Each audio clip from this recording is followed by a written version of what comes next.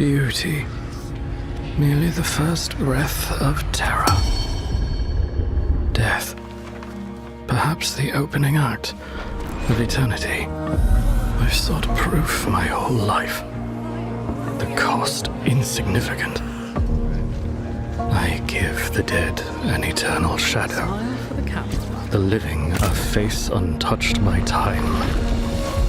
What I truly desire is not to freeze the now into forever, but to bring the once into this moment.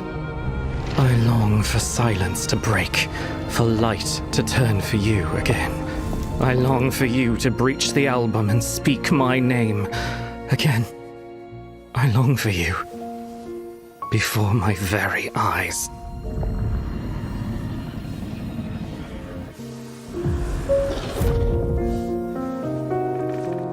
Joseph? Claude, I'm back.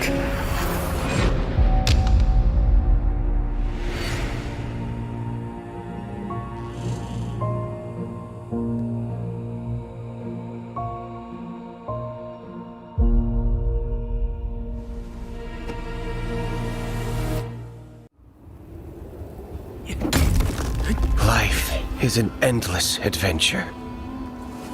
And danger waits at every turn. The more you flinch and hide, the deeper you sink into despair. Only courage can cut through the darkness and reach the dawn. Only those who have walked the world with their own 2 feet earn the right to be called the greatest explorer. Well said. What a thrilling day we've had. Time to catch our breath. Shh. What is it? Wolves! Kurt, look out! Kurt! Get away from me, you filthy beasts! Get away from me, you filthy beasts! Call the doctor! Hurry! I'm sorry, Kurt. I beat the wolves, but lost my freedom. Given your condition, we can't let you leave yet. Please rest.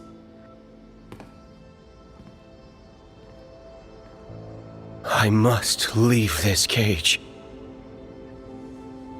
Because my next adventure is about to begin.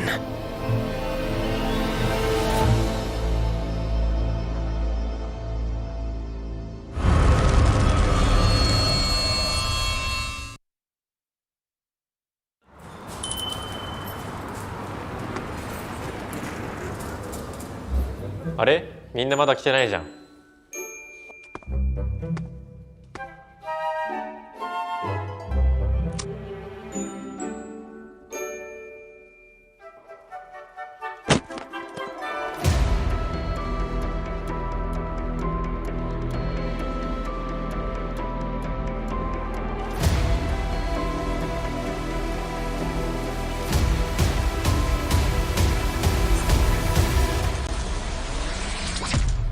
お疲れ。おい、遅いぞ。で、いつの間に来てたのみんな。もうずっと待ってたよ俺たち。マジで。じゃあみんな使ってるキャラにするのがいいんじゃない？いいね、確かに。まあいいんじゃないですか。じゃあはいみんなが S バッジ取ったことあるオフェンスどうすか？オフェンス。確かに。言われてみれば全員取ってるね。確かに。ハンターの衣装も決めようよ。忍者でいいんじゃないですか。忍者か。でも俺使えないんだよな。確かにな。じゃあでもどっちも使えるのはサングリアじゃない？どう？待って。確かに。天才やん。最強じゃねこれ。じゃあ衣装どういう感じにする？まあかっこいいやつがいいよね。確かに。そうね。なんかこのゼータのねやっぱこのマークとかやっぱ外せないと思うんだよ。確かに。あとこのユニフォームやっぱさめちゃくちゃかっこいいからこの雰囲気やっぱ取り入れていきたいよな。確かに。雷も欲しいよな。確かにゼータといえばね。ゼータといえば雷。ゼータ君も入れてほしそうにしてる。贅沢君かわいいな。入れてあげる。そんな感じにしますか。はい、はい、行きましょう。行こう。じゃあリーダー、あとはお願いします。ありがとうございます。はい。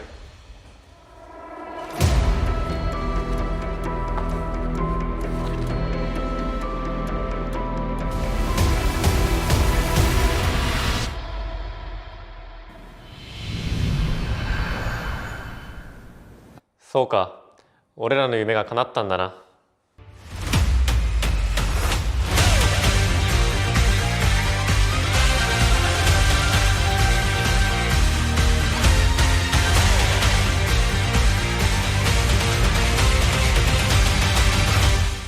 おい、もう練習始まるぞ。ごめん。よいしょ。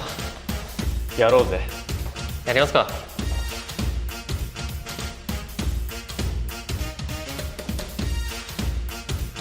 やべ、90は。やべ。何やってんだよ。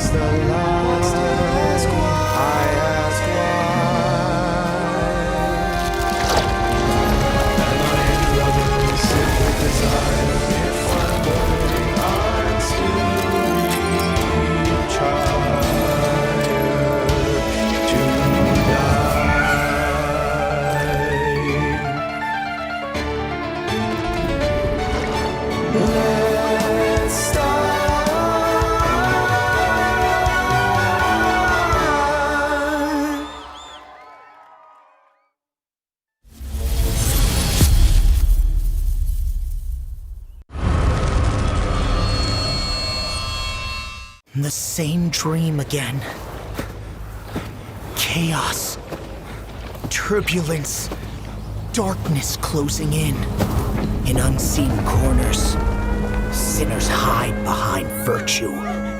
Power spills into blood and ruin. I stand at the edge, believing I could fly. Father, I once dreamed of reaching your sky. High, far, free. To spread my wings, to guard Libero's sky. You said an honest heart matters more than flight. Do not fear falling. Do not fear loss. Do not fear being alone. Because someone on the ground will always reach up to hold another sky. That is the true meaning of flight.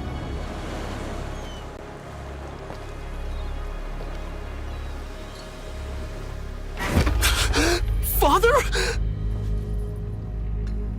It was only after the fall that I understood. Some losses can never be undone. Hatred is the only wind strong enough to make us rise again.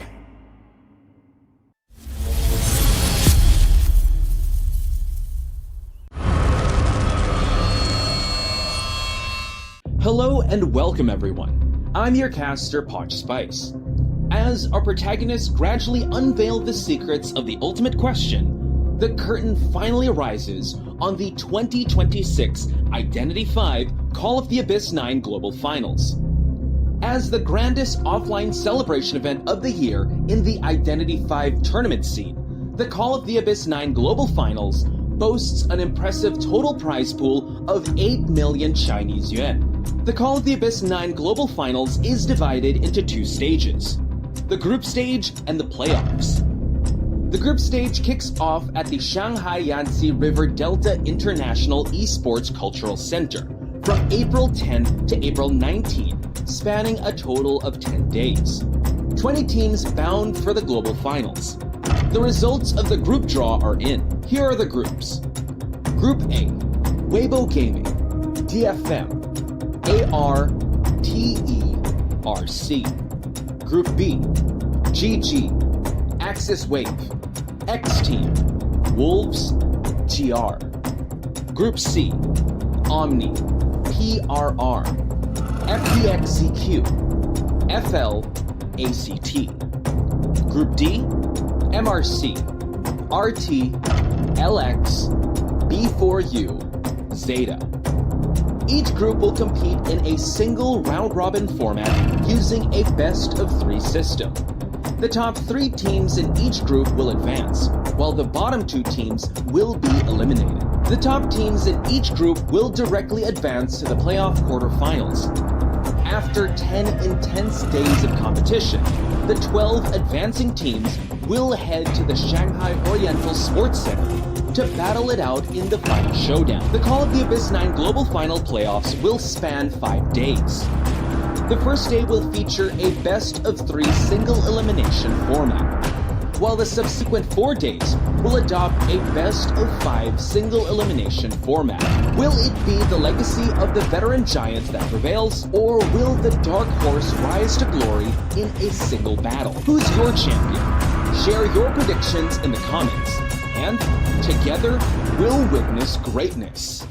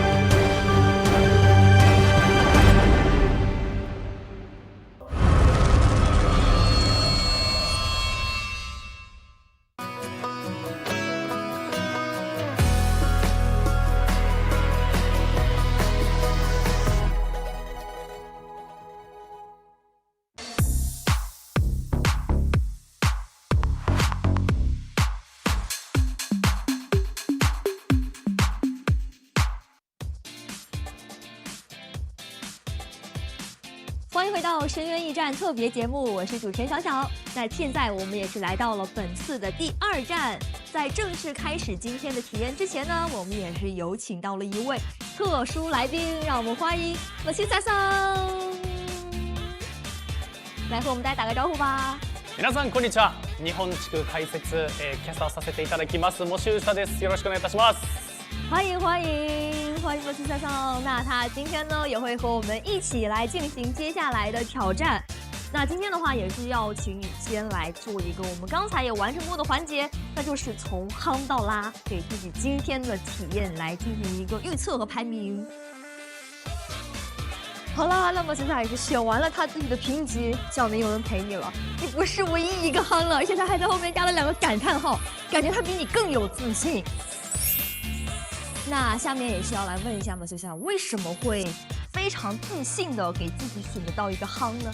毎日朝コーヒーを飲んでます。もうたくさん飲んできたんで、味は完璧です。那在这里其实也是想要稍微提醒你一下，因为确实我们今天第1站小笼包的制作还是非常有难度的。你现在想要退出，还有机会，还来得及。任せてください。コーヒー大好きなんで、1番取ります。从生豆到熟豆，每一颗咖啡豆都历经烘焙的蜕变，萃取出醇厚浓郁的浓缩。细腻绵密的奶泡缓缓打发，温柔融合，再以巧思雕花，随心所欲 DIY 自己想要的图案，一杯专属的咖啡就此诞生。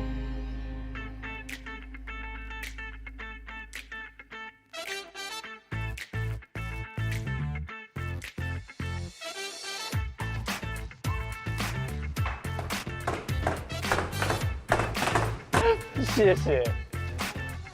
ああ、いい匂い。美味しいのができました。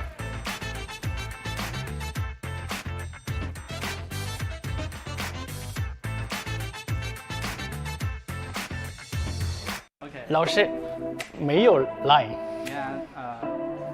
1/3。こんぐらい。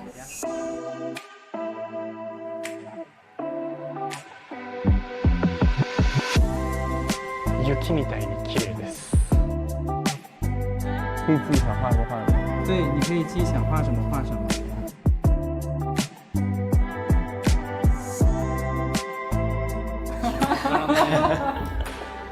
OK， finish。OK。なんだろうな。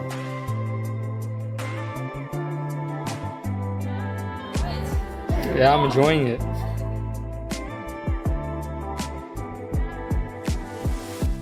好了，那我们的选手也是在经过了学习和制作中，现在我们的面前就已经摆了7杯非常非常浓郁的咖啡了。接下来就从我身边的我们今天特殊的来宾AbyssⅨ上开始，我们来问他一下，今天你选择进行创作的会是哪一杯咖啡呢？僕のやつはこちらです。どうですか？かわいい、かわいい、かわいいですね。かわいいですね。もうめちゃくちゃ美味しく仕上がったかなと思うんですけど、まあ絵力についてはちょっとこれから練習が必要かなって思います。S ランクですね。いただきます。あー、真好喝。哇，这趟没白来啊，没白来，又学了技术，又喝了这么好喝的咖啡，感觉AbyssⅨ今天的体验感完全拉满了。好，那下面问到我身边的 Yuki， 哪一杯是你的咖啡？哇，这一杯看起来是最专业的。你之前有接触过咖啡拉花相关的吗？没有。所以今天第一次学，第一次做就做成这个样子。是。哇，那你今天在选择图案方面有进行一个怎样的思考？没有吧，是老师全靠老师教的。然后就到了我们的 Green 选手，来拿出那一杯你亲手制作的咖啡吧。Yeah, this is my coffee. I made this design because I felt very happy today to participate. So yeah, I have a happy face to represent my feeling. 感觉自己亲手做的就是好喝一点。那接下来我们问到所有选手，哪一杯是你做的？ 일단 이런 경험한 것도 굉장히 좋았고요. 근데 특히 세계 각지에서 이제 온 다양한 선수들과 같이 이제 만들 수 있어서 더 뜻깊은 시간이었던 것 같습니다. 那请他来和我们分享一下，怎么样想着今天制作了一个有点像 X 这样的一个图案。 오늘 행운 같은 날이라고 생각해서 이제 네잎클로버를 그리려고 했습니다. 那下面的话也是问到我们左手边这位选手，哪一杯是你的咖啡？因为我自己本身没有什么想法，所以我是跟着老师的教学一步一步去做的。那你觉得对于你来说，今天整个的学习和制作会是比较难的吗？不会，因为老师教的比较慢，会一步一步教。那接下来问到石榴女选手，私が作ったコーヒーはカフェラテはこれです。なんかそのお花とかその葉っぱみたいなやつを作ろうと思ったんですけど、それをうまく表現するのが難しかったなって思ってました。但还是尽力尝试去还原了。能够感觉到大家对于今天的学习还是非常非常认真的嘛。那下面我们来问到小明同学啊，因为我本身自身比较喜欢小狗嘛，所以说我想的是在拉花上也画了一只小狗，就是2个耳朵变成一个开心的笑脸。有点色跑了。你要喝吗？可以啊，喝。你想喝就喝吧。从小明的表现来看，确实今天他这一杯咖啡可以给到一个非常非常高的一个评价了。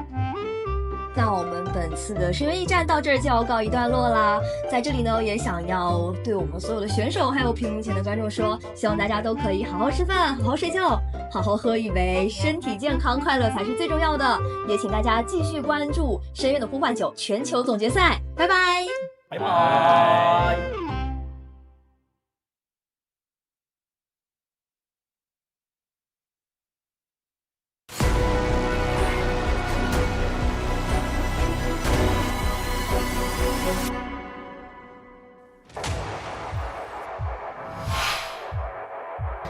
it's still fine. 11 expanding the first elbow pad, still has 2 more to work with.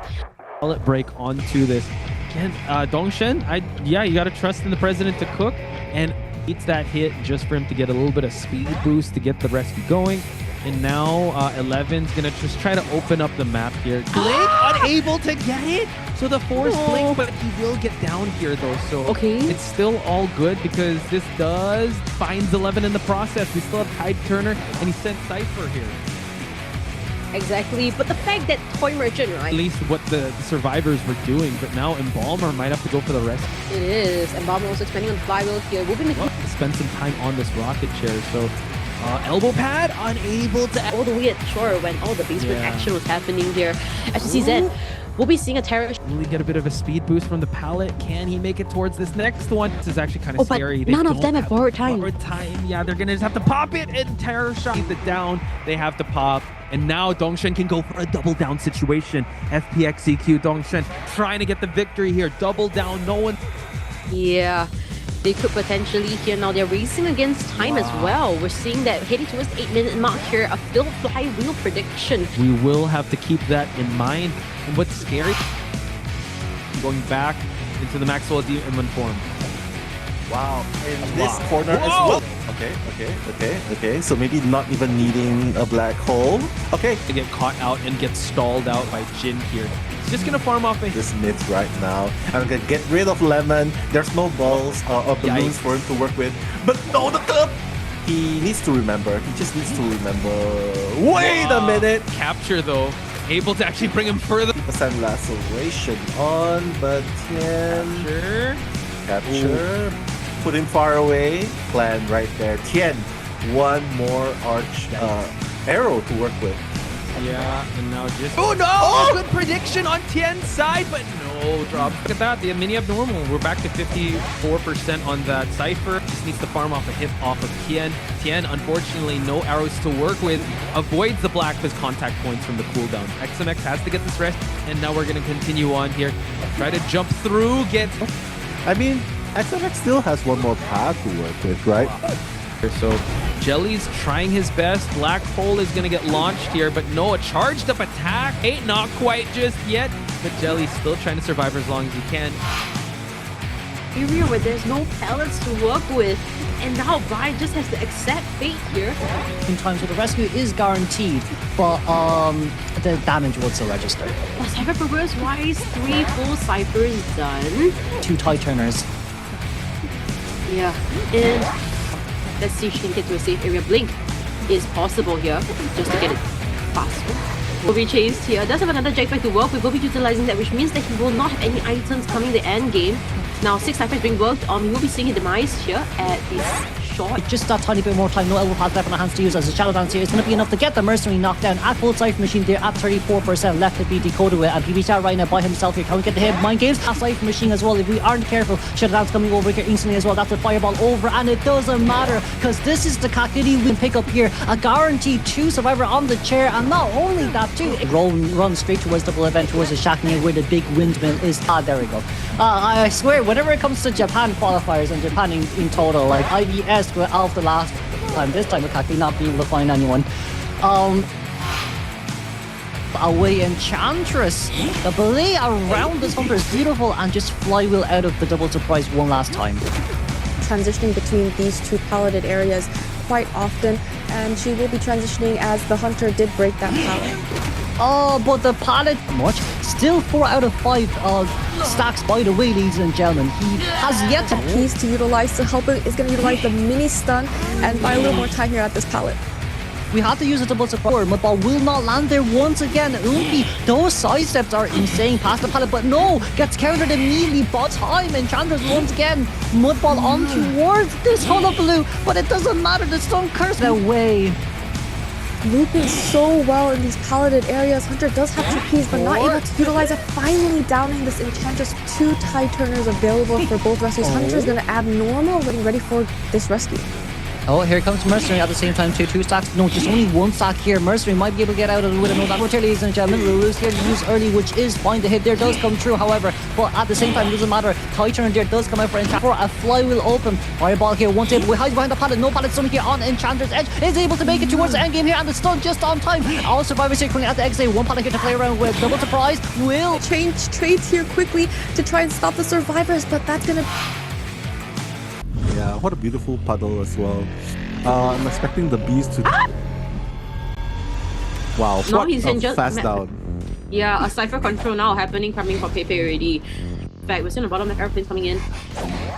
Oh, okay, luckily enough. This needs to be careful not to overextend as well. The dash coming in, trying to make as much puddle as on the possible. lamppost. What? Stuck on the lamppost. Oh my goodness. Really doesn't have a blink to work with. So Pepe, I think he might make use of the blink if it's needed. Seems like he will not even need to use and a double down. All of them falling down. Ciphers, barely noticeable. Barely noticeable. No! Oh my gosh. No! Felix! The fear. No! Yes. We see so what? None of them are decoding. Cypher progress is not enough as we see up high.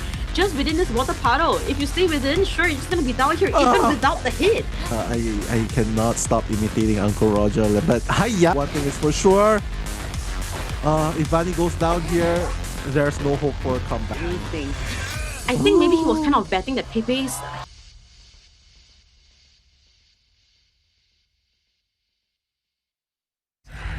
Beauty. Merely the first breath of terror. Death. Perhaps the opening act of eternity. I've sought proof my whole life. The cost insignificant. I give the dead an eternal shadow. The living a face untouched by time. What I truly desire is not to freeze the now into forever, but to bring the once into this moment. I long for silence to break, for light to turn for you again. I long for you to breach the album and speak my name again. I long for you before my very eyes.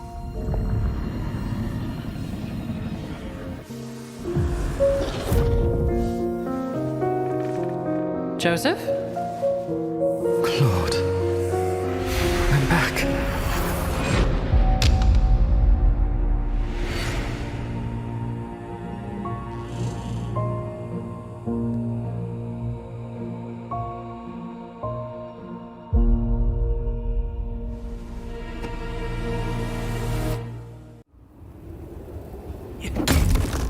Life is an endless adventure. And danger waits at every turn. The more you flinch and hide, the deeper you sink into despair. Only courage can cut through the darkness and reach the dawn. Only those who have walked the world with their own 2 feet earn the right to be called the greatest explorer. Well said. What a thrilling day we've had. Time to catch our breath. Shh. What is it? Wolves! Kurt, look out! Kurt! Get away from me, you filthy beasts! Get away from me, you filthy beasts! Call the doctor! Hurry! I'm sorry, Kurt. I beat the wolves, but lost my freedom. Given your condition, we can't let you leave yet. Please rest.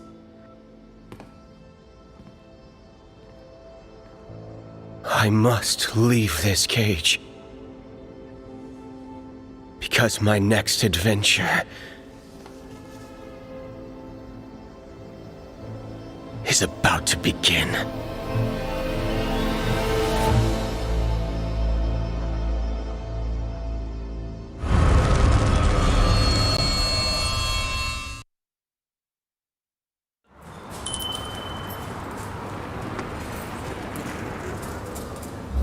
あれみんなまだ来てないじゃん。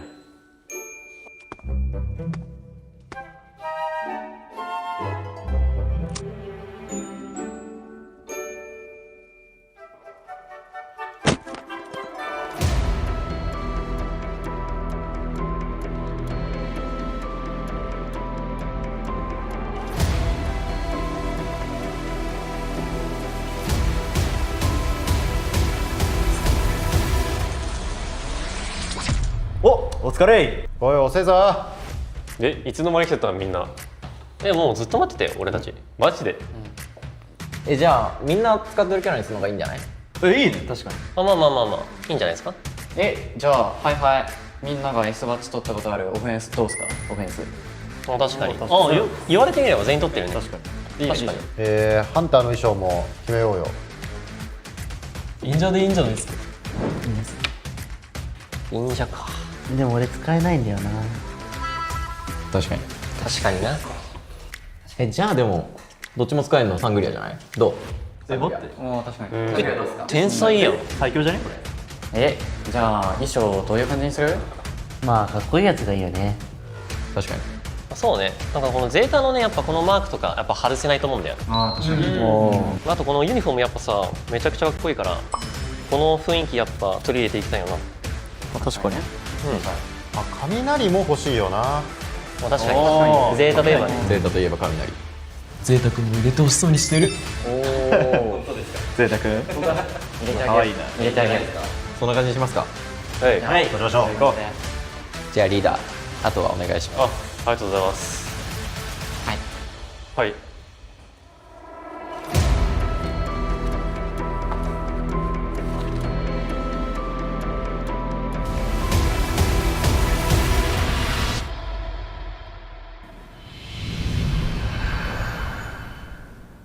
そうか、俺らの夢が叶ったんだな。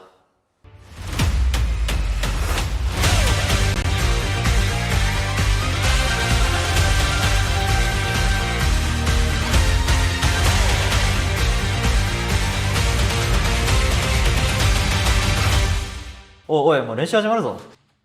ごめん。よいしょ。やろうぜ。やりますか。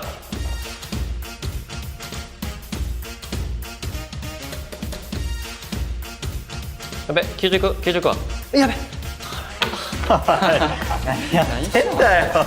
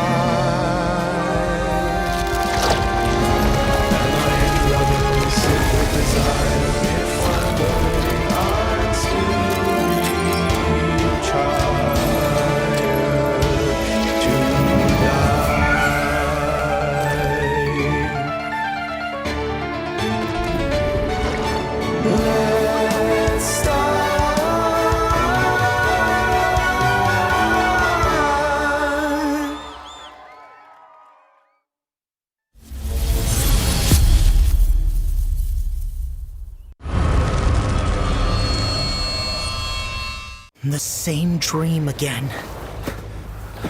Chaos. Turbulence. Darkness closing in. In unseen corners. Sinners hide behind virtue. Power spills into blood and ruin. I stand at the edge, believing I could fly. Father, I once dreamed of reaching your sky. High, far, free, to spread my wings, to guard Libero's sky. You said an honest heart matters more than flight. Do not fear falling.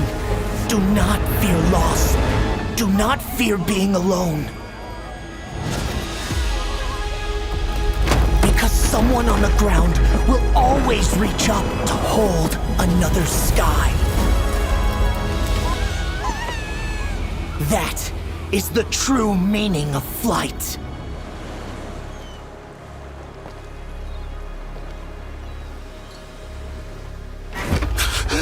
Father? It was only after the fall that I understood. Some losses can never be undone. Hatred is the only wind strong enough to make us rise again.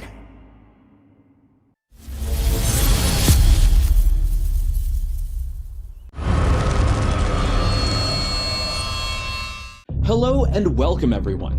I'm your caster, Poch Spice.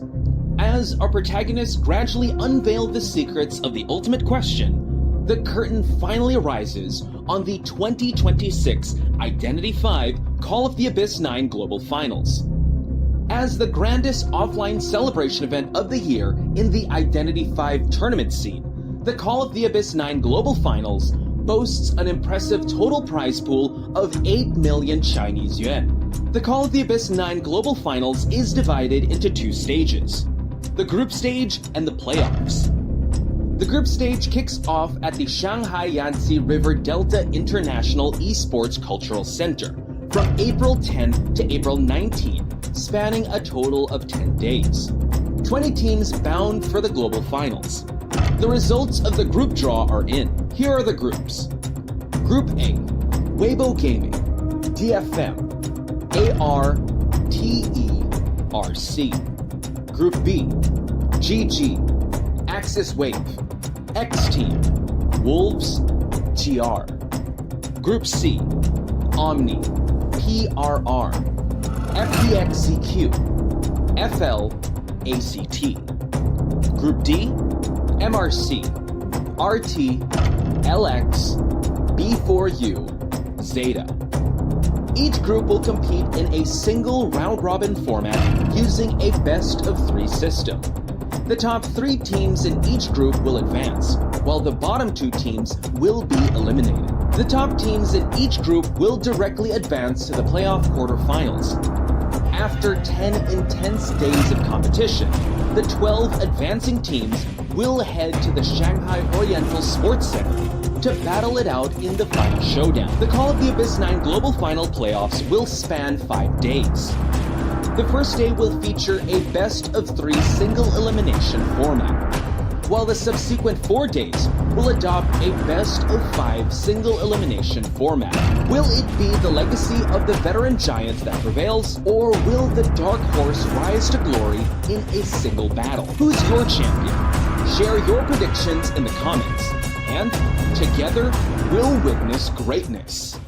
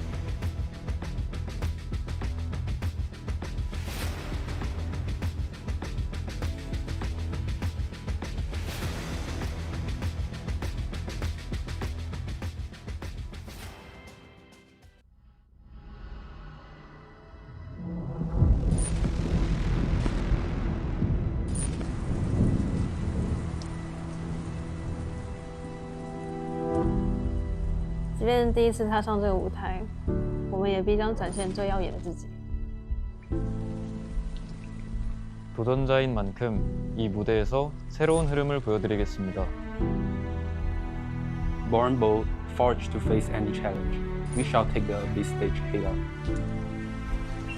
We have stood in the Abyss stage before, and this time we will return to conquer.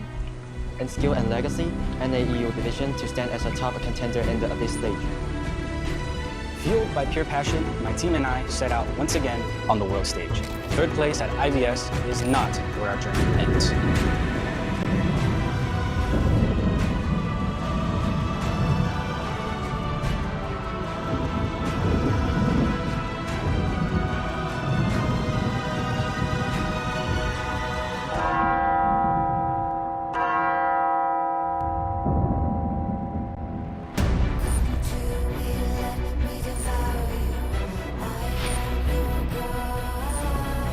1年间，身份的转变让我不断变强。这一次，我也想书写属于自己的传奇。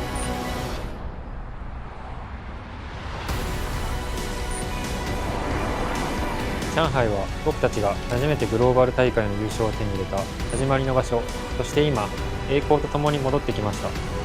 僕らの前進は誰にも止められません。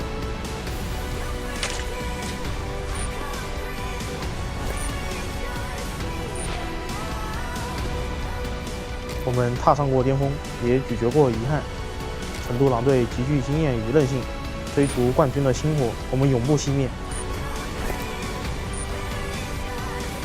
1年前、優勝に涙した思い出は今も鮮明に覚えています。日本地区は COA の有力な優勝候補の一つになりました。ゼータディビジョンはこれからもこの栄光を死守し続けます。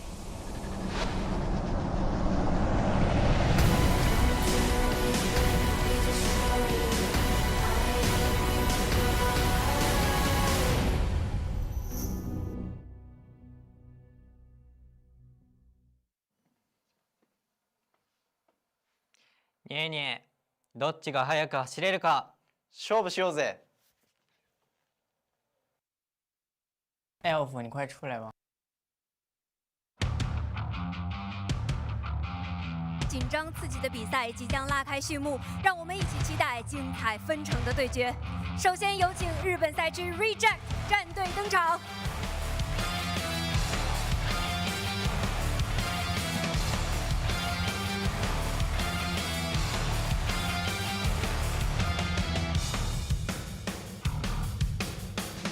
欢迎 City、UNP、Out of、Aka、Soba、Fukuhuku。接下来，让我们有请中国大陆赛区北京 WBG 战队登场。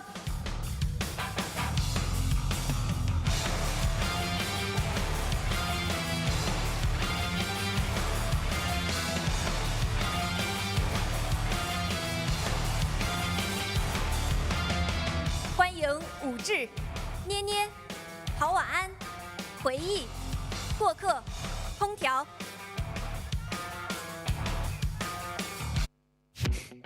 Hello, what's up, guys? This is day number 10 of the COA⅓ group stages. My name's Nello. That's Kuroshiro Gaming. We will be your commentators for today. And yeah, again, how are all of you on this final day? We're super excited. How about you, Kuro? How are you feeling? I know you're feeling pretty cold, I think. It's pretty hype. It is. It's pretty cold, but it's also pretty hype as well, right? So I think we're going to come in pretty hot today with ORC versus WBG first, which as we saw as well during the pre-chat talks as well. Seems like there might be chances here of, Clown being played depending on the map that is being chosen. But Nello, it's Group A now. We're starting off with Group A, first place contending. How do we feel about these two teams come in? Well, honestly, I don't think it's going to be an easy game at all, right? Because they are the top contenders of this group. Number two, it doesn't really matter who's going to take the first spot. Both are going to still qualify for the playoffs, right? Unless if they really want to take that top spot and play one less game during the playoffs. But other than that, both are pretty much secured. They're safe. But of course, I think they just want to prove which region can get that first spot. Just want to play to their best, get that top spot. And yeah, it's WBG and Rejects. Of course, both teams very strong favorites to win, actually. Definitely. But I would say for today, it'll be interesting to see, right? Because like we saw WBG's regional playoffs in which they weren't really performing the best, being the second to third last team joining in towards our group stages, compared to Rejects, who was guaranteed a place for the COA⅓ group stages here with us after IGL finals. So now it's kind of just talking about who can come out first place. But before that though, here is the prize pool once again, as we have a total of 8 million Chinese yuan, where first place is 3 million, second place 1 million, third place 620,000, and then fourth place is 500,000. A lot of money on the line, right? And as you can see, the group stages ending today. That's 19th of April. Day number 10. Of course, we are going to head to the playoffs. That's going to happen on May 1st. Grand finals on May 5th. So do mark them on your calendar, as you do not want to miss this event. Yes. And then going to the rankings itself, we're talking about Group A just now. Kuro, why don't you take us through it? Yeah. Well, between Group A right now, even though WBG may have 3 wins and ORC have lost 1 up against DFM, as long as ORC wins up against WBG today, they will be above WBG, taking first place. You also saw Group B, Group C, and Group D as well. But just to showcase Group B here, the winning condition of GG is that they have to win up against GR to guarantee third place. If not, if GG loses to GR, then of course GG will still remain fourth, as X Team is 5th. Then in Group C, FL is guaranteed first place, FPXEQ guaranteed second place, and then it's a fight between Omni versus ACT for that third place. And then Group D basically is between MRC versus ZETA, which is fighting for first place once again. Yeah, for sure. Definitely stakes are high for some of these teams to make it to the playoffs. But right now, the support event is still going on, guys. April the 3rd to May 5th, that's the final day for the playoffs. During the COA⅓ Global Finals, do remember to cheer for your favorite teams and players. Players who post their own fan-made illustrations, written works, or videos on any social media platform with the hashtags #IDV9, COA9, and IDV COA9 support will be considered successfully entered. Officials will randomly select 15 players to receive a NetEase Pay gift card valued at $1. There'll be a total of 10 of them, so that's $9.09. So do remember, your supportive messages will be personally selected and have a chance to be featured at our offline event.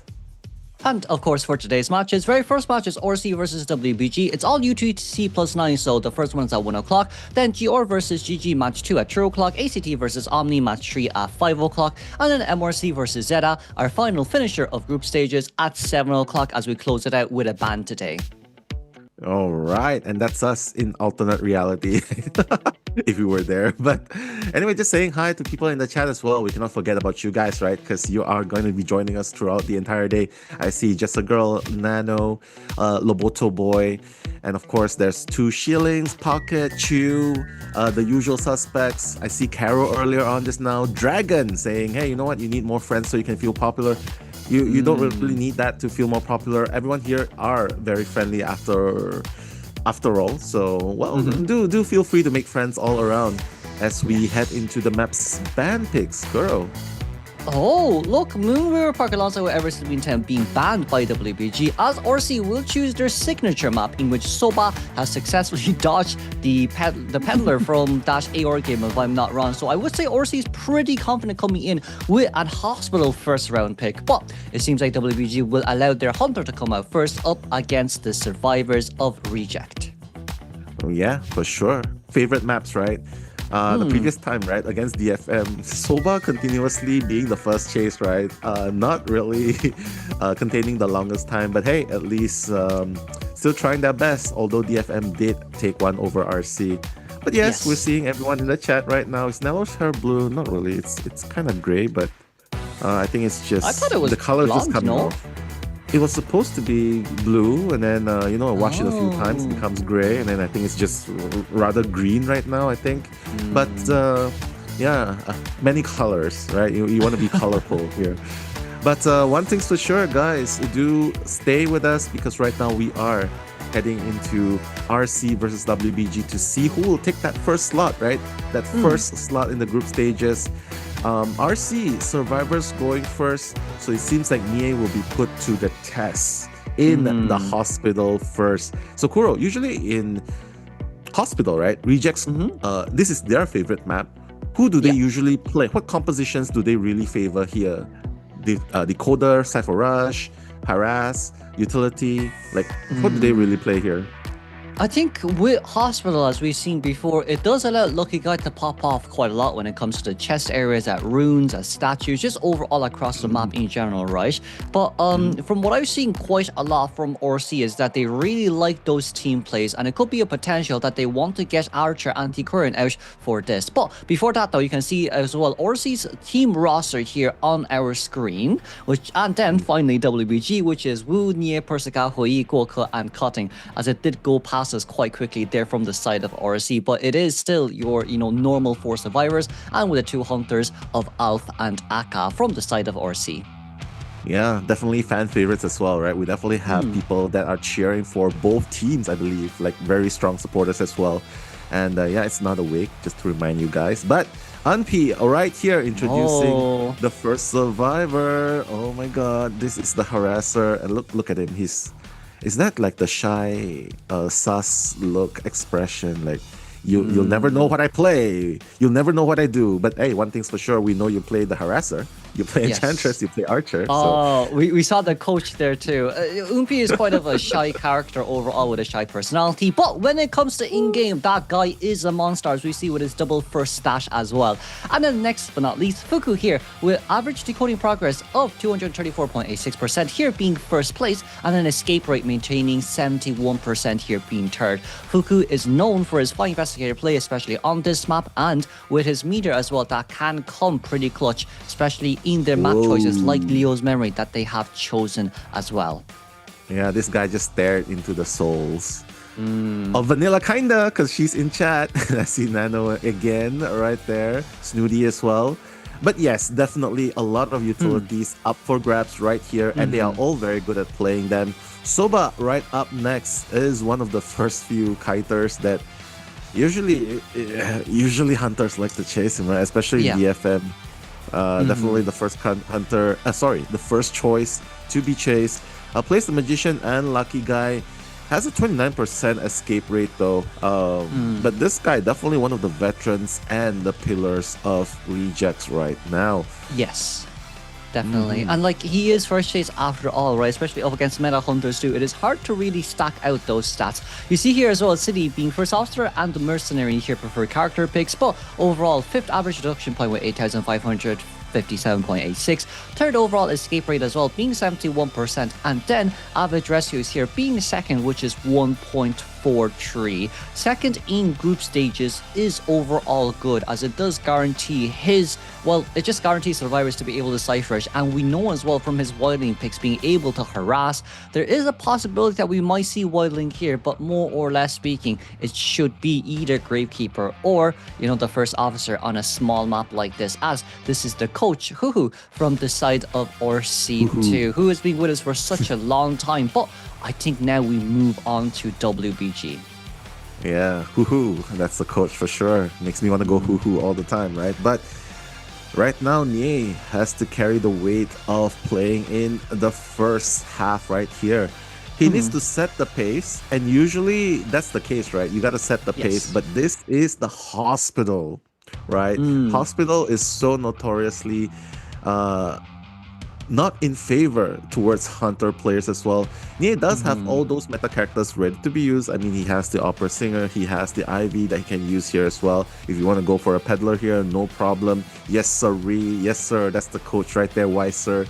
Definitely trying to make the band picks more accessible to him. And I don't know, in this kind of map, there are a few characters that we've seen being played here, but despite how good it is, I'm particularly interested in yesterday's lineup. I don't know if you caught it, Kuro, but there was a Cypher Rush composition yesterday, and it only took them 3 minutes plus to reach the last Cypher, Prime last Cypher. Yeah. Well, maybe that can be a strategy. It definitely could be, but it is still hospital, right? So Goemon is kind of the strongest on this map, especially when it comes to countering the hospital area. But we see here first two bans being the Seer and first officer from Nye.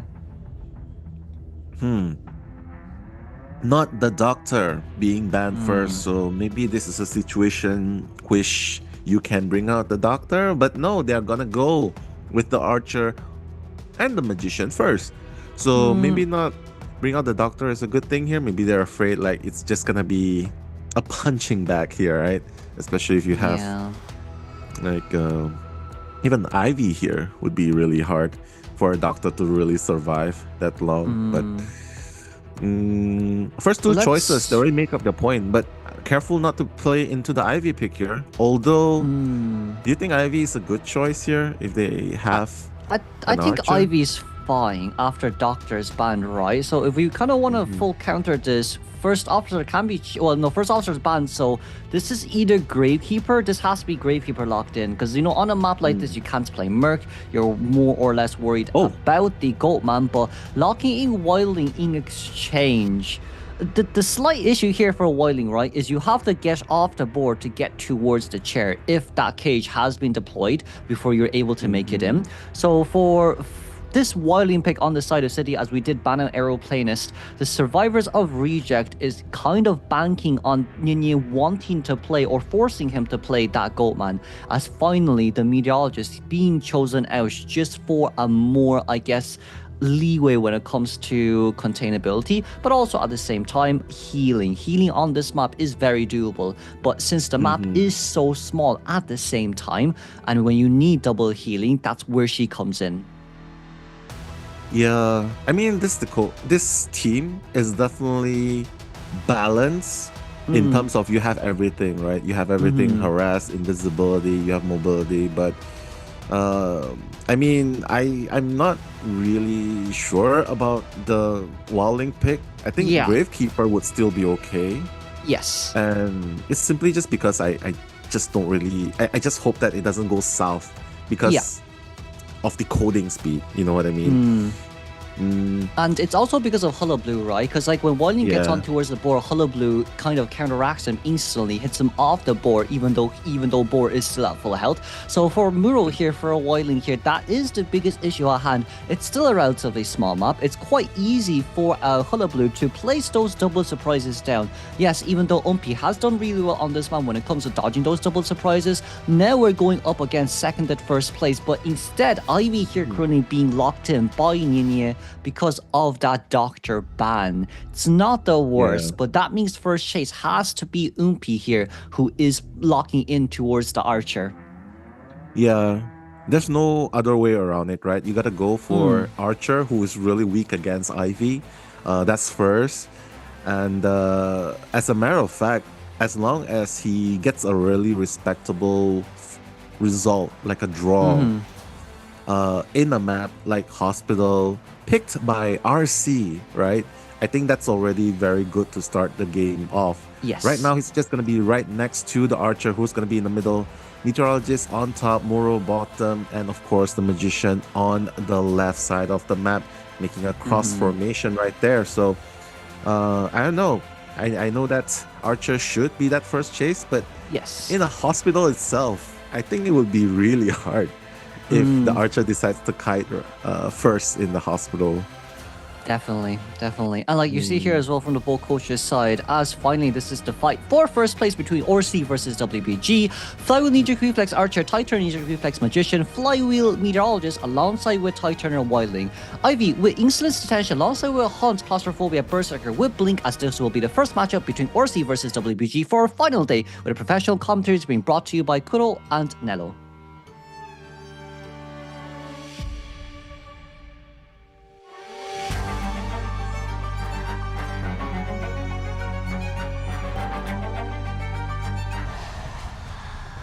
All right, the Shadow with the Phantom moving towards the middle. Just trying to find Archer first. That's the nemesis towards the Shadow right there, right? Ivy trying to look for someone. He's actually not going to focus on Archers. He's going to infest, make an Astrakhan at where City was decoding. And City was already gotten up the board, but right now the chase, the second Phantom infestation onto Archer in the middle of the map, while the main body is actually moving towards Ooh, Fuku with 65 stacks here though, however. Blink ready in 24 seconds, ladies and gentlemen. There is a Gale pushback here available on hand to use. But with Sobasu being so close nearby, we might actually be able to get the leech on towards him as well with some additional corruption stacks for this Meteorologist. But Meteor trying to pull away with 75 stacks currently ready on his hands to use. The pushback here will have to come in the clutch just about enough. But once again, Archer, ooh, very beautiful corruption stacks here and an instant hit on towards Meteor. Yeah, beautifully done. Fuku still has some resources to use, right? And also a flywheel to work things out as well. Nie is not going to break the pallet. Just gonna move around a little bit. He knows that Fuku's on the other side already. But Nie, well, beautifully done as well. Like just constantly making sure that whenever it's available, keep infesting, keep producing ostracons, keep setting up the perimeter. And now Fuku, I mean, caught in the fountain. Soba? Soba! Mr. Hit the Wait, tree. Oh, what? nicely done. We use Illusion there to dodge that one instantly. As now changing straight back towards Fuku here. Teleport over instantly. Nice push back there, but unfortunately speaking, did not do much. As right now, Flywheel available on the hands to use, but Blink is also ready here. But it's 100 seconds in towards the game, and look how well Nini has actually played this one out. Nice Flywheel, but unfortunately speaking, did not dodge the Blink. As right now, Meteor will go down with the blink hit down, but is Basement nearby? No, it doesn't seem like it is. However, 2 minutes in for the first down, with the Cypher Machines being only at 70% on average, is not the worst, as we have accelerated decoding soon. That's true, but it's a hospital after all, right? And considering how well Nie has been positioning himself and the infestation of Ostracons as well, I would say this is still within his grasp. Slow start, it's okay, but as long as the middle towards the end is good, that's totally fine. Look, just trying to hide behind the illusion, but of course, he's gonna be able to rescue without getting injured. Pallet slam to add insult to that as well. Fuku trying to run into the double story, says, where's the ICU? I need the ICU. There's a pallet to be used here, so speed boost maybe? No, not really. I think we're a bit worried about the Ostracon, right? Because no Flywheel available on hand to use, but here you can see Maxton available on hand to use. Can we corruption here? No, we don't need to. Just instant down without even using Relevation. Now, the good thing about this is Magician was actually able to dodge the 100 stack after target change with his own illusions that was already pre-deployed. So if it wasn't for that Orsi's game during this matchup, would have ended up really badly. But you see here how fast the Cypher Machines are. 4 Cypher Machines are about to be done as Wildling is in the face of this Ivy, ready to rescue and then get on towards the board to harass for this rebound containment of Meteorologist. That is true. Definitely beautiful play by the Magician on rescuing Beauty, right? Soba's probably thinking, as long as I'm not the first chase, it's fine. But probably farming off. Okay, he's just gonna decide to farm Fuku off. City already on the board, obviously wants to avoid getting 100% or a potential hit, and also to probably harass a little. I think they can. The Cyphers, they definitely have enough Cyphers right here. But it's really just the nice thing about Nini here is he's standing closely nearby the Cypher Machine just so that we can guarantee no hit. Okay, straight towards the illusion as camera is a little bit off here, it seems, but we're just standing here to prevent the rescue. But yes, there is going to be an Archer harass still coming through, but let's not forget this is Ivy that we're talking about, so Revelation is available to use. Double Revelation at the same time, but you see how well Umpi's doing here right now. Nice Revelation from Phantom Body, but I don't think this is going to be enough as we're going to be able to get the 100 stack on time. Beautifully done there by Ninya, but that doesn't matter as our Cypher Machine here currently at 85%. Leads just back straight on towards the Magician right now. No items left on our hands to use, and of course the pushback there will not be enough as Magician. 77 stacks available on hand here to use as well. Revelation ready for the screen back and corruption, but even if the hit does indeed come true, 90% Cypher Machine on this side of the map with Umpi for that additional harassment means Ninya cannot leave this side of the Cypher Machine no matter what, as you can see City going towards Birdcage to open that 6th Cypher. Yeah, that was very close, right? Imagine it was done half a second slower. Cyphers would have already been primed, right? And they could probably just, gather and just force Cypher at some point. But like what you said, 6 Cypher being open is definitely the safer choice. Right now, although Magician has run out of resources to use, Walling obviously can still use the boar. Unti still has a healthy supply of arrows right there, right? But right now, Nie going for Soba. Soba at half health saying, help me. So Unpeace decided, okay, I'm on my way. I'm gonna come here and try and support you until the late game. But right now, Cypher is not gonna be primed soon, Kuro. So Sorry, Okay, we got sidestepping. screamed out there with the arrow. Yeah. It's okay. Strafing left and right, you know. You don't want to get shot down because one arrow is gonna, you know, allow Soba to keep running. But already at 50%, 48% progress Cypher right here. RC is not out of the woods yet because Nye is still constraining them, like just forcing them to make the switch, forcing them to make the rotations, and I don't know, no more tight turner here. Has to be really careful for the farm off. Oh, nice rescue.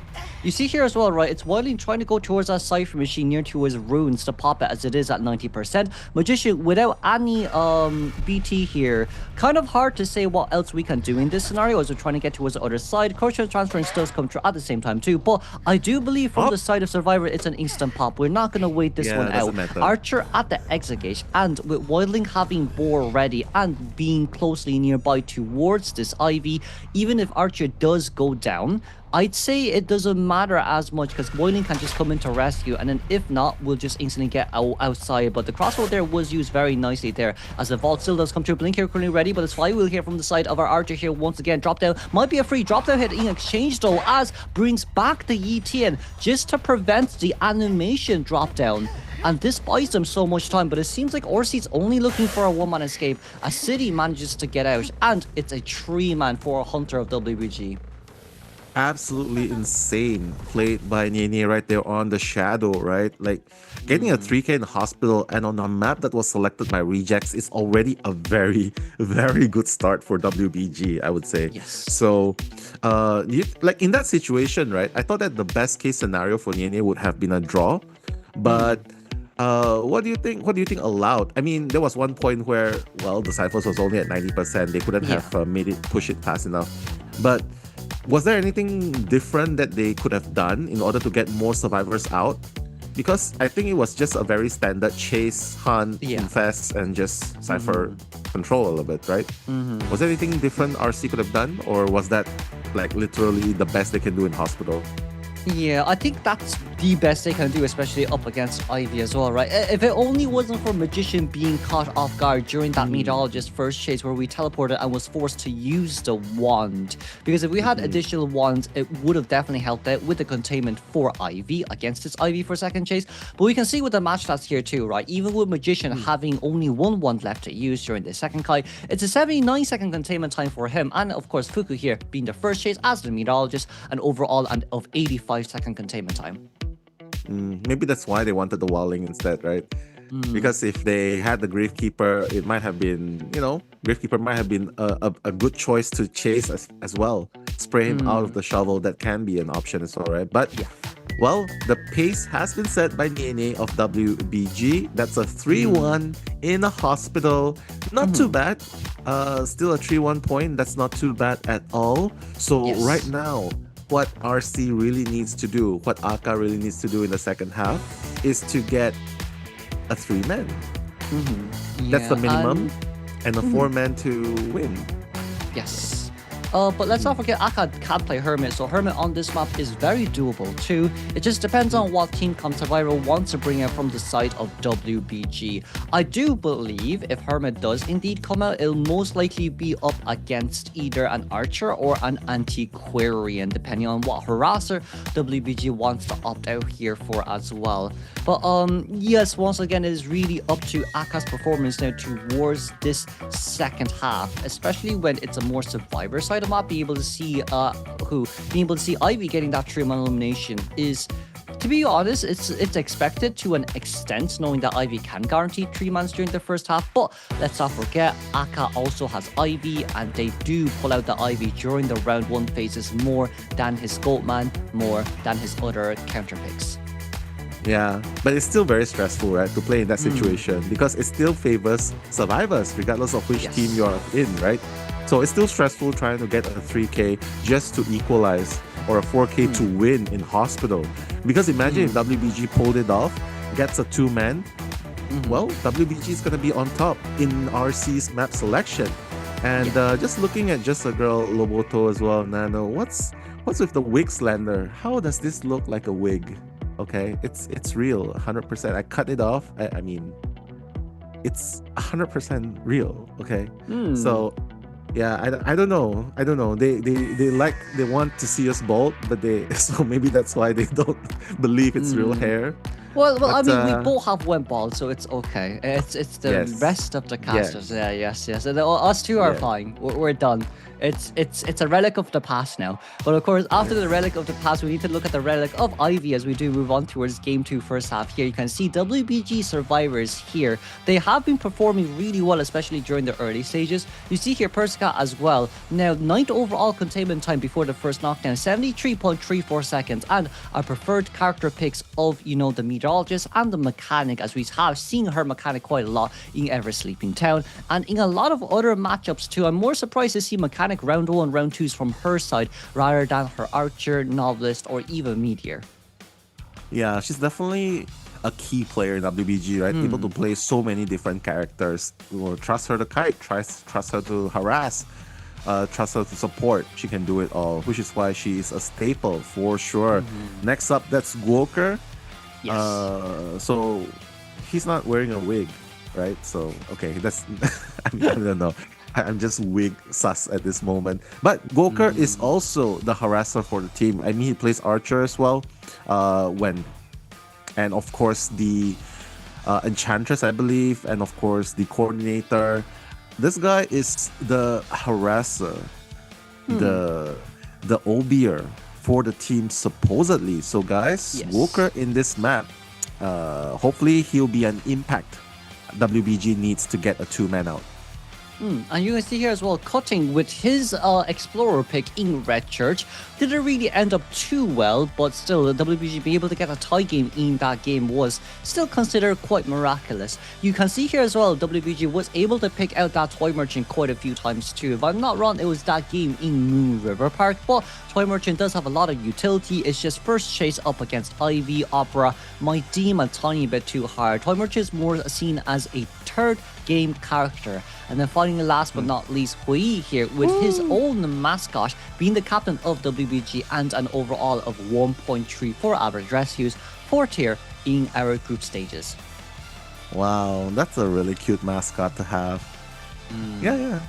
There was one point at time I'm gonna show off all the IDV merches and plushies, but not today because I'm outside. I'm not at my studio. But yes, Hui is the captain, the relegated, the designated rescuer of the team. Yeah. And trust me, you want a stable rescuer. You don't want someone who rescues after half. You don't want someone who gets terror shocked as a merc and then still fail rescue, like what happened yesterday.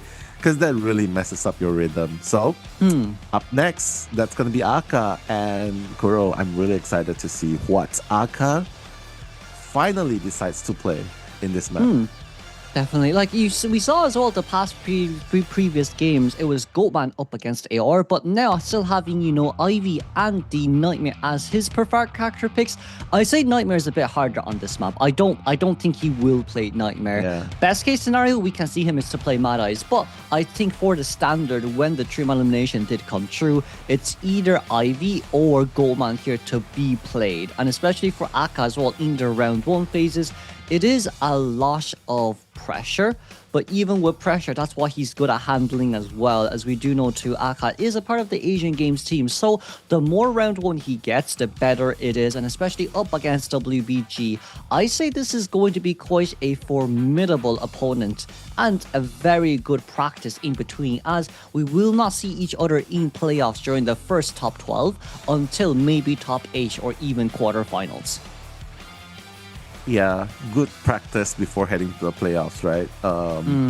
But of course, it doesn't take away the fact that this is still going to be a stressful game, at least for Aka, because getting a 3K was already insane from Nie in this map, and now he has to get a 4K in round number 1 against WBG. Like, look, even WBG is like considering like, I think it's very doable. A draw here is very doable, right? But to answer you, Loboto, yes, I'm in Bintang Bucks, using Bintang Bucks Wi-Fi right now. So hopefully the Wi-Fi doesn't die down. But that won't be the case for everyone at the venue right now, because now the stipulation is 2-man escape. Yes. And WBG wins round 1. Mm. So Aka needs 3K, a draw, 4K, a win for RC, and that's really hard. Yeah. We'll kind of have to consider what WBG can really throw here on this map. We've seen before as well, look, decoders are quite decent, but it is only still round 1, so we might just do a mirror match very similar to what RC have drafted last game as first 2 bans from Akka, Seer and Doctor. Well, you can pick up the first officer for, as the first 2 picks if you're afraid that... Oh, okay, so he's gonna take it. With the mechanic, so trust in Persica's mechanic kite. You know, like if you don't get chased first, well, good thing you have a bot to work with. Honestly, Kuro, like I would how are you liking it so far in this map? A bit early for mechanic locking. We see Archer being banned in order for anti-current being banned in order for Archer to come out, and then for ban here we need to ban probably Meteor or Arrow as it is Cutting's last pick here. And I guess with this Arrow player's banned, okay, Meteor can come out. If you want to, there is still the other potential of Fire Investigator to be locked in, but I don't think Cutting has it. If not, it should be Puppeteer, especially on a map like this when you need a tie game. But seeing Mechanic coming out this early, a Magician locked in for, seeing Mechanic coming out this early is quite scary, especially when you do know, hey, it could be Ivy, it could be Opera, it could be Goatman. There's so many things that Akka can pull out. Now, maybe QS could be a possibility, but even with QS out, Persica is still quite vulnerable, especially with the map being so small, and we can't contain for at least 3 guarantee Cypher machines. That mechanic might just be seen as a liability instead. True, but hear me out. The Magani team, right? The Magani team is probably thinking go all out from the very beginning. If Persica will be that sacrificial lamb in order to help them get a draw, so be it, because I think they have belief that she, even if she's the first target, she won't go down without a fight, won't go down that soon, and at least be able to buy enough time for them to at least complete a few ciphers. All right, so we've seen it happen a few times already prior to this, but this is Akka we're talking about. But hey, I would say given the terrain advantage, I think they're just putting faith right now. Oh no! Dream Witch! No Goatman, but there's a witch right here. Yeah, this might be the best outcome for Akka. Like, Magician doesn't really do much. Same as Archer, same as First Officer. Mechanic may be able to decode if you drop the boss down early, but who says we're going to go after Mechanic first? We're going to instantly change targets after the bot will be destroyed. And let's not forget, ladies and gentlemen, Dreamwitch basically resets her leech when she opens full presence. Well, first presence. So the moment Mech gives the doll hit, we can instantly change targets and then leech on towards someone else, which our main follower hit, and then instant leech for the second hit. But we'll move on straight towards the area selection mode first, as we'll see what WBG's plan is up against. Yeah, RC. I can see everyone popping off in the chat, right? But right now it seems like Jose will be in a very safe spot in the middle. Persica's gonna be on top, Archer's gonna be bottom, and Magician on the left. So probably a cross formation, and that's gonna be it. Kuro, we forgot to actually assign emotes right there to support the team. So RC, what do you think? Emotes for RC? Red hearts, red swords? Yeah, I'd say so. Yeah, Red hearts for RC, and then probably yellow for hearts. WBG. WBG. Okay, keep it simple. Okay, keep it simple. Okay, that's good. But Kuro, right here, Dreamwitch definitely a threat.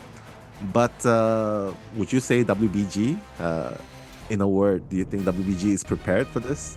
Oh, I don't think they are. I think this Dreamwitch is a pocket pick from the side of Akka. But let's see here as well, right? It will be Trumpet Attach alongside which Patroller from the side of Dreamwitch with Max Hunt and, of course, Claustrophobia. Fly Tide Magician, Flywheel Archer, Tide Turner for our first officer, and Flywheel Ninja Reflex Great Struggle for our mechanic, as we'll move on straight towards the second half of this matchup.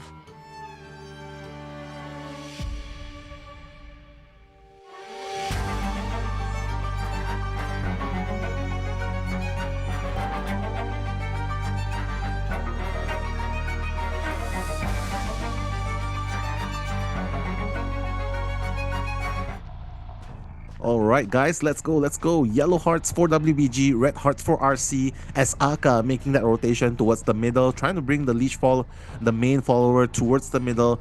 Just, trying to make a circle, trying to disorient the survivors a little bit. Hui's in the vicinity though, but are you sure you want to chase the first officer right now? The leash is going to happen though, so free break onto the pallets. That's good. The leash did not stop. Hui just trying to make sure that he does not fall into the path, right? But again, the patroller, that's gonna be quite a fast first hit. But the good news here is we didn't really use any pocket watches earlier, right? So at least for Hui, you still do have a rebound kite containment time, as right now, pocket watch will come out here first and foremost. Patroller is ready once again from the main followers. But then yet again, ladies and gentlemen, let's not forget, there is still a mechanic out there. So Cypher Machine decoding progress is going to be insanely fast. We basically speaking have pallets here drop down. Is it drop down? It's not drop down here just yet. We don't know where first officer is. First officer, be able to make it towards that long window is going to help us out here so much. But of course, the leech here on towards the other side. Follower is still from the side of officer here, as finally that fight will come true. But we bought so much time there with that mind gameplay. As who's the next one nearby? It's actually cutting here. We're going to drop down pallets for officer to use and to vault over at the same time too as well. We're going to cancel the next patroller bike at the same time. No blink on the hands to use. And of course, misses the hit from the patroller bike. Still trying to play mind games here up against the streamage. And first officer successfully rebound kite. And look at the Cypher Machine. It's two Cypher Machines now with another two at 250% because of this mechanic. And right now, such a successful rebound kite here from the side of this officer, and it's almost 2 minutes in. Wow, what a play by Hui, proving that, you know what, you can get the first hit onto me, but I'm not going to go down as fast. Thanks to that pocket watch, thanks to that mind game. And Hui is still running, Kuro. Okay, he just went down. I'm so sorry for that. But again, he's done more than enough. That's a 4 Cypher's kite. Right, that's a 4 Cypher's kite. No one else is being leeched, so this might be the best case scenario for WBG. Yes, and not only that as well, Mechanic is able to finish off 2 Cypher Machines by herself, and it is the Archer for the last Cypher decoding progress. We're going to try and buy some time here in order to get First Officer to be down from Balloon, and this, ladies and gentlemen, is a complete reset in this sense as well. So what's most likely going to happen here is we want to confine Officer in that area, as right now, as long as he is there, Aka can still somewhat guarantee a tie game as a target change trace towards the Magician. So this is the end game play that we're looking for. Hui will be stuck here as he does not have the purple marks. Holy moly! Confining him to this area. Like, imagine if Cypher's popped and Officer still standing there. That would be insane. Yeah. But of course, there's no anti-curse as well onto Hui, so that's gonna be really annoying to go up against. And Cypher's prime, Kuro. We will just pop here. I think popping is for the best, especially when, you know, Blink is up available to use cutting. Unfortunately speaking, no wand in exchange. However, there is still a bot nearby, ladies and gentlemen, and with Officer here stuck there by himself once again. The other gate is currently at 45-50% due to the fact that Mechanic Stall is there. So no matter what happens, WBG somewhat still guarantees a tie game. And for Aka, this is, generally speaking, his best chance of getting the tie. Cutting basically didn't need to do the rescue. He will get eliminated. But First Officer has done so much there in that matchup. As you can see, First guy just standing by the gate as we're trying to bring out the bot to maybe make it for a rescue. Oh, wait. Are 2 survivors already at the back gate? Are 2 survivors already at the back gate? Yeah. Oh, okay, never mind. They're already there. But what a play by Aka, because this was looking like a 3-man. This could have been a 4-man endgame, you know what I mean? Yes. And that would have been really dangerous and bad for RC. I mean, nonetheless, WBG still won round number 1, but the score difference wouldn't be as huge. So I like this play. And honestly, the last time I saw this happen was not as a Dream Witch, but as the it happened with a gamekeeper. Yeah. The hook into like this area where you can block off survivors. Yeah. But honestly, good job getting a reset onto Hui's amazing 4 Cypher's kite in the beginning. Because if he didn't do that, I think it would have been easily a 4-man out. definitely. And like it's you can't really blame Aka there with the early first hit without forcing the pocket watch out first. We were kind of more worried about the mechanic with the decoding speed in that sense. So the earlier you get the hit, the better. But it was really just this officer who's being able to contain for 104 seconds, countering that second patroller's bite with your first officer's pocket watch, in which it allowed this mechanic to continuously cipher rush the Dream Witch while Archer decodes the last cipher, and of course Magician trying to come in for that rescue. Yeah, absolutely insane how you consider Pasika 0-second containment time. Goker 0-second containment time. Coating's the only one there, 9 seconds, but he's the one that fell anyway, right? But Hui, what in tarnation? Everything's 0 at this point, Kuro. Look at that. Everything.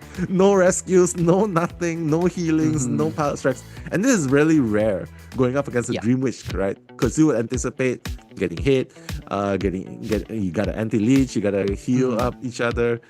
But again, that's the one thing, I guess that's the one strategy Aka did to counter. Like, if you're not going for Persika, you kind of have to account for the late game by doing something unexpected. And he definitely caught a lot of people as well off guard. And it's not illegal, right? That's not illegal. That is fully illegal. That is fully illegal. As long as we don't use the escape button, everything is fine. But like for Aka there, I fully believe that he wanted to get someone down and eliminated instantly, and then for the second chase, put them back in towards that same area, and then lock them there forever, as we could potentially look for a 4-man elimination endgame where, we could have that possibility of turning these ties with a Dream Witch 4K. But Aka there once again being able to tie the game up like that. Look, it is kind of a backup plan, and with a backup plan here, choosing out the Sacred Hearts Hospital, at least now we know moving on towards playoffs, round 1, round 2, round 3, with Dream Witch being played on this map, we definitely know the games that will be happening in order to secure at least a tie. That is true. But final thoughts on that first game, right? Yeah, I can see some different opinions, but honestly, that's definitely not illegal. Especially because you're not using third party or macro and whatever. As a matter of fact, I think one thing we can do is WBG still wins, but I think we can at least appreciate the strategy that Aka used in that Cypher Rush moment, right? So some food for thought as we head into the highlights.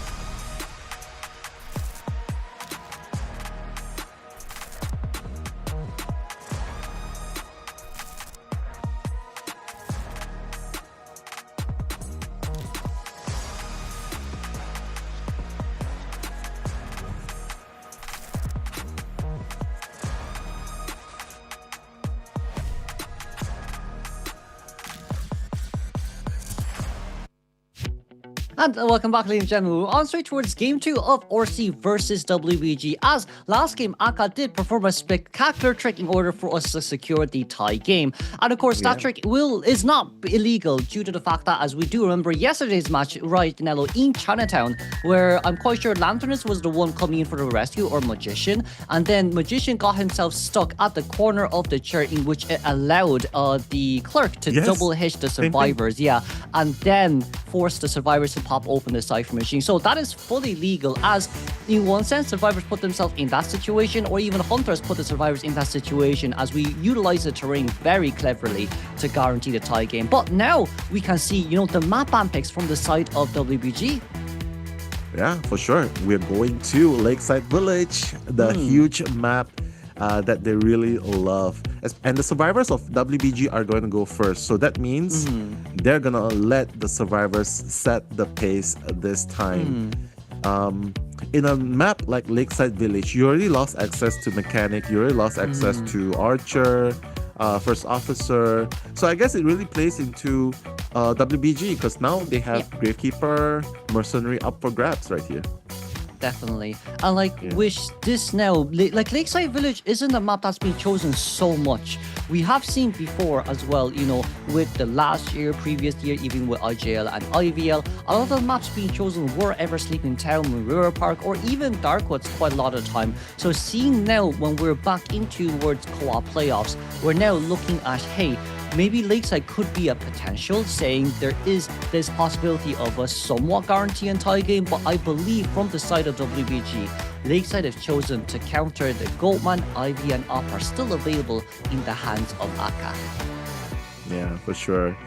And I don't know, maybe there's an opportunity for Dreamwish to appear again on this map. That could be funny if Nene decides yeah. You know it would be funny if he actually came out and everyone has a leech, right? There was there was a point when it was having a lot of leeches. And then you want to bring the survivors towards the basement, so you kind of just use the follower, and if the follower struggles, if the survivor struggles free, the other follower will hit her down again. So perfectly maximizing the use of Dreamwish right here, right? Yeah. Although in a bigger map like this, not really sure if Dreamwish is gonna be as efficient as in a smaller map. So right now, Kuro, WBG going up first. In a big map like this, do you think they will still stick to do you think they will finally go with a high mobility lineup? I think so. I definitely think so. And we also see as well, right, the first officer cosplay here after that first officer matchup from the previous game. I do think it's a good highlight from the side of Aka, as well as last game was quite a funny interaction between the Dreamwish and the first officer. But let's not forget, this map is also notoriously known for that trick with the Gamekeeper, especially, at that Cherkham area near beach. We have seen CN Hunters doing it before in IVL. So, there's a lot of possibilities to see from the side of Akai here. We know he has a lot of good hunters to play, but knowing that he wants to at least secure a win, I believe it's most likely going to be Ivy as his kind of priority picks rather than Dash Opera Singer. As we can see here as well, the fan service straight towards Koi and of course the mechanic at the back. Yeah. Just a little bit of notice right there, right? People definitely turning up to cheer for their favorite teams. And some in costumes as well, so cosplays, beautiful cosplays all around. Definitely put a lot of time and effort into it. But right now, RC is in a pinch. Aka needs to start things off. Sure, he did not have the best game in game number 1. I think he made the most out of what he was given, right? Yeah. And it's still a round 1 victory for WBG. So here, I feel like Aka needs to be very careful not to allow the survivors of WBG to set the pace, because this is WBG's map selection. That's one. Number 2, if you give too much advantage, Nye might not have a good time. Yeah. You know what I mean? Might not have a good time trying to cover for the shortcomings in the first half. Sorry, not Nye. Not Nye. Sorry, the rejects survivors are not gonna have an easy time covering for whatever Aka puts up in the first half. Definitely. And in this map as well, right? Not only can the hunter block survivor can also block hunters too, as we have seen quite a lot as well before, right, Nello, when it comes to survivors standing in between the pallets in order to disallow the hunters to walk through as well. So as I feel like for Aka here, especially with Opera Singer here being played, knowing there is still Doctor that has to be banned, knowing that there is still Seer on the map being available for the survivors to pick too, but I would say when we now move on towards second half, look, we are leading with a 2-point lead. We would love to guarantee a tie game here in order for Nia to look for that potential 3-man elimination. But you can see as well from the side of Weiser talking to Guoke. Fire Investigator, ladies and gentlemen. This could be chosen out. There's Puppeteer as well from the side of Cotting. And then for Persica, let's not forget, she does have Novelist. She also does have that Archer that could be played in... Well, no, sorry, Archer is gone. But she does have that Anti-Current that could be played if our Guoke wants to play a completely different characters. That's true. We've seen the swap of characters, right? Sometimes giving Persica the reins to give her a stronger character to kite first, right? But it really depends if Aka wants to go after Persica this time. Because the last time he went against Hui first. And this time, it's a different story, but I guess he's really giving a lot of respect to Persica. Like, hey, you know what? Mechanic bot, yeah, maybe not. I'm not going to chase first. It's fine. But Hui also doing an amazing job. So this time, no easy way out. WBG survivors definitely looking very strong in the first game. Right now, all they have to do is just do what they've been doing, right? Like pick up the characters that you've mentioned. Tanky, Little Lewis here, Puppeteer, definitely a very good choice right here. Not to mention a few mobility characters. If you want a Fire Investigator here will be good, especially if you want to provide some distance, right? And help your teammates as well. So a lot of choices here. Again, it's only round number 2, so still plenty of choices for the survivors. As for Aka, Dream Wish did not quite worked out in Hospital, simply because the Cypher Rush was just insane. First Officer was just insane as well. Yes. So here, I don't know, do you think he should still go technical, or should he just go straight for Fast and Furious? Oh, I think it depends. I do think it depends, because let's not forget, right? Goku plays Fire Lady on this map as well if we want to counter the Ivy. As Dr. Seer, once again, first 2 bans from the side of Aka. For WBG, should be no-brainer on the side of Goldman here to be banned. But in that case, then, our first 2 reaction here is we can go safe, as Anil has says. Puppeteer, we can be locked in. And but it seems like right now, okay, going in for Mercenary and Lantern's first 2 picks. We're going Guarantee Rescue and Guarantee Counter Corruption from the side of the living frame of this Lanternist. True. And if Aka if there's a QS, right, other than Ivy, that would be a good. I mean, Lanternist is just overall a very strong meta character that counters generally mostly everyone. Yes. So to speak, right? So right now, they're already setting the pace with a Rescuer, with a Lanternist. So honestly, the 3rd and 4th would matter the most, because what do you think they should gun for here? Because it really depends, right? If you think that you're going to settle with a 2-man right here, maybe a little bit more conservative would be great. A little bit of Cypher Rush would be great. But I if think you want Fire something Lady more, would. Oh, they decided not to lock in Pharaoh, because like I'd say Fire Lady probably would have been a bad choice there, especially after Fire Investigator has been banned. We know that with Fire Investigator banned, it should be Ivy that Aka is currently looking for. Now, with the Meteorologist there being chosen, we decided to ban the COAISY for any potential harassment or just allowing survivors to rebound Kai. So it's kind of like 50-50 between Opera and Ivy right now, as we're just waiting for our last pick here from the side of Persica. Best case scenario, give a Puppeteer. You can come out with a Puppeteer to guarantee it, but instead we say we believe in Guoke's Fire Lady. So it's slowly forcing Aka to play Opera Singer, as we already have 3 characters that counter Opera. But if you do decide to come out with Ivy, you still have 3 characters that counter Ivy, being the Lanternist, Fire Lady, and Mercenary. it's safe to say that if you've done your lineup properly, right, in the first 2 BOs, you have plenty of characters that you can sort of counter at least 1 or 2 meta characters at the same time, right? So Aka's left in a pinch right here. Like, you play Ivy, that's going to be a problem. You play Opera Singer, that's going to be another problem as well. So what are you going to do? Are you going to go with off meta? Are you going to bet your eggs on a Nightmare right here? I mean, you definitely can if you want to. It does help you catch up a little bit more. But is it a 4K Hunter? Depends. If WBG makes mistakes, right? So it's really hard to determine right now. But if Aka's really confident, I guess he could just... he really cannot just afford to get a draw here. It's a stronger Hunter map here, right? Maybe I would say Opera Singer, maybe. Simply because you waste resources of the survivors. And worst case, you still get a draw, I think. But yeah. I think best case, this might be Q is locked in. So Q is up against the Fire Lady, Q is up against the Lanterns, and of course the Meteorologist there being played. And there we go. Yeah, I'd say Q is the best course of action.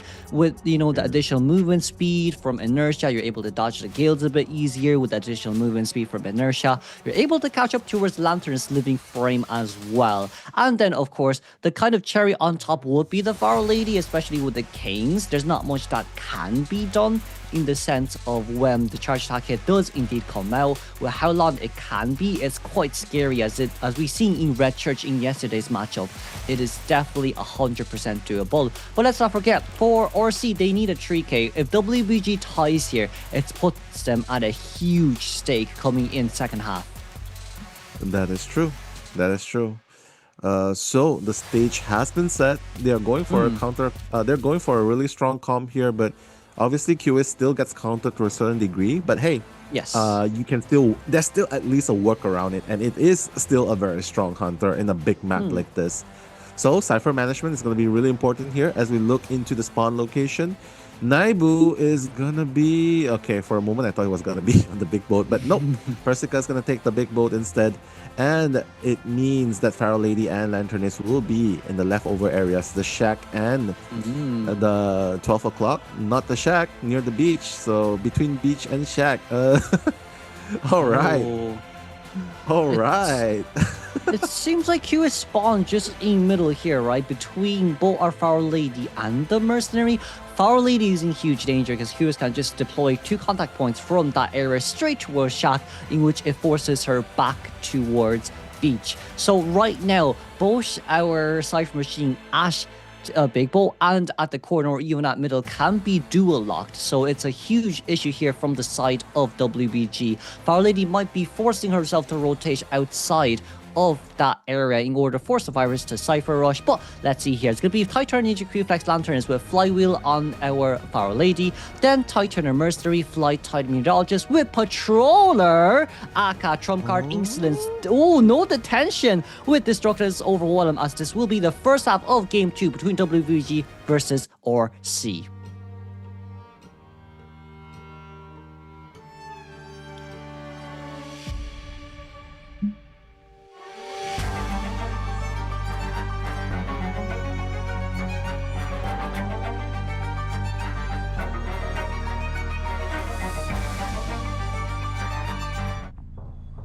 A risky no detention, but allows for a trump card move right there with a patroller, something that we don't really see often.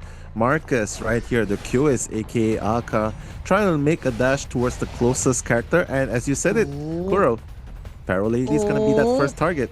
Oh, Aka thought that Pharaoh Lady was playing mind games with her, but Pharaoh Lady cancelling that cloak form of hers. We are holding on towards that aromatic cane in order, potentially speaking, just to see whether or not we need to reset that cooldown ability, but it doesn't seem like there's a need for now. As Patroller here being dropped down early, Goku should realize this by now as we're going straight towards that one-on window. Can we make it on time? Yeah, we're going towards the locker. We didn't get in towards the locker. But with that bite, it's okay. You have a window here to play around with. And not only that as well, this should be able to counter. Oh, we countered the next bite just about on time.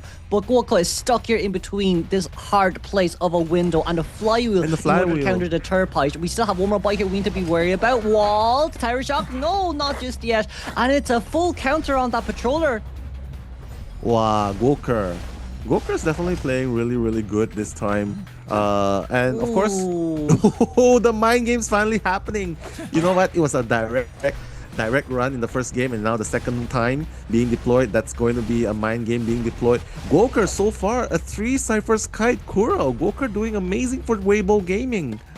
Yeah, and not only that as well, Insolence hasn't even popped the first presence here just yet. We couldn't get the lock on Cypher Machines, and it's a 3 Cypher Machine containment time, ladies and gentlemen. Goku once again, Cloak has been cancelled in straight towards cooldown, and back towards our contact points we go, straight towards the middle, but unfortunately speaking, that Cypher Machine has been popped, so Aka, another contact point here wasted, and now Insolence should pop in around 10 seconds, but it's 2 minutes in towards the game, and Cue Ball is finally ready, but we're back into invisibility form to counter that cue ball at the same time, and Cloak should be only a 10-second cooldown right here. That is true, and not even using the pallets, you know what I mean? Only until he got hit, then he used it. But of course, the good thing about using Patroller is at least you have Patroller up to use much faster, but it just shows how long Goku has been kiting. A blink here would definitely be better, but Goku decided, yeah, you know what, it's fine, I'm just gonna go down, I've done more than enough. That's a 3.5 Cypher's Kite. Goku, guys, Goku carrying right now.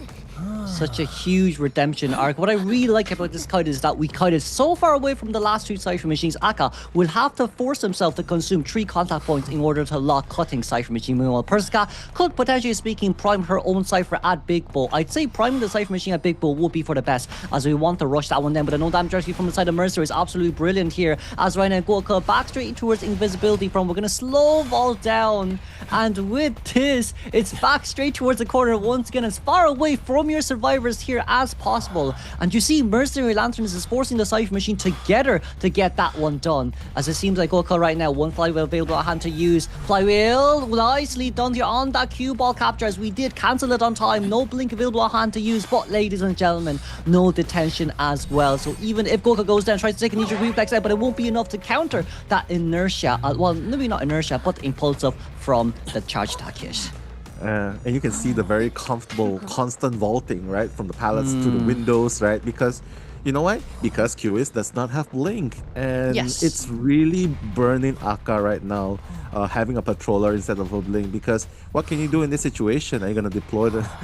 you can't even deploy the patroller to slow down rescue, right? Because Cypher's already primed. And both of them have borrowed time. Sorry. Our Lady doesn't have borrowed time, so Persica needs to body block after rescuing. Even if he doesn't, it's fine. Yeah. It's fine. I think it's an instant hit down and instant pop here. So the further we go towards the corner, the better it is. There is no harass potential here. So WBG will just decide to pop getting in towards the corner here as much as we can. And that's a guaranteed 3-man escape, ladies and gentlemen, as Gate already at 60%. Even with teleport, it will not be enough because we don't even need to get towards his chair, as Mercenary has already primed that Cypher, and a 3-man escape for WBG. My god, and even Persica's already at the dungeon area, realizing this. What a play! I mean, I was expecting WBG to have a good game here, simply because they have the counter characters, but it wasn't, the Lanternist didn't even come into effect. As a matter of fact, it was just purely Gwoker 1v1 Akka the entire series, with Persica, you know, making a cameo appearance, rescuing, but that's just about it. So absolutely insane play right there against the COAⅨ.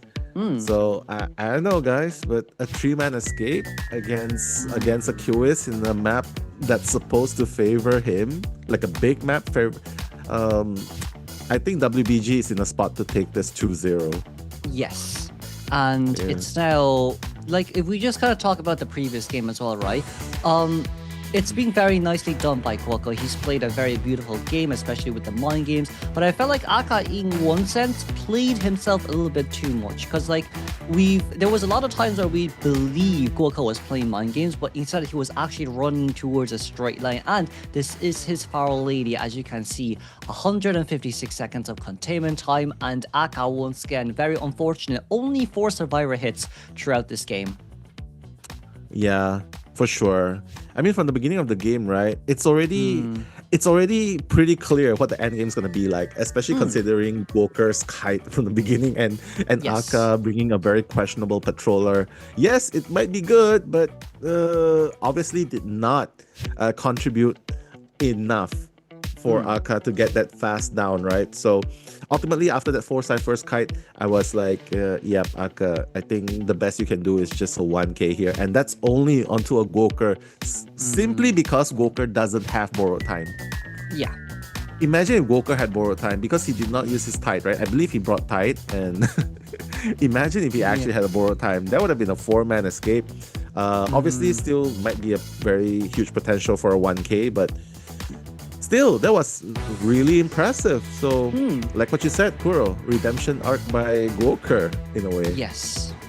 Especially on this map as well, as we have seen before in their own regional playoffs too. So this is, honestly speaking, really good. I would believe probably Weister was trying to convince Goku to play that Pharaoh Lady as much as possible during our pre-screen before the ban picks there as well. So it's nice to see that he's doing well here. But once again, right, it's unfortunate for our COAⅨ, because I'm quite sure Akka wanted to try and pick up that Pharaoh Lady as fast as he can.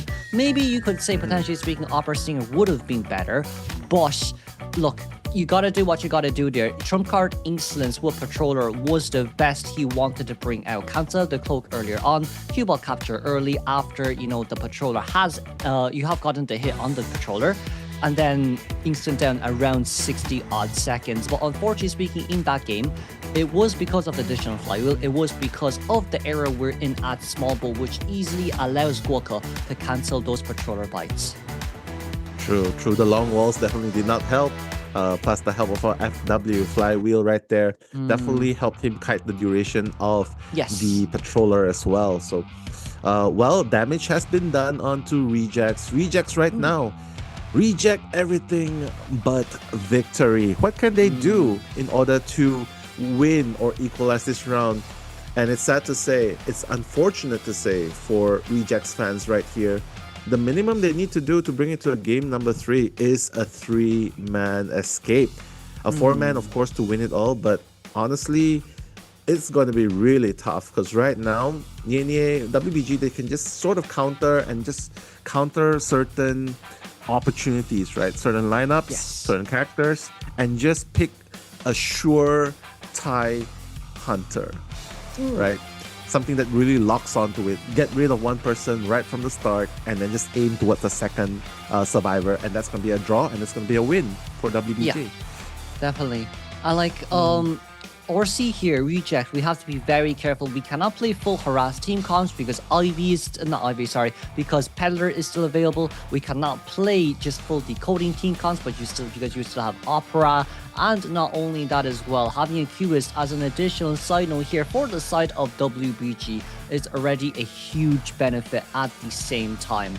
We do know that from the side of Nini here as we pan the screen straight towards him. He does play Bonbon, might not come out this game, but if he wants to just throw one random hunter in towards a permaban pool and move on towards round 3, that is also the biggest potential too, because now moving on back towards round 3, if they have the advantage of the hunter pool, it's for the best, but if they don't, I'd say you can just finish it off in 2 games, as Nello has said, and it's a big tough matchup even for RC here. Yeah, you gotta remember the OT crowns are not here with us today, so well, maybe later. Maybe later. Maybe. MRC ZETA, ladies and gentlemen, that is one big thing to look forward to. Yeah, but of course that will be not us covering it. Oh. So okay, so Chocho, shout out to you, Chocho. Hope you're having fun right there watching backstage behind the screen. But because right now Rejects has a really tough challenge, a really huge obstacle in front of them. They gotta get a 3-man escape to equalize, a 4-man to win. So up against Nye, who has 3K'd them in a hospital that was chosen by Rejects. I would say Nye has the advantage, is favored in this trade-off, right? Yeah. Unless if the first kite right here is like a 5-side first kite, then maybe there is a chance, because like, let's not forget, right, for the side of RC, we still have our meteorologist aeroplaners available to play. We still do indeed have Puppeteer to guarantee at least somewhat of a good 3 Cypher Machine containment time. And not only that too, there also is Anti-Korean available as a harasser and a huge counter to the Opera Singer, as Ivy is currently in the permaban phase and we can ban out Goldman at the same time too. But I would say, right, in this scenario, in this game, a potential good pick here, as we see from X Team last game, was that Gardner. If we can get a survivor to down at beach towards the corner, Gardner can come in really clutch when it comes to that chair dismantling, especially when there's only one chair at that area. But we'll move on towards the BP phase first, and let's see who the first 2 bans will be. Yeah, that's a very viable strategy right there, Kuro. But of course, they don't have to do any of those if the first person kites very long, right? Yeah, that's one thing. But that's one thing to say, but another thing to do it. But it looks like they are going for off meta, so reject everything, including meta. I saw some comments there, really intriguing right there. But yes, they are going with an Annie right here, which is the toy merchant. So highlighting a toy merchant, I mean, I like to see him fly, I like to see them jump. I like to see them fly. Maybe that can help towards the play in the middle, the 12 of the small boat or even the big boat. That can help with rotations as well. Yes. Right. So. I would say probably one of the scarier things, or why that was kind of hovered around, is because of the hullabaloo. You can see here as well, City thinking deeply. I want to play wildling, but I know I can't because there's still hullabaloo available to play, so we might not be able to get wildling out unless we can force the opera. Yeah, that is true. That is unfortunate, right? They already used it up in game 1, so unfortunately they can't use it here. I mean, it would be such a good place to play it, right? Yes. So, sorry, I forgot about that. No, it's okay. It's okay. But what else can you play in this situation, right? Someone who can move fluidly, someone who can cover distances. I would say only the Merc, right? The Merc here would be the only choice right here. But that is if we're talking about rescuers. We haven't even talked about the survivors just yet. They already lost their the archer as well. So here an enchantress. But honestly, Enchantress, Patient, Toy Merchant. I thought I saw Toy Merchant just now, but apparently it might just be a shadow pick. They are just highlighting the characters. We should, well, I'd say probably, look, anti-current for Umpi here wouldn't be bad. It's not really a long distance range harasser, but it does do quite a lot up against up against Opera and Hullabaloo, right? Where I think we're now back in towards the ban pick phase because, oh no, we're not back in towards the ban pick phase just yet. I think it's technical pause, yeah. I do think it's technical pause from our player's side because we're back. There we go. Toy Merchant and Anti-Current first 2 picks. All right, so really they're gonna bring out the Toy Merchant, right? Lulu saying they're meditating. Yep, meditating, manifesting for the Toy Merchant apparently. But yeah, Antiquarian and a Toy Merchant here will be great. I mean, if Antiquarian uses up all of the sticks, right, they could still get a new item courtesy of the Toy Merchant. But a Florian here as well. So, Mystical, are you in chat? Because the Florian has been manifested. No rescuers yet, though. Although it would most likely be a Merc, right? Yes. Because like with the first officer here hovered and banned, Mercenary being chosen is good. Fire Investigator could be a good potential when it comes to try to get the Opera Singer out of sight, out of mind, or even potentially to counter that hullabaloo. But seeing a Gravekeeper here being chosen instead of Mercenary, I guess we want to secure good containment. This time we're a bit worried about the fact that Opera Singer is too fast. Especially with the Elwopads not really providing that much distance compared to her original Shadow Leaps. But with this selected then, the weak point of this team is the Toy Merchant. So if Toy Merchant cannot last long, I feel like this team can crumble really fast down as long as Nina can take advantage of it. Yeah. And did you guys know? Wow. A session of did you guys know, right? Did you guys know that Toy Merchant is one of Chocho's go-to character? Right, back when she was a professional player. I bet you guys didn't know that, huh? Unless if you were hardcore from day one, right? But yes, Kurt and Annie are both characters that she plays. But right here, seems like the stage has been set. Would you put the Toy Merchant at the small boat or the big boat in this instance? I think it should be big boat worthy, especially when you can get on towards the side planks after vaulting down. I think big boat allows her to pop off more for her to perform a bit better compared to small boat. But seeing Ninia's choice here, it seems like we're going to lock in towards the Peddler for the guaranteed tie game. I would say Peddler isn't bad, but the only issue I have, ladies and gentlemen, is that even with Metal Affinity, that doesn't really reduce your cooldown on the disarms, because disarm is not considered as a stun, it's more of a debuff. So for Nina choosing out this Peddler, it's a counter team comp up against Peddler, to be fair. Peddler gets countered by Anti, by Fire Investigator, and of course by that Gravekeeper. So it is a hard matchup to say the least. But let's not forget, towards the area selection mode, who will be our potential first chase? It's gotta be the Toy Merchant, right? Antiquarian will be a little bit further away, so Peddler might want to chase I would hate to chase the Gravekeeper because what can you do to get him off the shovel except for your normal attack, right? Yeah. But it seems like he's not going to go for the Toy Merchant. Apparently, he's going to be spawning below Gravekeeper. So, Florian, maybe? I think we can go after Gravekeeper to get rid of the initial Titaner, right? So maybe Metal Affinity to long distance attack the Gravekeeper and hit him out of shovel early, and then potentially using your petty gains to make the walls and get those chip damages and buying Leech on as fast as possible. Now, chasing Gravekeeper does come with the fact that survivors can Cypher Rush, but as long as you can disintegrate that one additional Titaner, I'd say it should be doable to at least guarantee a one-man and then look for the tie.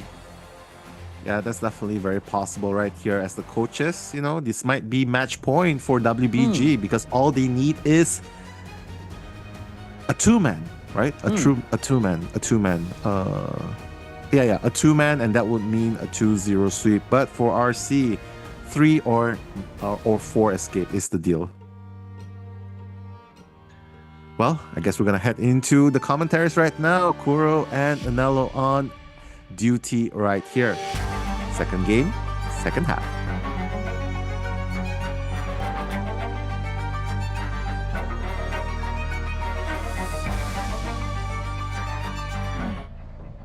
We need to see how Nini can take advantage of ORC here, but ORC still on the fighting spirit as we need to be able to fight back up against this peddler. First chase seems like it will be Fuku. It's a very hard chase, so we're going to direct our target straight towards City right now as Sadis here is being brought by our peddler. Yeah, peddler, grandma, trying to look for that first target, right? But still trying to find that target. Of course, obviously RC is just trying to be really careful. No ciphers being touched just yet. But Unpi, a wall here will be able to do a shortcut. But oh my god, that's not as smooth, but it's still connected.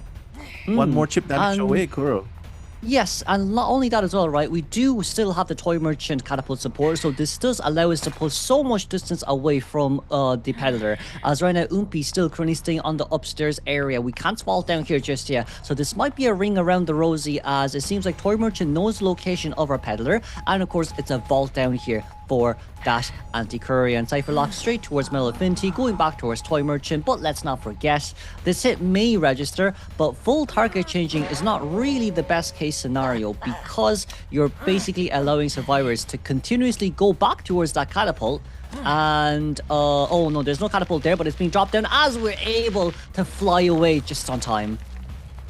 Yeah, he can. That's the final catapult, but I mean, it might not be too bad. Antiquarian can decode, sure, but needs to get healed. Oh, what was that rotation? He wants to avoid the ciphers? Yeah, he wants to avoid Unpi cipher, I guess. Yeah. But Unpi's so close, that's why. One more chip damage is gonna do it. Maybe this is the best course of action for Nie, because look, he's killed 2 birds with 1 stone. He's taken out 1 catapult. 1 survivor is just 1 chip damage away. That's Unpi. So right now, sure, you have triple tight turners, but oh man, this is gonna slow ciphers down. Yeah, by quite a lot as well. And now Fuku holding on towards the airball. We need to drop this down in between the chairs here as much as we can. So chip damage will not land here. We're not going to be able to get the rescue on time, but it's okay. The rescue can still come through as no terror shock here. Soba not utilizing that airbag to push himself out. But let's see here, the dodge does not come true as once again gets the leech on time. Soba here will have to take the hit, but we're a bit worried about her taking back the catapult, but instead I guess she will do so anyways, as it wouldn't really stop her. And now from this side, no, dropping down the pallet to buy more time before we get chaired. However, Cypher Machines, only 2 about to be done. However, the last 3 has been decoded at the same time. It's just now dependent on whether or not City can perform this rescue without damage and then continuously body block for this Toy Merchant in order for her to rotate back towards Big Boat. Yeah, Nie really putting the pressure on to rejects, right? City's already in the vicinity trying to rescue, going down into the shovel because you gotta buy some time. Probably wants to push Nie off, but chip damage is gonna register. Rescue. He's just gonna farm. He's just gonna farm the Toy Merchant. Oh! That was nice. Nicely done.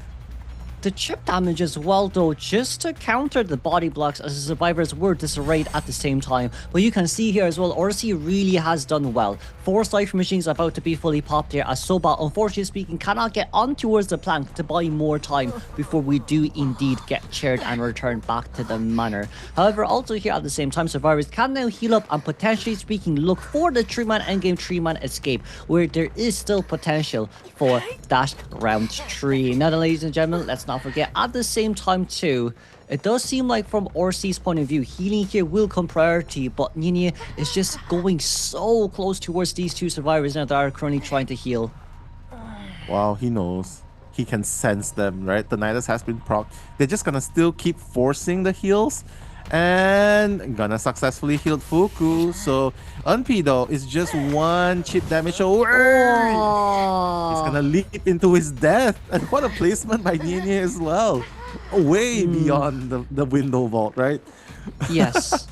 That was predicted from the accurate. side of this peddler as well, but now we do have 2 metal affinities in order to long distance attack range to anti-current, so sweep and swipe will not be available here, available hand to use, but of course we're teleporting straight towards city right now. No hit straight past that shovel there, unfortunately speaking, but this one will register in exchange. However, right now, let's not forget there is dungeon nearby. Can we dodge this flank here from the side of city? We can't, as it seems like RC's biggest issue is peddler. We're good against containment up against what the normal meta characters, but when it comes to peddler, it just seems like we can't dodge those vines, or maybe the hunter of WBG is just way too good with these latchments.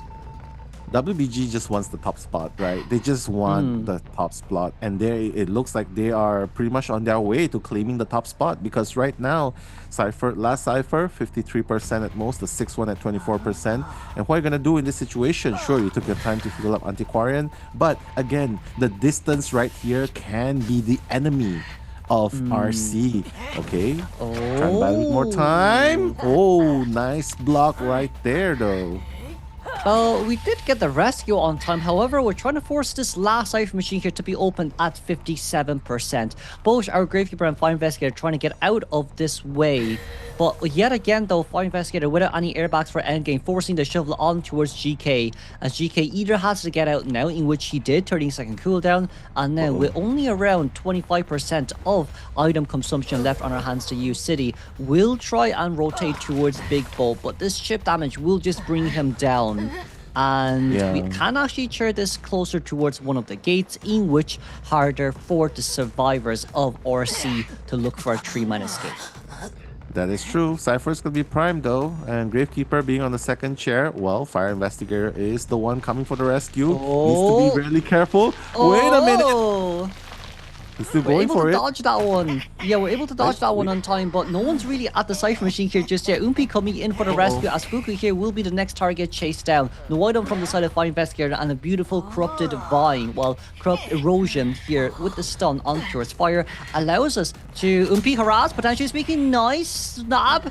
As now we might be looking for a swipe here, but instead the hit comes through on the other hand, and now it's a guaranteed 3-man endgame with teleport ready. Yeah, that's true. But again, this is such a good position, right, to get a draw at this moment. So even if he downs Unpi right here, if he uses chip damage, that could buy him a little bit more time. You know what I mean? Maybe that's why Nie is not really hitting just yet. But Cypher has been popped. 3-man endgame, and Nie knows exactly where City is. And right now, if he downs Unpi, that's gonna be it. Oh, the vines go for City instead. Nope. No, not just yet. Here, City is currently cross-passing away, so we might try to teleport towards the other side now, as yes, that is going to be the shovel here currently being used. But knowing that Gravekeeper doesn't really have much items left on hand, and knowing that we do indeed don't have anti-current towards the other side at the same time too, another vine will come out in exchange as City will just have to take the latchman there, as it's a bit too hard to dodge.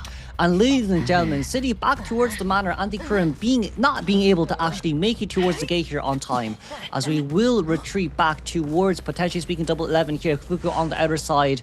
Oh, Fuku just hiding here in between the triple pallets, and this looks like a 3-man elimination here. Fuku being forced out of that hiding spot. Can we get the latchment on here? We can, and that's a 3-man elimination, at least guaranteed for the hunter of WBG. Exactly. What a play from WBG. A 2-0 sweep against Rejects. So Obviously, Rejects getting the 1L from DFM apparently was not the only L they were going to get. WBG is going to give 1L to RC as well. But the good news is for RC fans, at least Rejects will still be making it to the playoffs. Yes. So, right now, Unti leaving the gate, and that's going to be a one-man escape. Congratulations, WBG! Oh my god! Kuro, 2-0. Yeah, it's really well.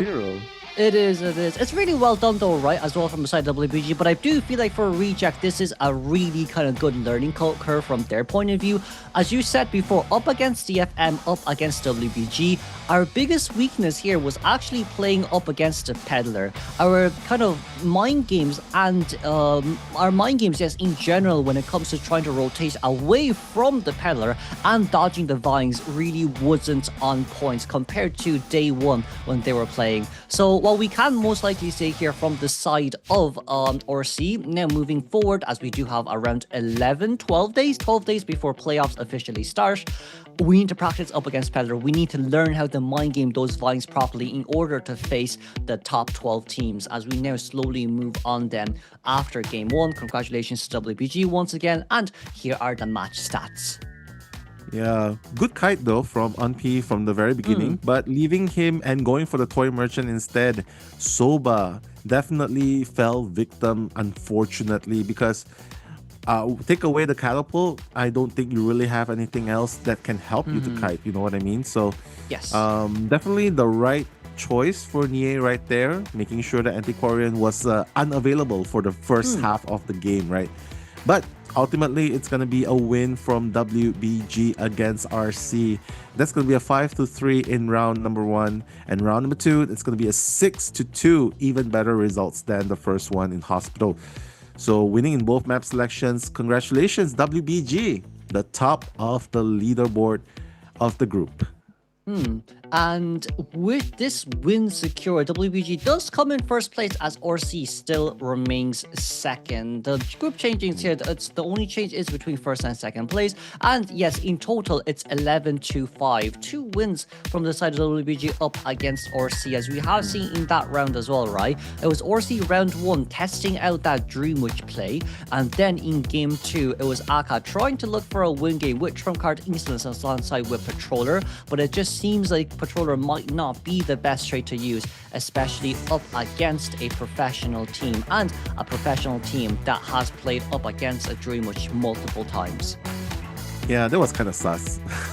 But obviously the game plan was to counter Pharaoh, right? But but you gotta account for what happens if you don't catch the Pharaoh lady in time, right? And that happened. So ultimately it was a very risky build.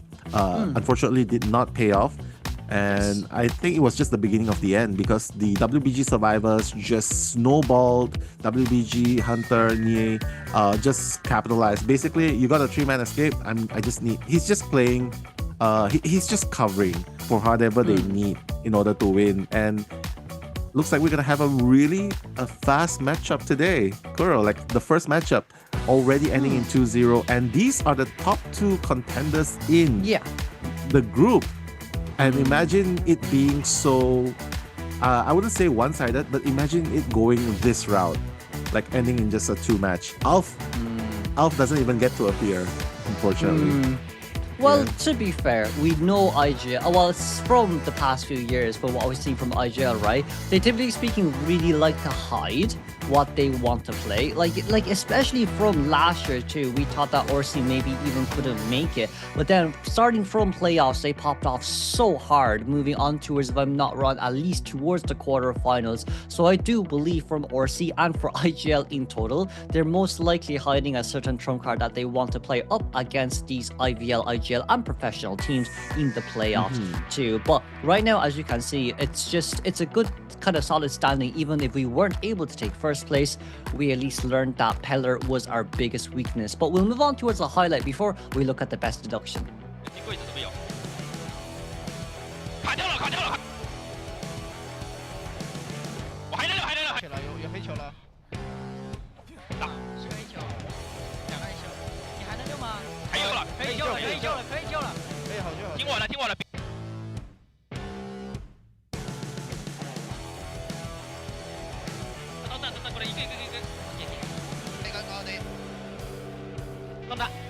さやった手するよいいようまい入るわ頑張れ頑張れ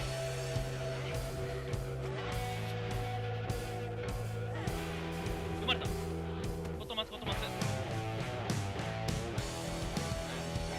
まい頑張れいや惜しい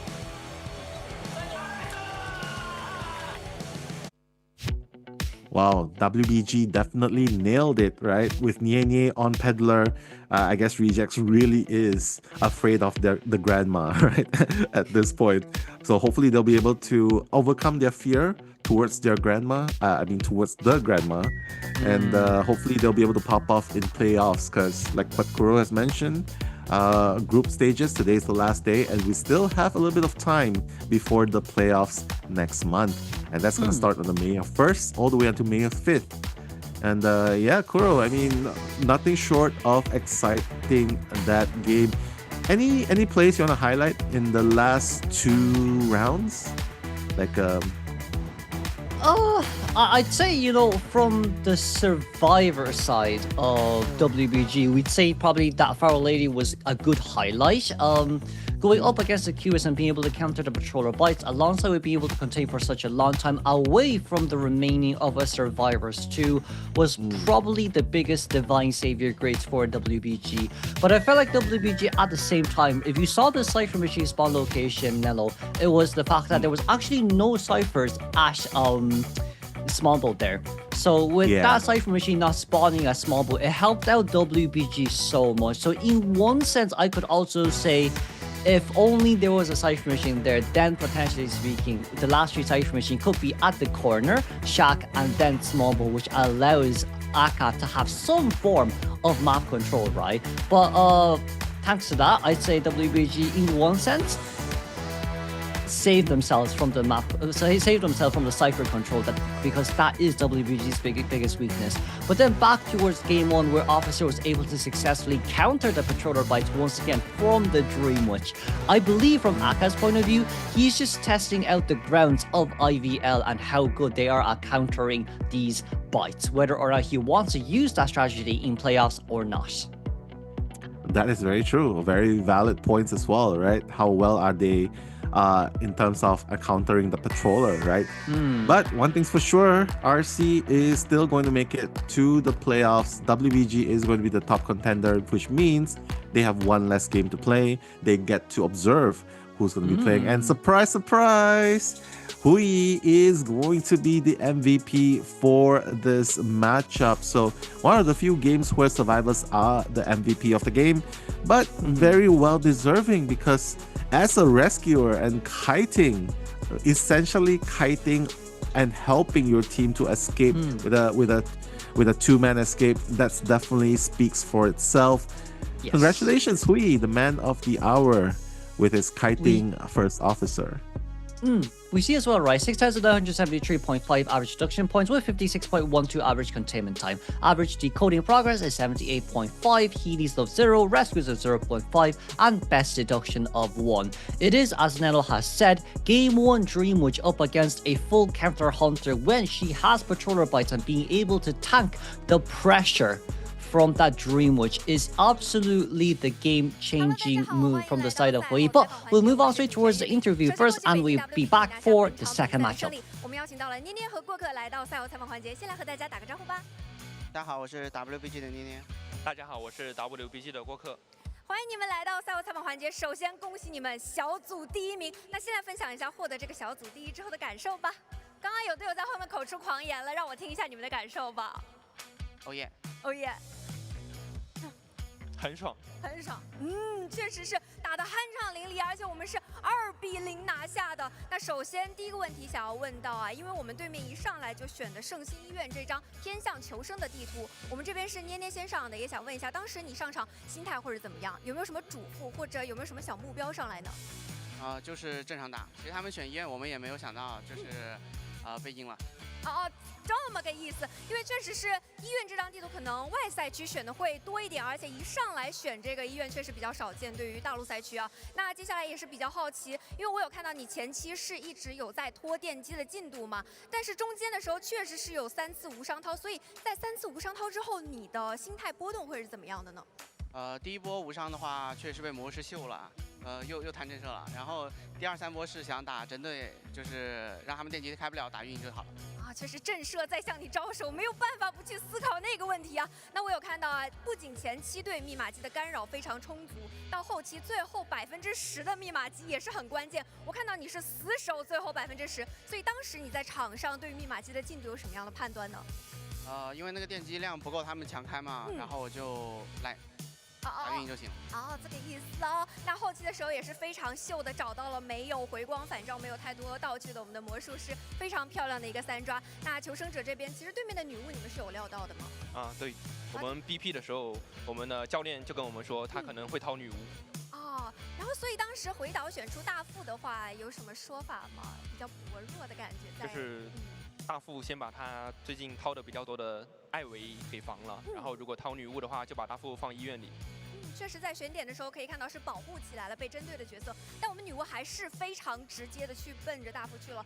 但是回岛2块表真的太秀太秀，今天也是拿来 MVP。所以在麦里的时候，回岛在使用这2块表的时候是什么样的状态呢？我们就一直问他还能溜吗？然后他说还能溜，然后我们就说好溜。哦，这么的平稳吗？哦，那我再问一个问题啊，其实最后的时候也有一个卡角落嘛，我看到大家求生者也是在疯狂的运营操作中，那一波的时候对内运营怎么样呢？我们就问他还有机会出来吗？他说没机会。那我们就想着3个人看怎么先保平，因为我们的屠夫已经3抓了。确实，监管者非常秀。但是我发现怎么所有涉及到回岛的这个队内运营都如此的平稳啊，都非常的稳重。那接下来来到湖景村这张地图，我有看到其实是只有佣兵有回光返照的，所以开局剧本打算是怎么写的？有料到会直接来找你的法罗吗？有料到，然后想好怎么溜就行了。确实，我们2分30秒才上乙啊！我有看到对面，其实今天巡视者一直在跟我们这边有一些隐身技能的求生者在博弈，所以你们为什么可以处理这么好呢？对于巡视者，因为我们之前捏神跟我们训练很爱打放狗台球手，然后我们就特别会应对。练到了，对啊，每一位厉害的求生者背后都有厉害的一位监管者，每一位厉害的监管者背后都有一个默默支持的求生者，确实是双向奔赴了。今天，那来到中期的时候有看到，因为对面想要去挂人之后干扰密码机嘛，然后我们看到佣兵也是非常漂亮的无伤涛，最后气象学家救下来你之后也是保足了时间冲门冲地窖，所以那一波队内的沟通大概会是怎么样？我们就想，屠夫如果有1刀的话，我们就让他晚点去追中间的人，就是让他跟我一会再开，然后再防一下他有底牌，对，就差不多搏命10秒左右就把电机修开就行了。确实啊，思路是万全的。那最后也是化险为夷，拖了充裕的时间。我们看到那个地窖也非常秀啊。那最后来到捏神这边，咱们的这个杂货啊，一开始我其实有看到你还是有一些小的思考啊，你并不是直接奔着某一个求生者去的。最开局的思路怎么样？因为他们这把要真3跑嘛，所以我觉得外面应该单搏命会有。然后，但是古董商那边木屋电机被封了，他只要想修机，那个地方就会很危险，然后就去宰他就行。确实，除了找古董之外，我有看到后期、中期的时候也是非常帅气，直接换追我们的玩具商，也是非常果断的击倒了我们的这个闪现击倒啊。那也想问一下，在闪现击倒我们的古董商之后，整个的保平思路会有调整吗？那把节奏肯定是好节奏的，然后就是正常打就行了。就是在紧接着的时候，我也有看到，除了一开始的这个保平正常打，在中期的时候也是有一个波动，有一个非常高秀的点，我相信观众朋友们也有看到，就是当时2手的时候，你找了2手节奏，找双11摸人那2个非常帅气的碎石预判了云门落地，那一波打完感觉怎么样？而且那个碎石打完，我感觉我无敌了，然后但是打错了，那个碎石炸完之后，赶紧回头逮那个火灾，这把是电机修不开的局，然后把那个古董商打倒之后，就开开心心去牵他去了，然后把电机给放了。哎呀，这个赛务复盘确实是，相信你一定是还有更好的空间，但是今天也表现得非常非常秀了。那同时呢，后期我有看到对面其实也是直接亮的嘛，地窖也在脸上，所以当时在处理最后一个人的时候，你心里大概波动会是怎么样？就像你刚刚可能觉得一下子爽了，一下子觉得哎好像不该那样做，所以最后的时候心态会是怎么样呢？因为前面守墓人的道具我知道他应该已经没多少了，然后古董商也被我叫在海边，他们俩是没办法去大门，所以这个地窖应该还要很久很久才能开。那他应该溜不到我那个时候，所以。对，像你说的，你感觉时间会有很久很久，但其实你的藤蔓是非常快速的就缠上了守墓人。当时备战机也是超大一声 nice， 然后真的打得非常非常好啊。那最后一个问题想要问一下二位，因为我们现在也是马上要进行下一个阶段了，我们要不要先来小结一下这一个阶段的发挥？小结吗？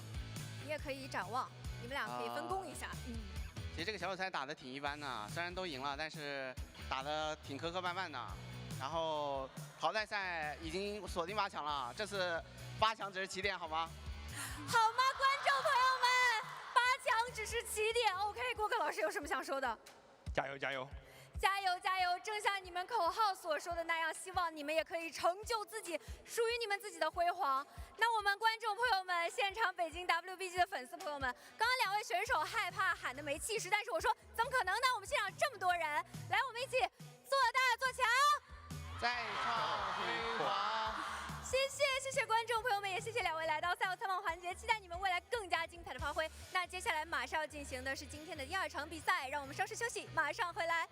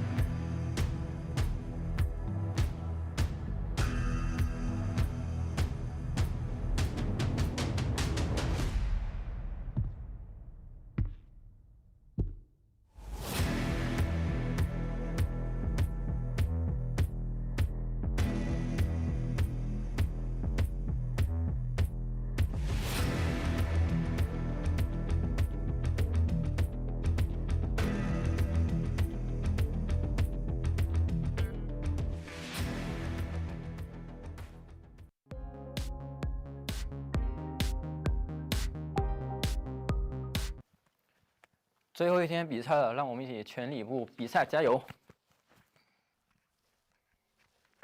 小组赛最后一场比赛了，兄弟们，大家一起加油！新的冒险故事即将开始，让我们一起期待故事拉开序幕。让我们有请中国大陆赛区 G2 战队登场。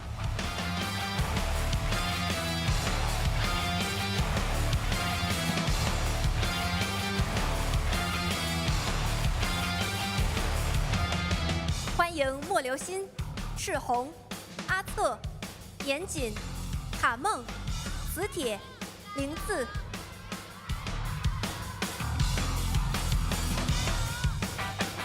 让我们有请中国大陆赛区成都 GG 战队登场。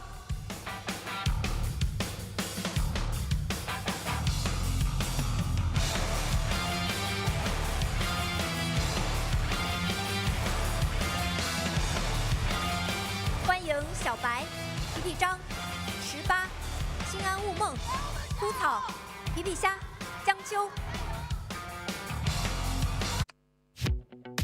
Welcome back, ladies and gentlemen. We're now towards match 2, and your casters for this second match is going to be me and Nello together, bringing you the live commentary of our Group B. This is the battle for, the battle for third place for GG and GR, right? So, Nello, if GG wins up against GR 2-0, GG qualifies. But if they don't, Wolves qualify. Whoa, so this is definitely a very intense moment for GG because obviously they want to fight to survive, whereas GR is like, well, we're chilling right there on top. But one thing is for sure, we are headed to the Leo's memory map. Seems like GR is going to send out the survivors first. Okay, so it seems like for GR, it's a huge respect on towards the side of GG Chiu, the hunter of GG. And knowing that he's been getting consistent 3-man format eliminations, we're going to deploy him in Leo's memory to give him an even tougher challenge going up against GR survivors. So I believe for GR, they have a lot of trust in their hunter Jin. But I guess it's a lot of just, it's less pressure now moving in towards round 1, where you're playing on a map much more suitable for survivors to rotate and to be able to get those Cypher machine rushed. Yeah, it's a pretty cool map. It's a pretty cold map. And you know what? With the snow and the dark terrains, there definitely is an opportunity to be stealthy. So if they do decide to bring out Dora's cousin, Kurt right there, the Explorer can definitely be a good choice here as well in the art of hiding. And we've also seen as well, right? Even PRR with the Lucky Guy book. You know, getting the book as the first item, hiding, this is definitely a very hard place to... Unless if you have really good eyesights and stuff like that. But Leo's memory, GR sending the survivors first. Is this a usual map for GR coming into BO1? We haven't really seen Leo's memory even being chosen that much often, right? And I believe from the side of GR, no, this isn't their usual shenanigans. I believe it is possibly to allow Jin to play Qist round 1, maybe instead of the Goldman or even Opera Singer, and see how game 2 goes for the side of GG. But right now, it's honestly because of the fact that GG needs a 3-man elimination, 2-0 win. As you can see here, GR, MLX, Red, AC Jin, AK Tsitia, and Zyro for their Survivor and Hunter roster here together. Yeah, I mean, definitely vying for that spot, right? I think you already put it very, very clearly. GG definitely wants to win here to qualify for the playoffs. Whereas if GR just wins, well, let's just say they are going to be out. And Wolves will be the ones qualifying. So, I don't know, guys. Regardless of what happens, they are all Chinese mainland teams, right? So, definitely high stakes for GG here. But introducing GR first, that's AK. We've seen amazing work with his forward, bringing back the old glory days of the forward, stunning the Opera Singer continuously, right? And definitely, AK will be the factor for GR survivors, bolstering that front line defense and offense. You also see as well, AK has been very consistent from the side of GR. Also, one of the more, I think, top survivor of IVL right now, and has been top for so long as well. You see here AC ATA for GR having Puppeteer and Meteorologist as his preferred character picks. Overall, from the side of GR survivors, not a lot of big stats to be seen, but still, this is Group B, ladies and gentlemen, so it's kind of to be expected how the stats are very averaged out in the first place. But still, GR, AK, and AC, the two veterans of the team, as finally, as we go on straight towards the two newbies. If I'm not wrong, this should be GR ZETA. Well, CT right here definitely has peak performance on the Enchantress and Archer as well. And obviously, these are the two characters that are almost always going to be picked in round 1, if not round 2, for very good reason, right? Really good harassment against Goatman, really good against basically the meta hunters that are available. Well, except for Ivy. Like, Archer definitely suffers against Ivy. But we'll see. Up next, Zyro.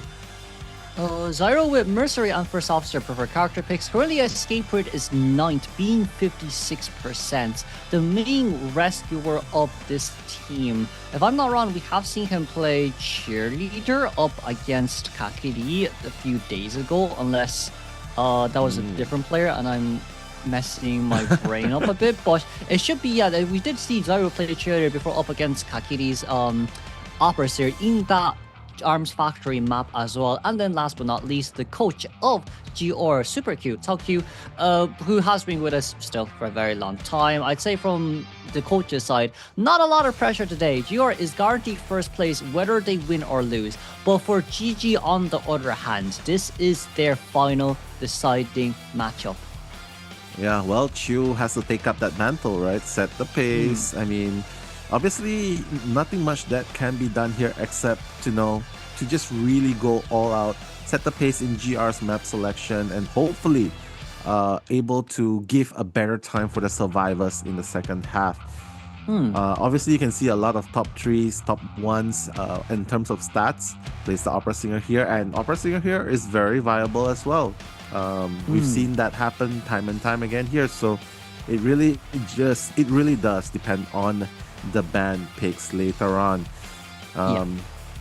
But yeah, moving into the band picks itself, I mean, guys, we gotta set up our emojis, guys. GR, GG. I mean, what emojis can we use to show our support for the team? Skuro, what do you think? I think pink for GR and then probably red for GG. As for GG, that's very close. Yeah, it is very important for them for this matchup, right? And I'd say as well, looking at GG's Hunter's pool, we're going to have to play meta characters here no matter what. So Seer Doctor, Seer Anti-Current, first two bans already coming out instantly from the side of GR. What is going to be our response? Well, they're going to respond with Tanky and Harasser, right? So that's going to be the Enchantress and Puppeteer. Very strong first two picks. I mean, definitely anticipating a Goatman right here, right? Especially considering that Chu can definitely bring it out in Leo's memory. So what do you do in this situation except to brave the storm? So again, with the signature Perfumer pick, that's AK's favorite. And we've seen him done it before and time again. So this time, no exception. First Officer might be that last pick, I believe. But it's going to be banned, so... Gravekeeper then, maybe? Okay. I mean, it's the Goatman, so Gravekeeper definitely can work right here. Maybe Walling, I don't know. But Gravekeeper, it is good containment time, right? With the shovels as well. And you don't have to really worry about the board being off cooldown and giving whatever, right? But definitely stage has been set. Enchantress the Bullier. Everyone else is basically peaceful on decoding duty. Perfume would be really important here because it does provide that kiting opportunity. So I'm glad to see Vera being brought back into the lineups right here, Kuro. Yeah, I'd say for Perfumer, I think Perfumer works really well in this matchup because it's really easy rotations in between palettes, even if you can't tank the hit with the Perfumer. Perfumer being able to get that additional shield for 3 seconds in a small map like this, with its carrying vicinities being so close towards each other, I think it benefits her way more than the others. But I would say as well at the same time, the question here being, do you want to delegate Perfumer to 2-story, or should that be for the Enchantress, as she is the weakest container of this team comp? And the Opera Singer here locked by Chill, instant locking on Opera Singer up against the full tanky team comp. I think it should be Enchantress here as her first chase. It should be. All the more reason why you should put Enchantress in a safer spot, right? Because Nyum, that's the Fast and Furious Sangria, really fast to catch up. And if there's one thing that Sangria's good at doing, it's not just dashes, but just the constant high pressure, high speed pressure that just dwindles your resources. Make you use up your resource. I'm not even gonna hit you when you're in Perfume. Make you go into the shovel. That's also wasting resources. And there's always the possibility of the Enchantress canceling attack recovery. But although we have yet to see that. But stage has been set. Sangria by Chew right there from Team GG. Guys, red hearts for Team GG. Pink hearts for Team GR. As we head to the spawn location, Sangria, bottom right. Seems like they're not going to put Enchantress in a strong kiting area though. Enchantress is a shack instead, yeah, and then Perfumer at middle with our Puppeteer here at factory, meanwhile Gravekeeper at containers.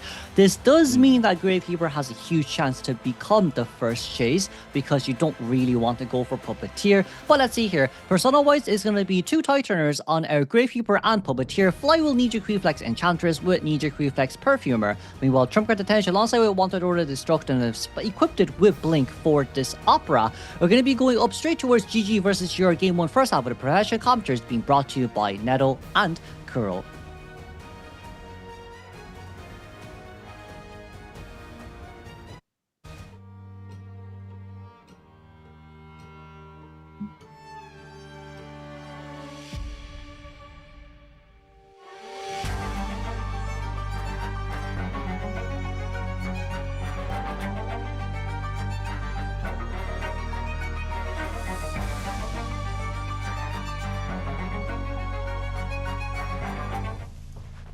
Let's go, guys. Red hearts if you're for Team GG, pink hearts if you're for Team GR.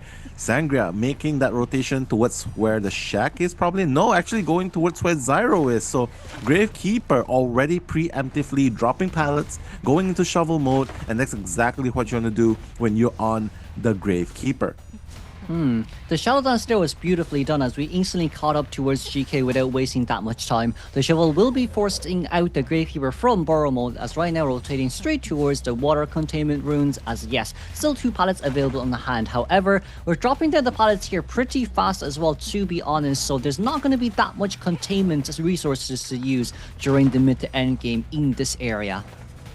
That is true. Getting rid of one Titana is very beneficial, right, for Sangria. So Chew, one more attack, that's gonna take Zyro off the ground and has a blink to work with in the next 5 seconds. Gravekeeper running barefooted. No more shovels in play. Zyro, wait! Zyro's like, yeah, I don't want to risk it. I might as well come back for the hit, use the pallet boost. But now, oh my goodness! Zyro did not anticipate the swipe at the pallet, and Zyro using up all the resources. I mean, very respectable 2.5 Cypher's kite, but I'm not sure if that's gonna be enough. Yeah, especially when Puppeteer Cypher Machine was disrupted here by the Gravekeeper. We can see Puppet Cypher at 49%, and he's being forced to run straight towards water containment here to get that Cypher Machine, additional new Cypher Machine decoded. But with no pallets nearby, I don't really know whether or not we can actually decode that Cypher, but Perfume here for the first rescue.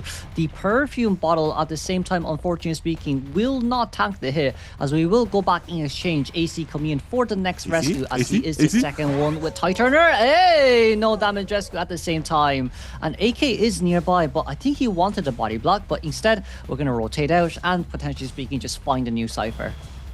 That was absolutely insane. That was like a 49.9% rescue, right? But hey, you're the puppeteer after all. You're not afraid of terror shock, so maybe that's why he can take that risk. But beautifully done, at least avoiding the damage. But Zyro is going to go down for the second time, although this time he'll be able to run much further away from the other ciphers, right?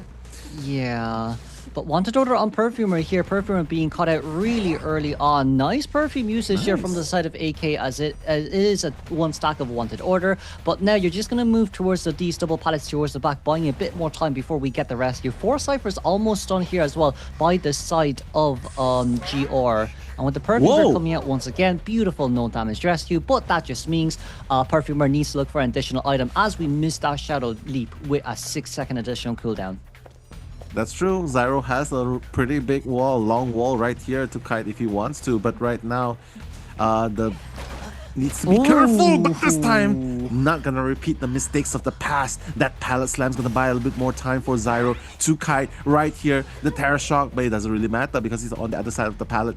Zyro will be going down after this. Cheering, but hey, honestly, it's kind of fine because right now, thanks to that play and the no damage rescue by AK, well, let's just say the last cipher at 40%, pursuing the last person at the cipher. I believe they're already starting the 6th cipher right now. AC, little Lewis right here in effect. Let's see if we'll be able to buy enough time for that last cipher to be popped. We try to rotate towards the back corner here of water containers, but beautiful second little Lewis there used. I think Undaunting didn't really come true on time, but we do have a lot of pallets here to play around with as long as Puppeteer kind of just drops down the pallet. You can see how fast the decoding progress is with 2 survivors on the other hand. Nice Shadow Dance back as we did get a Terror Shock kit down, but Cypher Machine currently primed and we're very close towards the other guy. I think we're just going to pop here instantly as well. Little Lewis coming out with no questions asked. The vault here will just be about on time. And for our Puppeteer, it's direct to the corner we go. No teleport ready as AC will be the sacrificial lamb in order for GR to get this tie game. And that's exactly what they want, right? Because you know perfectly well that Shu is capable of that 3K, 4K. And now with this draft, at least you're able to solidify that draw. So nicely done by GR, nicely done by Shu as well. GG versus GR right here. But honestly, things could have gotten way worse if AK did not manage to get that rescue, right? And he had no tide as well. So I think a lot of things could have gone wrong, and especially if the Puppeteer got the after half rescue, many things going on that could have turned things for the worse for GR. But hey, they're in the top of the leaderboard for a reason and a draw, and they successfully gotten that draw right there. The draw is good enough. Yeah, the draw is really good here, especially up against a round 1 Hunter where it's more Hunter suited. But yes, it is, as you said as well, Nano, if we didn't get the damage or the body block or even the damage reduction from the side of our perfume bottle, our Hunter here from the AbyssⅨ would have instantly chased after the Perfumer right after we got that Gravekeeper down. But meanwhile, everyone maintaining full health here allows us to prolong such a long containment time, and Opera being forced to teleport towards the towards the Puppeteer to prevent that additional 43% Cypher Machine from being done. You can see here as well with the containment time, Zyro, 87 seconds of containment time with 1 pallet strike, which is directly towards the end of his final containment.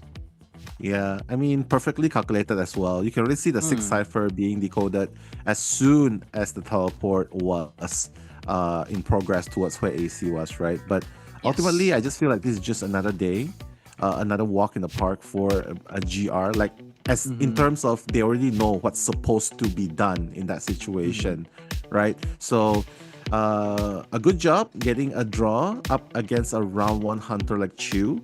But then up next, GG is going to have to cover for this round because up next is going to be Jin. And Jin, I mean, the track record that Jin has, you're always gonna have to expect that 4K. That's the standard that he's set so far, right? Yeah. So right now, it seems like GR has put themselves in a pretty advantageous spot. Whereas GG, I mean, how are you gonna draft against Jin? Because right now, in Leo's memory, what can we expect right here?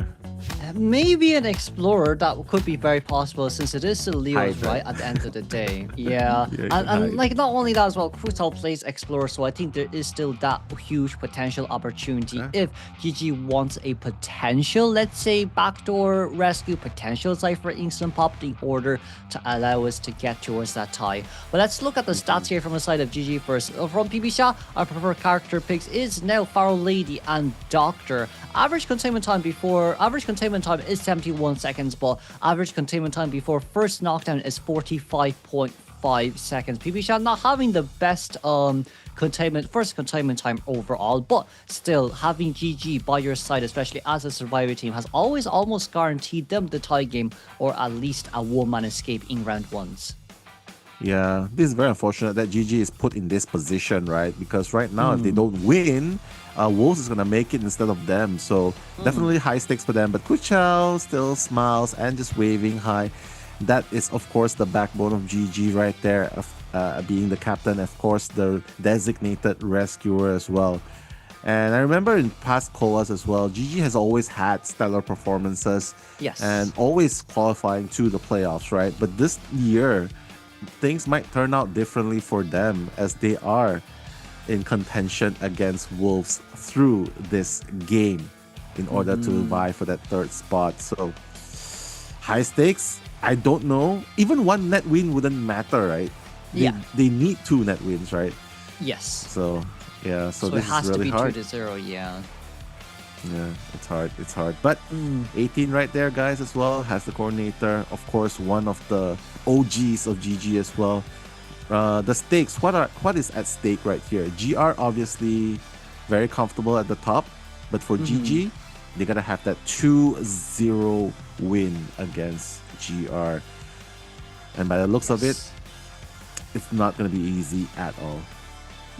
You see here as well, right? By being the new survivor of GG, I feel like a lot of GG's power rankings did go down because of the fact that we needed new survivors to kind of fill in the gap of I would say the harassment of GG, because like in GG Survivor Team Comp, they don't really have harassers, and they've invited buy-in as a potential harasser from the side of GG to buy time, and especially when it's so needed in this meta too.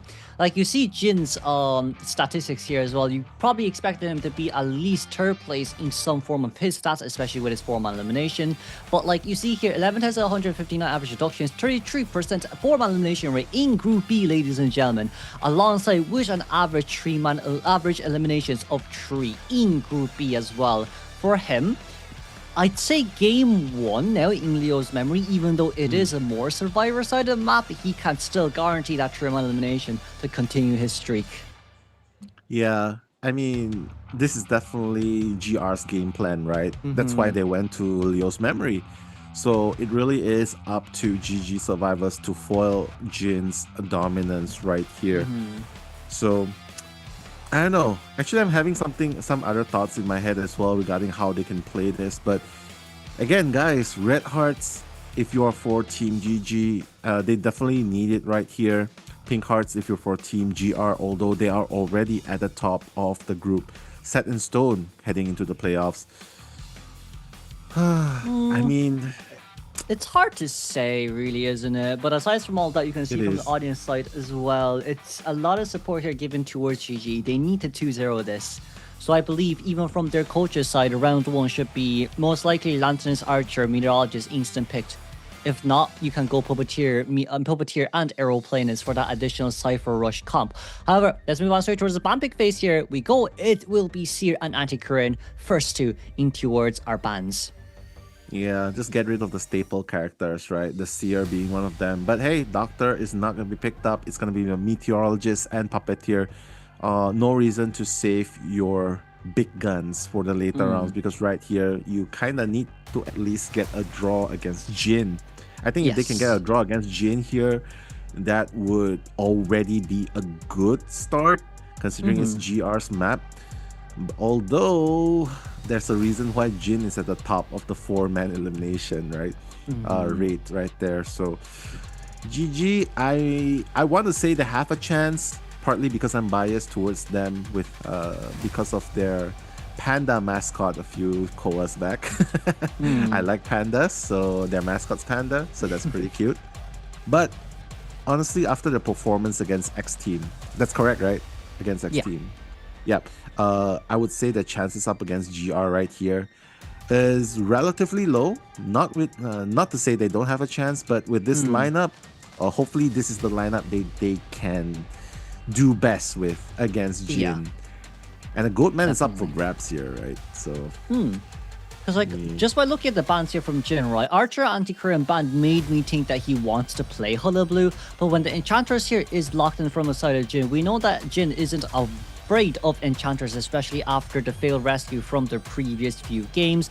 But now he's kind of just deciding, okay, 2 tanky survivors, no problem at all. There's an Enchantress, which is a bit annoying for you to play Ivy and Hullabaloo into, alongside with Goatman. So that means Opera is still a good contender on the other side. But because this is a tanky team comp and because this is Leo's memories, he can still bring out that QS to look for potential 3-man elimination, knowing that he can full Cypher Rush, Cypher Control, and to chase after either Meteor or Puppeteer as an easy first chase target without too much issues and without worrying about Enchantress too much of the harassment as well. So now you can see we're now waiting on towards Jin. He decides that Goatman would still be the best for his interest. Enchantress might come in as a slight harassment, slight time buying up against the Goatman, but for Jin, I don't think he worries about it too much, considering that his Goatman has been performing top-notch recently as well. Well, that's why he's the GOAT, right? He's the GOAT for GR. He's the GOAT right now in Chinese Mainland Division, and presumably the best, definitely on top right there. So Jin, GOAT Jin, right here.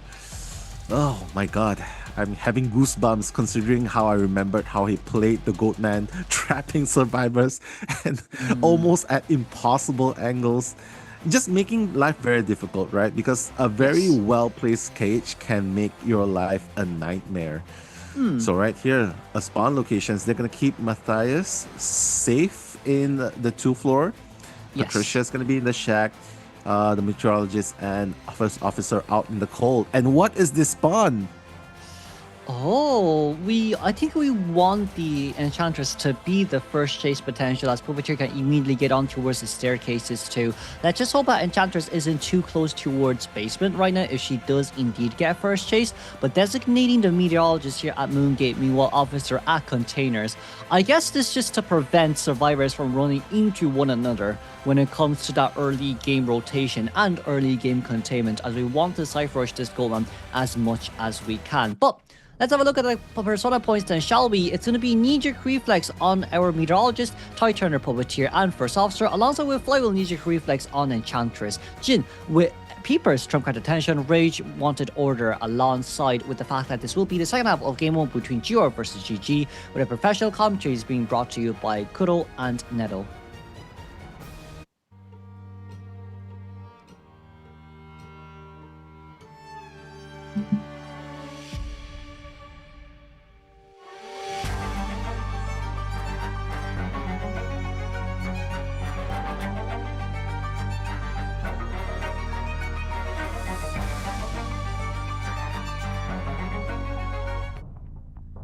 Will this be GR's game to equalize? Sorry, will this be GG's game to equalize with a 2-man draw?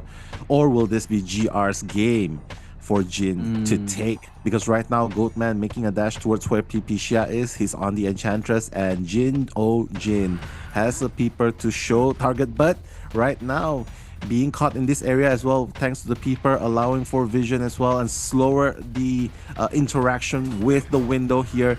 Jin gonna go straight for the Enchantress. Very early first hit onto AbyssⅨ. Oh, but we have another cage ready on hand to use. Almost 3 stacks available on hand to use, though. I think Jin just wants to look for the chip damage here a bit earlier on, but the stun does come true as we're going to teleport towards the other side to break the cage. But another stack of resentment and another cage is ready on hand to use. And I feel like, for Jin, we're taking the pallet stud instead. We stood right between that one, but it's okay.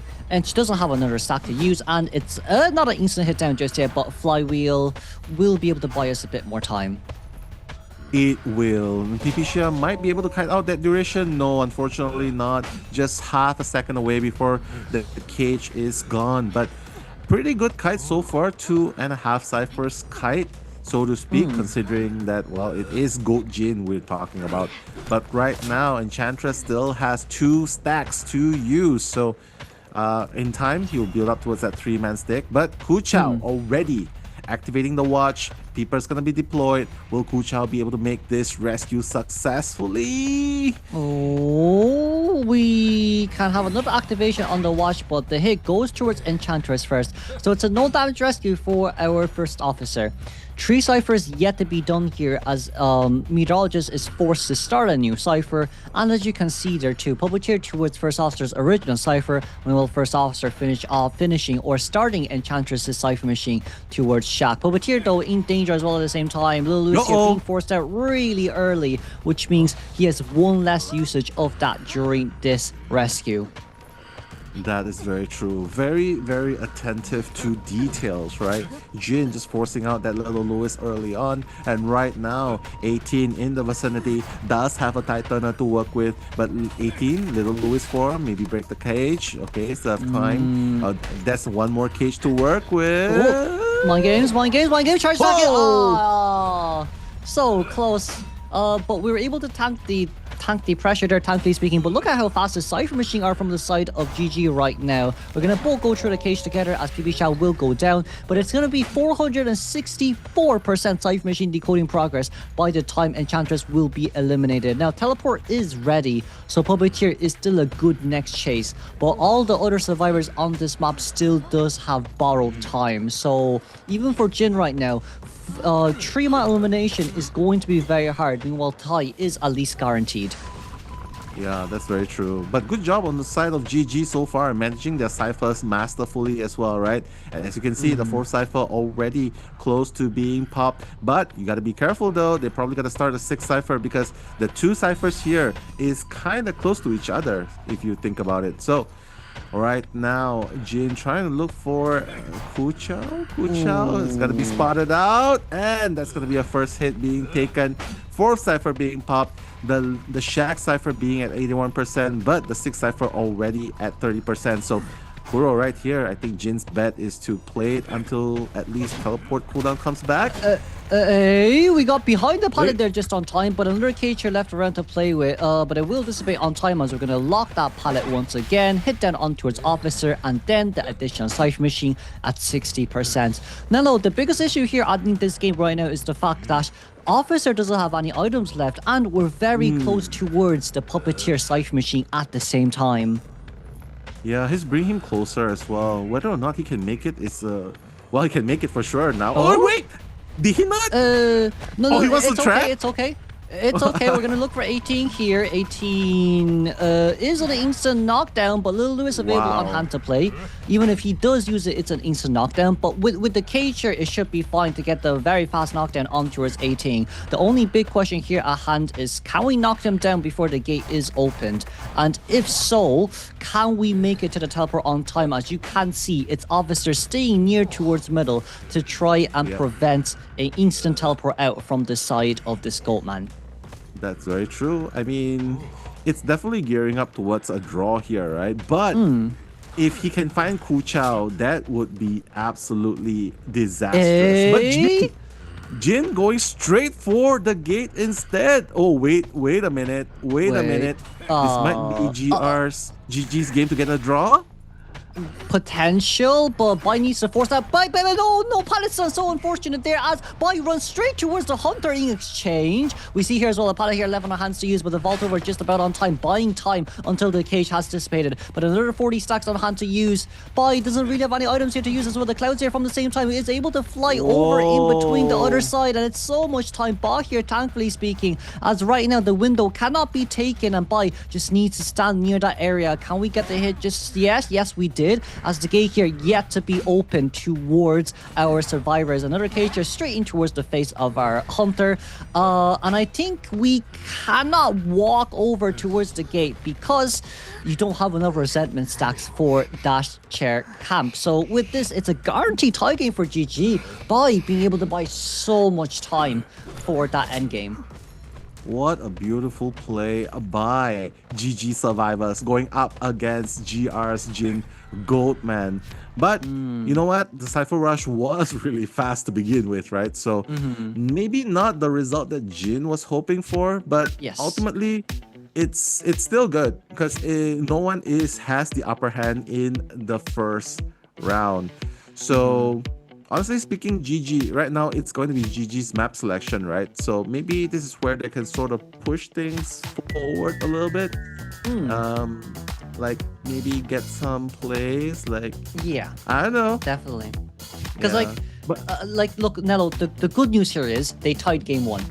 And, you know, we talked about GG needing 2 net wins up against GR to guarantee third place. So with them having a map selection now, they can turn this one over for them to get a to get a 1 win and see how game 3 goes. Even if this does go to best of 3s, you can still 2 net wins because of this tie game from their map selection.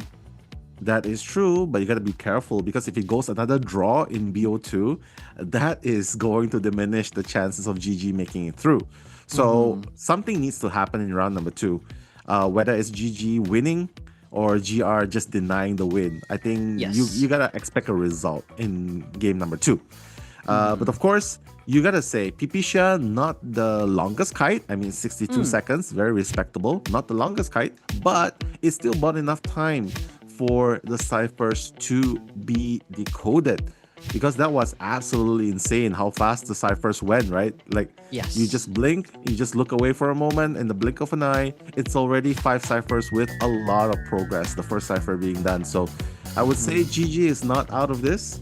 And if they want something to happen, well, game number 2 needs to be it.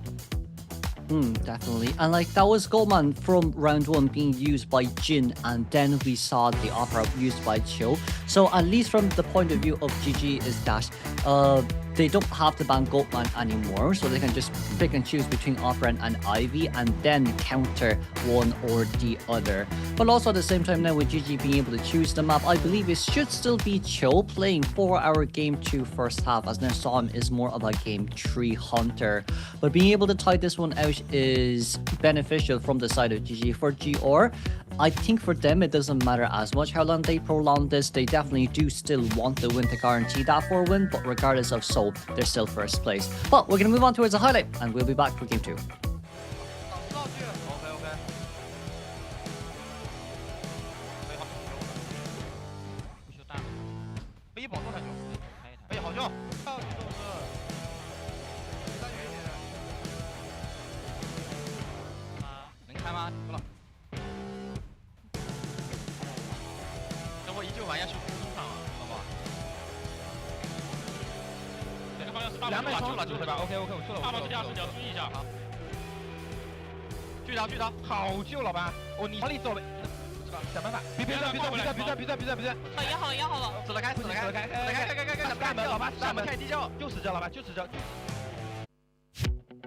Yahala, meaning that it's already primed, right? And that's exactly what GG needed at the very late game in order to get that draw.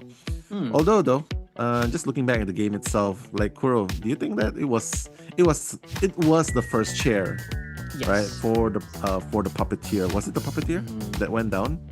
Yeah, it was the puppeteer. It was the first chair, right? Enchantress was first chair, and then as in during the rebound, it was the first chair for puppeteer when the cipher machine has already been fully popped, and then we teleported to meteorologist immediately right after the chair. Do you think the TP was necessary though? Because I felt like if he could move towards the middle and check for Tinnitus, maybe it's not too late to teleport, you know what I mean?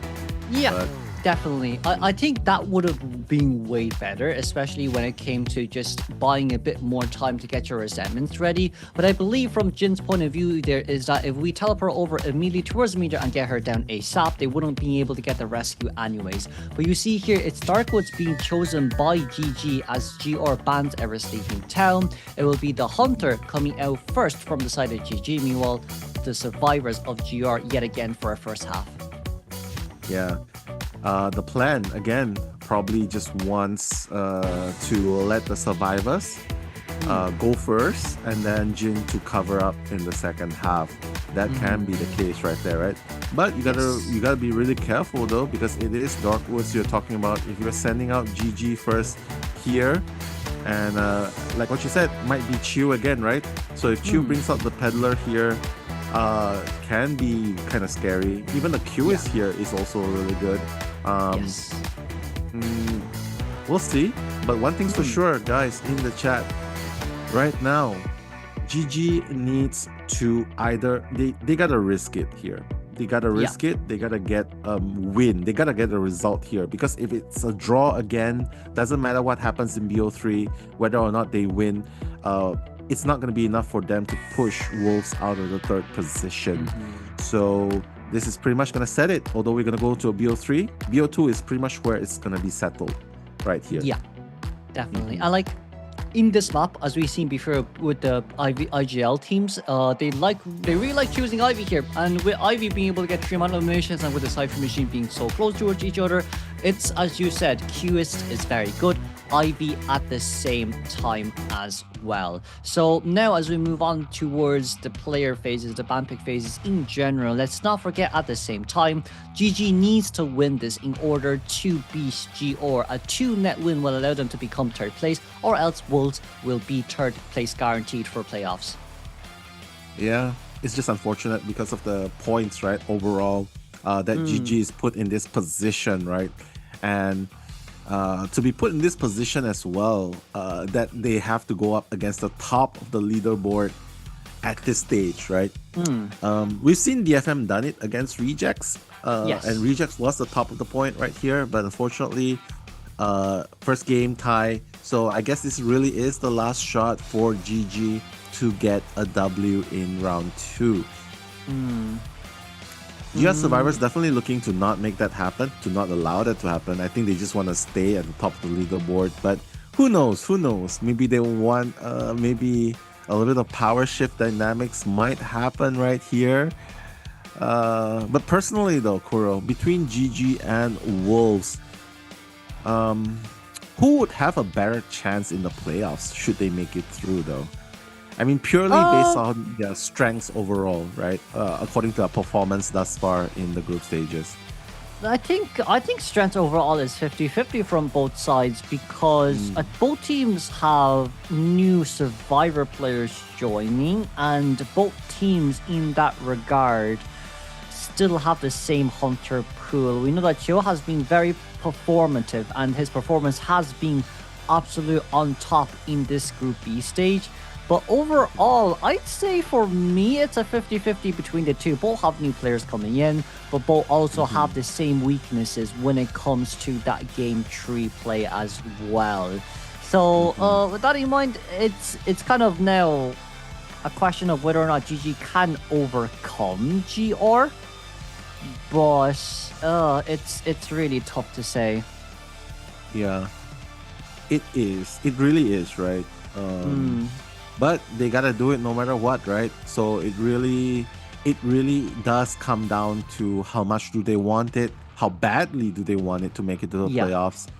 And I believe every team wants it that much. So the difference is you gotta overcome this obstacle in front of you. Chew has already done a draw in GR's map selection. So in GG's map selection, hopefully Darkwoods can be that anomaly, can be that joker card, so to speak, right? For them to maybe pull one surprise pick over GR, catch them off guard. Although I feel like GR is kind of stable when it comes to their survivors here. It's really tough, but I think we'll have to see in the ban pick phase here, right? It's GG's map selection of Game 2 first half in Darkwoods. For Cho, we're banning a Seared Lantern as first 2 selections, as we really want to play Ivy here. But from the regards of GR, it has to be Goldman here in towards the player bans, no matter what. Yeah. Ivy can be a choice. QS can be a choice. X-Boy can also... Handler can be a choice. Anything can be a choice, right? It's just a matter of how are you going to catch the survivors off guard. So I think the strategy right here, the very basic thing that they can do right here is just to draft a balanced not necessarily biased towards cipher decoding or harass or support. Just draft a very balanced lineup. You have a little bit of everything, and that should work. But wait, the cheerleader. So already the first unknown, the first picked right here, which is well, it's a support heavy lineup so far. Yeah. And we have seen as well Jiro choosing this cheerleader before up against AbyssⅨ. So here for AK, we're missing a harasser. You can't choose between Archer or Anti-Current here. And knowing that it should be AC playing that it should be AC playing Meteor, potentially either Zyro or ZETA playing cheerleader. However, locking in the prisoner in exchange to try counter the Ivy's map harassment, Cypher control, and Ostracon being deployed across the map. This isn't bad, but the only bad thing here is if Prisoner does end up being first chase, in which it is 99% possible. It's a tough call on the side of GR, but it seems like we're delegating ZETA to play Prisoner. And then you see here is alright, AK on the cheerleader instead, and then AC playing that Meteorologist. Yeah, we saw how much value Meteorologist had against Jin in the last game, right? Especially in during the late game. So I think a little bit of everything. They have the support that they need. Obviously, Luca right here, right, with the cipher decoding is going to sort of make Chiu probably question, hey, Ivy again? Can I even consider Ivy here? So it definitely makes Chiu guess a little bit here on what he wants to play here, right? But of course, if things goes according to plan, GR might be able to pull off this lineup and makes Chiu question the Ivy play. But there's still the QS that Chiu can play in this map. True. Although, I mean, just banning out the Lanternist is already good enough for Chiu. So it really is dependent on what he's comfortable playing. He's confident playing Wax Artist here? Wax Artist? It's an open area. Yeah, but it's a bit hard here to say because there's a lot of long walls around the play as well, right? And let's not forget, Cheerleader with Tide Turner can get 25 stacks instantly within that 20-second time of Tide Turner. So maybe for Chio's point of view, if Cheerleader is going to be supporting, we want to lock her away first to prevent the 25 stack for that additional borrowed time from the side of survivors to use. But even so, Wax Artist locking in a huge counter map like this, even though yes, the open areas are nice, it's just the long walls of Animal Shelter, 2-story watchtower, and the cages alongside with Treehouse being a huge hassle for this Wax Artist to deal with. Well, let's hope that GG knows what's up, right? Because Wax Artist right here. Ooh, this is gonna be an interesting match, guys. Who do you think's gonna take it away? The Red Love team or the Pink Love team right here? Well, the stage has been set, Kuro. Wax Artist to set the pace in round 2. And remember, yes, GG needs to get a win in order to stand a chance to qualify to the playoffs. We see here as well, right? It's going to be the Meteorologist most likely first chase, as she is at 2-story. It's going to be Flywheel Knee-Jerk Reflex Prisoner with Tide Turner on both Mercenary and Cheerleader, and then Knee-Jerk Reflex for our Meteorologist, as Chill will be bringing Instant Attention with Destructiveness alongside with Warp, as this will be Game 2 first half in Darkwoods between GG versus GR.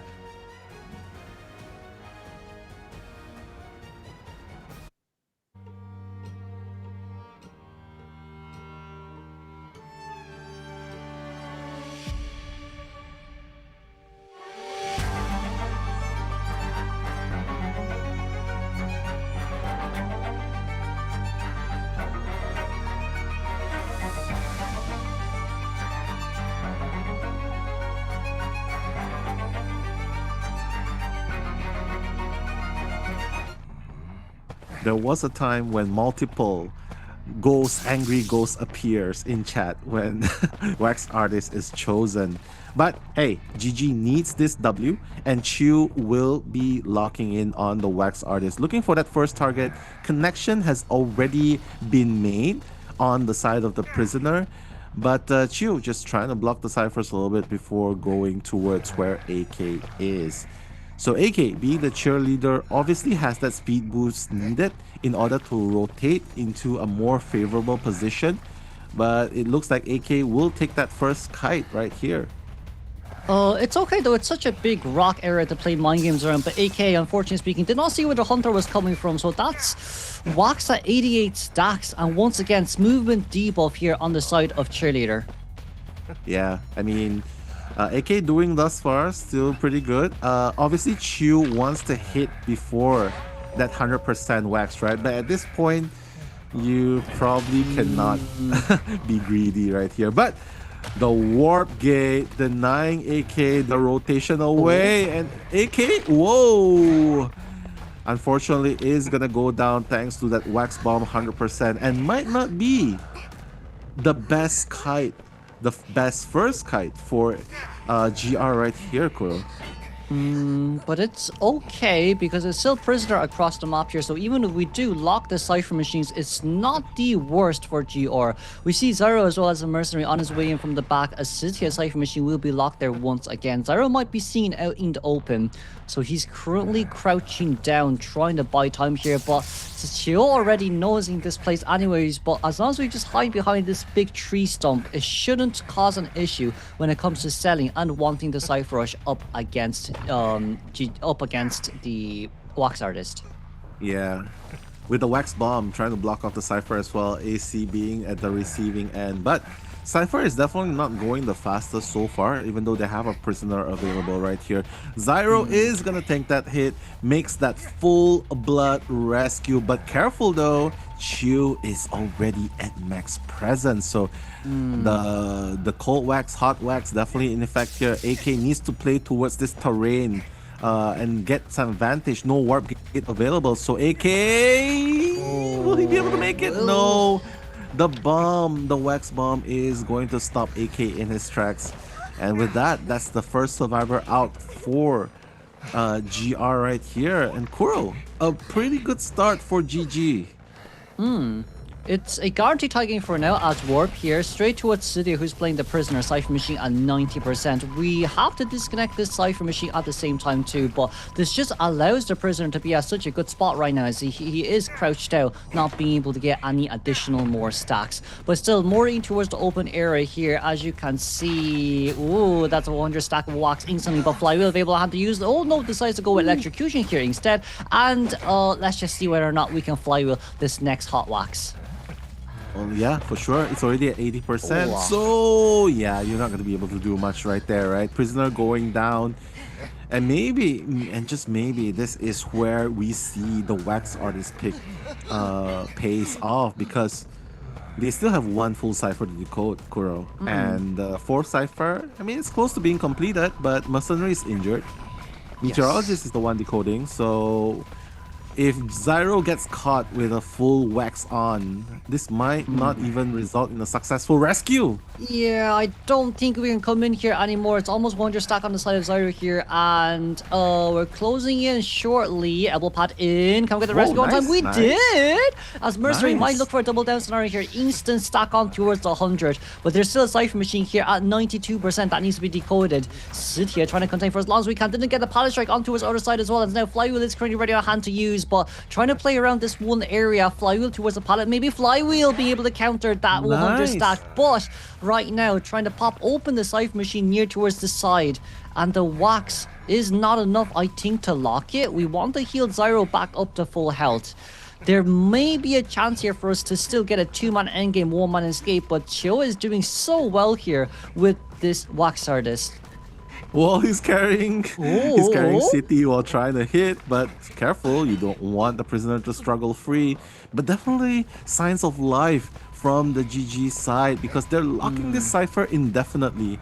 And I don't think there's any way you can kind of pop this cipher. AC though has full health, does not have tight turner though. So if he goes for the prisoner, rest assured Chew will probably be farming CD off right here. It's a really nice electrocution, but prisoner will get fireworks down. But if that's the case, Meteorologist should be able to pop open the Cypher machine on time, and then Mercenary on the other hand popping the same cipher too. So this at least guarantees a 2-man endgame, which isn't bad for Chill right now, formal eliminating might be a bit hard. We do have Warp Gate available to use at least to say if you want to aim for the 3-man elimination, but chasing up against Atsu right now, who still does have 1 cloud left on hand to use, and knowing that the dungeon is very far away, shouldn't cause too much of an issue here to guarantee that 3-man elimination, as AC already taking the swings.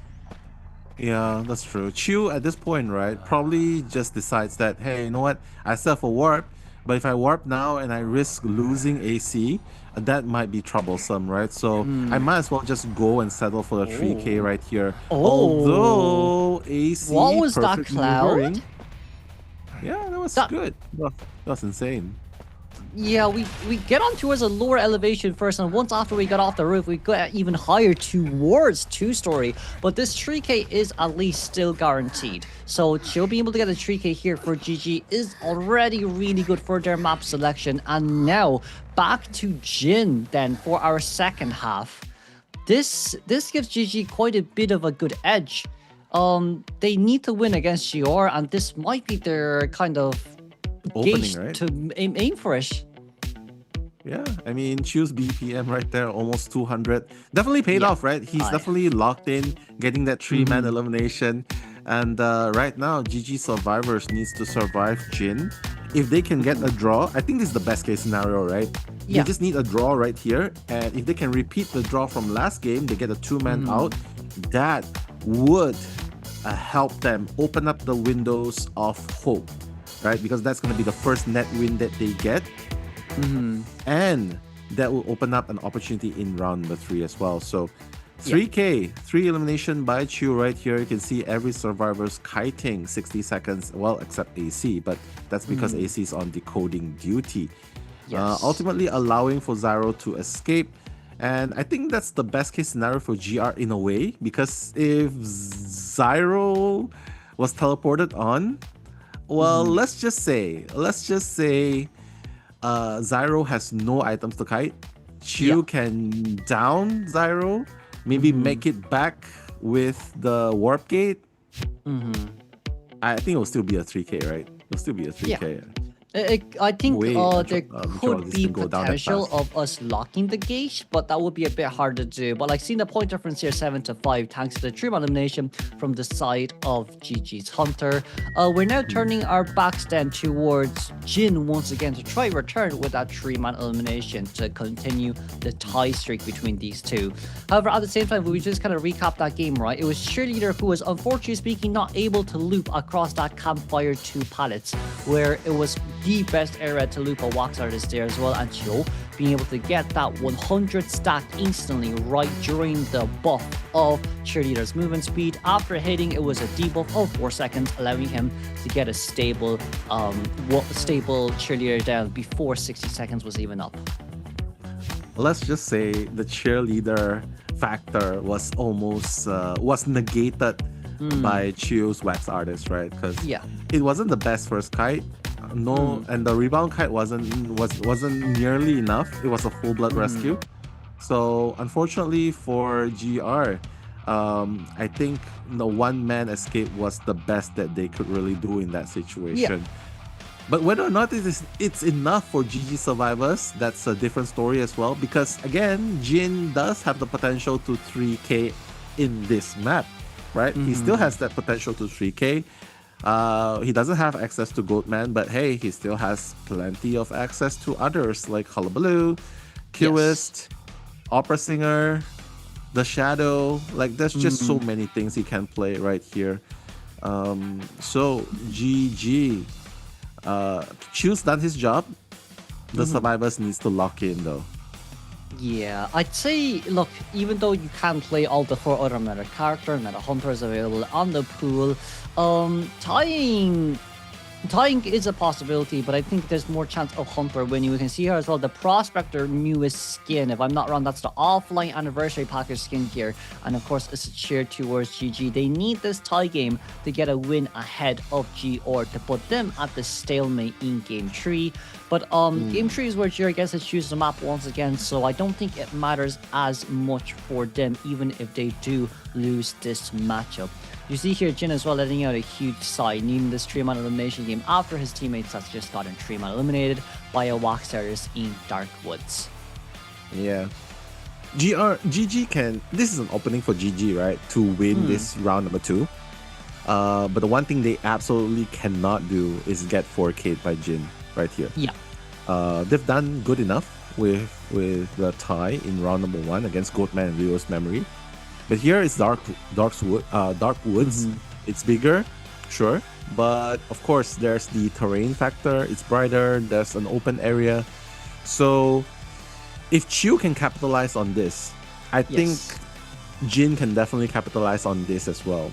So yeah, I mean, as long as GG doesn't make first kite is good, is strong enough, I think if that will be good enough for GG to get a draw against GR. But if Jin gets a fast down, gets a really good first chase, I think. Well, you saw what happened, right? Even the prisoner factor wasn't fast enough for them to sort of decode towards the late game. And we saw there as well, like with the previous game, it was Zaro who was caught off guard, where we landed additional 60 stack of Wax, knowing that it was Insolence Detention. Wax artist, we didn't want to go in for the rescue too early because we don't want to open Hot Wax that early on for him, but it could have ended up really badly if it ended up as a double down, you know, being able to take the hit and then Insolent Wax again towards 100 stacks to get Mercenary double down while Warp was ready on hand to use up against Cheerleader.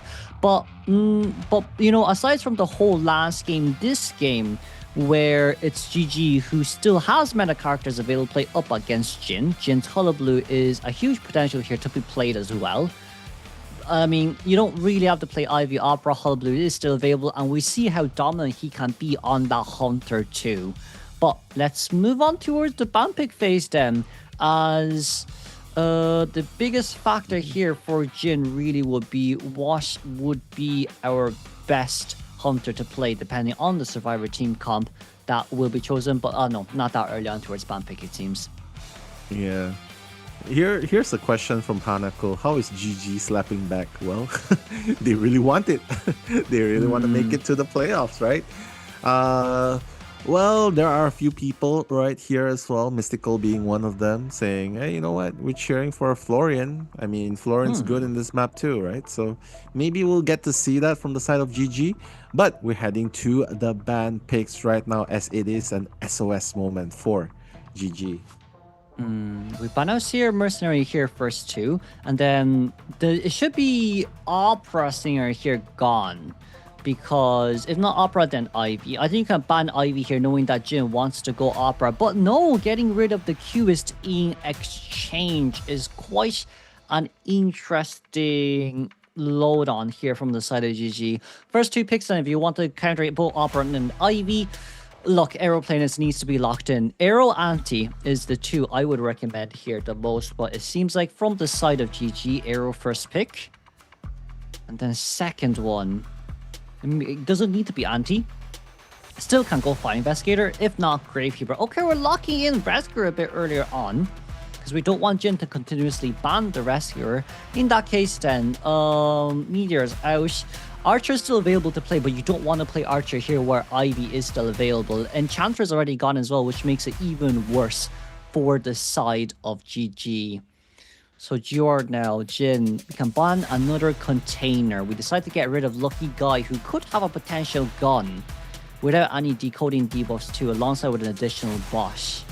And now for GG, it's Embalmer to try guarantee the tie. I wonder if Jin wants to ban out potentially speaking Mechanic here for the double decoding speed. Or maybe should we go for a solid container? Jin. That's the Fire Investigator gun. Okay, so it seems like Jin wants to play Ivy. To me, this does seem more like Ivy, but Ivy can't really be played into this team comp unless you chase after Gravekeeper or the Archer first, as it's going to be locked in by Kutao. So right now, all we have to see here is survivors. Let's see who locks in what. It will be Archer by 18 on the aeroplanist, alongside with PBSha playing Embalmer. And then last but not least, Kutao on that Gravekeeper. With this lock-in then, it's tough. It is really, really, really tough for Jin to look for a 3-man elimination. Tai is definitely very doable. But 3-man elimination here, best case scenario would be Hullabaloo for me, because QS is now gone. But if not, it should be Opera Singer. Opera Singer up against the other 3 aeroplanists, Embalmer, and the Gravekeeper should be a-okay. But having a look here from Jin's point of view, our Hunter pick is yet to be determined. I mean, the victory condition is kind of getting a draw, right? So if you want to get a draw, Ivy into this composition might not be the best, I think. Because it's not aggressive enough, right? But it does counter the Archer. So at the end of the day, after weighing all options, the pros and cons, I think Jin is just confident. You know what? Like, okay, Archer is going to be a non-factor either way. So might as well just go with something that's really strong and control Cypher at the same time here with the Ostrakon. So, well, decision has been made. Jin is already locking into Ivy. And with this lineup though, I mean, what do you think are the chances of GG getting a draw right here? Because what would need to happen for them in order to get that draw for them to win this game? I think as long as everyone has borrowed time, this should be a-okay. The decoding speed is relatively fast. It's really just with the map control throughout the mid to end game that is the scariest part. We see as well, it's going to be Embalmer spawning by Animal Cage with middle for our Gravekeeper and then the Archer at Animal Shelter. We're going to delegate the Embalmer towards middle here instead, as we want him to be the guaranteed first chase. Aeroplanes would just be at Treehouse regardless of soul. And with this currently locked in by the survivors, Jin will be spawning just at 2-story mansion as the first chase is Archer. Yeah, Archer's gonna have a really hard time, right? Because you can't look towards Ivy, and if you don't look at Ivy, well, you can't shoot her. So that's gonna be a problem. Of course, there's also the option of setting up Ostrakons onto where the Embalmer is as well. You know, just to make sure that you multitask good enough. You don't just chase, but you also set up perimeters. That will be important. But hey, the stage has been set. Both coaches are ready to head backstage as we head, starting with the Persona webs. It's going to be double Titan Aeroplanist Gravekeeper with Flywheel Ninja Reflex Archer with Ninja Reflex Embalmer, as we're able to see Jin with Instant Attention, Hunt, and Berserker Wish Blink. It's going to be GR versus GG here, as currently GG is 3 points to 1, as Jin needs to return this 3-man elimination, as we now move on towards the game.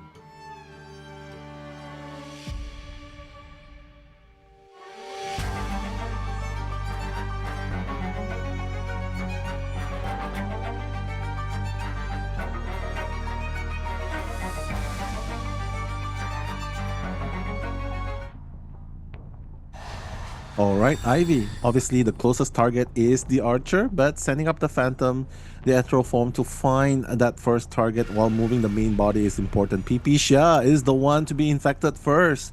Already has an Ostrakon near where PBS:ha is, but of course, Kutao also is going to be harassed a little bit out, but Bai ultimately might be that first choice. Jin cutting Bai off from the sides, closing in. It's still a possibility that Bai can get Revelation with Phantom Body, but he was looking back a little bit just to double check Jin's location. So right now at 60 stacks, Phantom Revelation is currently ready on the hands of very beautiful Revelation stack there for the Corruption, as a hit comes through with a 50 stack of Laceration from our crossbow. But in that case, then we can just stand still and get another leech on and start map controlling throughout the game. As Blink, we can just blink it down whenever we steam like it. Yeah, Bai's trying to buy distance, right? But Unfortunately, look, this is just a matter of like, wait a minute, what's going on? But now getting rid of that position is really important. Oh, missing the arrow as well. So right now, by one blink is gonna settle it. He's like, yeah, I don't want that swing to be a factor. And yes, I would say this is quite a close down, like close in terms of timing up against GR survivors in the first half. Not only that as well, close in terms of distance as well, as we have seen 3 Cypher machines instantly here being disrupted by 1 leech. Of course, Aiding is going to be on his way here to rescue as the first rescuer of GG playing that Aeroplanist. But even so, double Ostracon here currently stacked on the side of Jin to use. It's going to be really tough here for Archer to even rebound Kai. But we got that no damage rescue, however, on time. It's just that I'm not too sure why we pressed the... Ooh, nice revelation. I'm just not too sure why we pressed the jetpacks, because we were already near the chair. Maybe that was a misclick. But Hover is also gone from the side of Arrow. Let's just keep that in mind. Yeah, using up quite a lot of resources, right? Sure, you are unscathed, right? But you gotta account for the late game, because that's where Ivy really is strong as well. Mid to late game as well. So Ivy right now putting Bai on the chair for the second time, looking for that next target. Obviously wants to set up more Ostracons, right? Just because you want to give that pressure towards the survivor as well. You can see Ku Chao in the vicinity. He's not even gonna move towards his main body yet. He knows that Ku Chao wants to buy as much time as possible, right? But careful. Oh my god, 94% corruption, 96, 90. Oh, wow, that was so close. Yeah, could have gotten a double down hit there, but it seems like for now we're just waiting for our Parasitic Desire to be ready from the side of Phantom. Near 2-story area here is good. It's just that when you're double checking where this Archer is going towards and running back towards the same area, dropping down at the same time, Bai will drop down backwards there as we did see, but of course with 100 stacks of Revelation. Ooh, the flywheel, unfortunately speaking, there will not be enough, as we did manage to get the normal hit down there. 4 Cyphers done on the other hand, but Gravekeeper at half health. That is really nicely done by GG as well. I mean, the timing as well, right? Fortunately, they were able to get all the Cyphers up. And now with just one last Cypher remaining, yes, sure, Aeroplanist only has 1 jetpack. Is it 2? I can't really see, but yeah, 2 jetpacks remaining, no more elevation, and of course Gravekeeper resources as well. But now Jin teleporting to the next target, fails to get more corruption and needed 18 right here. The blink instantly onto 18. Yeah, unfortunately the jetpack also on cooldown, so that's gonna be the first hit. And honestly, they gotta be really careful though, because Kuro, late game, there's still the coffin factor that he needs to watch out for. Yes, and we're leeching on towards Embalmer here first, as Gravekeeper is also very closely nearby at the same time, so they actually can't decode this Cypher machine as our Aeroplanist is running back towards that corner Cypher at Treehouse. Teleporting over now towards this one Cypher machine at Animal Shelter, being close towards the Embalmer as well. We're currently using 1 body to lock 2 Cyphers, alongside with putting the Phantom here to prevent Aeroplanist from touching that Cypher machine at the same time. Going off the arrow here will not be bad. The only issue really just comes with the fact that you're not able to do much more aside from putting your main body here and waiting until Blink is ready. Yeah, and that's going to be a long time before Blink is ready. 1.5 minutes right there, right? So, well, doesn't have trump card to work with anyway, so Blink's the only thing he has as a weapon. But everyone else is pretty much just trying to also decide the next course of action. Obviously, the kite happening needs to be strong as well, but at this point, right, do you think that they should go for the rescue, or are they just gonna have to push that Cypher? I mean, sorry, go for the heals, or just push for the Cypher? I don't think healing is possible, Nello. It's too hard here with the Cypher machines being so close nearby. Unless we can push everyone out at the same time, I don't think healing is a potential. We see as well, right, currently Ivy being upstairs, forcing Aeroplanist to run towards the back. Meanwhile, Phantom still looking at the 2 Cypher machines towards the back here. It's 45 seconds until Blink is ready, so it's a huge potential that we're going to try Blink hit someone down at half health, and then go for the same play that we've done before. But looking for Embalmer, 99 stacks, a little bit unfortunate, couldn't look for more. As then, yet again, Embalmer might not be able to make it towards... Oh, can we make it to the pallet? We did! I was able to drop down the pallet without suffering any damage. What a stroke of luck for PPCR, right? 1% corruption away. And this is the definition of kiting without looking back. Because he's definitely... Oh my god, he's finally looked... wait, was that a spray? He just no, looked back, right? he forced himself to look back. But the Crows here knows where the survivors are. So 62% self-heal rate right now from both sides. We're just going to leech and instant teleport over. No, not just yet, as Aeroplane has utilized that jetpack to get away. Corruption Transformance is still on 3-second cooldown, so that's really good from the side of our Hunter. And now Jin will be able to get Embalmer down on time. However, from the survivor side, they're at least able to get one of the members back to full health. Yeah, at this point, right, PPCR really needs to just... Hey, wait.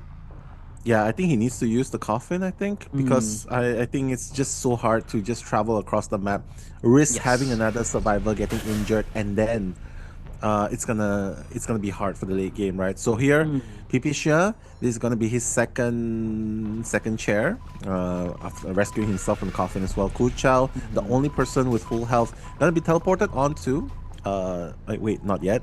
But now Jin, realizing the threat that they have with the ciphers, decides that, you know what, I think the point right now is dwindle their resources, go back and forth, and make sure that you injure every one of them. Kuchao being the only healthy one left. You see as well Embalmer forcing that cipher machine to be open at the same time as main body goes back towards animal shelter. Our Aeroplanist also at the same time is just trying to maintain safe distance away, as we got 94 stacks on towards the Embalmer here, not being able to actually get behind the pallet. Gravekeeper Cipher Machine is currently primed, which is at least somewhat of a good news, but someone's gonna have to prime either one of the Cipher Machine towards this treehouse or towards animal shelter, as we're bringing Embalmer closely towards the gate, wanting to make sure that we're as far away from the other gate to prevent them from opening it as early as possible. Yeah, Cypher's already primed, so right now they just gotta make sure that the rescue happens. PPCR is gonna go down. Well, good thing is everyone has borrowed time, so that's the wonder of bringing it right in this game especially. So 3-man, end game, and if GG plays this right, although they have there's no coffin factor, oh no, Kuchao went down really fast. It might not even be a draw at this point. And right now, with Embalmer not being able to make it towards the other side of the map just yet, we see both of the survivors here, PPCR, running towards this side to prevent the Hunter from teleporting over. But not to forget, Blink is still ready on the hands to use. Embalmer doesn't really matter as much what we do. As long as we can get the latch on towards 18, we can always teleport back on time, with Aeroplanist not having any additional item except for a coffin there on his hands to use. The leech on towards coffin should be early on, as Stack didn't come true from Revelation, unfortunately speaking, but look, it's fine. We have Blink ready, available to use. Blink it down as 3 seconds until we can teleport back straight towards where this Gravekeeper is. And Embalmer now currently being very closely nearby, while yes, 18 can go back towards the treehouse, as Embalmer is now on the other side. Let's not forget, once again, ladies and gentlemen, Embalmer needs to get rid of this Ostracon in order to even open that exit gate.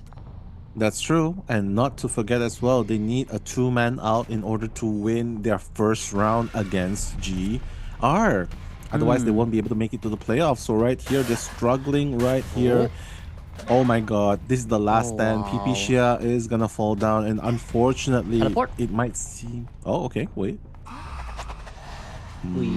I think we can find 18 here.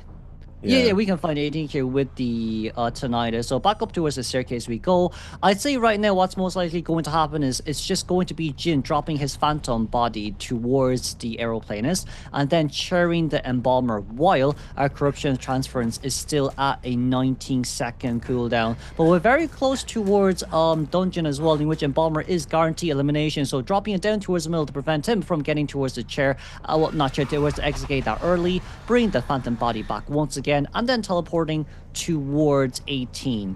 Just so we want to wait until Blink is ready, and then, once again, ladies and gentlemen, guarantee this 4-man elimination game.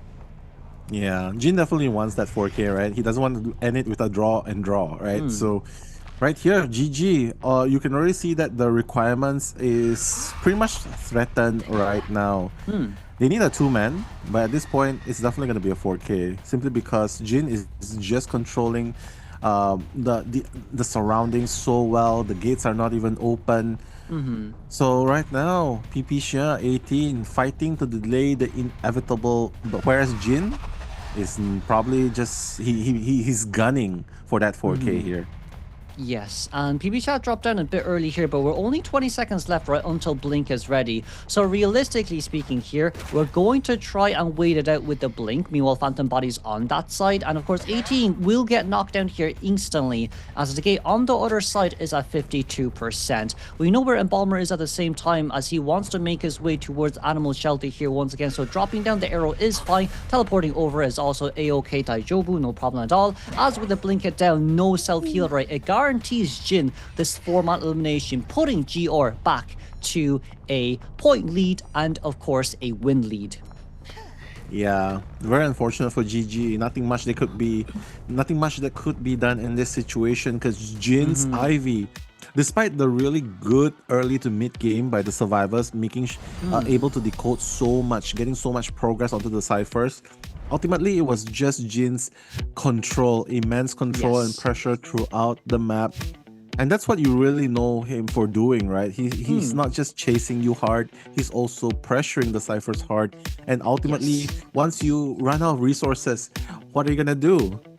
Right? You can't really kite, you can't really rescue, you can't really heal. And unfortunately, that's gonna be a 4K in favor of GR. So I think Wolves is definitely at the back. Like, the Wolves are watching, they're probably thinking, oh my god, well, we're safe. We're safe for now. For now, because there is still game 2, Nello. Let's not forget there is still not game 2, game 3, and we could still go overtime. So possibilities are still on table right now for us. But here are the match stats. All right. As you can see, everyone kited more than 100 seconds except for Ku Chao. Well, he did do 2 rescues, right? But they were really fighting to gun for it, right? And yes, there is still game 3, but again, like, you don't have 2 net wins. It's pretty much out of reach at this point, right? I may have accidentally lied to you, Nello, because I was just double checking the wins there, right? Because GG Wolves and X Team is 1 win, right? Yeah. So as long as GG just beats GR, GG will have 2 wins compared to Wolves and X Team. So they only need to win. They don't need that 2-0 sweep. They only just need to win. So game 3, they have to get a point lead and the win. Yes. Yeah, so I may have accidentally lied to you. Don't mind the little missing formation there, but for GG right now, they do still have 1 win, so it's okay. It's not like they're on 0 wins there, as they did eliminate Wolves. Well, did they eliminate Wolves? GG, yes, GG won against Wolves, and then Wolves won against X Team, and then X Team won against GG. So that's just a loop there from our side. Yeah, but still, even if you put it that way, right? A 7-2 score might be really hard to come back from in round number 3, because you kind of need to have one faction get at least a 3-1 score, and the other faction needs to play flawlessly. Yes. Right? So, well, I guess we'll have to find out after the highlights. Don't go anywhere. 狗龙只能说狗龙了，抢不了，他都抢不了。有狗，谈话对狗 OK， 没救人，我再倒地上不了，就倒第2次还能走1个呢。好，不要走，我只能说，他这个白菜没好，然后有球和6可以溜啊，小白允许溜的，这波是允许溜的好吗？有飞轮吗？好了，我看到了，我给到了。 我刚起来不要，我刚上来不要，反了，我要死的。站过来，我没走掉，没走掉。留着，我就我站中间，我站中间，我站中间，全部留着，全部留着，全部留着。我站中间，我打开就行，打开就行。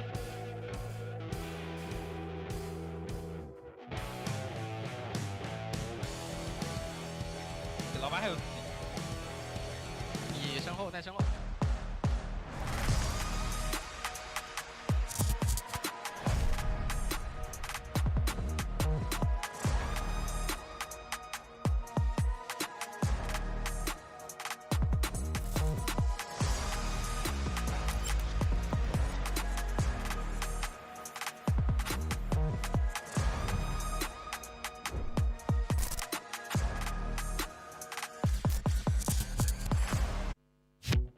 And we're back, ladies and gentlemen. We just finished off game 2 where it was 6-3. So it was a 3-man elimination by GG and then a 4-man elimination by GR. Now we move on towards game 3 where GR decided to choose Chinatown for their map selection as GG bans out Arms Factory.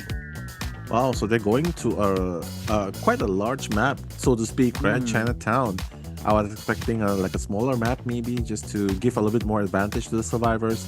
But it really is about giving the hunters more power, right? Because as you witnessed just now in round number 2, in the map selection, that was a 2-2, Dark Woods, GR starting with a 2-2. Sorry, GG starting with a 2, right? GR starting with a 2-2. Surviving against a Chew, and then Jin going for the kill with a 4K. So I think no point giving survivors more chances, right? I think just make it the battle of the hunters here. And I think they're just bagging. I think they're just counting on Jin in order to make it. I mean, like, look, they're sending him. Wait. So they want to face Jin first. Yes, they want to face Jin first here, surprisingly. So I guess from the side of survivors, it's potentially speaking, they want to tank the pressure for Sam in game 3 and just to give Sam a bit of an easier time. Now the map is still pretty big, but let's not forget as well, right? Jin does not have his Goldman alongside with Ivy out. So now you can actually ban the Hullabaloo and Opera Stinger on this map, in which it forces Jin to play either his Bonbon or Dash Peddler. I would say Peddler is nice to play, but Bonbon is also scary to play against, right? Yeah. So I guess maybe that's why they decided to send the survivors first, because hey, I think they're just it sets wanting a tone, to give, I guess, for the hunter. Yeah, they want to give their hunters more leeway, right? Like, you know what? You're stressful enough. It's fine. I think let's just start with the survivors, trying to get one escape, and hopefully you'll be able to pull it off. Because don't forget, guys, if they want to win, they not only need to win round wins, they also need to win by points as well. And the points is 7-2. The only way they can win is if they get an 8-1 or a 7-2, and then we go to overtime. So 7-2 is a whole possibility. I think 6-2 works as well. So if GG gets 6 and GR gets 2, I do think they lead by points in that case. But sure, look, we'll see. We'll know more of that after the. Would it be 7-2? Because I'm just thinking, right? Because it was 6-3 for GR. If in this game we're 6-2. That means it is 8-9. GG has 1 point ahead of GR. So I think 3-man escape, 3-man elimination is also doable here for game 3. But it is still a high task.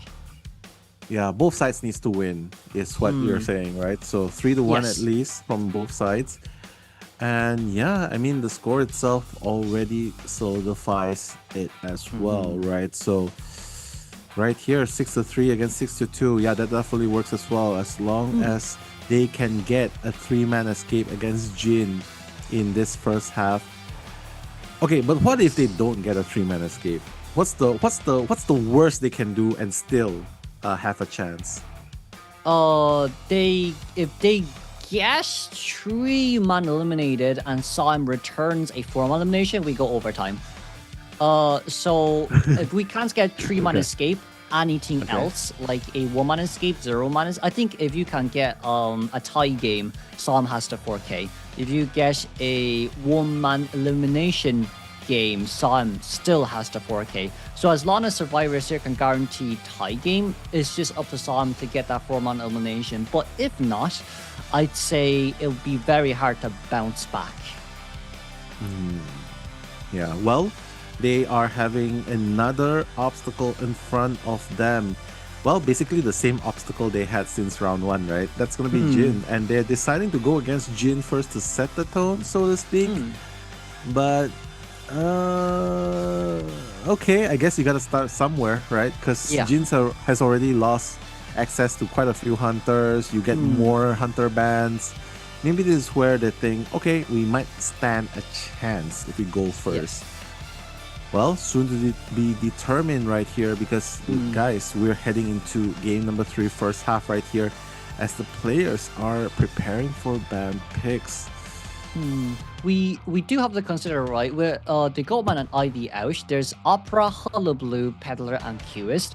You could ban out Opera, Stinger, and Hullabaloo, which is his win characters, and then go after to see which one you want to counter between the Qist and the Peddler. We've seen how well Peddler did perform in the later rounds, especially during that WBG versus RC match, but since this is still a slightly bigger map, it's harder for her to map control and harder for her to catch up with the moving terrains. But right now we're going to go on straight towards the ban pick phase, as first 2 bans by Jin could be Seer alongside with either Doctor or Anti, as it is his preferred first 2 bans. Oh. Well, he's going to ban Escapologist instead, so probably does not care so much about the Doctor, because Escapologist is really good here as well, right? You sort of put your teammates into a more favorable chair. A little bit of research being done here. The smoke screen can also help your teammates or yourself to kite as well, and to buy more time and stuff like that. But this does open up an opportunity for GG to pick up Doctor if they want to. But the 2 bans is going to be Marcus and Sangria. I'm surprised we didn't ban out Hullabaloo, because Jin banned out Escapologist in order for him to have an easier time to play Hullabaloo. Then in that case, we should lock in Archer here early on from the side of GG to at least put Jin in towards a very bad position in which he has to pivot to potentially speaking Peddler. As now we wait towards GG's first 2 selection on characters, there is Anti, there also is Fire Investigator available to play on this map. They don't have Embalmer anymore, even if they want to guarantee the tie game, as it seems like Priestess first lock-in alongside with the forward. Wow, so they have a plan, and the plan is Fiona, the cockroach, the connector. We've seen Priestess on this map, right, being stationed in the middle, providing that portal support, and definitely did help a lot, especially in terms of helping survivors rotate into a more favorable position. And even the double portal trick as well, to just send the hunter somewhere else outside, right? Yeah. So maybe that's the plan. It could be. We banned out Mechanic here in order for Fire Investigator to come out. The only bad thing about this team comp now is it's quite a slow decoding team comp. So we're still missing a decoder, to say the least, or at least a supporter. Lucky Guy here being banned out is a very good choice made by Jin, as there is no additional doll on the side of GG to use. Therefore, for our potential last final pick, let's not forget, you cannot go way too overboard with harassing, as I decided, okay, we're going to delegate Fire Lady to be the main decoder of this game. Yeah, a little bit of something again, right, in this map, considering they've already lost access to a lot of characters, even Embalmer, right? So not able to capitalize on the Embalmer pick in the previous round really hurts, because now you can't use it, so you're kind of on your own at this point. But hopefully with this connection made by the portal, and with the forward harassing as well, hopefully that's going to matter, and Pharaoh Lady being the decoder of the team can help out a little bit. The invisibility as well. I mean, we've seen Gwoker earlier on matchup number 1 did such an amazing job. So let's see, Jin right now, right here, has a few choices he can go for. But I really like this team comp because you have forward. Forward basically allows Fire Lady to buy time for her cloak cooldown to be ready, especially with his, balloon harassment. And then Priestess allowing the heals to come in quite nicely on the forward after the harass, and of course on the Fire Investigator to allow him to utilize the portals and then throw down airbags early on to support this Fire Lady's containment. So overall, it's a really good all-rounder team. You Priestess who heals forward, who can buy time for cloak to be ready, to allow Fire Lady to have an easier time when it comes to containment as well. But let's not forget, Peddler with those vines can counter Fire Lady pretty well, alongside with the forward when it comes to utilizing that metal affinity and deploying down their erosion on the ground. But let's see here, Jin, what is their final hunter choice? Well, Hullabaloo. I mean, you already pointed it out, right? He bans Aphron, he wants Hullabaloo, and apparently, I mean, Peddler's good, but I guess trust in Jin's Hullabaloo right here. I think it's more comfortable playing that here right now. And yeah, I mean, he did have a pretty good game with Hullabaloo, and his most recent one was a 4K, so yes, why not? Why not? The only kind of issue here then for Hullabaloo is that forward. Forward has to be near Hullabaloo 24/7 to prevent him to get that pickup on the survivor. Jin here most likely has to bring Mischievous, but even with Mischievous after the fast balloon pickup and the survivor is being dropped down, you're still needing to land those triplet stacks of bombs. So I'd say it does suit the survivors more now with this forward available to play. But forwarding middle, Lantern Gauge for our Fly Investigator, Restaurant for that Our Lady, alongside with Priestess spawning by Shopping Center East. Yeah, let's see if it pays off, and hopefully the forward will be able to make that count, make the stun rescues count, because, I mean, Jin, unless he decides to go for the forward first, but that would be really bad. Priestess really should be that first choice, right? Priestess. Yes. Pharaoh Lady. Wait. Priestess for sure, 100%. Priestess, yeah. Yeah, too annoying to allow to run around, right? But we'll be heading to the persona traits. It's going to be Flywheel Fire Investigator with Knee-Jerk Reflex Pharaoh Lady, Tide Turner on our forward, and of course Flywheel Knee-Jerk Reflex, no borrow time on Priestess. Jill will be bringing Instant Detention, Rage, alongside with Hunter's Instincts and Mischievous Addiction with Warp, as this will be Game 3 first half between GG versus GR.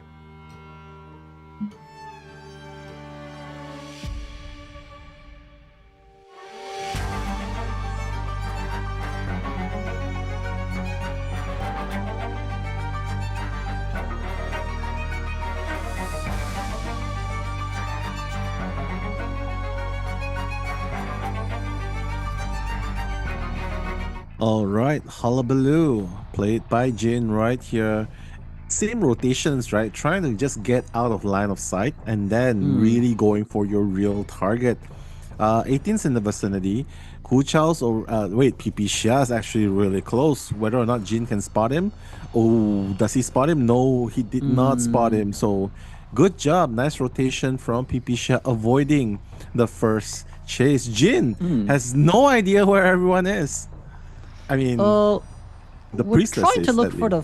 Yeah, we lost Priestess, but I do believe we're trying to look for the Pharaoh Lady. We see where the portal is there as well, but now I think it's an instant target change to fire. No, not just yet. Priestess currently back upstairs. Jin's early game is pretty bad here, but still, we do have Warp ready to go straight towards 18 right now if necessary.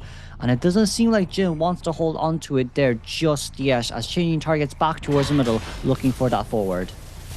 Yeah, well, Ku Chao's gonna be here, right? And well, he's just gonna pull distance, right? Just use the ball and just make sure that you get out of sight. But Ku Chao already using up more than half of his football right here. I'm not sure how long he can pull this off because he doesn't have a flywheel as well. So that's probably all of it. Oh wait, a Priestess support portal. Neat. It's okay. We did land that fireball snowball. Ooh, we'll just barely land on time to delegate that hit on towards forward. But now still having the portal nearby wouldn't really do much, as Trapeze is ready just to get ourselves out of the way. We didn't get that on towards the portal there, unfortunately speaking, as now changing targets directly to Priestess. Wow. Yeah, forward has no more threat, right? Coming to towards the back, right? And that's such an early hit onto PP Xia. So good job. What's going on? Oh, okay. Oh no, it's okay. We got the snowball landed on towards our Priestess, but it seems like we wanted to play Portal mind games a little bit with the Priestess at the same time. Encore will be enough to knock down the Priestess, as forward is now currently getting healed by the Pharaoh Lady. We do have basement nearby at least, and it's only 2 ciphers done here. Yeah. I think it paid off, right? Because you forced the forward to use up all of your football, and that's the threat that you're afraid of, right? Yes. And now with the Priestess going down, well, let's just say the basement rescue is gonna be really hard right here. Yeah. Ku Chao. Double stack. Mudball will land on time, but we can get another double stack here on time. Can we get a snowball here landed on time? We didn't, but that's okay. Forward goes down basement. Oh, we couldn't get the rescue on time. Oh no. As And that's Fire Investigator why- now towards the back, but even Fire Investigator can't get in with the cooldown on their double surprise. And of course, first hit, second hit, wants to get a rescue on towards that forward first to get Tightener for Priestess to allow her to get away.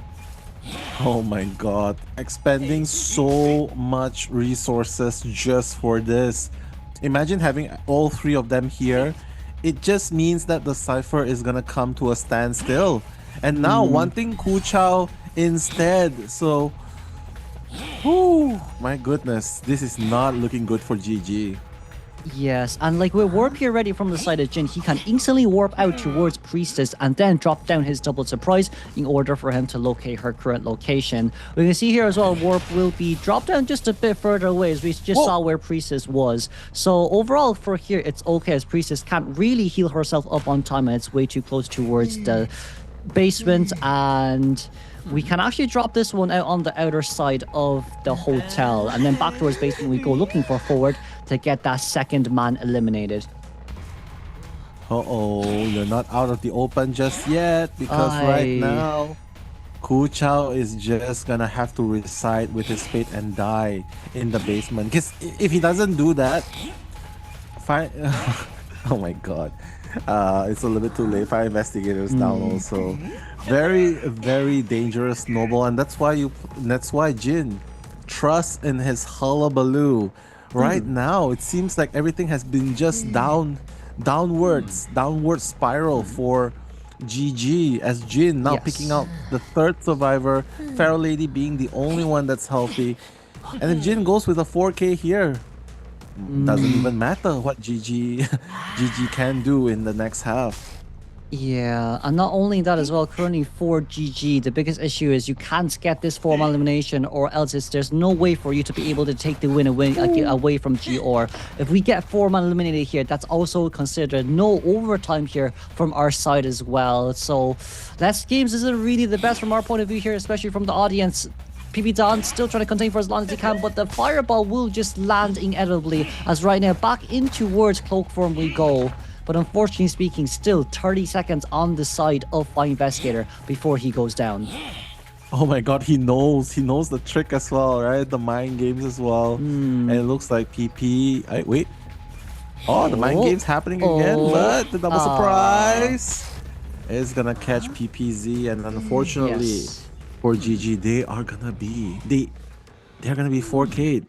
This is the absolute one thing that cannot happen. Yes. And with that, it is the win game secured by GR as they're currently 4 wins up. However, Storm still needs to come out during the second half as we need to see whether or not we can tie this round up in order for us to prevent more net wins, I guess, from being lost from the side of GG. Yeah, but absolutely insane how Jin played it, right? Because you're probably thinking, hey, you know what? I probably didn't want to end with a draw, but it's probably messed up with his stats a little bit. But ultimately he redeemed it with a back-to-back 4K, and right now it seems like GG's hope of making it to the playoffs might be. It's pretty much it's out of reach now, right? Because you cannot win anymore here. Yeah, even with a 5-0 point, even if GR gets 4K. It's still going to be a draw, and GR is still going to rack up that one net win. And like this game, what Jin has done so well is the forward chase after the warp usage, forcing forward to have no balls left on his arsenal to use, and then chasing after Priestess for the target change, and then getting her back in towards basement, knowing that she's dropped down so many portals for the forward to use. This is kind of where GG survivors made the biggest mistake. It's that GG's Priestess should have rotated out after knowing that forward has to contain in that area. Probably best case scenario there was to drop down a portal close towards the basement where you can, get away from hotel towards maybe the center where World Tree is, to allow at least the survivors to have an easier time when it comes to that rescue. Yeah, definitely a little bit of miscalculation there, right? Earlier on from the GG survivors, but I mean, at this point, like, you cannot really afford to be making mistakes. Don't forget, you're the one who sent out the survivors to go first against Jin. So what does that mean? That means that you're probably feeling that, okay, you're confident enough to send your survivors teams first, set the tone first, and unfortunately, once you get 4K, nothing much really. The hunter cannot cover you anymore. Yes. So yeah, so I just think it's just a little bit of miscalculation, but ultimately they played it well, but Jin just played it better. Yeah. Yeah. Definitely, because like it's with the target changes, it's with the also the resource here being expended on the side of forward first, so it's not easy even for forward to come in with the rescue.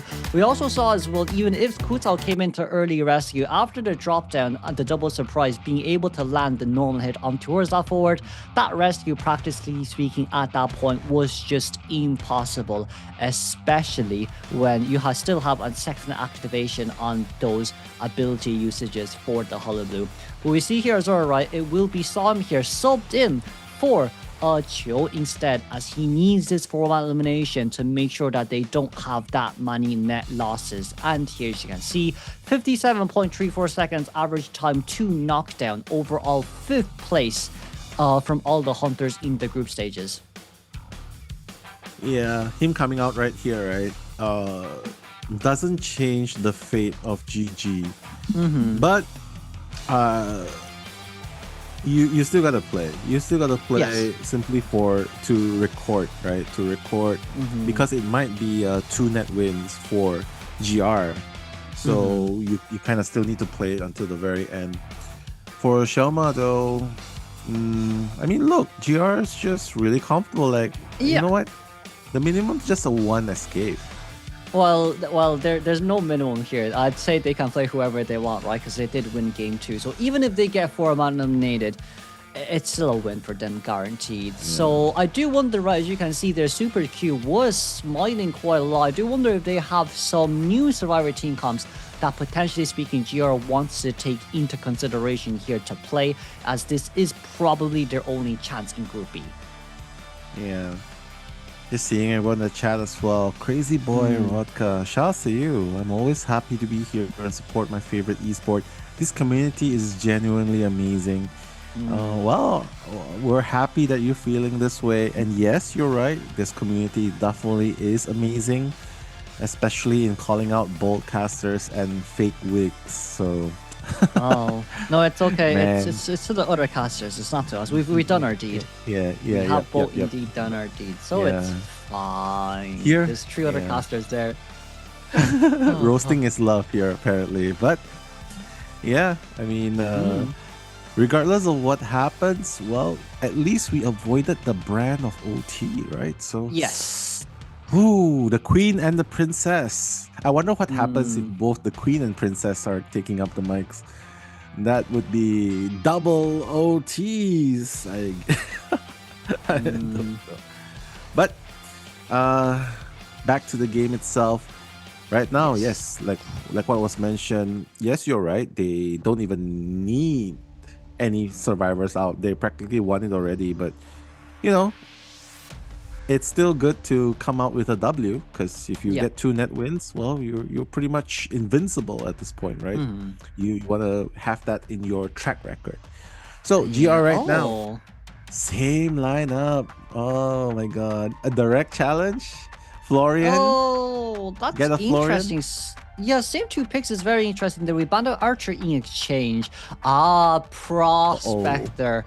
AK's Prospector, or this could be ZETA's Prospector, as AK can play it down with the forward as well. Double harassment team with Prospector, additional heal speed, with Priestess additional heal speed, just to stack it on, alongside with that Fire Investigator here being banned. Ooh, play something fun. Oh, they're gonna play full harass. Oh my god. Oh my god, guys.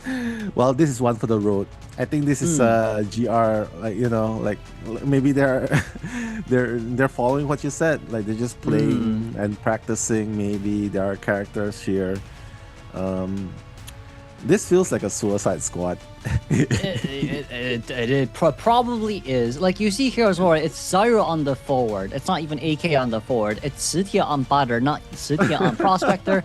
And then, well, I mean, to be fair, prospector given to AK is fine. We've seen him play that before, so we know how well he is. But for these two newbies on the hardest harassers, in my opinion, to play in from the harasser pool of survivors, it's going to be quite interesting to see how well they can harass and buy out this time to go up against Saw-M, knowing that he still has Bonbon available to play.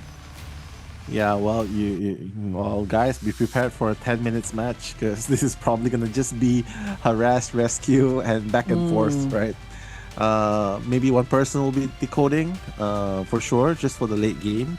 But we'll see. I mean, this doesn't necessarily equate suicide build, suicide lineup. I mean, they can still decode, but oh my god! Is this a good character against this lineup? Not really. You've Priestess who can utilize her portals to cancel the pessimistic snaps. You have the forward who can stun you during your wield the human form change to cancel the torn spikes. And then batter can also do the same thing here as well. So I'm actually not too sure. You see from your side, AK is smiling alongside your Super Q at the same time, knowing that Breaking Wheel has a really tough time up against his team comp. Well, probably gonna bring excitement, because there's a lot of excitement right here.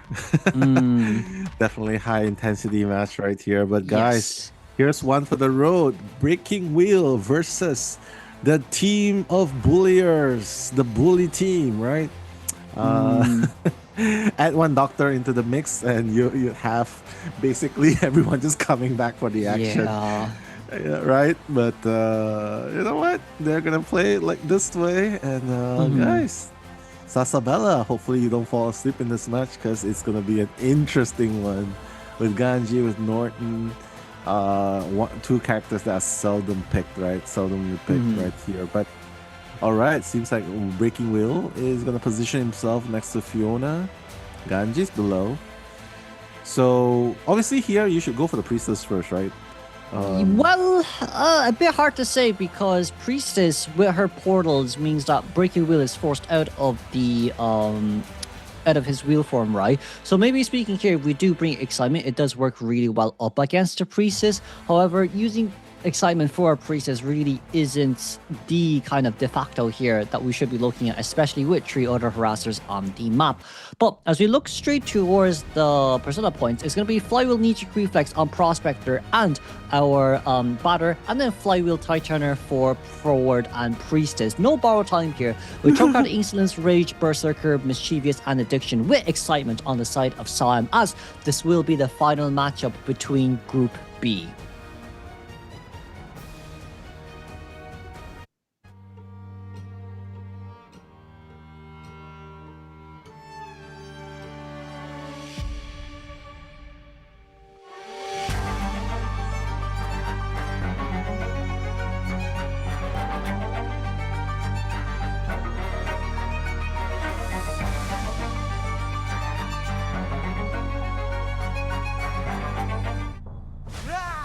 As you can see, no borrow time. They're just ready to be sent back to the manor.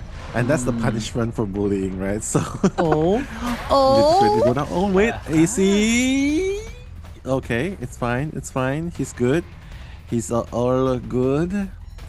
Obviously in a really not the best position to be in, but it's okay. It's okay.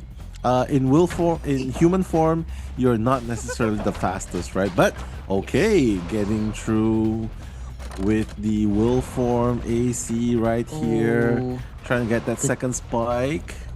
The chest blocked us there a little bit, but AC is doing a really good job with this tight containment, as you can see. I think this should be AK nearby, but double stacks there instantly as well with Blink ready on hand to use. That's a very nice vault over, as yes, Prospector is already coming in for the harass. Very nice stun there at the same time, but I think excitement might just have to be popped open early for us to get Priestess down. But in that case, ladies and gentlemen, Batter's on his way in. Prospector's still nearby trying to get the harass. That's a very nice drop down at the same time, but who cares? Hello, ZETA with that side angle batter strike, as now Priestess back on track with a portal ready on hand to use.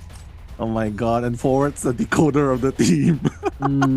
Imagine having the slowest decoder being the hope to decode.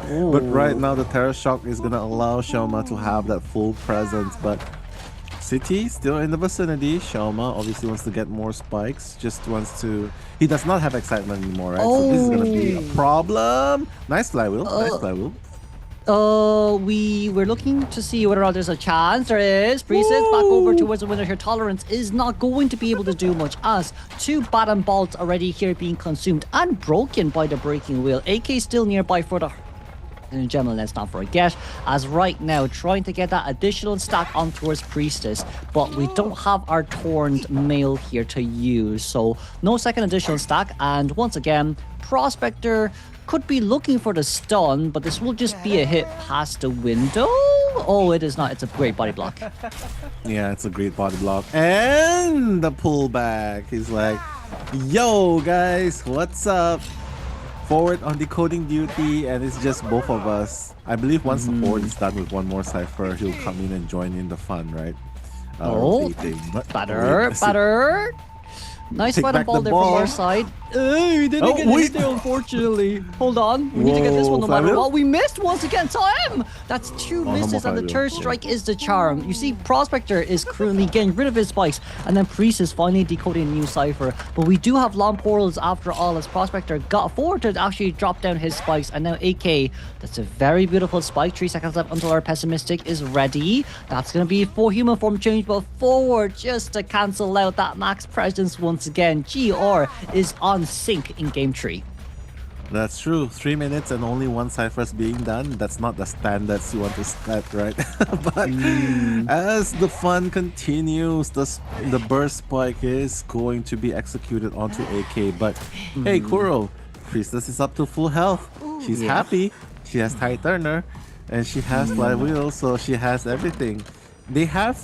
All of them have resources that can regenerate, except for the Forward and the batter. But right now, Zyro Flywheel is gonna take that hit. So good. Yeah. And I think we might change targets for Forward. No, we're not going straight back towards the Prospector here. No borrowed time. We also don't have Flywheel as well, so if we just wait around here for 15 seconds, it's a... Oh no, we don't even need to wait. It's a guaranteed down, but Batter coming in for the support as there's a long portal on the other side. Sit here. Nice Flywheel as we're down to our last bottom ball. Wow, if this happened to me in quick match or rank, I would be so devastated. Like, what exactly is going on right here? Oh no, everyone's down. Unfortunately, Zyro's the only one that has like a sliver of health. The Priestess is decoding. If they can get a one-man escape here through portal, I think that's the thing, right? Just use the dungeon to escape. But right now, Zyro is just 1 hit away. AC coming back in, being slowed down a little bit. Oh my god, carrying Batter, probably trying to hit. If AK goes out here, that would be so funny. Because he has 3 magnets to use. Ooh, scary. Can we get the rescue on time? The Showdown comes on time, however. Priestess does have a portal to use, and we're looking straight towards Prospector right now. Prospector getting us away from this area as soon as we can. But ladies and gentlemen, once Batter is rescued, we need to heal Batter ASAP and then get Priestess healed at the same time too. Flywheel is currently ready, but it will not come out here just yet as we're waiting for Sam to snap. He snaps with a Flywheel from AK, who's absolutely brilliant there. Once again, ladies and gentlemen, the pushback will not come through as excitement is there. 3 out of 3 magnets there, unfortunately speaking. Bush! This Batter is currently healing Priestess at the same time, and our last 2 ciphers are 50% plus. Yeah, very unfortunate because Xiaoma did have excitement, right? Ready to use in this kind of situation. But despite all of that, oh my goodness, they still managed to get all the way up until the last 2 ciphers, right? So absolutely insane. Obviously, Priestess right now with 1 snap, that's gonna be it. Oh my god. Came back in. Tried to do the trick.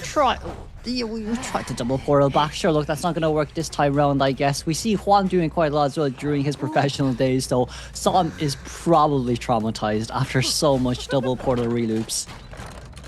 At this point, this really is just playing for the laughs. But mind you though, Kuro, the last Cypher is at 75%. The fourth one is already close to 100%. So they are still playing to get a one survivor out. Ooh, can we Okay. well, I guess the rescue is not happening anymore, but you see as well, Ford pulling his full ball just to get towards the last 75% Cypher machine. We just want to pop this one and see how endgame goes. And unfortunately speaking, we won't land that spike, even though it was beautifully placed. Flywheel, oh no, never mind. It's just going to be instant knockdown, and Ford is just by himself with a spike on hand. If that's the case, after cheering batter, we could just go for Ford and then snap him down. That is true. You can just go for it. He still has the spikes. But honestly, for what they are doing to Xiaoma right here, I feel like it's going to be a 4K ultimately. Cypher's going to be popped, but again, there's no borrowed time, so I'm not sure. Zyro here, still trying to buy some time, but the snap's is gonna help him. Yes. He's gonna. Yeah, I think he needs to flywheel the snap. It's hard, but no, unfortunately. Yeah, it's gonna be a 4K. I think that's karma, right? You know, like you bully Hunter, I feel like no one should stay alive. But yeah, well, to be fair, they did get the Cypher machine all done. I would probably just say if Batter could have hidden a little bit better, maybe there was a chance that we could have gotten the rescue there, right?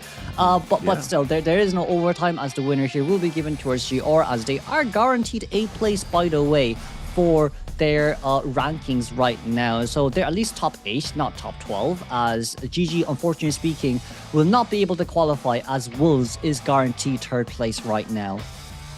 Yeah, that's very unfortunate for Team GG, but GR right now is just looking very strong. They're definitely in the position right now, and definitely deserving of being the top spot. You can see, like, no hard feelings, let's shake hands, you know. Yeah, it's okay. Do you like my stun? AK laughing. Do you like my stun? And Xiaoma just saying, did you like my excitement? So all's fair, right?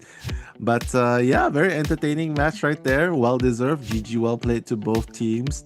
Having a little bit of fun there. So who's to say you can't have fun in an official tournament that pretty much decides your fate? Yeah. Yeah, but I would say for them, regardless of whether they won this or lost this, they were still guaranteed first, right? Because they won up against AbyssⅨ, and like AbyssⅨ is second, and they beat AbyssⅨ. So even with 3 wins on both GR and AbyssⅨ, GR is still guaranteed first place. But this one was really just a deciding factor between Wolves and GG. If GG have won this one, GG is guaranteed 3rd place. If not, then it would have been Wolves, which in this case now fully qualifies towards top 12. They are ranked 3 right now, if I'm not wrong, as we can see everything at the conclusion of the day. But once again, it is congratulations to GR, and I'm sure for Sam as well, playing his breaking will be able to get the formal elimination up against GR, which his own COA⅓ championship skin is the best he could have asked for. Yeah, for sure. I see some questions, right? ASK saying, why Xiaoma got a 4K? So ASD saying, why do we still need to play if it's a 4K doesn't even matter? Well, the answer is simple, because they still need to calculate the points, overall points. Yes. And not the points in the match, but the points overall in the group stage. So yes, that's why. Yeah, it's for the stats as well, right? But you see here with the match results, Game 1 was a tie game between the two. Game 2 was a 6-3 from elimination and from Jin, and then trim elimination from Chill. And then Game 3 was a tie game, both from elimination for both Hunters, as well as the final total points are in total is 15-12, a 3-point difference after that Game 2. Yeah. Well done, though. Well done. I think we already make a mark there, right? Like we already said, we already talked about it. Game 2 is where they gotta make things happen. Unfortunately, it was GR who made the things happen. So very close results, but almost means not. What's that phrase? Almost means never making. Yeah, okay, I'm gonna think about it. No, we'll know we'll know during playoffs, won't we? We will know during playoffs. But we're just gonna talk about that game too. I'd say it's very well done from the side of Son, in which we decided to go after Priestess first chase, if I'm not wrong. But it was just that instant target change on towards Prospector because he was the most annoying one. But we'll see that in the highlights as we'll be back for best deduction. 没搏命了呀，把明先去中了，放那刘老，我先中上，我先。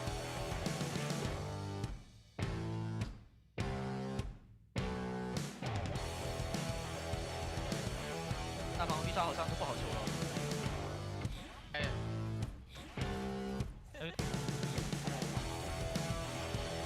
联系一下。出生，我起来告诉他。要个10秒，能打。臭个屁话！不可能。而且撞了。能导到2号吗？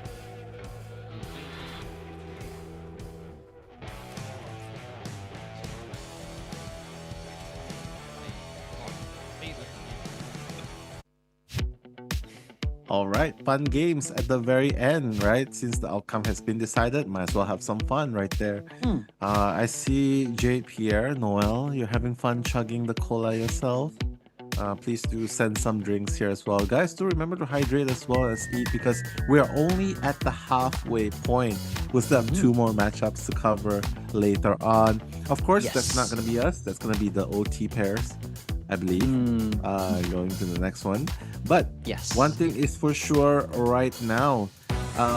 First place has been decided, Weibo Gaming. That was from the first matchup. And for the second one as well, it's just GR maintaining their first spot. And the news is Wolves will be the third place and GG will not be seeing the playoffs this year. So quite unfortunate for the GG fans out there. Yeah. And I would say, look, it is kind of, we can wipe the sweat now away from Wolves, in which, yes, they barely did qualify. In a rude way, they did barely qualify, right? Because like it was only 1 win for the last 3. So that tiebreaker round towards 3rd, 4th, and 5th place was something I believe for Wolves, a good wake-up call for them when now coming into the preparations of playoffs. They now have around 11 to 12 days to prepare before their first matchup in top 12, and seeing that they were originally speaking 2nd in IBL, coming into playoffs, not having a better showing compared to GR, I believe for them is like they do need a lot of preparations now and a lot of training to put them back on towards the spot they were before during their IVL finals. But still, we do wish the best for them, and once again, we want to thank GR once again for that very final last game. It was a very fun game, especially knowing Group B is such a tough matchup. Being able to see a fun last game is really rare in a grouping like that. That's true. You know what? You guys could probably send us some team jerseys. We'll wear them during your next match, hopefully. But yeah, so far very entertaining. Nothing short of this. Nothing short of entertainment, right? Nothing but entertainment throughout the day, and of course. Seeing a lot of thank yous in the chat. I guess they realized this is our final time casting for the group stages. Yes, it is. It's the final day after all. But we'll see you after the group stages in the playoffs. This year, Identity 5 has a lot of events prepared, and I'm glad that Asian Games, COA is not the end of it for this year. There's still the Asian Games, and well, look forward to it. I hope there will be news about whether or not there's going to be a live telecast of it. But yeah, hopefully there's going to be news soon. But one thing's for sure, do keep in the loop.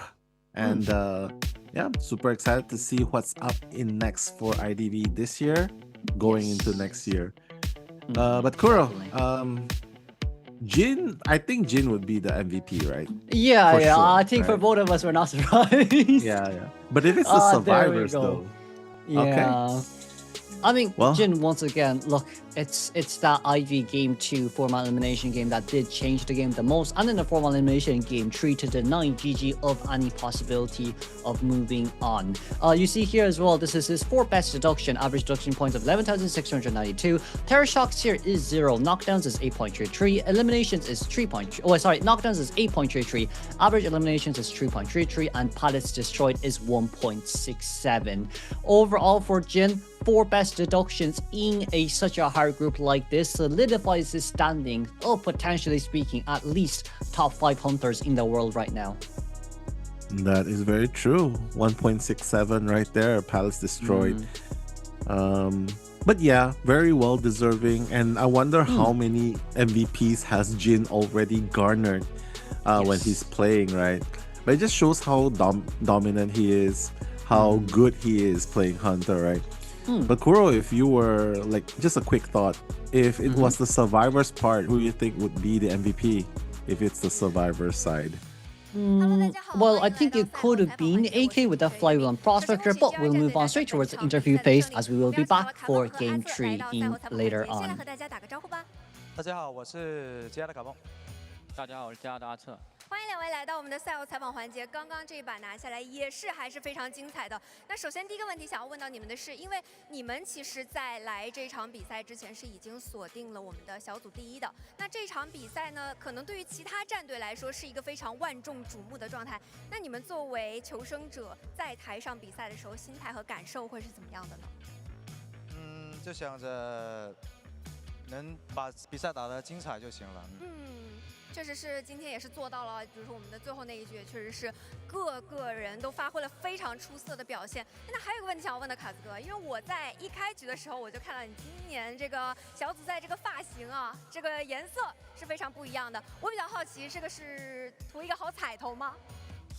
这个因为也是想着染个新发是嘛，但是就让那个发型师去自由发挥了啊。发挥出来这个还满意。挺满意的啊，见证了你非常棒的发挥。那首先第一个问题，我们来到了里奥的回忆这张地图啊，也想问一下，当时开局的时候有看到，其实中期咱们的那个大房救人其实有一波被拦截嘛，也比较好奇，当时我看到木偶很快就来了，这是提前有预备的吗？那一波因为是吞了一个搏命嘛，然后就想好2个人一起卡，那把就差不多打4台机，后面运营局了。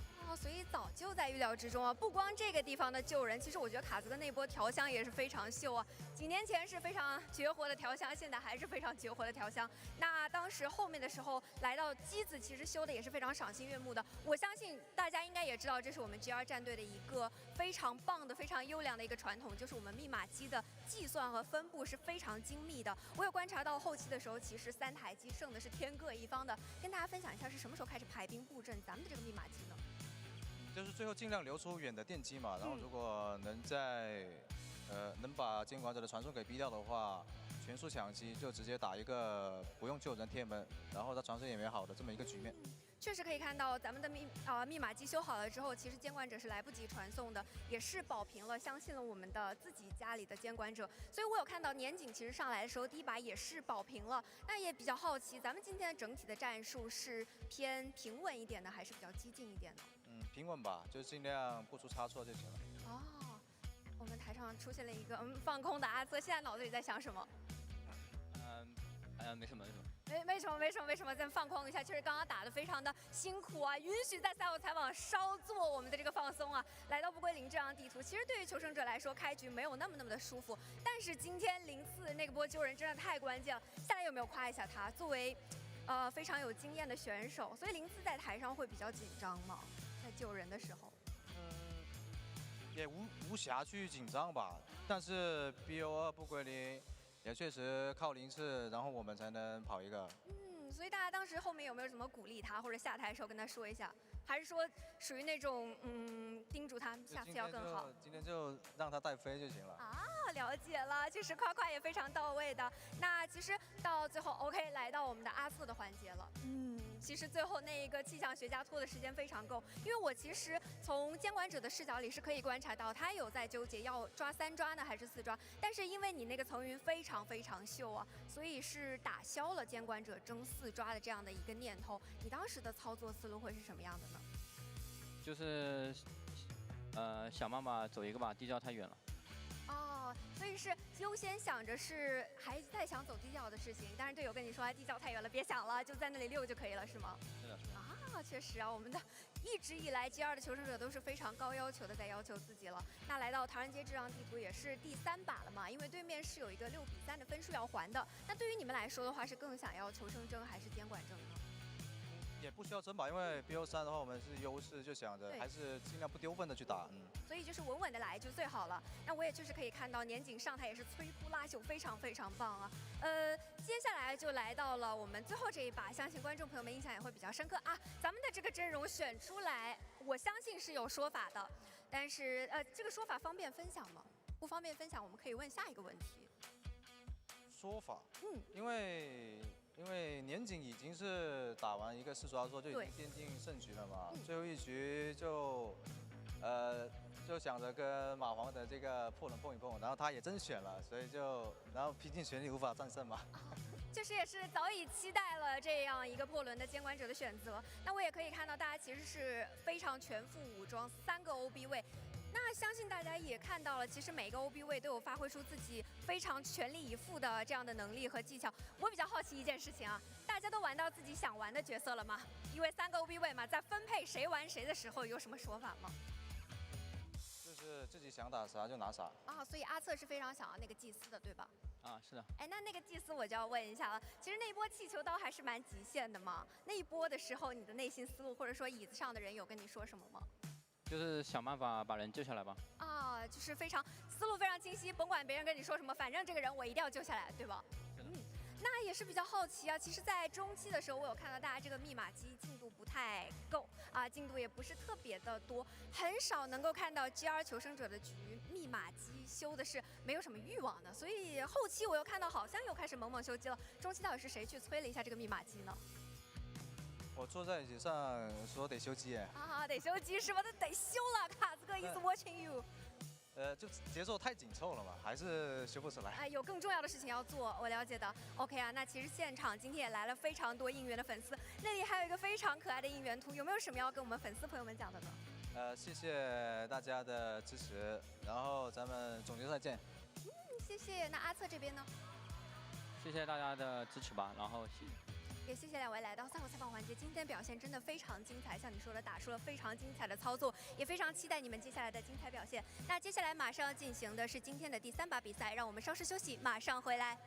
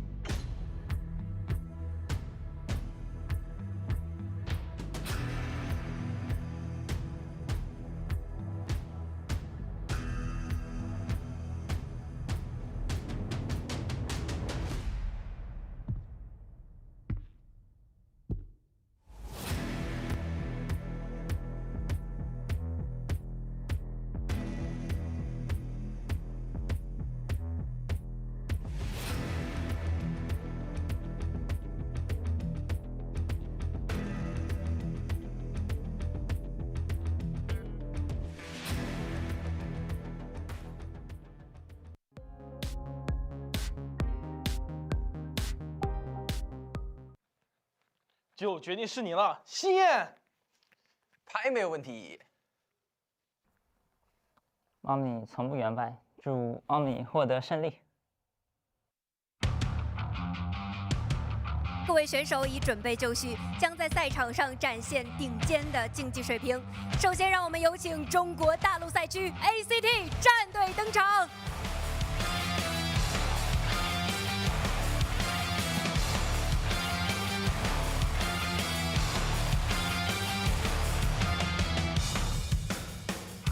欢迎易森、狗狗、11、星燕、小夜明、真真九、月。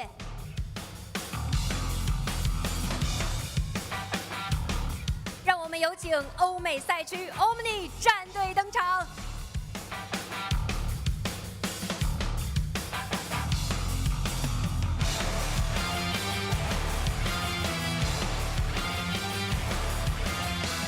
欢迎 Healer Boss、Problems、T-Stopper、Paper Moon、换。And we're back, folks, with more action here at the final day of the Call of the Abyss 9 group stage. Chocho and Potspice at your service for this intense match of ACT versus Omni. Chocho, how are we feeling about this matchup? I'm feeling that it's possibly going to be a BO3 for sure, because these two teams here, they are fighting out for that third place, which is the final spot for them, final chance for them to make it into playoffs here. We already have B4U representing the NAEU, but who's to say we can't have a 2 out of 2 NAEU representative for the playoffs here.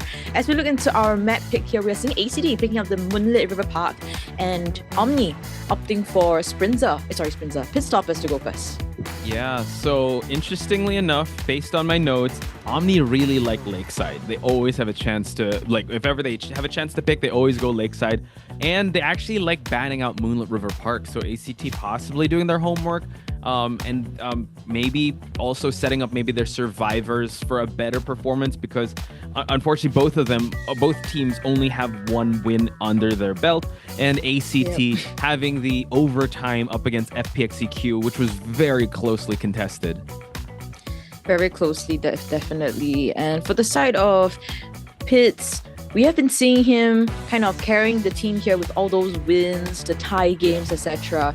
And for the Survivor side, we need to start to see them kind of snowball their way through this as well, pulling their way through. But we'll only be seeing that second half. But from the ACT side, I can't exactly say the same also for them, because although they are the professional Chinese mainland team here, which supposedly is supposed to have the edge in this matchup here, because of them, my apples have not been very happy here, and we haven't been seeing very consistent plays coming in from ACT as well. So hopefully this is the round that they can show their potential, but also from Omni.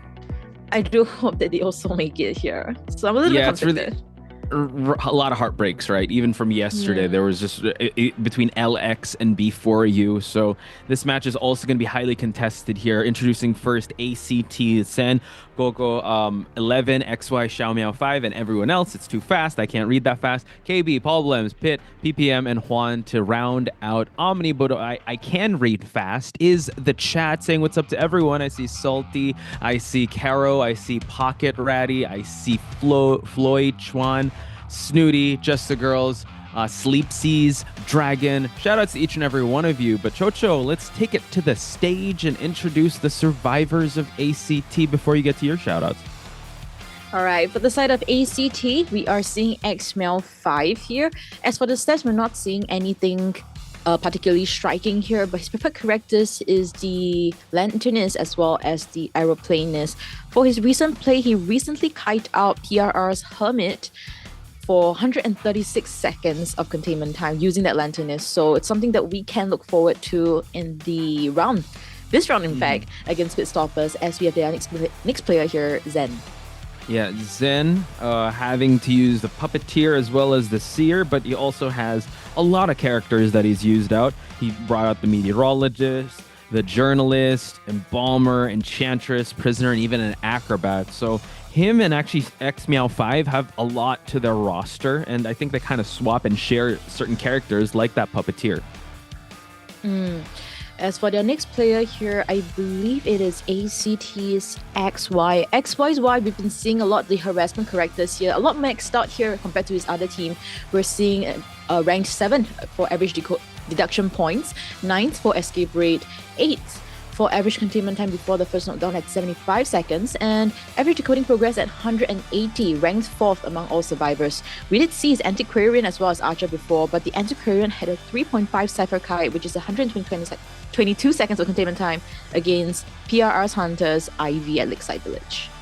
A lot of numbers there, Chocho. I'm not going to lie, I didn't memorize any of that. So thankfully, you're there to be our mathematician. However, another number on our screen is 11. 11 being the main rescuer of the team, has the first officer, used him all throughout the entire group stage. Also has used the escapologist, mercenary, wildling, gravekeeper. With this new meta, it's really important for you to have a very dedicated rescuer, and that rescuer is 11. Yeah, as we see their coach here, LZX in the reins here. Hopefully the BP will come through and execution match from the players as well. This is their final matchup already, and also the deciding matchup as to whether they will make it into the playoffs in a very clutch fashion, as we have none other than Omni's team here. A total of 5 members, which means there will not be any rotations here at all, as we expect pick stoppers coming in very strong, in fact, as we see the Ivy as well as the Opera Singer as preferred characters here. 2.5 on average elimination, which is still not too bad, and 25% of 4 elimination rate during the group stages. So we could be expecting a tie, if not more, game coming in from Pits. Other than that, we've also seen him on the Goatman, the Paddler, Bonbon. Yeah, let's not forget round 1 Bonbon up against FBXEQ, and he wanted the Sands' Prospector to come out in that matchup. So maybe he can have that bit of surprise factor coming into this match up against ACT. And I mean, if I were him, yeah, it might as well try to go all out up against ACT, so we can't look past that. Also want to give a shout out to Tanasha and Crazy Boy that did give some shout outs in the chat. Hopefully y'all are doing well. Chocho, any shout outs you want to give out? To Jade Pure, Oath to Frost, Bubbly IDV, Lynette Brardol. I hope I'm pronouncing your name correctly.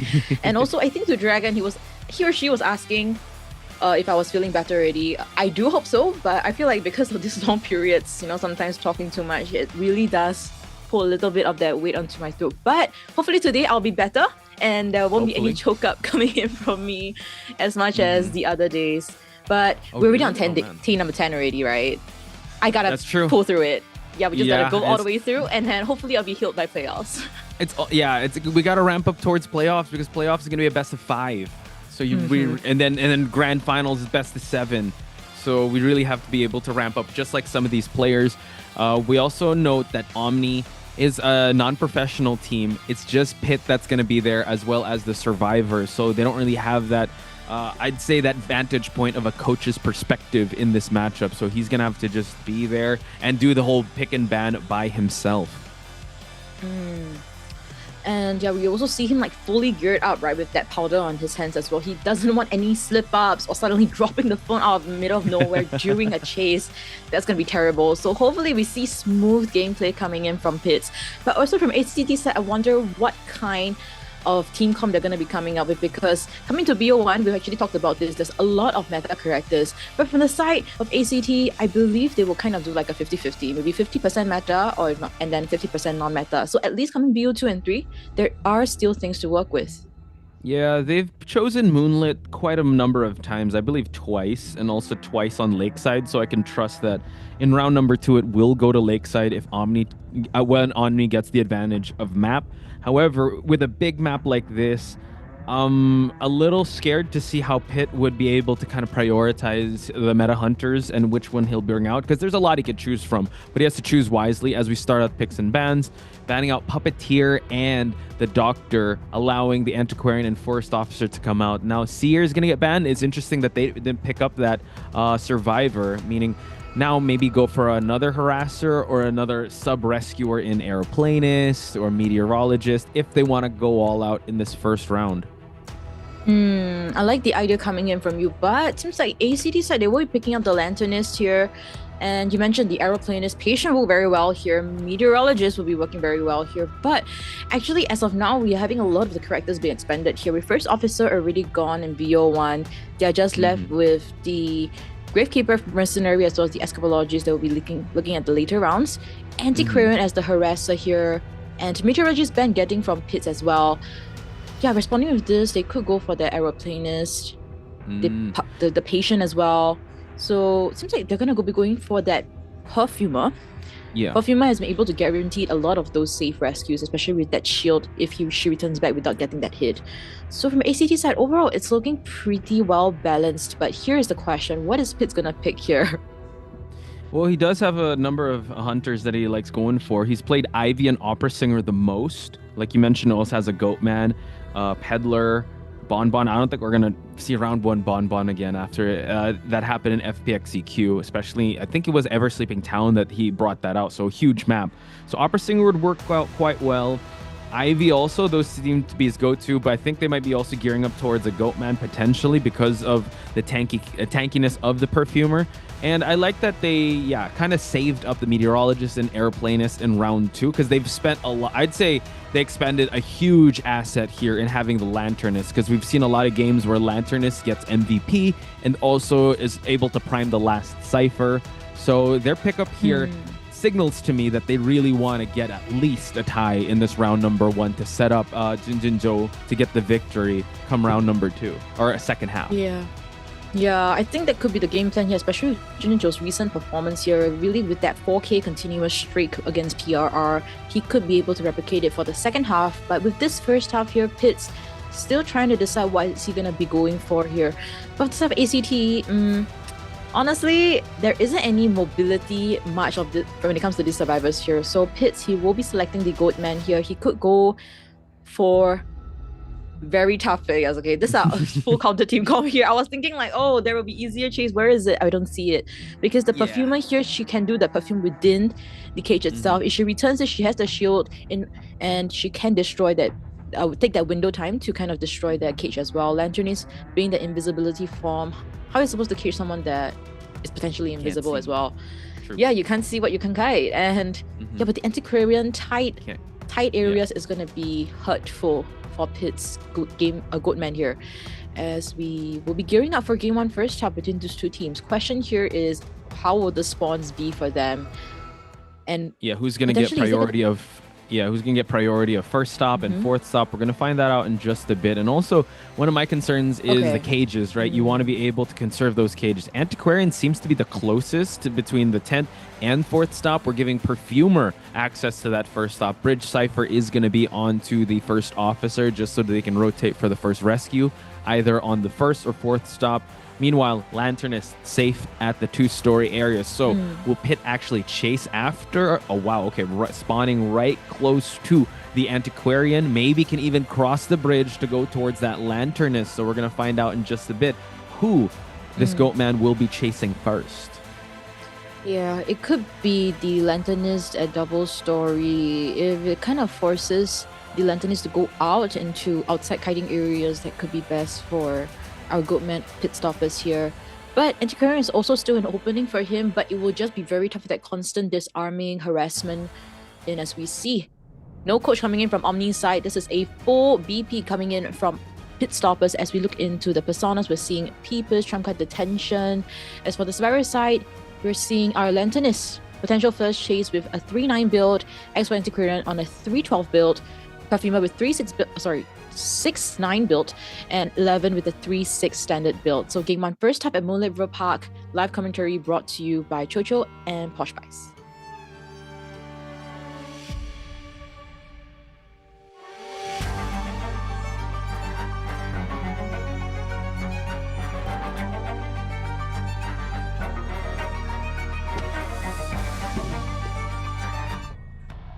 Pit Stoppers immediate transition towards the 2-story area where the lantern is at.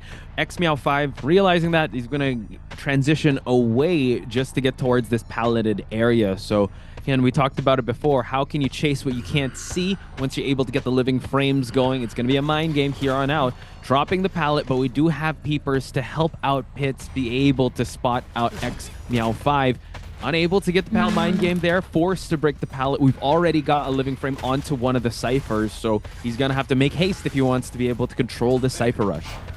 Yeah, as we see the first cage already been expended, there are a lot of patients coming in from pits to gain those resentment stacks. The first is I've already registered here, and XMeow5 is within the vicinity of that peepers, setting that cage up immediately. A little bit of their mind game here at around the cage edges here, trying to buy out as much time within this cage. But it seems like it will expire now, and XMeow5 live out the second cage, now the third one coming through, and the hit down registered. A minute to the game here, so Posh, this is a relatively fast down. Yeah, considering that the ciphers aren't like close to being primed just yet, you really want to be able to last for as long as you can. Perfumer unfortunately has the wanted order and will be spotted out here since she was at that first stop. So first officer needs to pop that cipher over at bridge.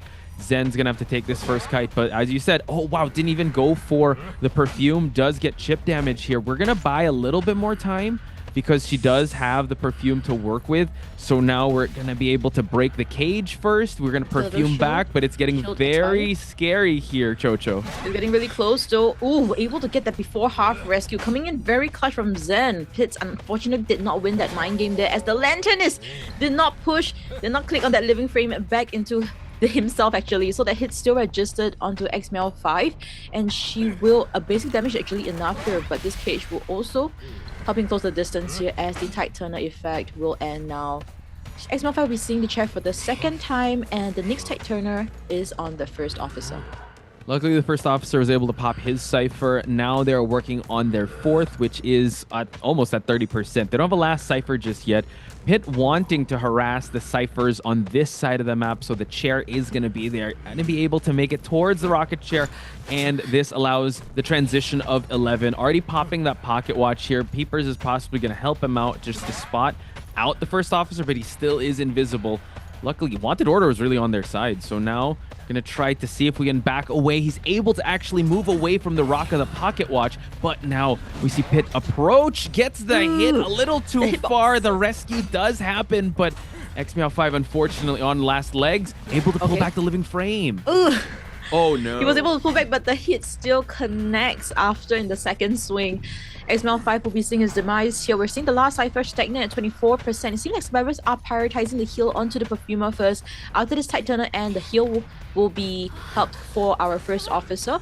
So which means that it will be a almost 3 full health survivors in the mid-game area, as we see Pitts still trying to check. I'm not too sure whether he will be able to sniff out the survivors here. If not, Tinnitus also being popped up here. True, and now survivors have to make an escape here and just create that separation. 11 moving on to the first story area. They do have a backup cipher all the way on the other side of that map, where I believe the Antiquarian is at, since the perfumer and first officer were on this area. So pit stoppers might want to consider changing the trump card once he sees that cipher shaking all the way in XY side. 11 just camping out this pallet. We're gonna spot him out here with the peepers, so 11 has to be very careful to use up this pocket watch.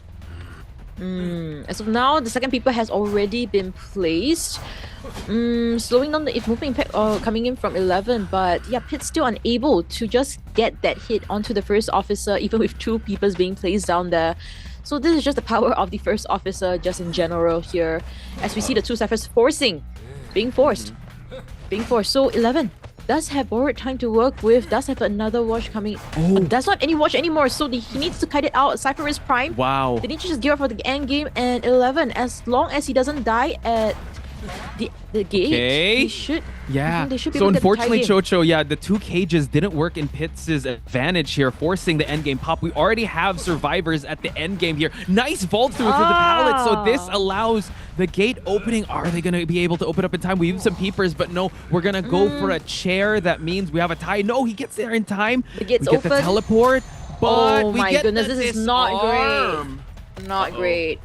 Yep. Alright, this Goatman's cage able to prevent Perfume from getting out there, but the disarm coming in from Anti-Korean could be enough here. Seems like XY will be... Oh, he expended all, it seems, as we see Anti-Korean will be forced out of the gate. Whoa. I'm not too sure that I'm gonna go, because if Perfumer is chat here, first 11 has already used his self-heal. If he manages to catch out 11 here, Somehow, the cage was a little bit misplaced there. It was actually in front of him, so he's kind of have to destroy it. So wasting that 35% of that stack onto his resentment.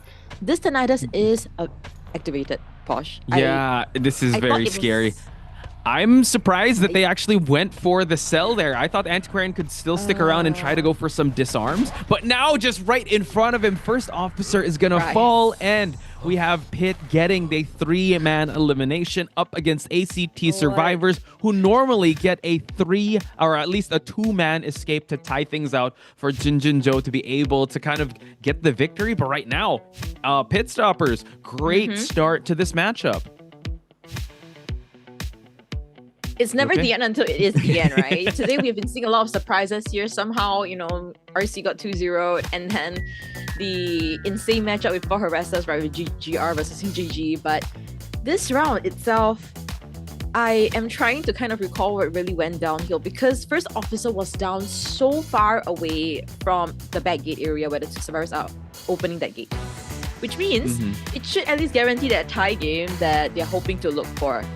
Yeah. And you've already mentioned it, as long as he tightens out, kind of rely on Jinjinjo for that 4K, they will get the ball rolling from there. But just with this 3K itself, I am genuinely shocked at Pitt's condition today.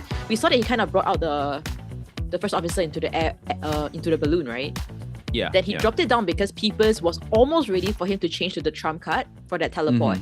He did so when the gate was opening and somehow still manages to catch Zen's Perfumer, even though he did Perfume at the gate for that 3-second shield, and then Antiquarian's disarm. That was still not enough. Wow. Yeah. So we have to give kudos to Pit Stoppers because of his well-played game. We'll bring it back to the start. Having a relatively early down onto the Lanternist, which really helped out. But you have to give it up to the kiting of the first officer. He performed very well for that endgame cipher to pop.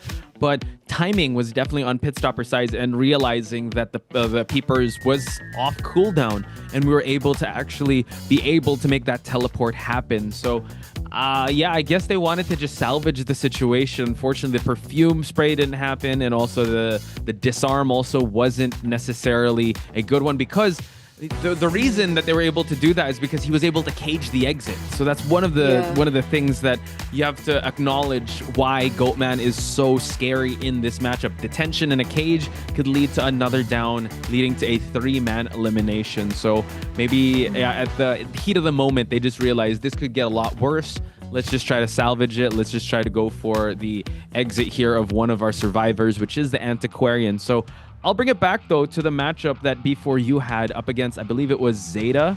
Oh, no, for MRC. And you saw Pitt not celebrate just yet, kind of like how Sprinter was up against Bailu. Like, he knows he could have done better. And, I mean, it could have gone better for him. But now you're going up against Jinjinjo. Anyway, we're going to be able to go to our survivors here in Team Omni. We're going to start things off with Juan, the dedicated rescuer of the team, 10th when it comes to average containment time before the knockdown, and 4th when it comes to that stat that I did not see. It's all right if you don't see it, because it will be showed here in this second half of VO1 as we have their Hunter Chin into Survivor player here. We have KB. Yeah, average containment time of being 3rd place among all survivors, 85 seconds of containment time.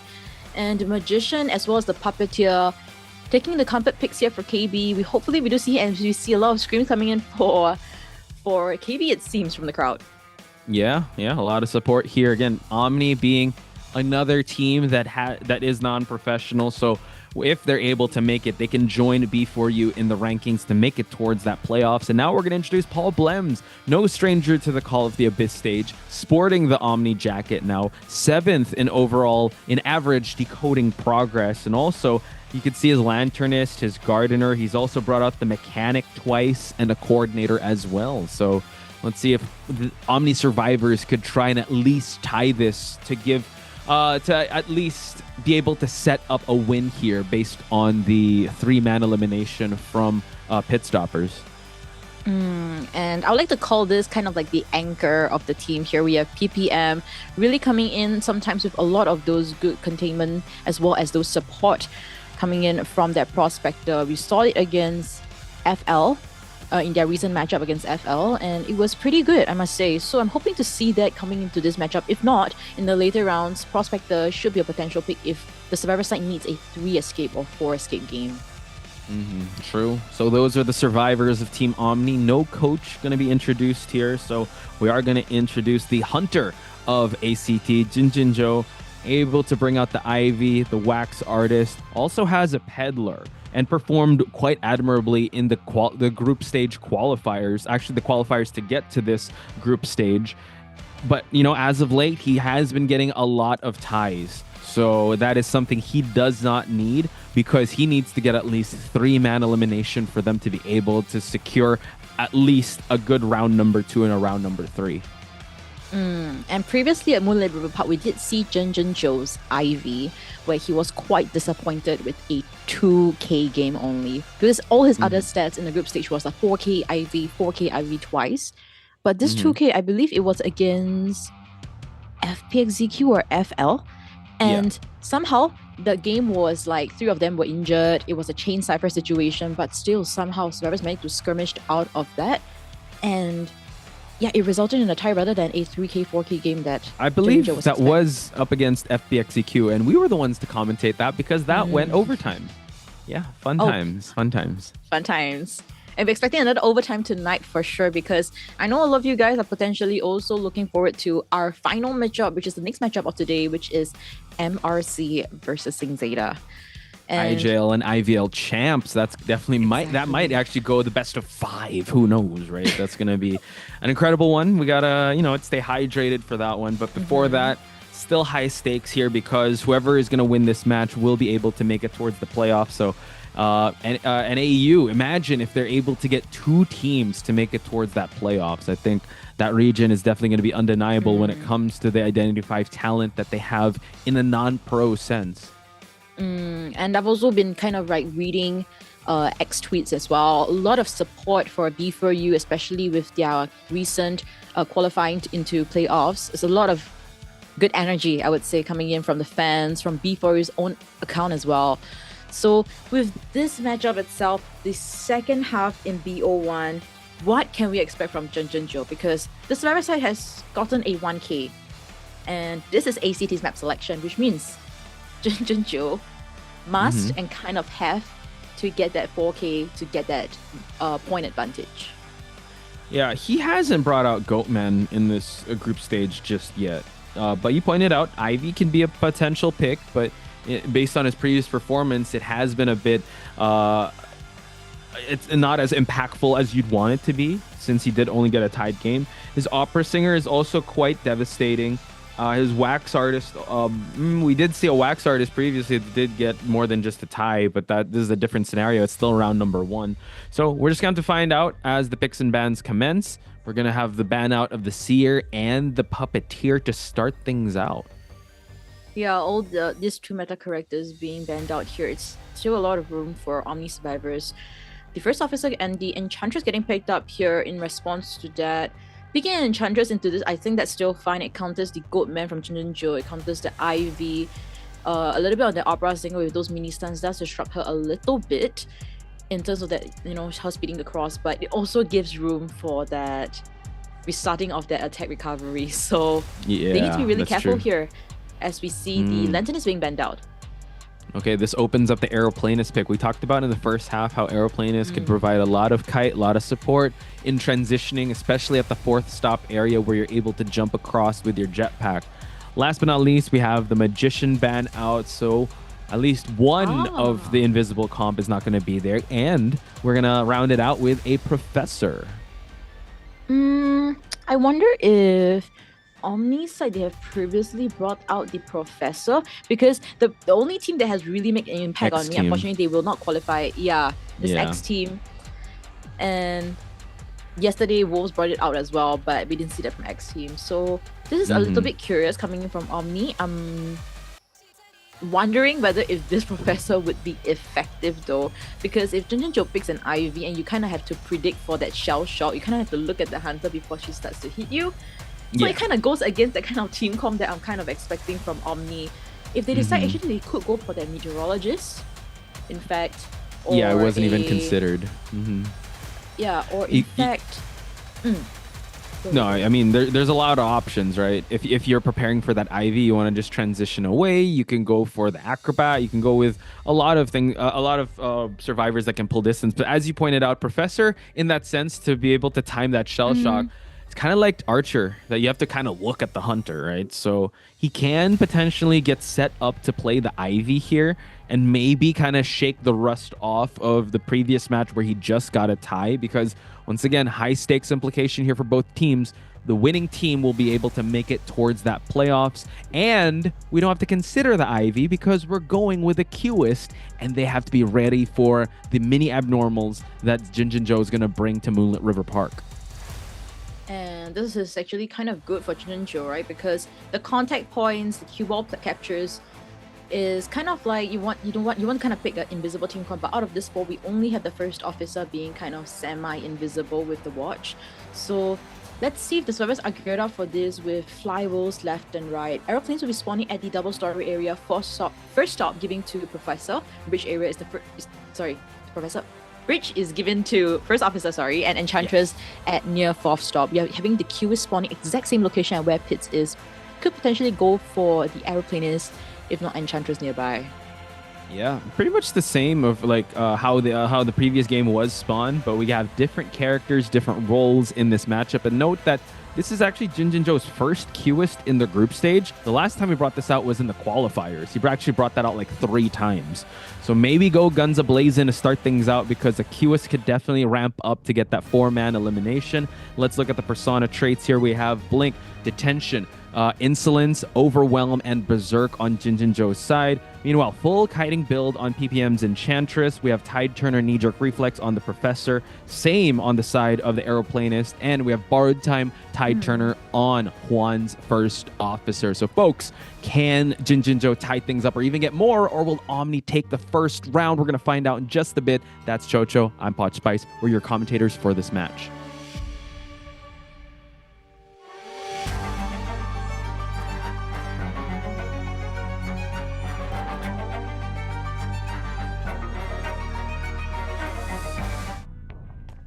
Right, Jinjinjo Q is his be heading towards Problems, which is our Aeroplanist.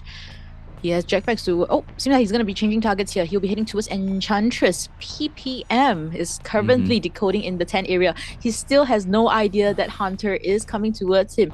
As we see first officer communicating it to PPM now. Two pallets have already been slammed down. As we see, the first one has already been removed. Now, Basement is in this area, so if he really wants to kite here, he has to kind of get out of here. As we see Juan also in the vicinity, KB as well. Triple rotations from the survivors.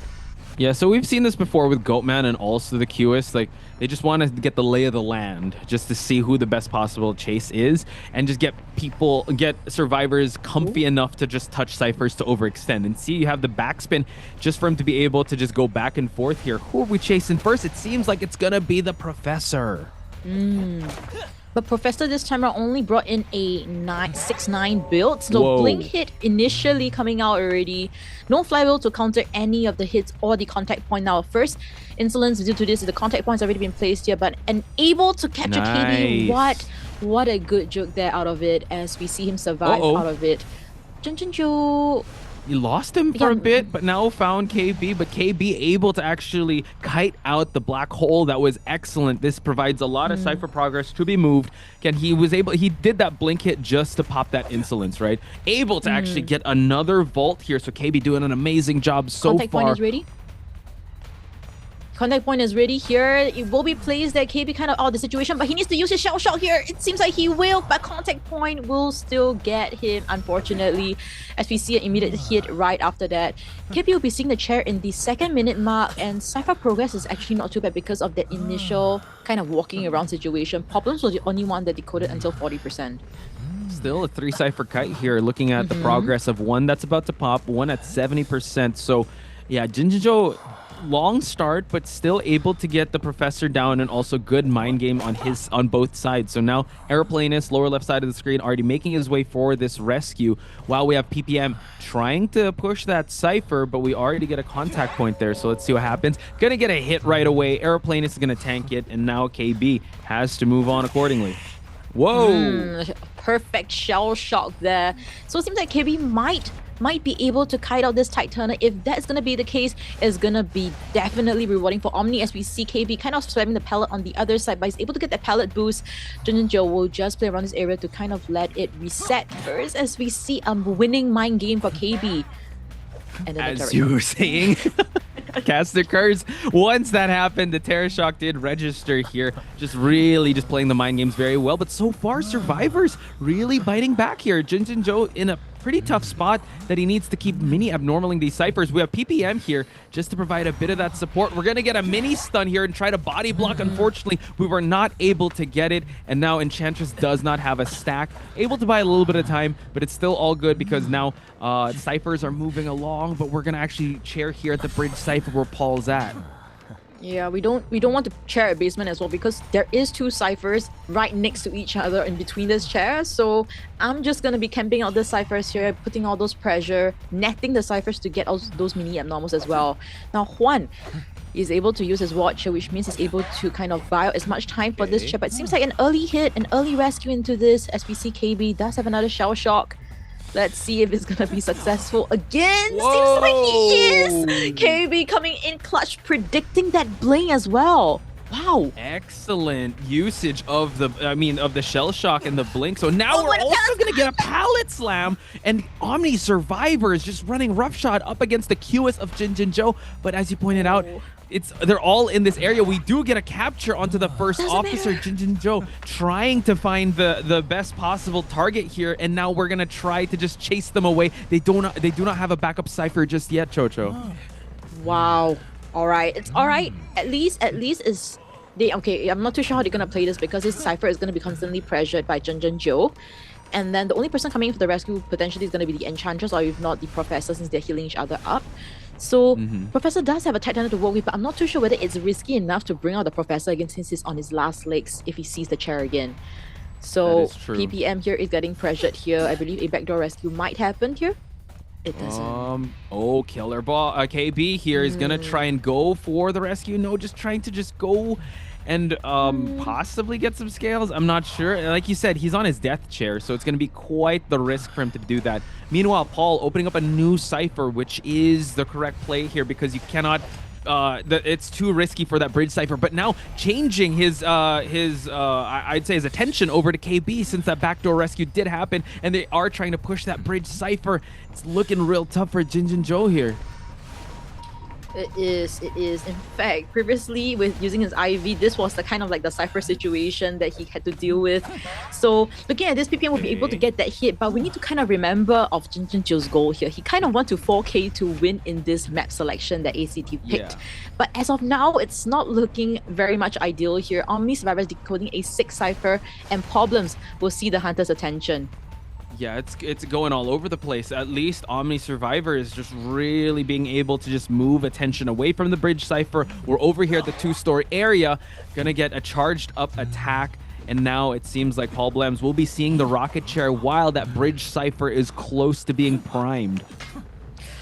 It is. So this is that situation. I'm not too sure. They're just gonna go for that pop. They're not gonna come in for their rescue, because we only have first officer with that borrowed time. If the hit was targeted onto aeroplaners, it could be a dire situation. In fact, a tie game. So one, seeing the Hunter's attention here, another watch to work with, but the hit registers because of the inertia coming in as well.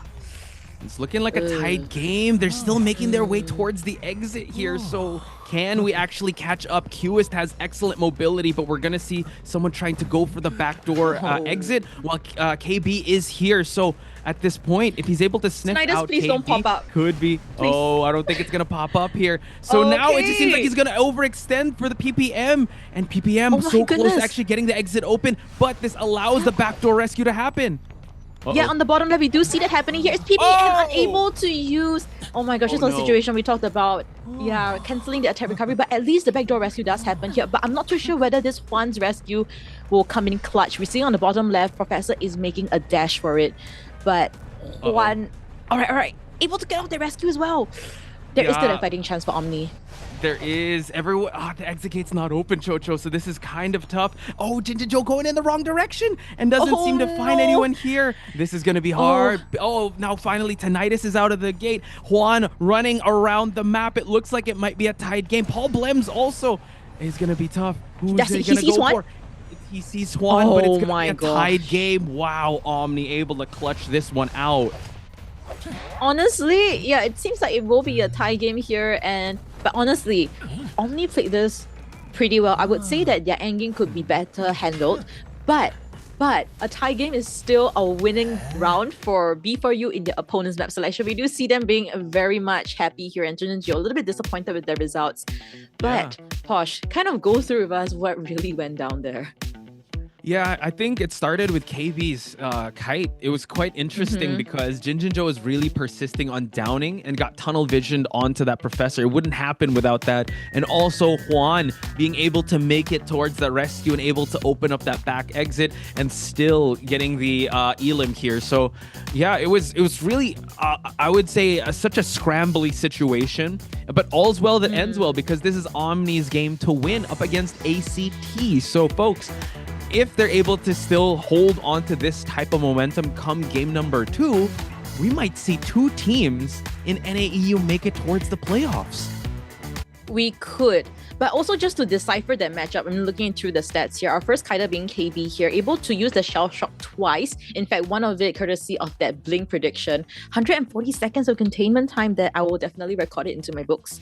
And other than that, everybody, there wasn't an instant down situation. Everybody put their weight. When healing was supposed to happen, they also did so. But from the side of Jinjinjo, we kind of see him making that brave decision to not try and go around to see for that Tinnitus after chairing the second person at one side of the map during endgame. Usually, we would see Hunters kind of scout it out first, ensure that there isn't anybody there before we head out into the other side of the map. But I think a little bit of that complacency coming from Jinjinjo, thinking that they won't come in for the rescue. So, good stuff coming from Omni. Kind of like predict that prediction. They really capitalized on the overextensions of Jinjinjo. Like you pointed out, KB able to know that, blink hit's gonna happen, let me get ready for the shell shock. They also knew that, if we're able to overextend ourselves, we know he's gonna go this way. So I think it's like them being able to predict where the hunter's going to be at what time. I think this is an excellent map selection for Omni, but they were still able to make, it was ACT that chose this map, but Omni was able to make it work. Now Omni has map selection. They're probably are going to go Lakeside, and they could just tie this whole game out for them to qualify. And as heartbreaking as it is to see ACT in this position, you got to celebrate Omni for what they achieved here, which is win on Hunter faction and able to tie it out in a round 1 Hunter. So folks, let's check out the highlights before we move on to round number 2.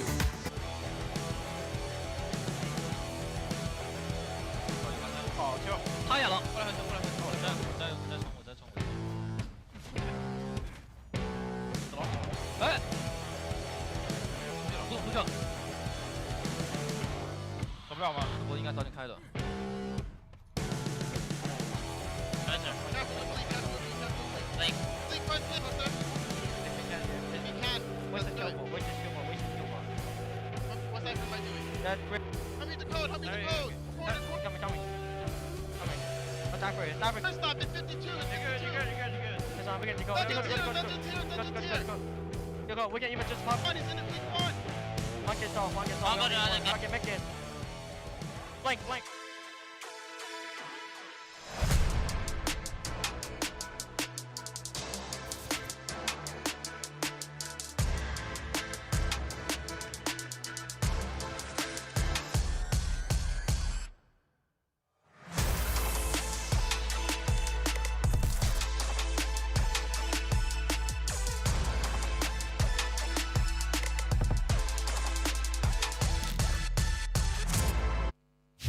And there you have it, folks. Team Omni to get the victory in round number 1 up against ACT. Holy smokes.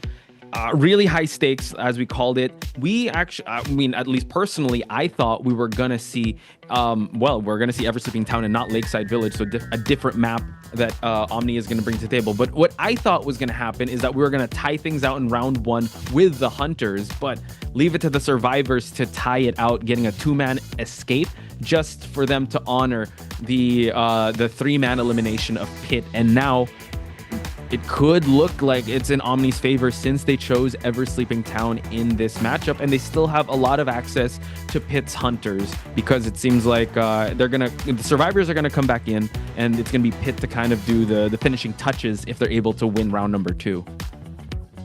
Definitely. And also from the side of Zhou, him being up in the first half, I would say a lot of missed opportunities for sure. I think the moment he heads back into the room, his coach is going to be asking him a lot of questions and why you make this decision or that decision. But ultimately, overall, what is the conclusion there is for Zhou to play as normally as possible.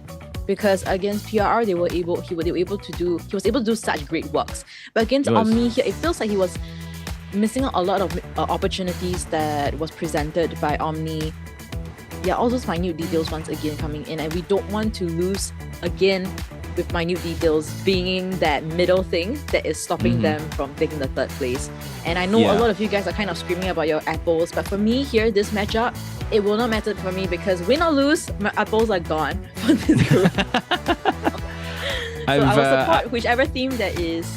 Actually, you know what? I think maybe this time round I'll support Omni, because 2 out of 2 NAE, when do we usually see that? Because every year of COA, we always see a underdog that is a non-professional team making it. This time around, it is B4U. For the last 2 years, it has been FT. This time FT did not make it, but B4U representing. But maybe this year, we might see two non-professional teams. True. Chocho choosing the side of chaos here to support. Okay, whoever's apples aren't in, I'm for them. But yes, this could be a Cinderella finish here, but I don't know if the clock is going to strike midnight just yet, because man, what a back and forth. And I know that we talk about the overextension and the curious plays of Zhou, but we also have to acknowledge and also give kudos and praise to the Survivor side, because they were able to actually put Zhou in that state of mind that was kind of questioning his strategy. So you got to give it up to the excellent kiting, excellent positioning as well. Like you said, they could have tightened up the end game just a little bit, but it was a scrambly situation. But I'd say all's well that ends well, even though it got very scary at one point. At least they were still able to get the job done. And maybe that is what ACT is not used to. This type of pace, this type of style. Choosing a Professor in this matchup is also a little weird, because you don't really see Professor in round 1 first half, or round 1 second half for the Hunters. And now a lot of pressure on Zhou's side. He's going to have to adjust quick here if he wants to keep his team afloat in this matchup. He definitely have to here.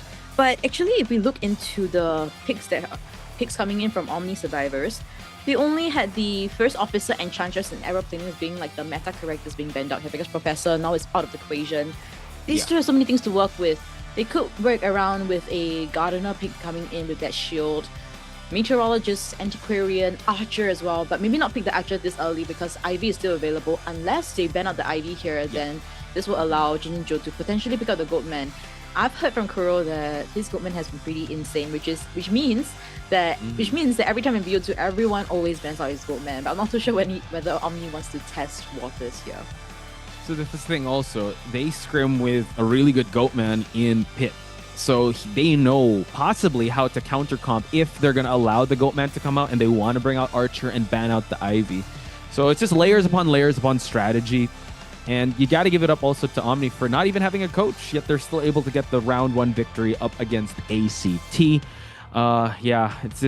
This is what's hard if you are the favored team, right? There's just so much pressure on your side, and the underdogs are gunning for you, and just the mental state that you have to be in. And that's what's also really hard being Zhou. He has no backup hunter that he can tag in here. It's just him on stage with his coach, and he's the one that has to do the heavy lifting come this first half up against Omni Survivors, who I have to say are going to play this next round with a lot of confidence since they were able to get a 2-man escape in Moonlit River Park.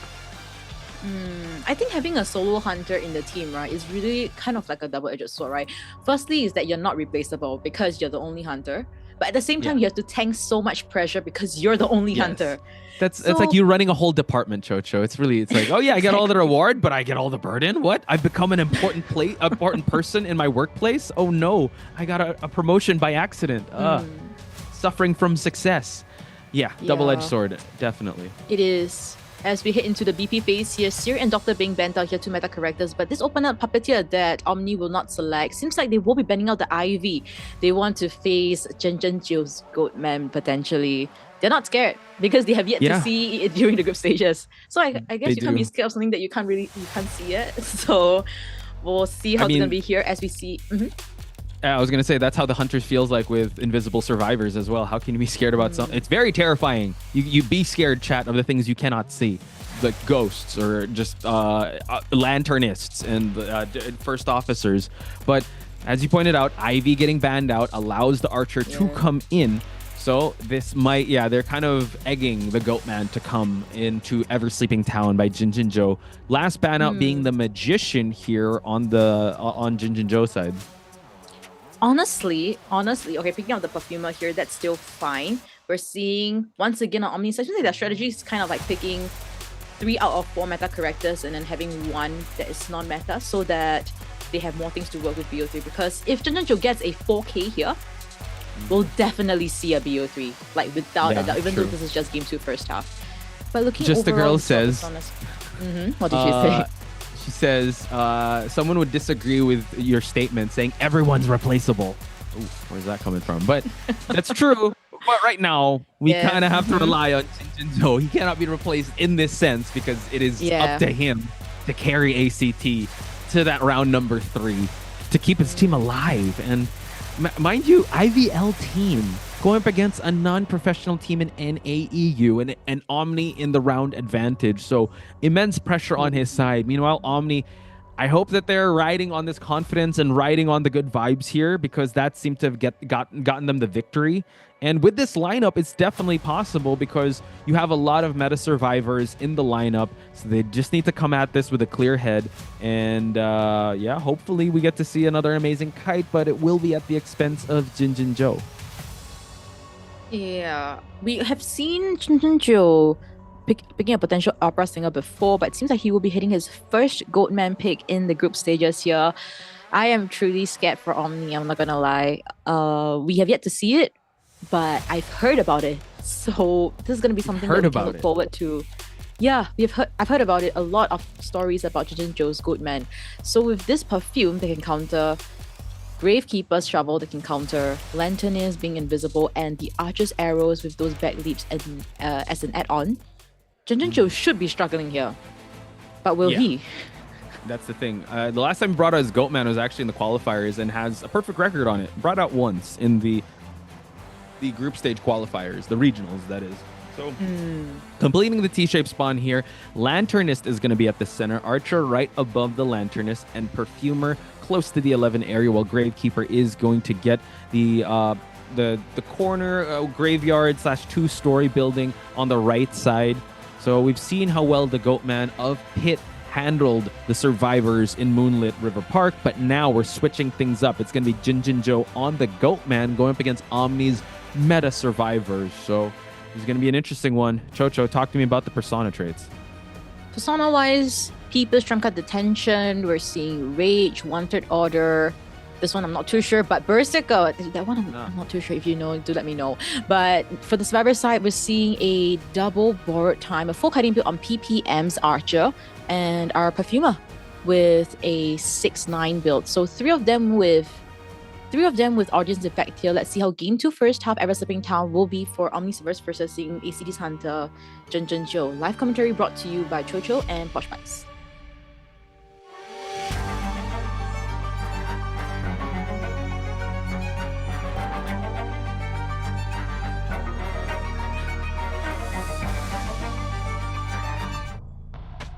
So Chocho, that was Giant Claw that he did bring, and that does help the struggling effect of speed of survivors be tied down to Baloo's. It does get reduced. We do see that Paul Blems is here though, but we do get the living frame. Unfortunately, unable to pull back in time. Just gets a bit of a chip damage, but you do feed a bit of that presence. So it seems like Paul Blems will be resided to kiting in the graveyard area. No, we make a switch up right away.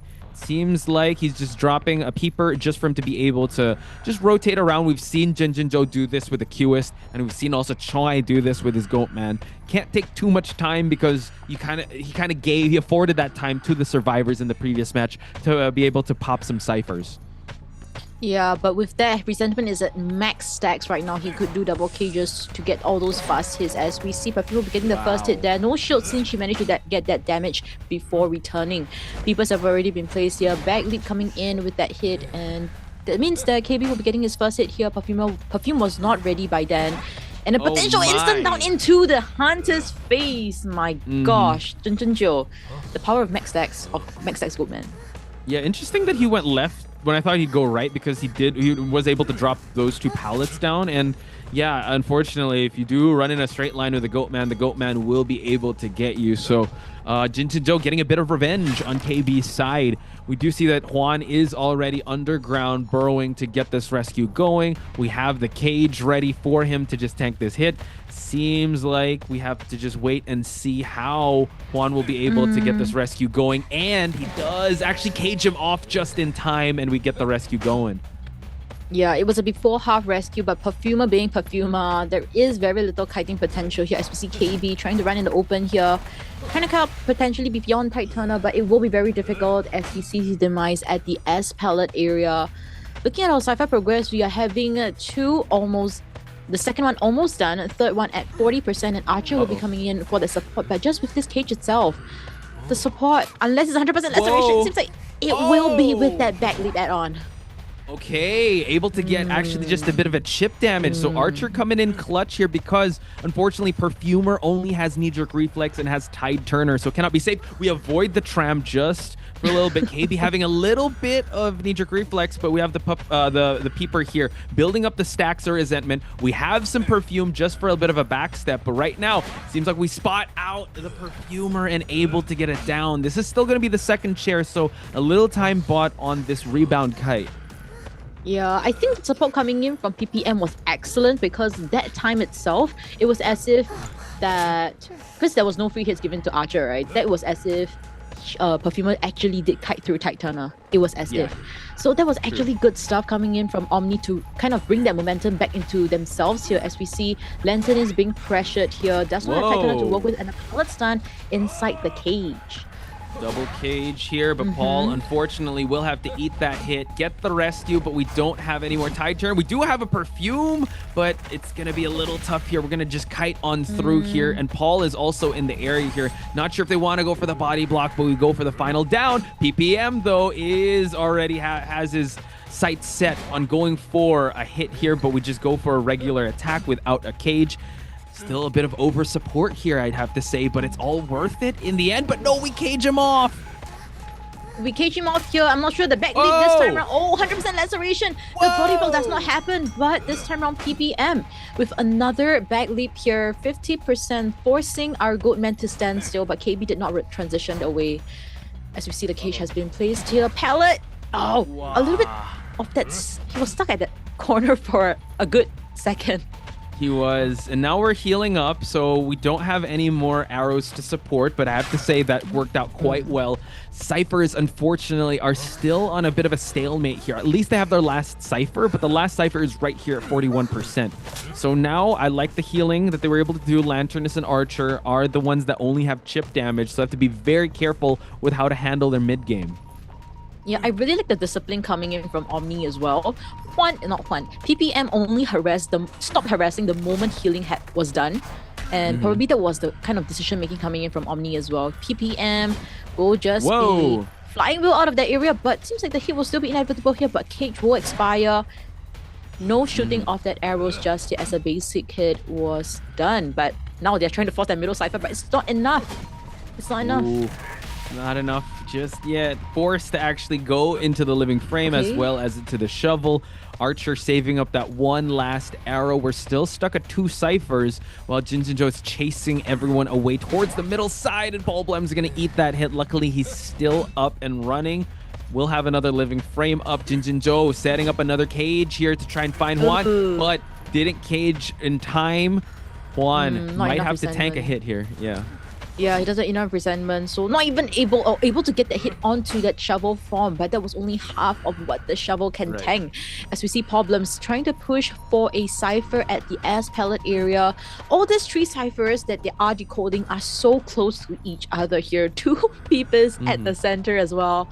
This is looking quite bad, especially if Jinjinjo is just stacking up those resentment right now.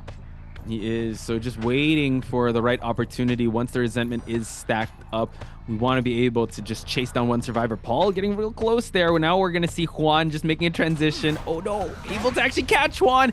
Juan, all right, he was at full health. It's all good. He also has borrowed time, both him and the Lanternist. So now we're going to go into shovel form one last time here because it is already going to expire. And we have 1 cipher remaining, Chocho. And they have some options here, but they're kind of chained together. Oh no, get caught out. Oh my goodness, this one was unable to get those laceration hit as the Archer will tank for our Gravekeeper. But this also means that PPM will be down at the center cipher, and he will just kind of do the slugging strategy and try to get them to force that self-heal for that 4K game. They can do that, and unfortunately the Perfumer has no borrowed time. Now we catch out Paul Blems in the S pallet area. He's gonna just break it just to see if anyone is gonna try to heal up the Archer. So good job. Like, I think he's just gonna play the defense right now. Just drop some peepers just to make sure no one approaches. And now Paul's slowly moving that 50% cipher. Slowly but surely, if survivors are able to pop the cipher, there is still that chance for that end game that they need for that one escape. But looking at this, Juan able to negate that hit there, and Problems just forcing a little bit of pressure at the chair, but will still get that hit. He will be down now. Nobody can come in for this rescue, and Peepers on Problems means that he will be healing himself really slowly. As we see Jinjinjo. And this is why his Goatman has always been in BO2. Yeah. During the group stages. Would you want to run the Ivy though? Because the Ivy also, it's like a pick your poison type strategy here. But it was just an incredible showing of Jinjinjo. I think he felt like he needed a redemption from what his previous performance was. Like, this is not to my level. I need to be able to make this happen. And he does. A 4-man elimination to get ACT on the board for the advantage in round number 2. He's got to feel proud about that, but he's not celebrating just yet. He knows the job is done for now, but there's still round number 3. Yeah, with this, round number 3 is definite. So question here is whether Omni can still maintain their lead here, right? Coming into BO2. Because with this 4K in their own map selection, Pitts is kind of forced for that 4K as well. But ACT can just play into that, pick a double decoding team comp. It's not a triple decoding team comp, but maybe just double would be enough here. And then go for that Cypher Rush, pop those ciphers, get at least a 1 escape, and there we go. The points, the round wins will be balanced out again. Yeah, I think it's a tall order on Pitts' side. Him getting a 3-man elimination was actually quite good in round number 1. But as I think Jinjinjo kind of woke up, I think maybe the survivors of ACT also realize, all right, you know what, our tournament lives hang in the balance in this matchup, so they can come into this with extra fire, and it'll be at the expense of Pitt. But looking at the match stats here, again, this is why you mentioned Jinjinjo's Goatman is feared in this matchup. And we had an example here up against Omni survivors. They drafted quite well. They had amazing kites, amazing support on the Archer's side, but unfortunately that first chase did not go in his favor, and they already were 1 tide turner down, so they just kept constantly attacking ciphers just for them to be able to not have an endgame cipher ready for them to be able to escape. That's right, and I'm just trying to jog my memory about that matchup, because for the side of Omni, right, PPM's Archer was really good. He managed to buy out so much time, but I think the question really just adds up to why was the center cipher still not popped at that point in game, right? Usually survivors their priority would be the center cipher to pop it so there's less pressure, especially come the end game. We saw how that center cipher was actually, in fact, the one that was most decoded and the most easily pressured one, as we saw from Jinjinjo. So I think Omni side, I think there was a little bit of that cipher delegation issue. We didn't see the center cipher being popped. In fact, we didn't even see Jinjinjo putting a lot of pressure at the center cipher to begin with at the start. Yeah, that's usually where he was just passing through, just to get towards the S palette and get towards the graveyard side cipher. I'd also say it was unfortunate they also got caught out healing because Jinjinjo had a lot of resentment. So your instinct is, okay, he hasn't caged in a while. That means he can catch up to us anytime. So we got to move away. And usually, in highly competitive matches, you want to be able to open up that cipher just to cut off the hunter, because once you have that center cipher control with peepers, it's really tough for you to be able to push that cipher. So again, it's really just these minute details, right? And Omni, not being a professional team, still fighting it out till the very end. Impressive performance, but up against Jinjinjo that I would say is on a redemption arc coming from round number 1. Yeah, he didn't afford anyone to escape that match. Yeah, definitely a redemption round, right? Because he was also chasing the same survivor. Different characters, but same survivor. But we can't really blame on KB because Goatman had full stacks and everything ready for the instant down situation. So for the side of Omni, they did what they could, and unfortunately it ended in a 4K game. But let's see if Pitts is able to return that same thing here. But LZX as their coach is possibly not going to allow that with this BP that we'll be seeing soon. He does have a Goatman too, but he already used that in round number 1 to get a 3-man elimination, and it really came clutch. It was looking like a tied game, but it just so happens that the stars definitely aligned, the cooldowns aligned for Goatman to be able to get the 3-man elimination in round number 1. Ivy is also an option. He also has a really strong opera singer. Those are his 2 go-tos if Goatman isn't available. Did bring out a peddler, but in a much smaller map. Also has a hullabaloo. He's basically played all the metas, so I'm not sure what he's thinking. We're possibly going to get more information once we see the bans out from his side. And I'm trying to think from ACT survivors as well, right? This kind of BP. What hunter would they want to ban?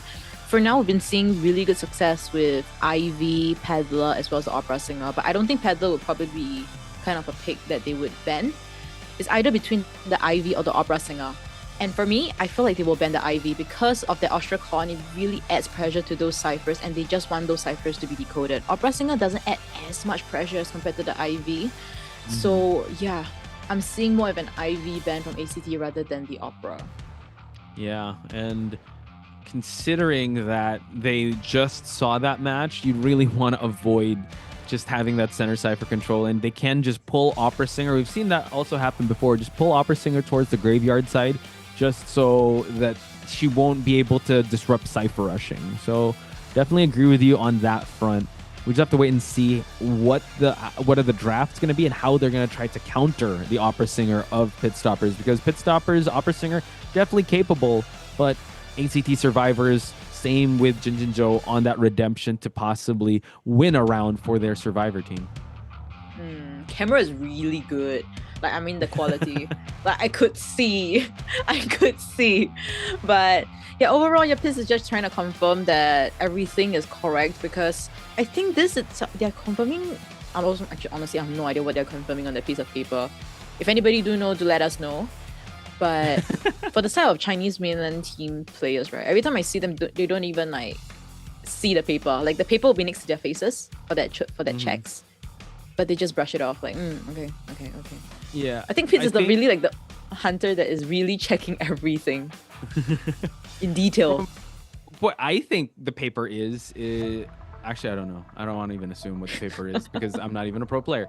But from what events I've attended, it's usually just to check, like, what's that? You're going up against these survivors. It's just the rules, or like this is what. Yeah, just to make sure that, because you have to.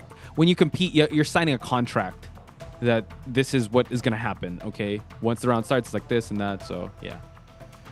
Okay, that makes sense. Yeah. As we hit into the BP phase, it seems like they will be banning out. Sorry, Pitts will be banning out the Seer and the Gravekeeper. And Survivor side, as expected here, they are banning out the Ivy. They rather face the Opera Singer from Pitts. Yeah, and just like that, picking up the Archer, picking up the Mercenary, I think this is good options to go for since they'd lost out the Antiquarian, they lost out Lanternist. Now, they will get a lucky guy, so that's going to be the Swiss Army knife of them to be able to use. Are they going to go decoding? Are they going to go for harassing? We're going to find out as we're going to round out the bans in just a bit, but we don't have Seer or Gravekeeper. Now, Patient Meteorologist out of the books. Out of the books, I wonder if they will pick a stronger kiting character here. If not a semi-decoder like the Aeroplanist. They have yet to use it, I believe. So that's potentially possible here. Aeroplanist pick here. Seems like it will be the case here for ACT. So a lot of mobility, potential harassment, as well as a lucky guy being picked up here. Question is where this lucky guy is going to be spawned at for that second chest, second item for him to kite with. Yeah, and who's going to be, and what item is he going to get? Because usually we see a lot of chases onto the lucky guy as a priority, just because you only have one item, and after that item, and those items aren't even that, it's kind of like a jack of all trades, master of none, because you don't really have the whole mechanic bot, you don't really have the big stun you have with a coordinator flare gun, so maybe we're going to give priority to lucky guy to chase just to get the itemization out of the way. But we've seen in the previous match, Archer could just support the ballooning in this matchup, so it's going to be a little tough. And yeah, I could safely assume that Pitt is considering the opera singer based on what we've gathered upon what he's used thus far. Yeah, what we get upon is that he also brought in a Bonbon and Ever Slipping Town previously. But round one. But this is way too risky. Yeah, this is way too risky, especially when Pitts need to return a 4K. Opera Singer would potentially be his best bet here. Yeah, we just gotta let him cook. Let's see what he's got cooking here, because Bonbon, it didn't quite work out. We're gonna see a breaking wheel. Oh my goodness! We did see Shalma bring out a breaking wheel, but that was round 3. There were a lot of bans. It was against 4 harassers or like 4 support characters. Yeah, and it was already. So there's only one this time. Yeah, but also, can I just say the stakes weren't as high because unfortunately GG weren't even, they didn't have enough points. Even if he 4K'd that, nothing would happen. So everything remains the same. Everything is still on the table here for Omni and ACT. So the fact that he's going to bring a breaking wheel in this match just to potentially tie it out, okay, I'm for it. I think go big or go home, right? Yeah. Ever Slipping Town is also a breaking wheel, potentially a playable map, but definitely. But it's not really like a do or die situation, right? Like what we're going to be having maybe in PO3. So I feel like maybe this pick I think it's do or die for them in a sense because this is their map selection. Because in map number 3, it's going to be a lot harder. So you might as well bring out. Maybe this is what they accounted for too. Like this is a strategy that they thought of. Like, look, if it's going to go sideways, let's go all out here with the breaking wheel. And we're going to spawn outside in the graveyard. Yeah. I wonder how Omni survivors are feeling backstage because they are unable to kind of comms with their hunter that is on stage right now. Maybe they're also very shocked with this breaking wheel pick. I'm not too sure whether there was discussion before this. But with that spawn location, we can see that there's 2 survivors outside the graveyard that Pitts could go for. Spawning inside graveyard is potentially quite smart because you don't want your survivors to be kiting inside graveyard. So you spawning in graveyard, you're forcing the survivors outwards. So let's see what's going to be here for Pitts side. We're seeing the Bling, Trump card, Insolence, No Detention for Endgame, Wanted Order, Berserker, Mischievous, as well as the Hunter's Instinct. For survivor side, we're seeing a single borrowed time and double tight turners and a full kiting build onto XY and our lucky guy. So this is going to be game 2, second half between Omni's Hunter, Pit Stoppers versus ACT Survivors. So live commentary brought to you by Chocho and Posh Pies.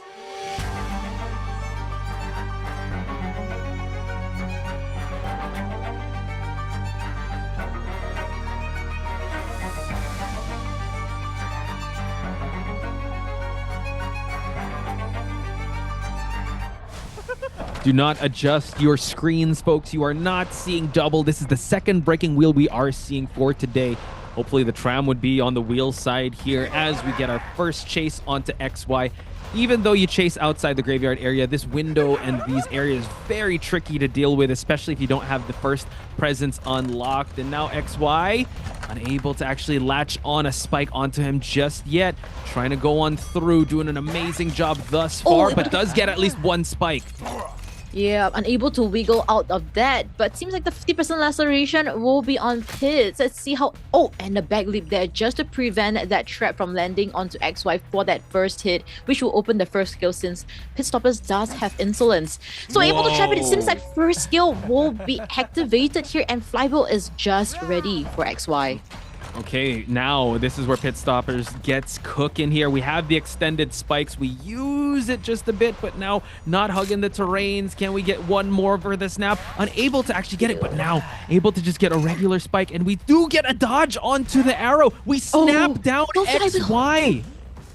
Oh my goodness. But I'm not too sure whether the flywheel coming in to just prevent that snap would have been enough for him to cut it out further as well.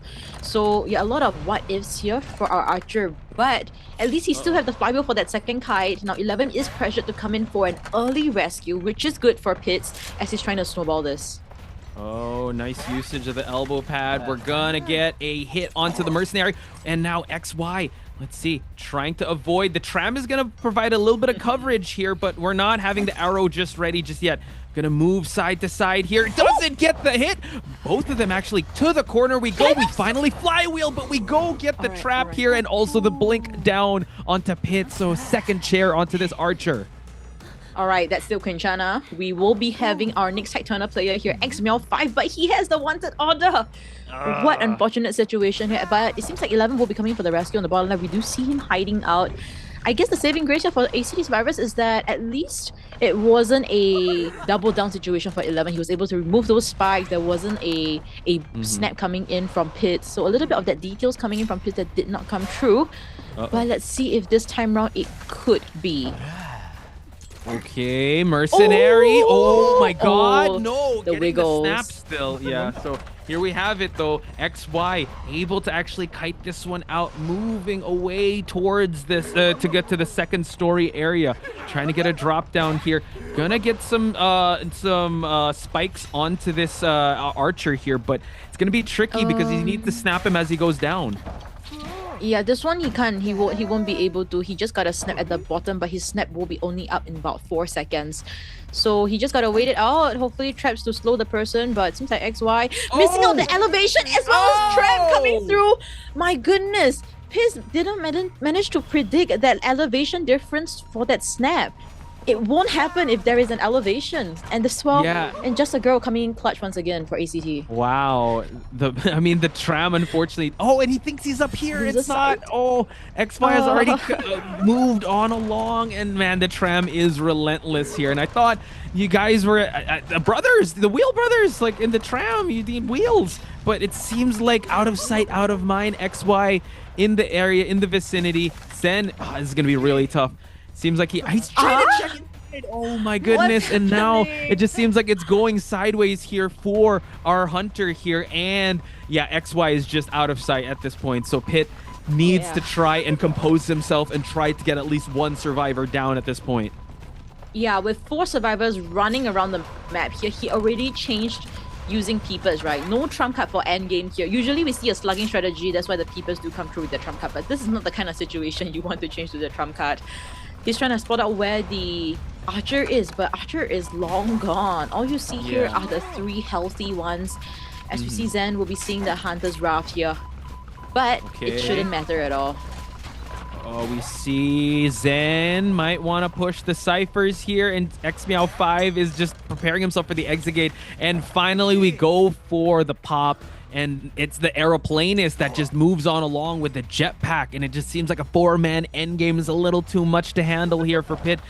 We have the mercenary here to possibly escort them out, but there's so much spikes and unfortunately no detention. So 11 is going to get caught out here.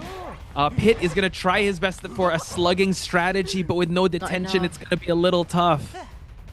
Yeah, and I mentioned it previously, and I'm gonna mention it again, Everest Slipping Town is the map that gets 4 escape by survivors the most out of all the other maps.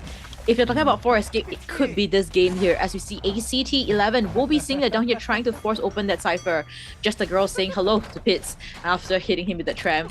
As we see XY will be having his 3 best friends at the graveyard area. As long as he doesn't appear, it should still be alright. Oh, and the drop down here. Airplane is buying enough time.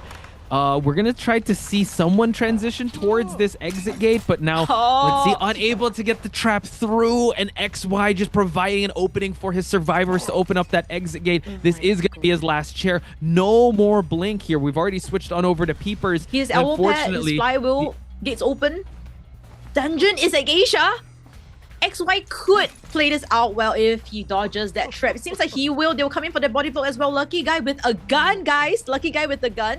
If he shoots this gun, Lucky guy just hits for the gate. XY could go for that dungeon. As we see a little bit of that patience coming in from ACT, communicating so that they have potentially a 4 escape gain. 10-0 that potentially Omni might not be able to come back from.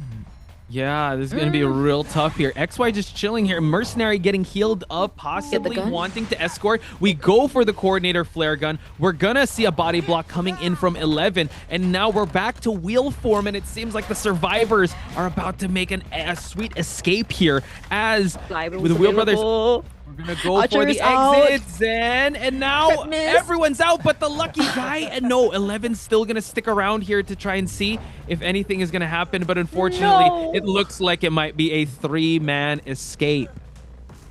Yeah. Seems like ACT survivors did not manage to settle the end game properly, but that's still fine because that is a round win in their opponent's map selection. Huge victory on their side. I'm surprised we didn't see Lakeside Village from Omni, to be honest, but man, that was a bit heartbreaking if you're an Omni fan, because he was doing really well. Just once he lost sight of XY, that's when it started to go sideways. When he unfortunately missed the snap, got hit by the tram, and then XY was able to pull so much distance. He looped around to see where if the archer did stick around in that corner area, and he even checked the locker if that the archer was there just to feed that tinnitus. But unfortunately, it was actually the mercenary that was in that area, just decoding right in front of the breaking wheel. So kudos to ACT survivors, but man, it was a tough game for Pitt over there. Yeah, we could also see how rushed Pitts suddenly got, right? Because on a normal gameplay that we see from Pitts, he would understand the elevation and he wouldn't just snap just because. If the trap landed successfully, then yeah, I guess so. But that's not the way to play that snap. As we also saw just the girl's tram hit. It even got him so confused he couldn't even find our dear Archer anymore. She was just gone like that. Just like a magician happening there. Yeah, it was quite unfortunate, but I mean, you got to give it up to ACT because they had a rough first round on both Survivor and Hunter side, and this is what happens when you poke the hornet's nest, right? You want the best ACT, yeah, you got it. And now it just seems like a really tough situation for our friends over at Omni, because in round number 3, just to tie it out, they need to win on both faction side, both Hunter and Survivor side, because it was a 5-point game by Jinjinjo and a 3 Survivor escape. They tie out the 3 Survivor escape from the first round, but you still have the 5-point differential that was gained. So it's still a tough call for Omni here. It is. As we look into the scores here, ACT 11-6. And yeah, in BO3, I think for BO3, they don't have to win for both factions. As long as they win by rounds, I think whoever still wins by rounds would still... Yeah, but for the side of Omni, they cannot tie things out. They can never tie things out coming in already. So now map selection is back to Omni's side. But before that, for BO3, any lowlights or highlights about that second half before we hit into... No, we'll actually check out the highlights. Yeah, we're going to check out the highlights. So let's do that right now, folks, before we head to round number 3.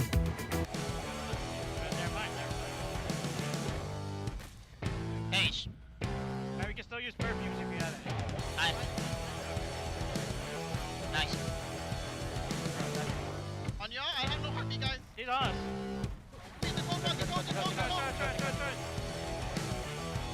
Go.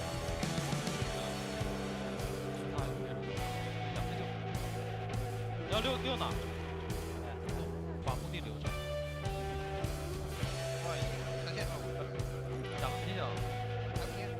你了，哎呀，好过。弓箭手不要在之前，开枪吧，干嘛？墓地地上。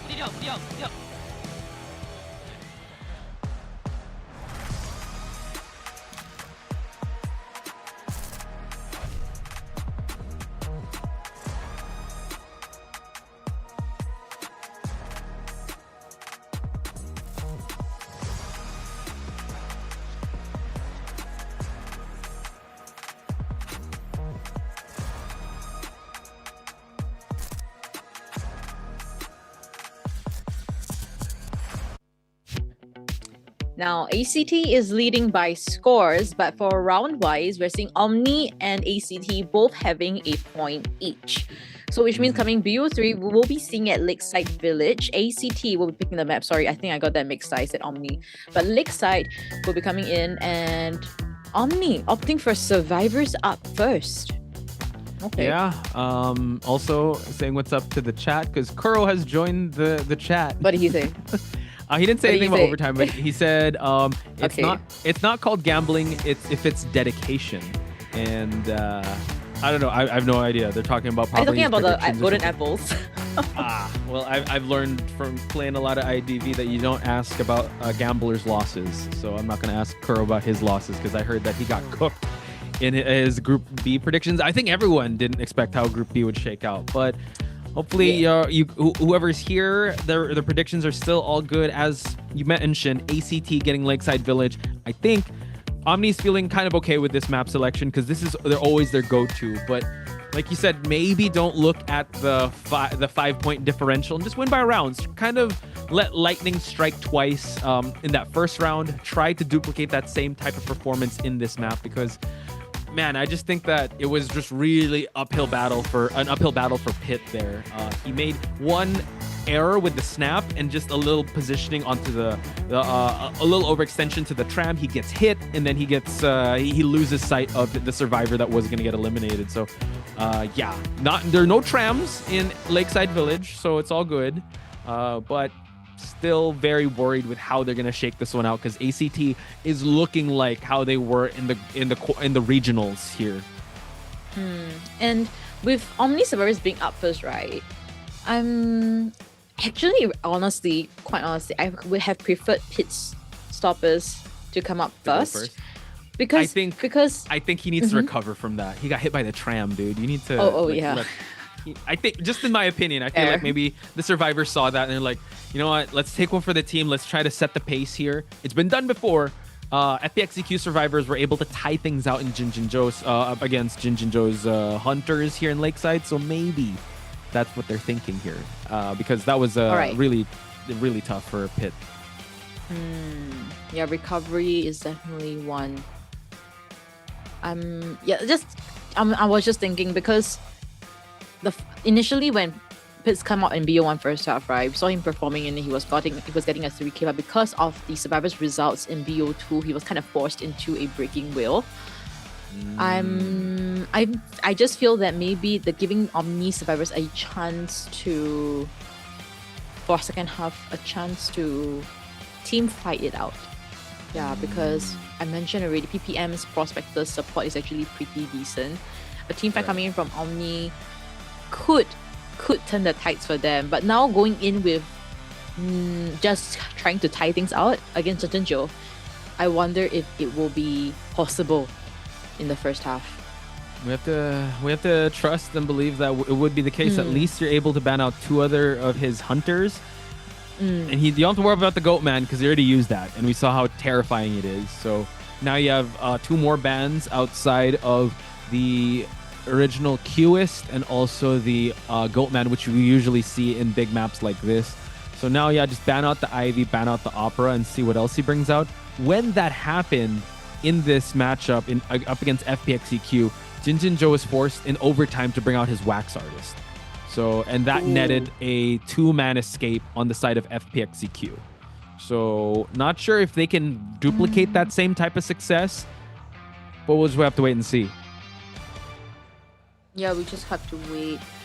for now, we've already seen Joe's COAⅨ and Goatman. He still has Ivy, which will most likely be banned out here. Opera Singer will also be banned out here. Okay, for sorry. Omni. I just had a bit of a revelation here. So I don't know if there's any Filipinos in the chat, but I just realized who Jinjin Joe kind of looks like. We have a band here in the Philippines. We have a band here in the Philippines called Ben and Ben, and it's like these two guys that have long hair and also glasses. Drama. No, it's not drama.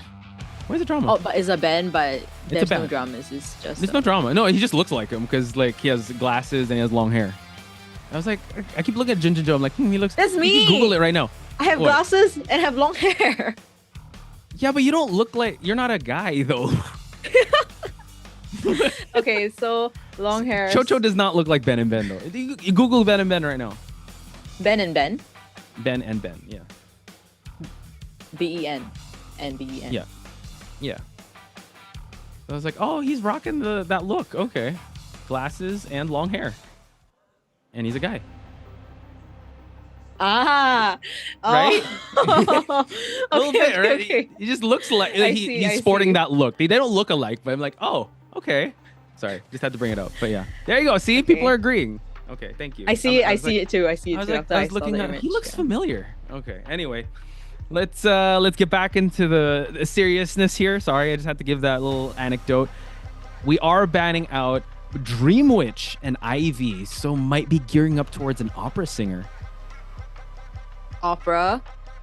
Or if Jinjin Joe wants to just go for the tie, because ACT can afford to just go for a tie. He could pick up a Peddler here, because Peddler has been known for those tie games. Only in good days we do see a 4K. But Just overall, the girl still a say, tie sorry. one. I just have to raise up. Just the girl's like, wait, Jinjin Joe looks like Chocho? Sorry. The inference coming in. Hey, I have glasses and dude, you're not. You're a girl. Anyway, sorry about that. But anyway, thank you for amusing me there, chat. But yeah, I was like, he looks familiar. Anyway, back to business here. First, Fire Investigator, Mercenary, first round picks here for our friends at Omni, and now a coordinator with that flare gun. Do you think they're gearing up towards preparing for an opera singer here from Jinjin Joe? Yes, I feel so. And Jinjin Joe's side, LZX, their coach, really did study Omni, because we talked about the Prospector is also being banned out here, Anti-Query also, just to negate any of those harassing characters left, because Archer is being used, Enchantress is being used in BO1 and 2. So Jinjin Joe just wants to cover all his grounds here. So coming in, the only harasser coming in, or at least two of them, or at least a support character as well, would be the Fire Investigators Inflatables, Coordinator's Guard, and Novelist Switcheroo. Yeah. Man, you know what? It's still kind of tough, I'd have to say. They drafted really well to go up against that Goat Man, right? But the fact that he was able to down Perfumer so early really put the advantage on his side. But we're talking about an opera singer here, and he can close the distance so fast. Doesn't matter if he's stunned. If he knows where you're running towards, he'll be able to catch up with you. And the airbags are gonna work, yes, to looping like an area like in Shack or something with windows. But those are two, and he could just clean that up. So yeah, I think if you think about it, also a tie would also be beneficial for Jinjin Joe, because they could just continue to keep tying it out and just rely on points for them to be able to get the victory over Omni. And I'm just looking through the stats for ACT. Seems like it's quite balanced up between Hunter and Survivor side for ACT. There's no much reliance on like Jinjin Joe to get those kills or Survivors to get those kills. Sometimes they do help each other out here, but question is, seems like it's gonna be the opera singer as expected, since you've already been on the Dream Witch. They rather go with the opera singer this time round.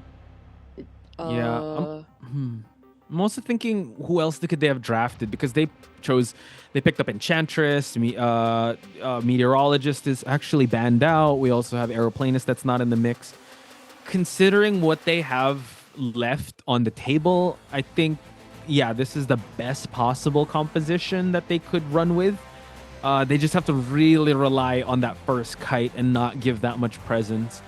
with this opera singer. But Jinjinjo, business as usual. He just needs to be able to just down early and even tie it out. That would be definitely a big win on his side because they've already put in the work in round number 2. Now they're giving Florian the big boat spawn. Novelist is going to get the small boat. We're going to spawn at the top right corner of this map. So first chase, Chocho, who do you think? Either COAⅨ or the Fire Investigator, but Fire Investigator, the big boat is going to be trouble for Opera because the Inflatables does block that pathway for Opera Singer to Shadow Dance closer towards our Fire Investigator. So I'm not too sure whether Jinjinjo is just gonna like face head on with our Fire Investigator, or if not just face the Coordinator. Just one gunshot and there's nothing to worry about as we hit into the personas. Blink, Trumpet Detention, Rage, Wanted Order, as well as not Wanted Order, the Destructiveness, right? Destructiveness as well as the Hunter's Instincts. As far as I was seeing the triple borrowed time, double tight turners, and 3 audience effect on our survivors. Game 3, first up at Lakeside Village. Omni survivors versus ACT's Hunter Jinjinjo. Let's see what's gonna be here. Live commentary brought to you by Chocho and Posh Spice.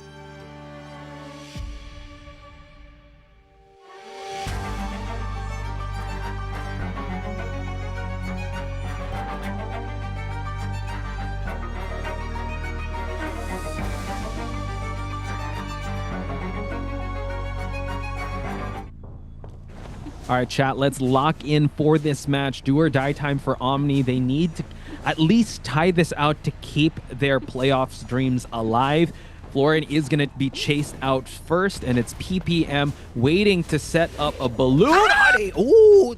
Oh my goodness, we've seen get caught, yeah. Oh my gosh, we've seen this kind of era happen, right? I believe it was Moonlit River Park, the entrance of the double story area, where there was also this kind of inflatable situation where Fire Investigator was kind of stuck with the inflatables and the hit just registers through. So, my goodness, now this time around, able to get that free hit, the inflatables have already been destroyed. So this is a plain paper that we're talking about. PPM has nothing else to work with instead, and then only have the broken windows to work with, but there is no pallets nearby for that boost, and PPM will be seeing his down here a minute into the game. And Blink is not even ready. And this is what we talked about. You're able to actually just close the distance so early. Even if you clean up the airbags, I'm still able to catch up. And as you said, a plain Jane character here once he gets rescued. And unfortunately, he only has knee-jerk reflex. He does not have a flywheel to transition away. Juan able to actually clutch out a rescue. Oh, the Blink hits the chair hit. Nice. Good start here. He can go for a body block. Able to actually get it. So hopefully PPM's going to have a good rebound kite coming in. But man, Opera Singer could just catch up so fast.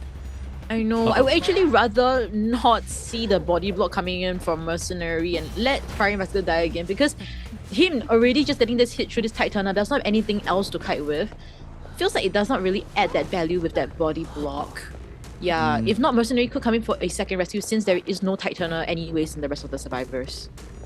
True, but you gotta admit, Juan having an amazing rescue, forcing out a chair hit, so just try and take advantage of that. Coordinator is at the top part of this map. Does not have Tide Turner, unfortunately, just a Coordinator flare gun. So you want to get the rescue and use that flare gun as a chance for the survivor to actually kite it out. But we're already in our last legs of the Fire Investigator. Paul needs to make this rescue happen soon. He has to, and he does have a gun to work with in dire situation. And this is not a drop down hit as well. And Problems misses out his opportunity to rescue PPM from the chair. We'll be seeing the Hunter's attention. In fact, it was a double rescue coming in late. And KB will be getting the first hit there. Cypher is not enough. Only one person decoding is our Mercenary here. Unfortunately, as we see KB here, this is a matter of time here as we see. He still has the book to work with, but will not utilize it seems. I like the idea. The idea was there to get the Novelist, to get the switch happening, just for him to be able to get the rescue, but it was just a second too late. Paul Blems was there, but right as he approached the chair, it already flew off, so just a little mistiming. It was just so close, and Jinjinjo now really capitalizing on the numbers game that is not in their favor, and Coordinator already making her way down. We're gonna get a rescue onto this big rock, and we still have the flare gun to go with.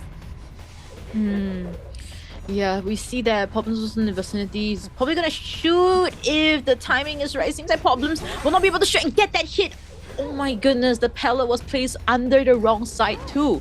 Problem will be seeing the channel, but all of them are injured. Mercenary is the only one that are coming for this rescue. Yeah, and this is what we talked about, right? This is where that body block may be haunting them in return, because if he was able to just allow the Tide Turner to be moved on to the other side of the map, the Mercenary could come in with a rescue without going down. So now just seems like 3 Cyphers are on a big standstill until the survivors can heal up, but they're already so far divided here. Luckily, the coordinator can sit on this rocket chair for a while. Juan is going to have to force this rescue to happen, so he will be down.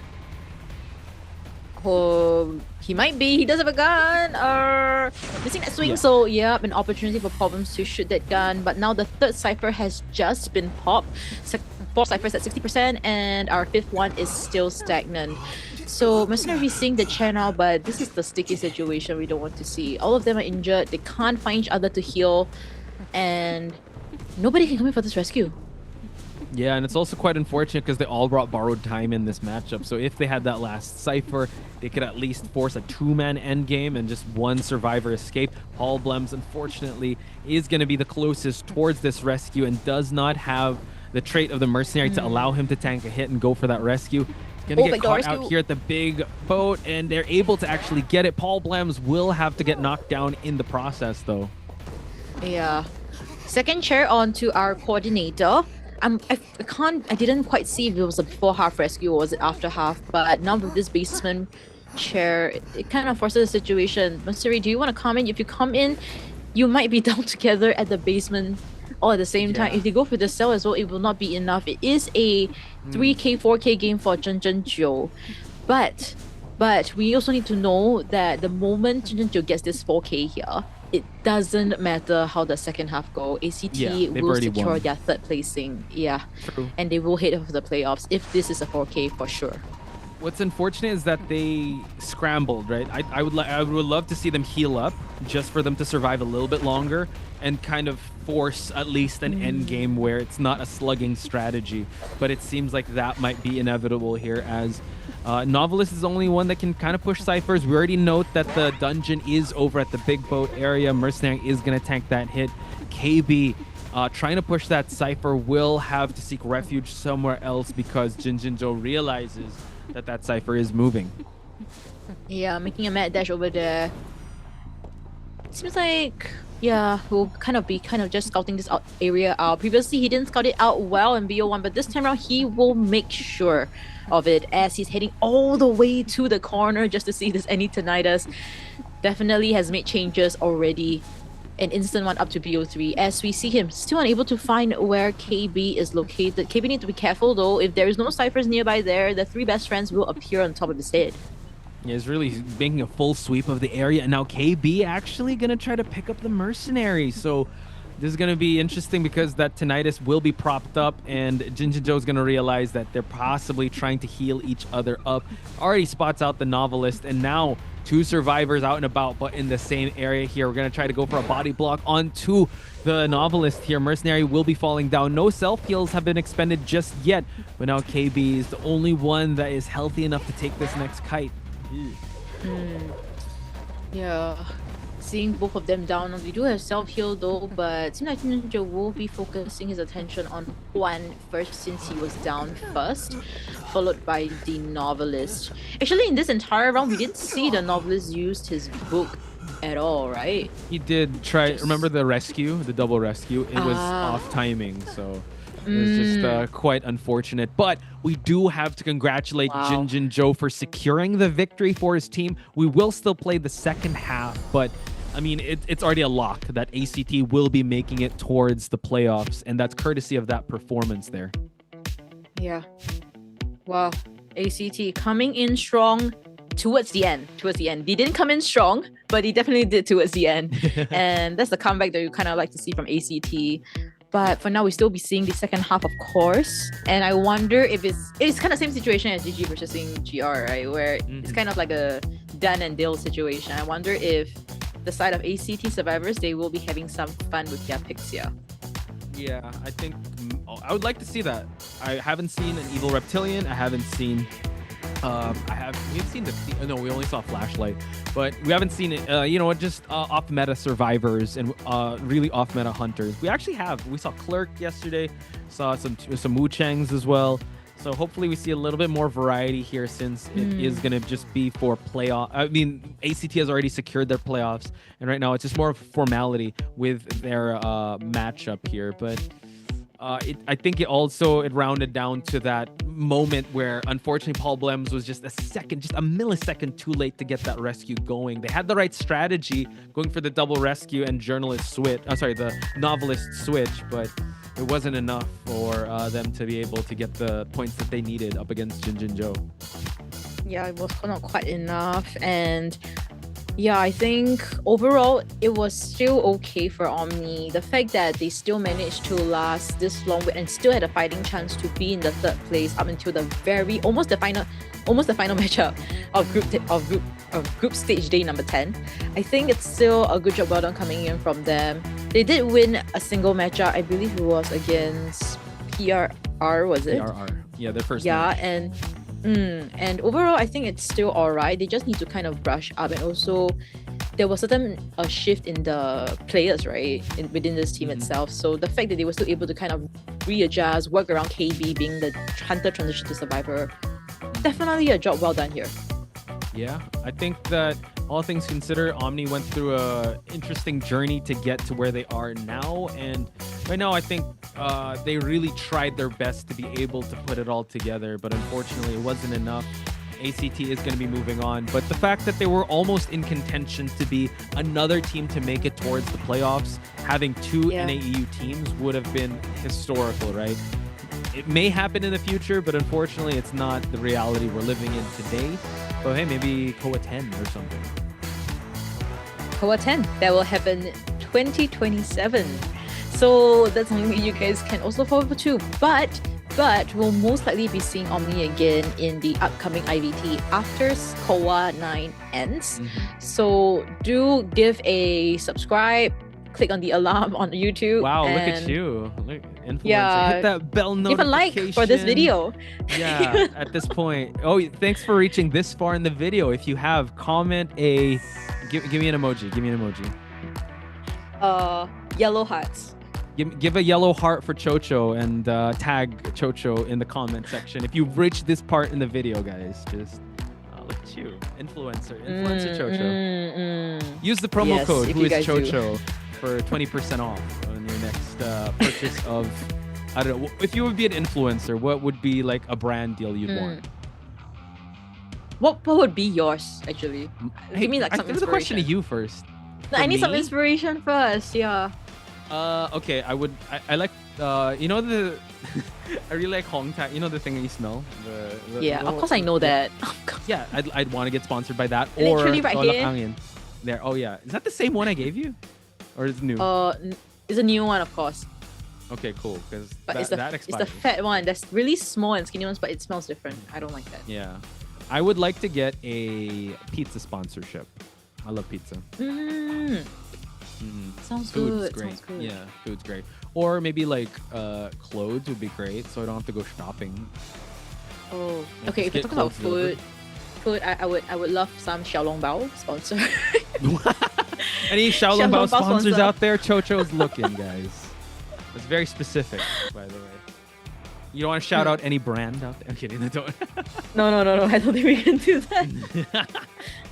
Any restaurant out there that's looking for IDV influencers? We're right here, guys. We are right here. Oh, Xiaolongbao so good. If you guys have yet to try Xiaolongbao, you guys gotta give some Xiaolongbao tryouts, man. You have to be careful eating that because the first time I tried it, I burnt my leg. Don't tell me you put the whole thing. Yeah, you put the whole thing in the. I did. Yeah, rookie mistake, right? Just Yes. like do a little nibble and the spoon, right? Then Yeah. go for it. And you can't go for those flat spoons. You gotta go for those rounded spoons so that you can hold the soup. Yep. Yeah, True. put it on first. I didn't know that the way they put the soup in that is they kind of, it's like the soup is like frozen and like gelatin, and then when they steam it, it becomes soup. It's great. It's just great.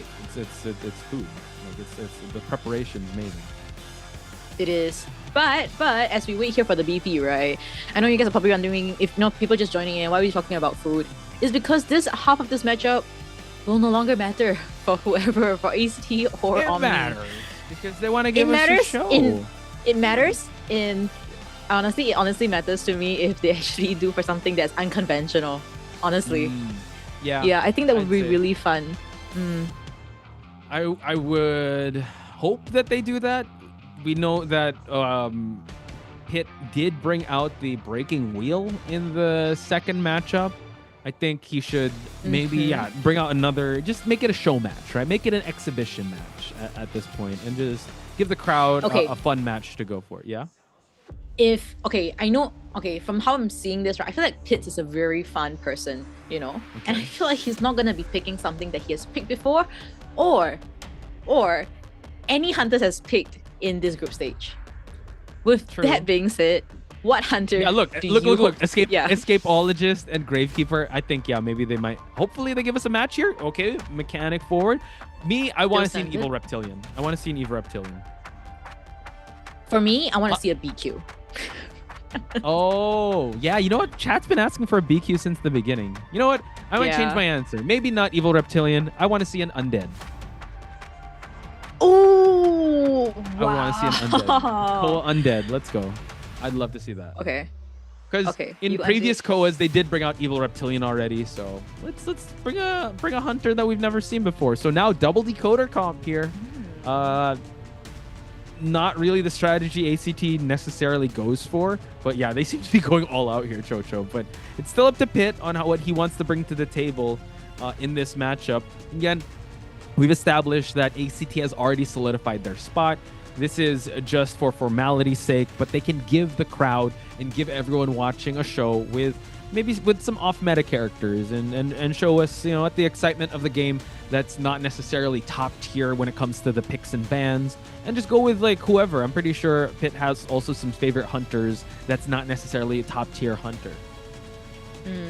As we see, the coach is actually still quite serious about this. I think because ACT's performance itself, right, it hasn't been fantastic. And although ACT servers might want to just play around here, right, but I think for LZX, he kind of want to use this for them to still practice and quote unquote train, even though this is their final matchup. It does not even matter. True. So that's a good way of looking at it. Actually, stage time. You might as well.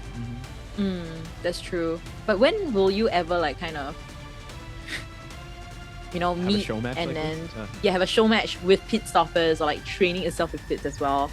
So let's see what's gonna be here coming in from pits. If the survivors don't do that well here, at least there is that opening that LZX as the coach can kind of study the matchup and advise his own survivors how to do things here. But just like what you said, he was listening to you. Okay, his phone had YouTube on or TikTok or something. I'm pretty sure he was watching. He doesn't have the game on. I mean, he's not on the game right now. He's listening to us. Thank you, Pitt. Yes, Undead. he was.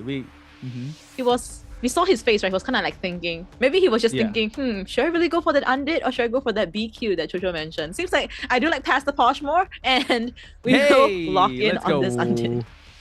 Well, okay. Oh I think we've gosh. seen BQs happen, but an undead in the group stage of Call of the Abyss in this meta, in this economy, in this climate where it's really hot, we see an undead. I'm all for it. I know. I see people in chat also saying that ACT is not gonna go easy on Pitt, but hey, you know what, Pitt? He's gonna try to get a highlight here with the undead. Getting a one-man elimination is all good. It would be funny if they all brought Tide Turner. Or it would be funny if they're not prepared for this undead. I want to see how they'll be able to go with a super off-meta pick. Yeah, Chad, he hears you guys as well. He was probably getting a chance should he consider this? Should he gain some aura with this undead pick? He did. And in fact, seems like he is definitely a very fun person as we see him spawning at the front gate. Okay. Oh, wow. I can't believe an undead Percy making its way into a Call of the Abyss group stage match. This was not in my 2026 bingo cards, but yet here we are in this reality. Pitt making it possible here. And as you pointed out, I think ACT, they're not going to hold back because I use it as a scrim opportunity, right? So I think the coach is like, yeah, well, good luck, guys. You got to go up against an undead now. Yeah. I drafted, and we got flywheels on flywheels here. No borrowed times. We have one Tide Turner on the side of that forward. We have audience effect because they want to Cypher Rush the heck out of this match. Meanwhile, Abnormal, Trump Card, Detention, Wanted Order, Claustrophobia, Berserker, and Hunter's Instinct on Omni's Pit. Let's find out who is going to get the best out of this matchup. ACT versus Omni, brought to you by Pod Spice and Chocho.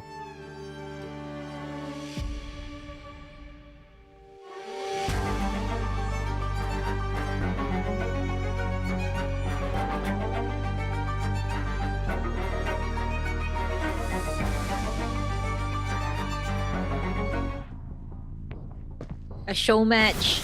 His bringing Undead was something unthinkable, but seems like he would just be executing here as he will be charging towards the 11 area. Does have survivors around the area, but seems like he does not want, he wants to be picky here. He wants to go for a forward. And forward is the only person with that Tide Turner as well. That's true. Okay. When you said 11 area, it's so funny because 11 is in the area. 11 was in 11.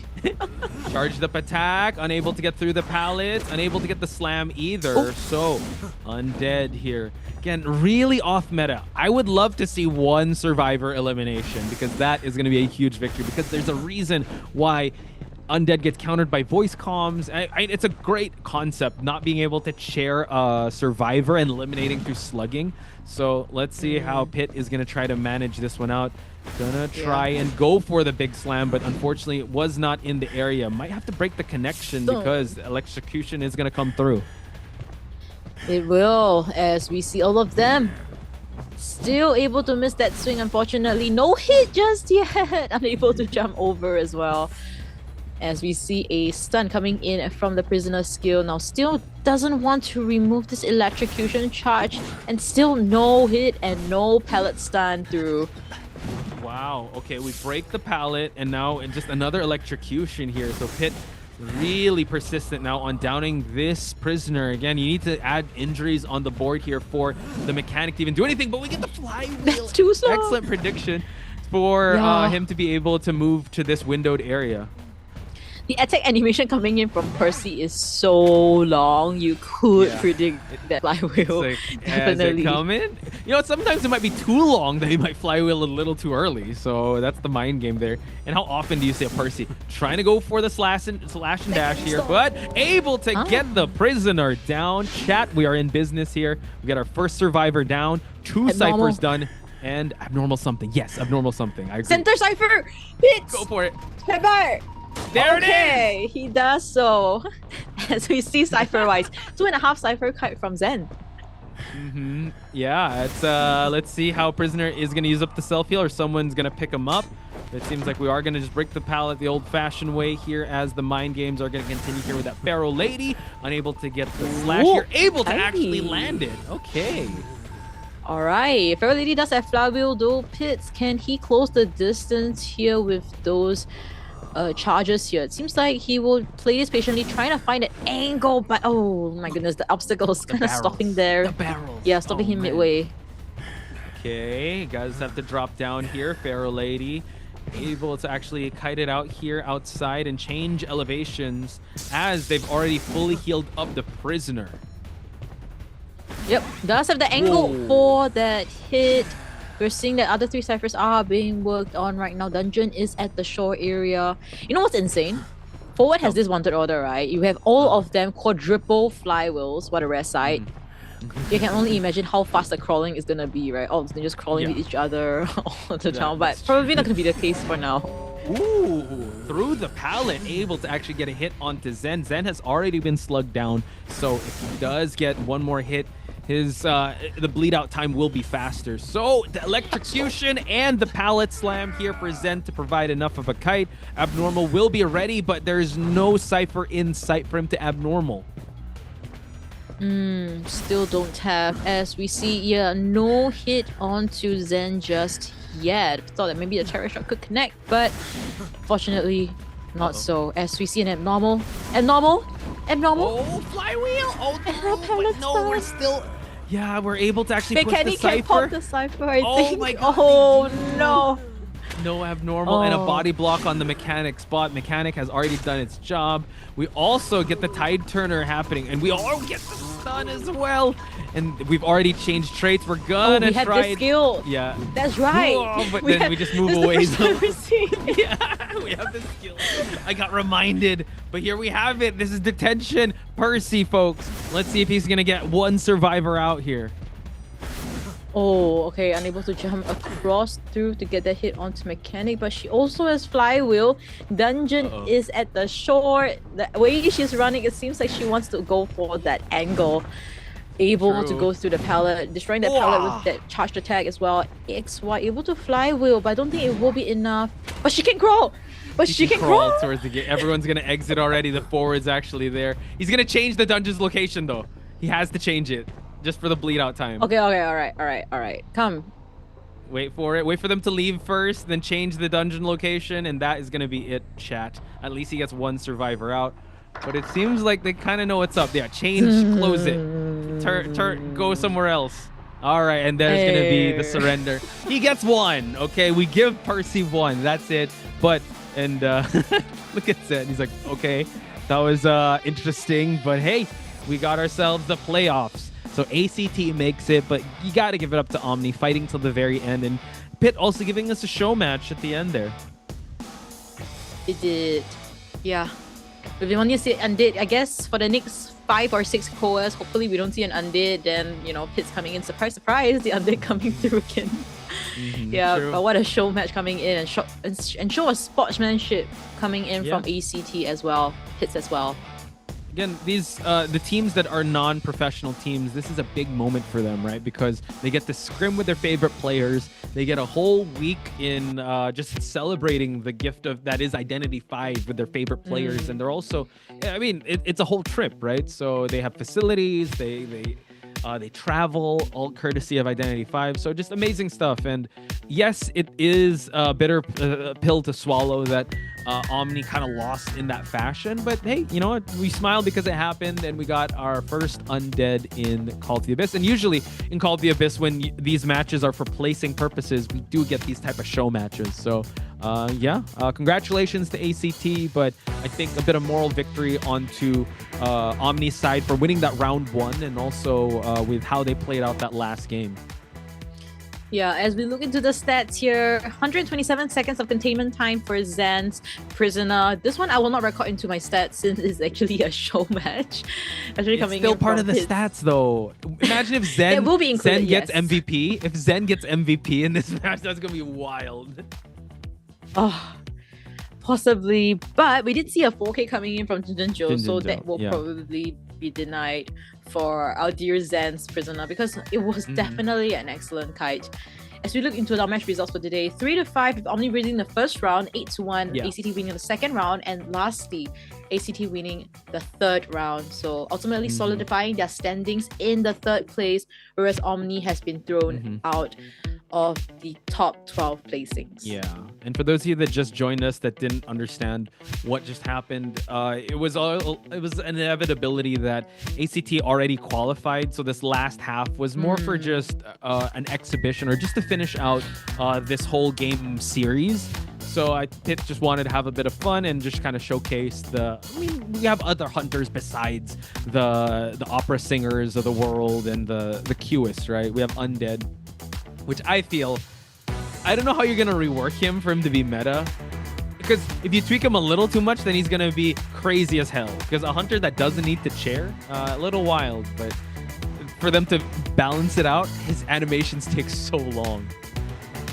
Yeah, we saw how the charge attack and then the flybow that came really clutch right afterwards. It was not something that you cannot predict. If you feel your flywheel against the Percy, then especially with that charge attack, then it's something we could reflect on. You have to get used to the timing too, because it's not a quick swing. So it's like, well, hang on, now, I missed. Okay, I'm done. Now. Yeah, you gotta really time that right. That's real timing, by the way. So Chocho really trained. Now. I wish maybe Percy could have like a fake out, you know, like a really fast hit, but like, whoa, he can fake you out. Like, am I gonna do it? Am I not?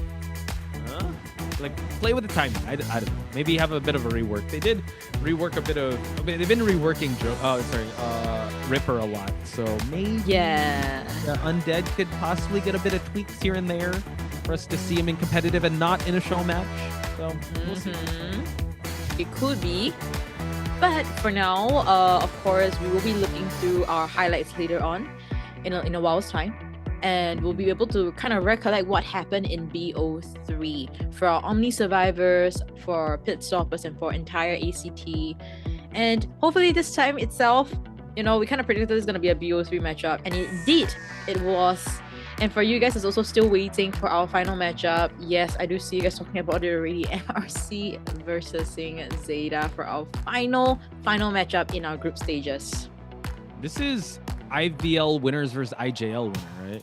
So it's I'd say for me, it's a teaser to what the playoffs could potentially be, because this could be the playoffs finals, but it's only a best of 3, so they don't want to spoil you too much.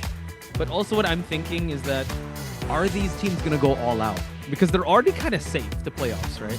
So we're going to find that out in just a bit. Let's check out the highlights of the matchup between ACT and Omni before we award the MVP.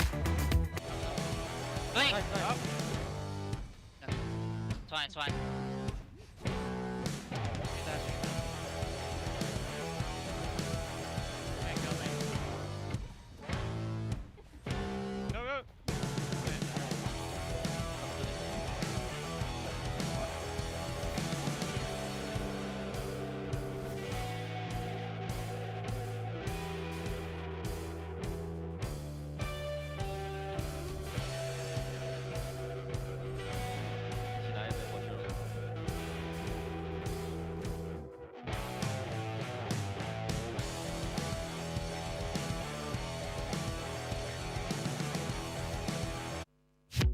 And there you have it, folks. Our last match of ACT versus Omni settled in Lakeside Village. It was an opera singer and an undead. The first in the books of Call of the Abyss that we had an undead in the group stage, courtesy of Pit. Once again, kind of an exhibition, kind of a show match game, because ACT has already made it towards that playoff spot. So now let's talk MVP.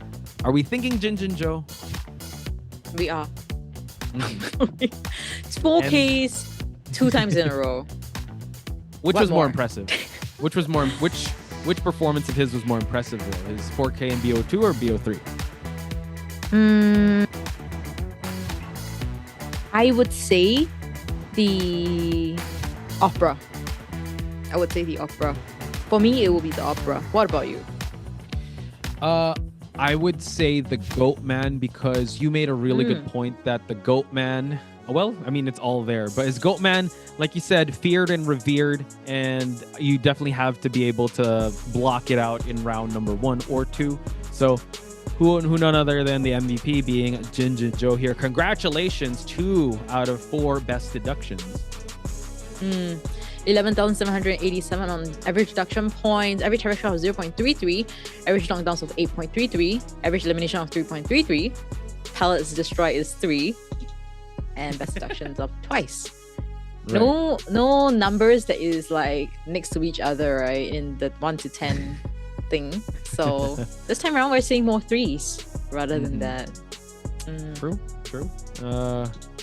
Once again, Jinjin Joe, excellent performance. Had a shaky start. I hope that in the playoffs, again, it's going to be a best of 5. You can't really afford too many, I'd say, slip-ups at the start, but let's head towards the stage area for the interview. 我们邀请到了真真九和11来到赛后采访环节，先来和大家打个招呼吧。大家好，我是 AZT 真九。大家好，我是 AZT 11。欢迎2位来到赛后采访环节。那刚刚我们是一个翻盘拿下，2位现在缓过来了吗？差不多，可以。好，真实说可以，那就是可以啊。第一个问题想要问一下你们，昨天晚上睡着了吗？因为毕竟今天这一把是一个生死战。我想吃早饭的，然后快到早饭点睡着了。哦，快到早饭店睡着，所以还没吃上早饭。等一下奖励自己吃顿好的，怎么说？因为确实我刚刚看到我们的新燕老师啊，在打出非常精彩的操作的同时，也在台上打了一个哈欠，所以他昨天也是没睡好，是吗？他睡很早呢。啊，他睡很早。哦，这个年轻人倒头就睡也比较缺觉，也是合理的啊。那接下来我们来到游戏对局中，首先啊，想问一下，开局的时候月亮河这张地图其实是两边可能打的都比较焦灼，所以想问一下11，当时我记得你在月亮河大副有一波非常棒的牵制，跟大家分享一下那一波吧。其实也是站出来了，要不然拉扯不到这个局面。就冷静处理，然后看他怎么放笼子，然后再决定交不交表。确实，我能够看到你的那个道具是把握的很准很死的，确实是救人位的本能，救人位的厉害啊。那到了真真九这边，其实我有看到和咒术的博弈啊。其实第2局和第3局我都能感受到，你今天不管是面对咒术师，还是说面对我们的弓箭手，你都是一个头铁的状态。跟大家分享一下，这个头铁是有什么说法吗？巧思在里面。咒术师是因为他只有一个猴子，所以他垫下一下，把气球上的人打倒就行。然后弓箭手是因为我太久没有玩博养了，然后处理上面就是每波都失误了。我那个笼子，我想的是框我自己，然后每次放出来都把对面框了，然后就复盘就是这么个情况，反正，但是我跟你说啊，虽然说你现在复盘觉得这个事情还能变得更好，但是你就说我们结果对不对？这个4抓对不对？非常非常棒，确实是啊，包括今天其实是一个翻盘拿下，并且当时你上场的时候是有一个小劣势的，并且今天作为生死局，真的稍微有一点点没有反应过来，或者说是有一点紧张，都是很正常的。今天这个结局真的非常棒，你的2把4抓非常关键。那来到了破轮这一局啊，我也想问一下求生这边，我有看到3个人没有带回光返照，有什么说法吗？救人位就是节奏不好，然后优先保状态，对电击不够的局。哦，在讨论。就是遛够。对，了解，遛够，提前抢答了后面的问题啊。那我们也想，因为我们确实是看到大家牵制是非常足够的，因为我们新燕其实一上来弓箭手是牵制的非常够的嘛。比较好奇啊，因为2救的时候大家都会觉得弓箭手的道具其实是用完了，感觉好像没有救援的必要和性价比了。所以作为一个成熟的救人位，当时你的判断是怎么样过来的？就是电击不够就保状态嘛，电击够然后再想着卡血，因为破轮的话永远是状态是大于血线的。了解，除了这一波救人你确实判断的很正确之外，后期的时候我们有看到，好像这个电车和我们 ACT 是正式连接了，后面发现了这个电车过来帮了忙之后，大家的队内思路会有调整吗？就想着帮卡尔明，然后混淆视听，然后让他找不到。确实，大家最后感觉有的是力气和手段全部都来了，大家那一波打得非常棒，包括你们的那个3跑，其实也是把气势完全的拉起来了。到了湖景村这张地图，问一下真真九了，因为其实啊，虽然说最后一把的话小分上我们是有很大的优势，但其实大分上还是有可能会翻，所以你先上场之后，目标是更多的偏向保平还是争4抓呢？我是比较相信队友的，所以我先上都会先上保平。那我也有看到，在对面的阵容，因为对面肯定是不想跟你保平的，对面有拿了我们的空军啊、小说家，在这种情况下，我有发现你的歌剧是没有带兴奋，带的是闪现的，会有什么小巧思在里面吗？因为我怕这个开局选大船的人是空军，这样我近身还没好他就开枪，我就没有技能了。咱们这个技能带的非常好，因为确实是52秒的时候就击倒了我们的火灾调查员，节奏无限哈。那来到最后一把，我们看到这样的一个 ban pick 的情况，也想问一下11，3个修机位，1个前锋，选出这样的是有什么小说法在里面呢？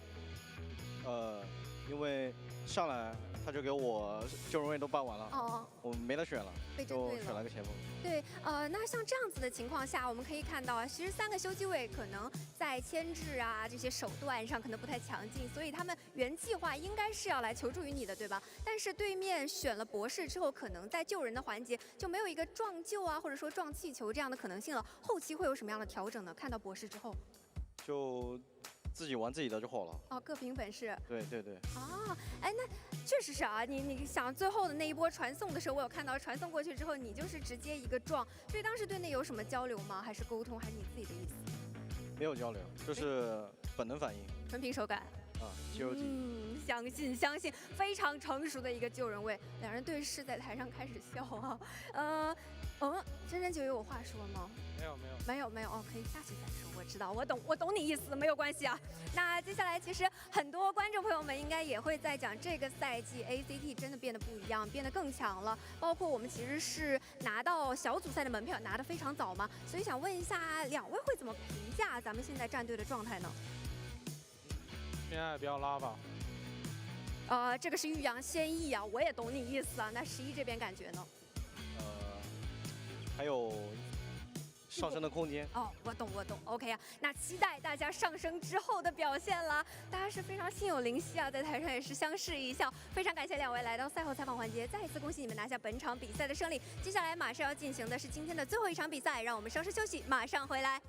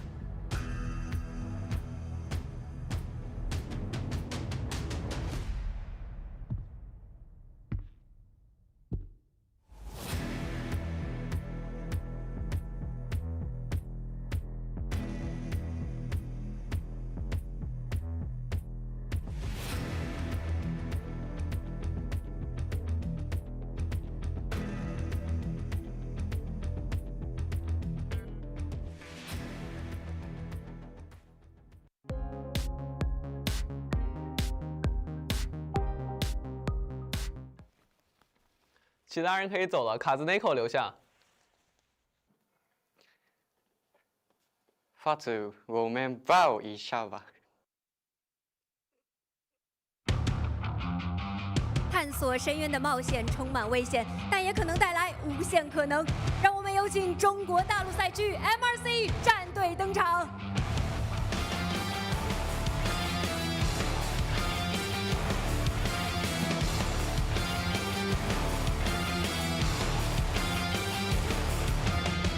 欢迎笑笑、花慈、奈奈、小迪、白鹿、小程、可可。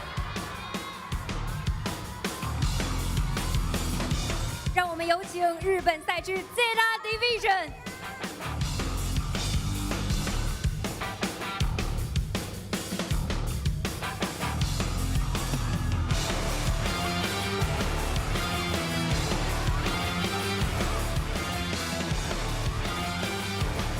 欢迎 Shinami、Hamez、Nico Melody、Doris、Vita、Hazneko、Alfado。And there you have it, folks. Our main event, Hametu with the rhythm. I don't know. It's he seems to have his own groove going on. That's what you want to see if you are a ZETA Division fan, because you want them in the best possible condition to make it out in the top spot in this group stage. Chocho, how are we feeling about this match?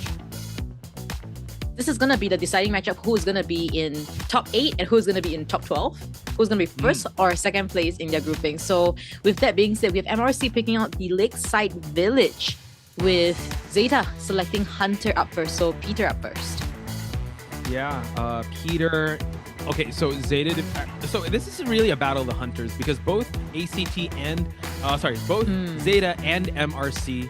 I just turned the page in my notes. Both ZETA and MRC have not gotten an L yet, and all their MVPs have been their hunters. So Peter coming into Lakeside Village. I'm excited to see what he has to offer. This is MRC's map selection. They do usually like going Lakeside Village or Moonlit River Park in this match.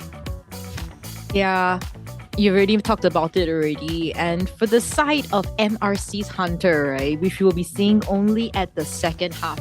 One thing that you guys should note is that he is the 4K king, right? Wow. He has yet to get less than a 4K during the entire group stage. And I'm hoping that this time ZETA Division will be, stopping that streak here and giving him a true reality track here coming in. But they will be only sit in the second half. But for both sides, it seems to be that both hunters, Peter as well as Bailu, both have those 3 times MVPs. I wonder who will break that streak. I mean, you could say the same for Peter as well. Like, maybe MRC will take him down a peg in this matchup, right? And we also built up this match being IVL versus IJL champions. And MRC has yet to be able to, kind of, both of them actually, they haven't been contested. I think it was B4U to take ZETA to BO3, but so far MRC has not seen a BO3. They've had the quickest matches all throughout in BO2, but the fact that me and Chocho are commentating, we might go the full OT in this match, so it's gonna be quite the night. And also, stick around, because after this match we will also have a selection phase where we're gonna seed the playoffs, so you want to stick around for that. Yeah, the brackets itself, you guys would definitely want to know this, because we have another round for you guys to do your predictions with those golden apples that you guys will gain in the group stages.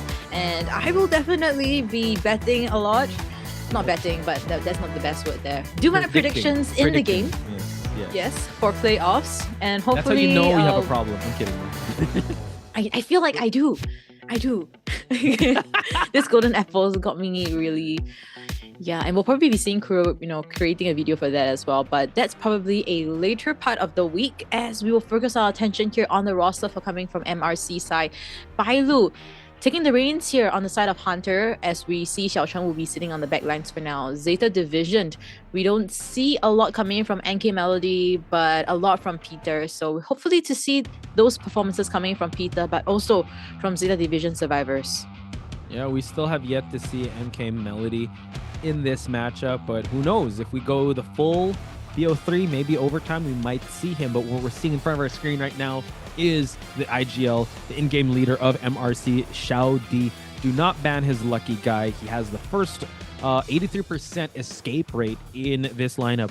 Known for using a lot of veteran characters, actually. Aside from lucky guy, he also has that gardener. He also likes using meteorologist, coordinator, and just really just providing the support for his team to be able to flourish when they kite. We've seen a lot of Perfumer in the previous round in matchup 3, and Showdown also has that Perfumer. So you mentioned all those veteran hunters, but also an older character there, Perfumer adding to the list.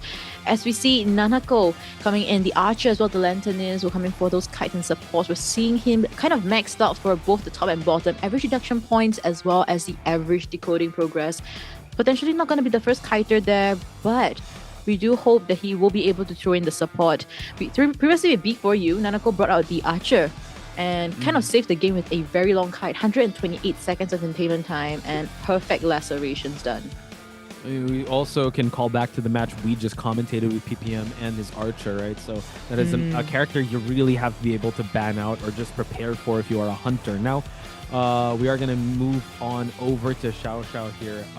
The rescuer of the team, Wildling, Mercenary, First Officer, even the Gravekeeper, 7th in average containment time and 3rd when it comes to average containment time before first knockdown, being at 93 seconds. We've also been seeing a lot of hunters go for the rescuers to start things out, just to expend the shovels, just to expend the elbow pads, and also to just target the tide turners they bring.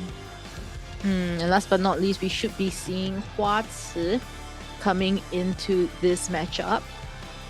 Yep, we have the Aeroplanist as well as the Patient as the preferred pick, or most commonly picked here, maxed out in terms of the average containment time before first knockdown, placed 2nd at 96 seconds. So this itself means that potentially COAⅨ will be getting those first kites, and hopefully if he gets a very long chase, then there will be that 3 confirmed decoded ciphers at the start, and that's where survivors do really shine. So let's see if MRC survivors will have what it takes here to go up against none other than ZETA Hunter's Division. ZETA Division's Hunter, what am I on? ZETA Division's Hunter later on for Peter, but now Heng as MRC's coach. Yeah, that rounds out MRC's team. They are locked and loaded here.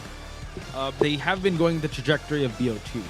I wonder if ZETA Division is going to break that trend, or are we still going to see a BO2 in favor of MRC or ZETA? Highly unlikely, but very much a teaser to what we can expect in the playoffs. But now, as you pointed out, Peter coming in to bat, 3 MVPs in his 3 matches that he has played. 2nd when it comes to average elimination, and 1st when it comes to average knockdowns at 51 seconds. That's 9 seconds before the 1 minute mark. So whenever he hunts down or targets a survivor, folks, rest assured, Peter will not rest until that survivor is knocked down. Yeah, and we also saw the average elimination of 3.4, which means that he's usually getting kills such as 3k or 4k, kind of ranging within that to get those stats as well. So from Peter's side, a lot of pressure, but later on when you guys see Bailu's stats, that's where it's also kind of maxed out in those sense. Yeah. Even though Peter's one's actually really good already. So as we kind of wait patiently for the fan pick phase here for both sides, any expectations for Peter coming into this match, Posh? I expect him to keep playing the hunters that he's known for, not really deviate from the strategy that he's known from using. It might be actually a battle of the hunters at the start, and then as the hunter pool dwindles down, that's when we start to see the survivors come online. A tie here for any of the survivor side is already a big victory in my book. Even getting a 1 survivor out is already good enough, because the standard that was set by Peter and Bailu has always been a 4K. So I'm just setting expectations now. We're going to see a lot of eliminations. Probably 1 survivor out is already a victory on the survivor side. Yeah, and I really like how this is our final matchup in our group stage, day number 10, right? Because this is potentially, in this group itself, Group D, hardest competitor for both of them. Hardest for MRC here is ZETA Division. Hardest for ZETA Division is MRC. This being their final matchup will be the deciding factor. Who will come out on top and who will skip that initial matchup in top 12, in the playoff stage. Because a lose here means that you will just be in second place, you'll face another matchup from another team, and it's a do or die in the playoffs. The moment you lose, you're out. I'll say this much also, is that the teams that did go up against ZETA and MRC are non-IVL IJL teams. So the fact that this is our final matchup, it's very poetic that we ended on this note, because you could say that they haven't been pushed to their limit, but now you're going up against champs of IVL or IGL correspondingly, right? So now this is where we can sense where they're at when it comes, or the power rankings where they're at when it comes to the professional meta right now. So we're gonna see the Puppeteer, we're gonna see the Archer and First Officer getting locked in. Meanwhile, no decoders, Mechanic out of here, Explorer not making it. Doctor and Seer, we already know they're not invited to the group chat. Last but not least, Perfumer to get locked in. How we feeling about this lineup, Chocho? Decoding wise is still alright. The fact that Peter banned out 2 decoders here, he probably felt that MRC want to go for like a fast decoding team comp here, or like just a decoder solely for it, like a composer. But it's not happening here this time around. We're seeing actually 3 out of 4 very meta characters, and in fact Perfumer also adding to the mix here after those buffs as well is probably going to be insane. We mentioned about Shelty's Perfumer, and there we go, we see it here, and she might potentially be spawned at the double story area. I'm actually how would I say this? Shelty always goes lucky guy at round number 1. Now that he's going Perfumer, maybe he's starting to like really respect what Peter brings to the table. However, we see a lot of ban out on the decoder, so he wants to take his time when he hunts, especially like in Lakeside. Not sure if he will be bringing out the Ivy, or he wants to be going for something like his Goatman Hullabaloo as well is a good mix. But we've seen a lot of amazing performances on Goatman in Lakeside. Actually, he hasn't brought out his Ivy in my notes. Yeah. He probably brought it out before, but I mean, now is the best time to bring it out because you have that Archer in the mix. Yeah, he definitely potentially have to here. And also something to note for Peter's side, he was the FMVP of IJL Summer 2025. So he should be coming in strong here, especially with this Goatman. Previously used it once in the group stages and managed to get that 4K. I wonder if he's able to do it this round as well. Goatman in this map has netted a lot of wins. I feel like, if not in all, I don't know, we got to check the stats, but Goatman has a high win rate in this map. I think we've also seen the battle of the Goatmans when it was GR versus Wolves, it was Chongai versus Jin, and I believe it was a 3K to 4K on Chongai to Jin's side. So Peter with the Goatman, we've seen him use it before. He's going to use it again in this matchup up against a very meta lineup on the side of MRC. As we see a kind of like a clover spawn coming through, top, down, left, right. We'll see if Hunter completes the cross here with this plus sign spawning in between. Seems like Hunter will just take some time for now, but from the side of both Hunters, right? Bailu was the 4K king currently. For Peter's side, he's getting all the 3Ks at the very least. We'll see if MRC can break that streak or potentially tie against Peter's Hunter as we see him spawning at the small boat next to Perfumer, Shelty's Perfumer. This is good. We've seen it this strategy before. You chase out the Perfumer, chase out the survivors in a really good kiting spot, and we note that the small boat has a lot of potential for a kiting route. And at the start, Goatman wants to kind of play it a little slow just to build up the resentment. You don't have to go fast and furious right away like Opera Singer does. But we're going to find out here. We have Excitement, Trump Card Detention, Rage, as well as Wanted Order, Claustrophobia, and Hunter's Instinct on the side of Peter, while the survivors are boasting 2 Tide Turners on Puppeteer and First Officer. And we have a full kiting build on the Archer. Some borrowed times, count them, 3 borrowed times on the survivors here. But folks, this is your main event. MRC versus ZETA. This is Potch Spice and Chocho bringing you the commentary action.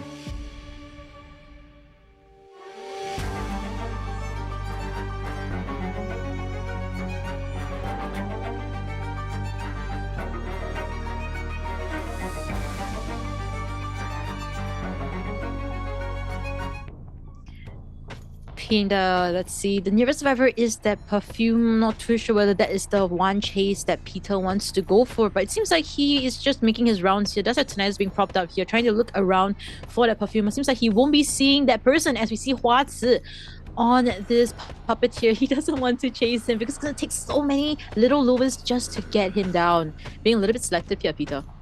Yeah, I think he just knows someone's in this area. Archer is on the big boat, but he might double back here. We're building to 100% resentment. So he might actually bite the bullet here and actually go for Huazi. Yep, no basic hit given by Huazi as well. Still alright here as we see Little Lewis will be used here just to prevent that basic hit into him inside the cage. As we see the cage expire for the first time, second cage has already been placed here as we see Huazi will be tanking it with that Little Lewis.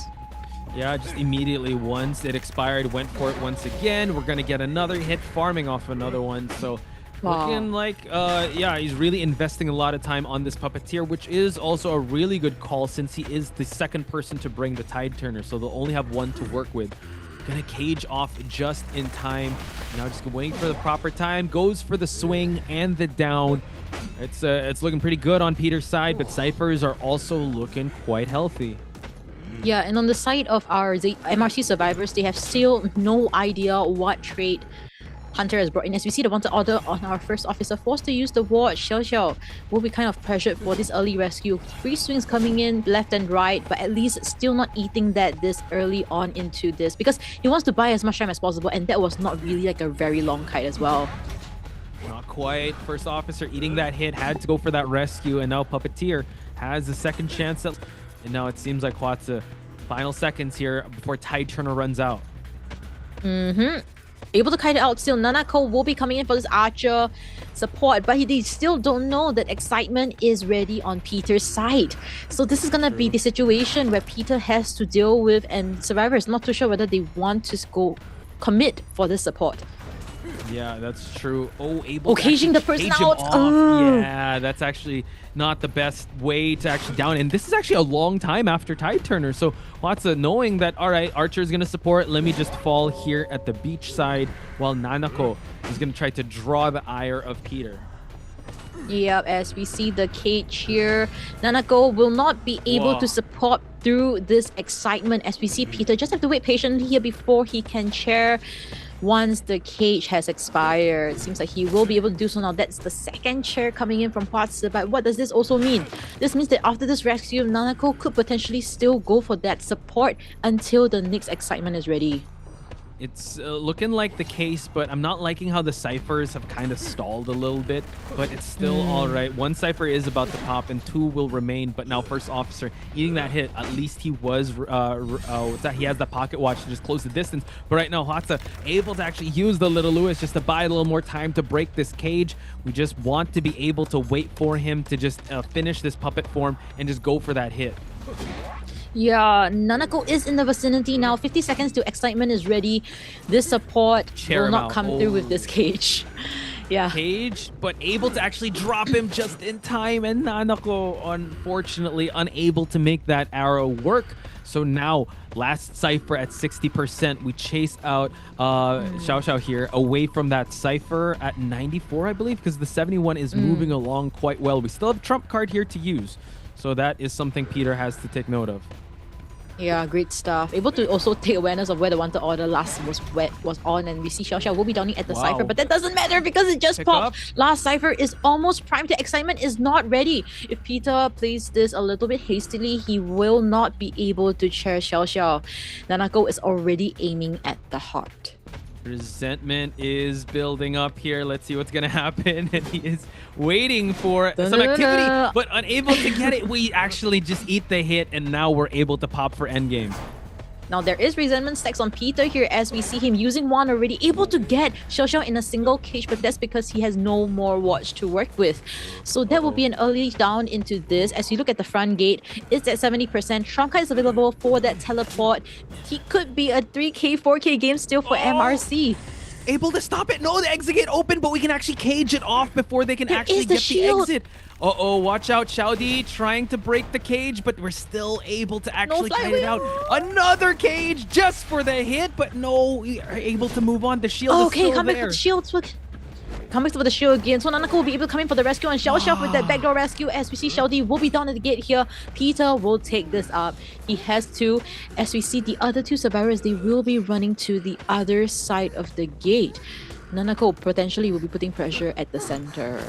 Yeah, so he's going to slowly walk and build up that resentment. He knows that they got to be able to just hug the walls or at least the edges of this map because no one is here. But can you make it in time? Xiao is already making the exit gate work. We have our arrow just in case. And it seems like he might reside himself for a tie. No, he's going to try to close the distance, but is it going to be in time though? I don't know because there is still another resentment stacks for that cage. If they somehow cage him out and detention is still ready in 30 seconds. Oh, seems like Peter is not going to commit and they will tie this game here. And with that, MRC breaks Peter's record of those 3K, 4Ks. And with this first tie game here, Peter is looking quite disappointed as seen. Yeah, I actually was surprised. I thought he was going to try to at least just commit towards just going straight for the exit gate, but he kind of doubled back. Maybe he second guessed himself in that scenario. Maybe someone would possibly try to go for a rescue since that other exit gate is open, but the way they played that out was very nerve-wracking and also are you okay, Chocho? That was quite of a scary situation. I wonder why, because Tinnitus was propped up already. He could still go for it. But like you said, maybe someone was in the middle or in the 11th area kind of went for the rescue the back door. Then the gate on the back gate is open already. Then it would have been a 3 escape game. So maybe he just wanted to play a little bit more conservatively coming in from Peter. So we do see that tie game here. And also ZETA Division, we can see how nervous they can be here. Acknowledging that this will be a tough fight. And it will only go uphill from here all the way to playoffs. Yeah, now they realize, okay, Peter does have those weaknesses. He has those tendencies, and MRC Survivor is able to actually showcase that with an amazing rotation at the start, forcing the first chase to be arguably one of the hardest chases of this Goatman, being the puppeteer.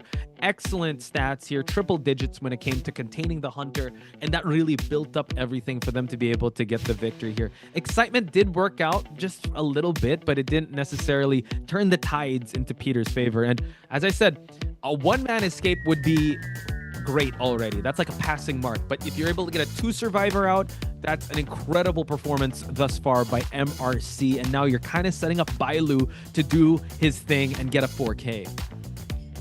Yeah, which means pressure is definitely there for both teams right now. But I think for the side of Bailu, I am quite interested to see if ZETA Division survivors have what it takes to break that 4K streak. Because as what we've been seeing here in these group stages, Bailu has been no sweat at all. It was easy 4Ks for him, and it was clear decision making. Resentment stacks always so full. So I wonder what ZETA Division have prepared for this to try and tie things out against Bailu. I think like you said, Peter was the one, MVP, always bring the points to ZETA Division. Now it's the survivors' turn to be able to kind of cover where Peter couldn't get a point. It is a 2-2. It's still a stalemate at this point, but I guess we're reacting this way because it's not like Peter to just keep getting to just have this type of performance. He's known as a 3K, 4K type of hunter, especially in round number 1, but just goes to show that MRC really did their homework and prepared for this matchup. This was their map selection as well, so I'd say it's paying off so far, and now they can really drive it home and go full press right now onto the offense if they're able to get Bailu online with that 4K. Yeah. So in this group D, potentially hardest matchup to see, in fact the closest matchup here, we could potentially be seeing a tie game coming in from ZETA Division survivors, because based on the stats as well, they have been, for BO1 at least round 1, majority of the time they have been tying. Yeah. And they never kind of lose BO1 rounds. So it will be quite tough for Bailu here, but hopefully we will be able to see. I want to see Bailu struggle. I want to see where his weaknesses lie and how ZETA Division have done their homework. Sounds like you have some golden apples on the line, Chocho. You know what? Let me just check. I actually forgot. Forgot? Okay. because this was a tough group also to kind of predict and know who was going to get it. But I agree. I like to see it when you're able to make an established player kind of crumble. But for now, we're going to look at the players of ZETA, starting with Shinami, the main rescuer of the team, has been with ZETA, has been one of the pillars of ZETA for the longest time. Trust in Shinami to get those rescues going. Yeah, other than ZETA Division, I mean, we'll talk about them whole later on, but of course, Shinami, you've already mentioned him already. Very stable rescues, but we can't forget this blonde cutie as well from ZETA Division. We have Dolisu. Dolisu, recent play against RT was pretty impressive with that Lantinus with 161 seconds of containment time against RT's Hunters, Hermit at Red Church. We could be seeing a lucky guy also being picked later on. But containment and yeah, the stats itself doesn't speak for itself. But we hopefully in today's matchup against MRC, we will be able to see stable kiting, consistent kites, and also if there is support coming in through by none other than also Hamitu into this matchup here. He brought out the Enchantress previously against RT and managed to get 4 rescues total at Sacred Hospital. But other than that, he also has the Aeroplanist, Gardener, and we do see quite a bit of maxed out stats here for both escape rates, average deduction points, average decoding progress, as well as average rescues. Look at that. He's got game face on. This, I know he was kind of joking around usually in his entrances where he does push-ups or he just dances and vibes to the music, but right now he is definitely locked in because MRC survivors definitely took, I would say, not make it personal, but they just made sure like, yo, all right, we are in this to win it. Are we going to get the best version of ZETA? Hopefully they will, as we introduce the last of the lineup here with Kazuneko, one of the main stunners of this group. It's really him, Hametu, and Hametu and Dolisu to be able to get those stuns going on. While Kazuneko, I mean, the first time we saw him in Call of the Abyss, right, his forward stuns were just amazing. But right now, sporting that Enchantress, sporting that Archer. So we're going to see if his stuns are going to matter. Yeah, sorry, my voice. The Prospector. So I think I got too excited at the start, and then now my voice is just coarse all the way. I think it's time for a water break. Go take a sip of water. I did already water the break, but I did. Yeah, watered the break? I watered the brakes, but it's not breaking. It's still there. So, unfortunately for that. But Keizinki was also the one that kind of. This is the Hunter, right? You know, we previously in other IVLs we saw GR Jin, but this time around it is Bailu coming in from MRC. First for elimination rate at 100%, average deduction also being first place 11,848, second place for average knockdown 7.83, first for average elimination at 4, average terror shocks at 1.33, first place, and fourth place for average time to knockdown at 57 seconds. If we're talking about the man of the hour, it's definitely Bailu here. Man of the group stage, I think. This is unbelievable stats, but hopefully ZETA survivors will play spoiler and kind of ruin some of that records and just prolong the downtime or at least knock him down a few pegs, right? That's like you said, you want to see Bailu in tough situations because it's so hard to root for someone that's so established. Like, let's see him try to battle through some adversity, right? No one has made him see round number 3. We almost saw it when B4U Sprinter was able to get a 3-man elimination, but Bailu kept one-upping him and getting a 4-man elimination. So we still have yet to see how the limits of Bailu, and maybe it's going to actually be established here with ZETA Division survivors. And it's really crazy to see this, right? Because in last COA, Bailu was in this non-professional team called ITZY, and then he was playing really well, and then he got picked up by MRC here, and ever since then he always been the frontliner hunting for MRC ever since. And Xiaosheng has been taking on the backlines now, but Xiaosheng's, of course, his popularity has always been there. But now Bailu also being another strong hunter in the team. I can only say that when you go competitive, really in Chinese mainland, there is the opportunity for you to pop off like how Bailu is gonna be popping off here. Yeah, I like that you were able to encapsulate that journey, right? That's why it's important for us to not just celebrate their highlights, but where they came from as well. You know what? These players didn't just pop up out of nowhere, right? You see rumblings of Bailu, of FT's survivors also in Southeast Asia. They started in different teams like ZT and whatnot. So Legends were not just simply there. They actually went through an entire journey, a whole character anime training arc, if you would. And now they're just reaping the rewards of their hard work.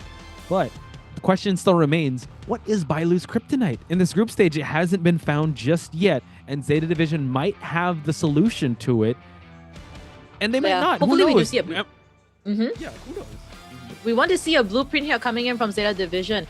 In fact, they are the COA-8 champions, coming in as defending champions here. I'm not too sure whether Bailu really envisioned this in the future when he was actually in the past in COA-8. Him being part of MRC, having this max stat situation against COA-8 champions, Zeta Division. This is a very... I feel like it's a very interesting and tough situation we've kind of painted for Bailu to kind of go up against later on in the second half. But that's the thing, right? There's a lot of pressure on his side to, even coming into this, right? MRC had that fast pass to get to Call of the Abyss. And yet, you know what? Still no sweat on his side. I think just the team is able to cultivate that with Xiaodi on his side and the rest of the survivors also. They know that, all right, there is that pressure, but we're in this together. And we were able to bring out the best version of ourselves. I think the vibes are pretty high in MRC's side, especially with them getting a tied game up against Zeta's Peter. Yeah, I think they set him up for at least a good lineup here. And we have yet to see if Zeta is going to come up with something to change up the trajectory. And that's the first time I've seen him smile. I'm scared. What's he thinking? He's relaxed, all right? He's relaxed. He's been getting 4Ks consistently throughout the group stages. It's been day number 10. He can't be nervous all the way through. Maybe he might be nervous in playoffs though when the stage is all around him. But this time around, let's see what is he going to be bringing to the table here. Are we going to be seeing like a mirror match with that Goat Man? You know, as of now, I think Zeta Division really got to lock in here because for groups A, B, and C, I believe there is not a single Japanese team that is representing in the first place. In fact, I think it's all the Chinese mainland teams. We can confirm later on. So if Zeta is able to top this off, you know, being the 4th place, I feel like in terms of my playoffs prediction, there will be like a 50-50, you know. But if MRC still wins this... what's your prediction here in this? You're checking. Who did you have at the first place spot? Zeta Division, then followed by MRC. Okay, yeah, so I'm supposed to be supporting Zeta Division here. But then it's against a 4K King. Hey, okay, to note, right, this predictions will make before group stages, okay? Before I know Bailu as the 4K King coming in strong with those stats. True, okay. I think I might have had that too, because the reputation of being Call of the Abyss champs, you have to be able to acknowledge that and kind of give them a little more stock compared to MRC, which Bailu making a legend in his own right here, being the 4K King. Chat, I'm gonna throw the question to you. How are your apples on this match? Are you for Zeta? Are you for MRC? Who do you think is gonna take it? When is it gonna end? Is it gonna be BO3? Is it gonna end BO2? Is it gonna go OT? We should do some emojis so I know where you guys are on. Let us know who you're supporting and also where your apples are on, because sometimes you support this team but then your apples are on a different situation. So, so let us know through emojis. So crowns for MRC because they're the Miracle Crown. Zeta Division, I don't know if they have an emoji. Can you spam some Z's in the chat? We're not gonna think you're sleeping, so just spam any Z's or any other emoji besides a crown. We'll count that as a Zeta emoji as we head towards the picks and bans. Okay, let's do that. Yeah, Seer and Dr. being banned out already. Very standard bans coming in from MRC's Bailu, but for Survivor Side Zeta, they usually wouldn't pick up the Rescuer this early on. But we'll see if they decide to prio on that, because First Officer has always been this popular pick coming into BO1, and also the Explorer coming to the mix here. Hopefully, we won't be seeing a shiny skin because we know what happened last time. I hope they were watching closely. Please don't bring S tier skins. Don't bring any accessories. Don't. Go for the raggedy one, or just go for the regular one. It's totally fine. But interesting choice here, because instead of choosing to go like for a team fight, they will go for cypher popping. They will go for a hide strategy with this Explorer, and now Perfume pickup. We are going to see a Puppeteer ban, so that's good. Are we going to get an Archer ban? Are we going to get a Stunner ban? Or more of a Kiter ban as the last one? It seems like the Archer will not make her way towards the Lakeside Village. I wonder what Zeta's division is. Is the blueprint gonna be you can't chase what you can't find? Potentially here with this Explorer pick. And still, out of the 3 that we're seeing here, only one is the meta character in, I would say, is the first officer, because so limited, right? Only the 4 we will see all those 4 of the meta. And Enchantress coming to the mix here to potentially counter the Goatman from Bailu. At least that's a sub-survivor you can go to if the Archer is not in the mix. Again, Enchantress needs to close the distance, kind of like the Antiquarian, but she builds up the stacks. Unfortunately, the Enchantress the Antiquarian loses her stick. But I'm seeing a lot of crowns and I'm seeing a lot of lightning bolts. So the lightning bolt seems to be the emoji of Zeta Division, but seems like a little more lightning bolts. I'm not quite sure. You guys are going to spam it once again. Yeah. There's more Z's. I think there's more Z's, more lightning bolts compared to crowns. So yeah, I guess you guys are part of with those me Z's, majority. Yeah. I think you guys are with me, right? And Posh this time around on this one. But Bailu's stats is... Wait, actually, I should get my phone. My phone's not with me, but yeah, I should check my stats. I don't know if I put MRC ahead, but maybe I put Zeta ahead. But yeah, right now we might have a lot of apples that are not going to come back to us, chat. I don't know. We gotta hold each other's hand here, and it's 50-50, right? If we lose this, then the other half is gonna be getting all the other. Yeah, apples. that's true. But as you said, chat seems to have. Well, now crowns are coming out. So maybe all the quiet ones have decided to make some noise. Yeah, make some noise for MRC fans. Let's go. We can't allow the lightning bolts to take over, and same with the Z's, the lightning bolts as well. See a lot of Z's in the chat. Don't worry, we're not going to assume that you're sleeping because we have to lock in this match. So yeah, just going back and forth here with the emojis. I wish we could put up a poll on YouTube or something. Right. Then we'll be able to see like I think we exactly can, but we just who. don't have the permission to do it. But we have the permission to get scared because Goatman by Bailu. 4K potential here. He always brings it out, and hopefully the Explorer will be the ace up their sleeve for them to be able to get more than just a tie. We hope so here in this Lakeside Village Game 1 second half between these two teams, because first half both teams tie it out. Now we're seeing another Goatman, but from a different hunter this time. Let's see who will prevail here in this mirror matchup as we look into the spawn locations. Survivor side, they will be protecting our Deer Explorer at the cornfield area, since there's a lot of places to hide around there, I guess. And for Enchantress at the shack, small boat, we have the Perfumer, and our lonely first officer right at the front gate. He could still try to make his way towards that Explorer since he spawned at a corner. We usually see like a box out strategy, right? For the hunter to at least you have to go through 2 survivors to get to the Explorer.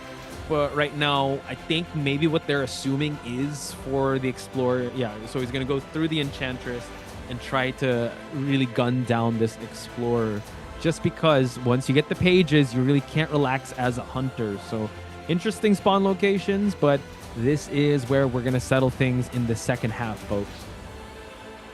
We will, as we'll be heading towards the Persona page soon after the coaches do show their sportsmanship before the matchup. A little waiting time for sure, but of course you got to give your final words to your team there before they face the 4K Undestructible King coming into this matchup here with this Goatman, as we see the Blink, Trump Card Detention, Rage, Wanted Order Berserker, as well as Hunter's Instinct. For Survivors, we're seeing a single borrowed time, double Tide Turner, and a full hiding bit on both Enchantress as well as Explorer here. So game 1, second up at Lakeside Village, Zeta Survivors versus the MRC's Hunter Bailu.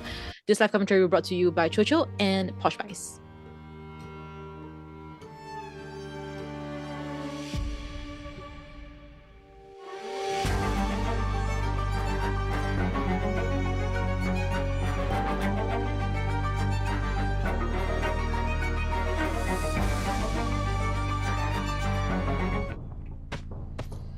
Bailu needs to step on the gas and not look back in this scenario because you have a Kurt that is loose in the Lakeside Village. Oh my God, hang on. He's got shred does not work here against Bailu.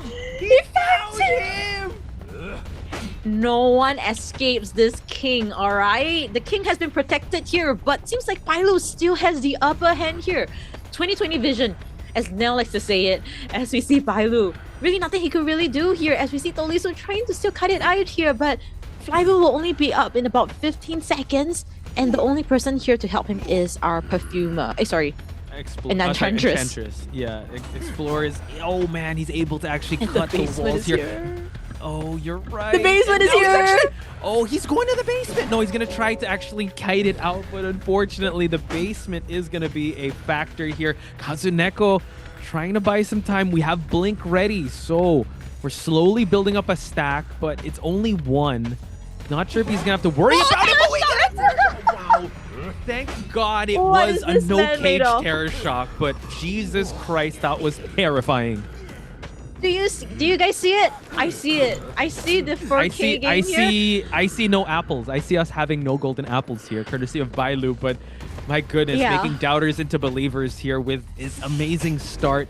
Gonna go for a back step here, and now Hametu gotta be very careful. We're able to actually perfume back, but this just prolongs the chair time. We don't want this.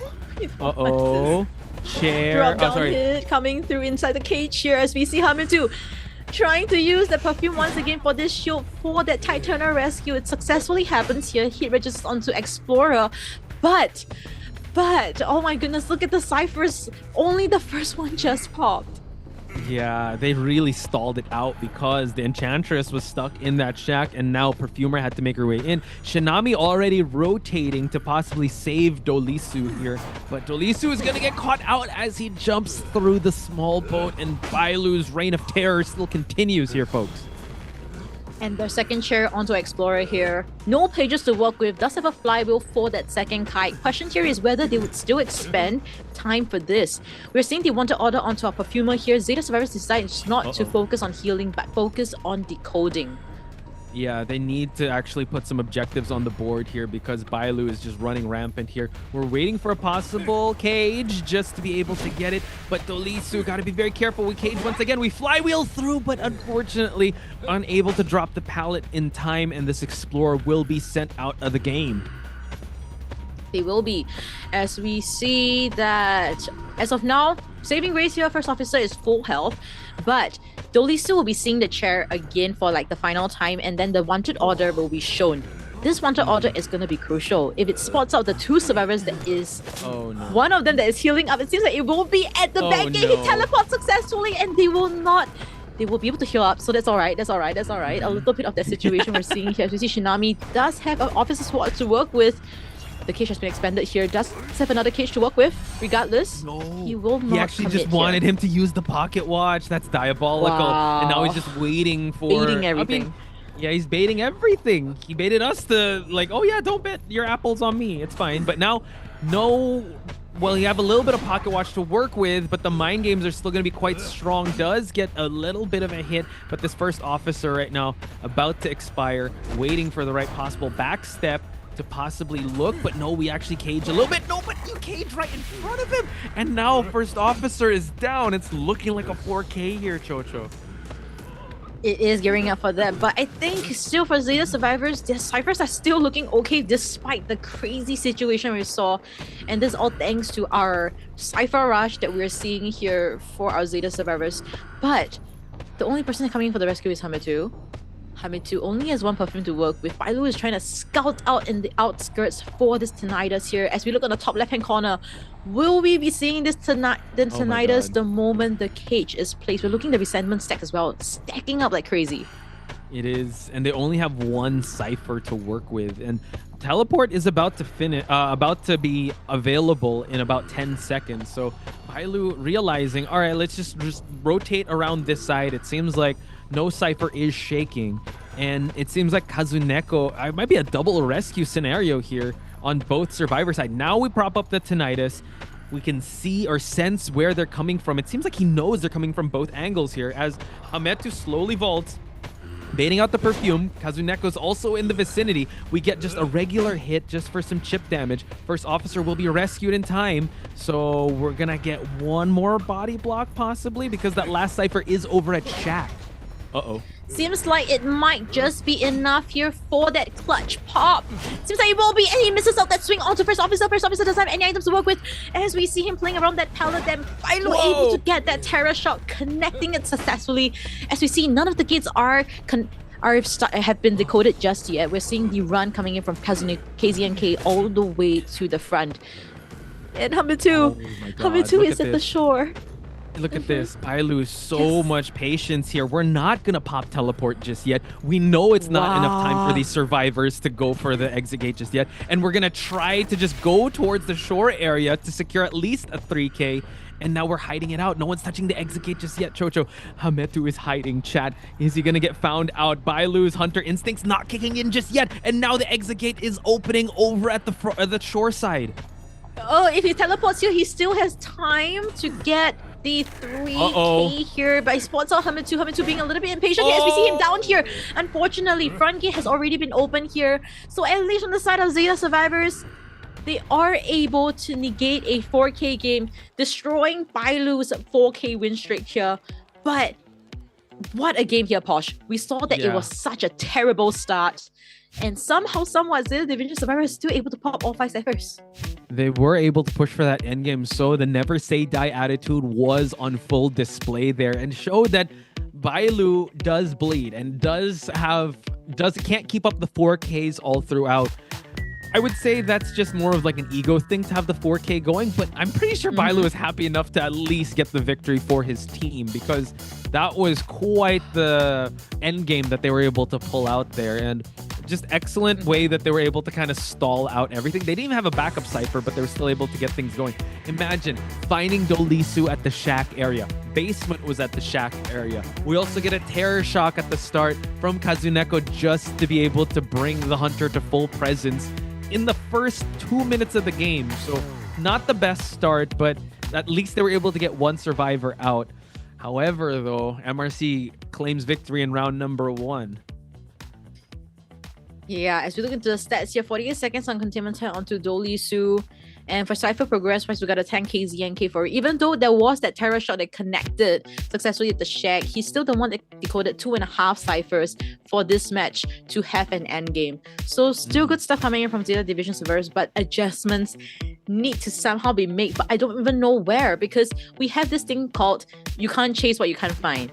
What do you mean? You know, it doesn't even apply to Bailu there, right? 2020 vision there, somehow, somewhat, he walks straight into it, was looking at the ground at the correct area as well, and spots out our dear explorer there. That just makes me think it's not more of luck. I think he knows where the hiding spots of the explorer would be in this map, and it was a pretty good hiding spot. Like an explorer. Yeah, he was, right? He was, and that is a spot you normally don't check, that gate spot. Like, what? And then he specifically looked at that area, and you saw Dolisu hiding out. Quite unfortunate. You thought the bait out of Kazuneko being there, the Enchantress, you'd take that bait. Kazuneko did bring a full kiting build, but he was like, nah, I want to go for the Explorer, and he went for the Explorer, ramped it up to 3-man elimination, winning the first round, but the point differential isn't that much, so ZETA could definitely come back in round number 2. Just really unfortunate there as well, but let's look into the highlights and see what really went down. 我要 OP 我忙一个，来，你就这个没事，真的，你不要说，你救一波一定，救下来，别上岛了，回来不，去滚蛋了，哎呦，开走，我马能开，哎，反钻，对，钻，全部都去小门，我去，到还没接住。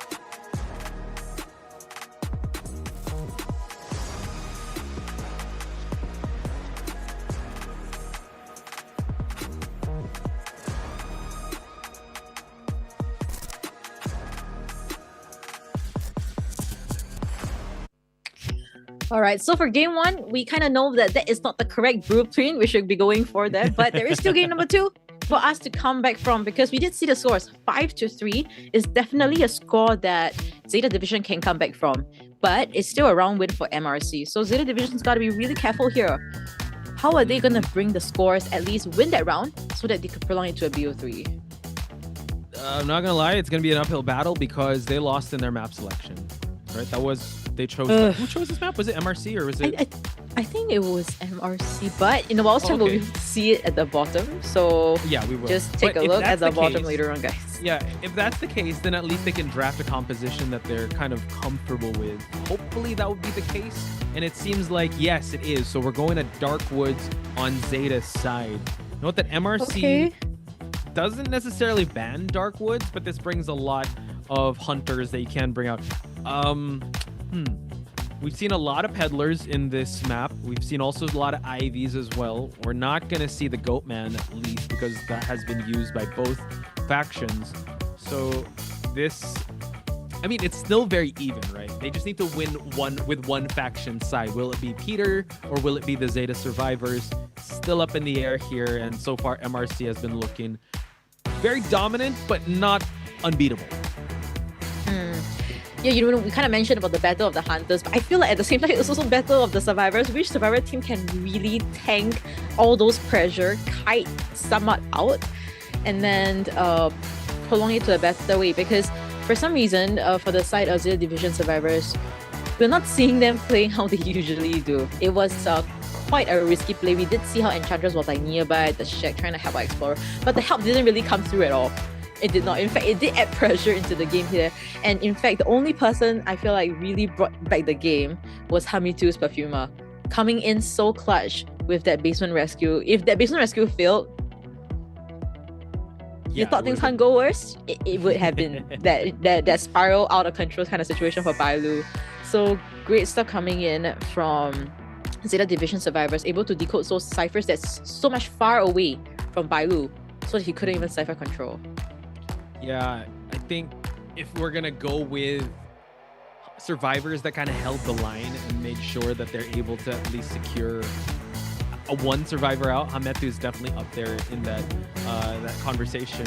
I mean, we as much as we love, team fights and over supports, it could be to the detriment. So maybe in this matchup, we're gonna see a little more tight plays coming out from the survivor side of Zeta, but it is going to be Peter to grace the stage first as we play out this first half, which I feel like is a good...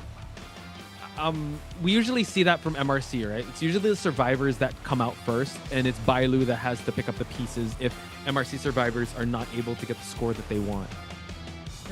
Because Bailu is so much known for his aggression here during the group stages, so I think it speaks for itself, even if you guys haven't been watching the IVL.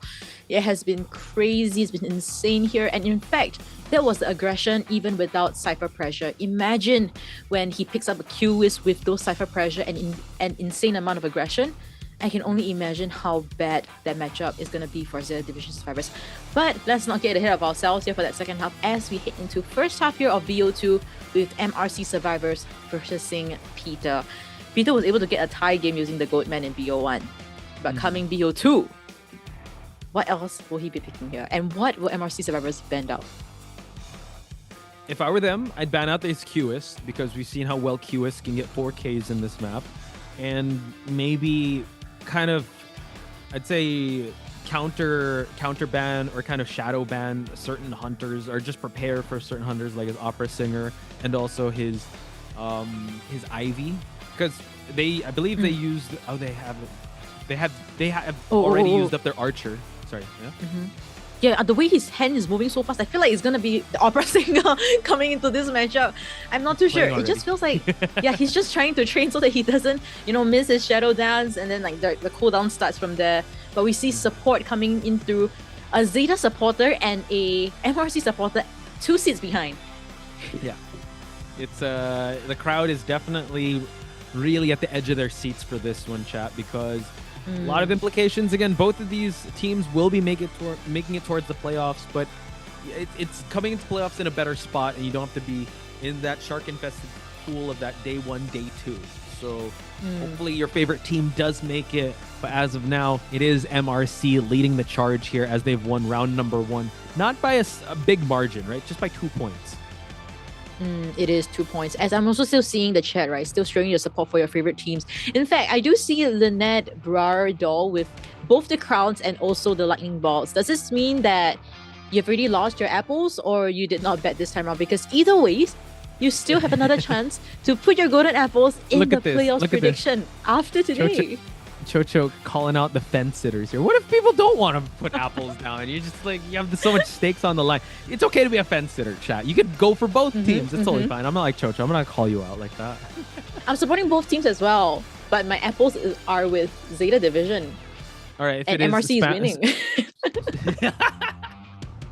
Spam some Z's in the chat for Chocho's apples, guys. She needs it. We all need it now more than ever. But I've already, you know, I'm commentator first and a predictor or like gambler second. So I don't mind losing my apples to, especially if it's against MRC and they're performing like this. I don't really mind. So Peter definitely has to lock in if we want to save your apples if you've put them if you've parlayed them onto ZETA Division. Oh. Yeah, and we do see the standard 2 bans from the Hunter, Syrian Doctor, and from Survivor side, just like you predicted, they will be banning out the COAIST. And also responding with the bans from Peter's side, they will be picking up the Mercenary as well as the Meteorologist. And we do potentially might be seeing Peter picking up the Opera Singer. Yeah, Opera Singer is a good choice in this map. He has to make sure that he doesn't stay in too much open areas and make sure that he hugs the walls. But like you pointed out, like he was preparing for something, and I don't think those mechanical movements were for Ivy or any other character. We are putting, wow, both Meteorologist and Aeroplanist in one lineup is actually diabolical on the side of MRC. Both these, even the Mercenary, they pull so much distance away from where you're chasing. But one counter to that is an Opera Singer. You could definitely chase down with any of these survivors with an Opera Singer. Yeah, for now, Survivor side have picked the kind of team comp that is have more mobility. Not much of the lucky guy, but the other 3 has a lot of mobility. Yeah, I think from the side of MRC, right, you mentioned Shelty picking up the lucky guy time and time again in BO1, but this time it seems like he will be on the lucky guy in BO2 instead, and might be kind of like acting as a bait for Hunter to chase here. I think Peter might as well take that bait because you can only get one wish. If you're able to close the distance, he's not able to open up a chest. Lucky guy gets so strong and he comes online when you allow him to make that, allow him to hold 2 items. So I think, and who would you want to chase at the start, right? It's going to be so hard. Mercenary that could tank so many hits, Aeroplanist and Meteorologist that pull so much away. At least Peter doesn't have to worry about a stunner in the group. And if he does have to worry about it, it may be Lucky Guy endgame because he's able to get a flare gun. Yeah, and Meteorologist in this map, I think we have already seen how scary it can be here, especially today. GR survivor Arthur picking the Meteorologist at Dark Woods. When he used it correctly, we did see him kind of floated from the first floor all the way to the second one, kind of creating that distance with the Hunter. So if Nanako is able to execute that kind of gameplay with this Meteorologist, I can only see how Peter's momentum will only be stopped here by them. As we head into Peter's selection here, is it going to be that Opera Singer? It seems like it will be. We saw that training right before this BP started. They were already gearing up for that. Either that or Mad Eyes. I don't know.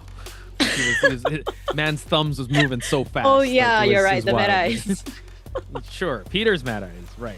But as you pointed out, Opera Singer in this map, we don't normally see Opera Singer. We've seen Goatmans, we've seen Peddlers, we've seen Hullabaloos, but Peter's Opera Singer has to get the job done here and try to instill a bit of life, or you know what, just jolt the team back into this matchup, because if the tie keeps continuing here on out, MRC is going to win this because of how they were able to get round number 1.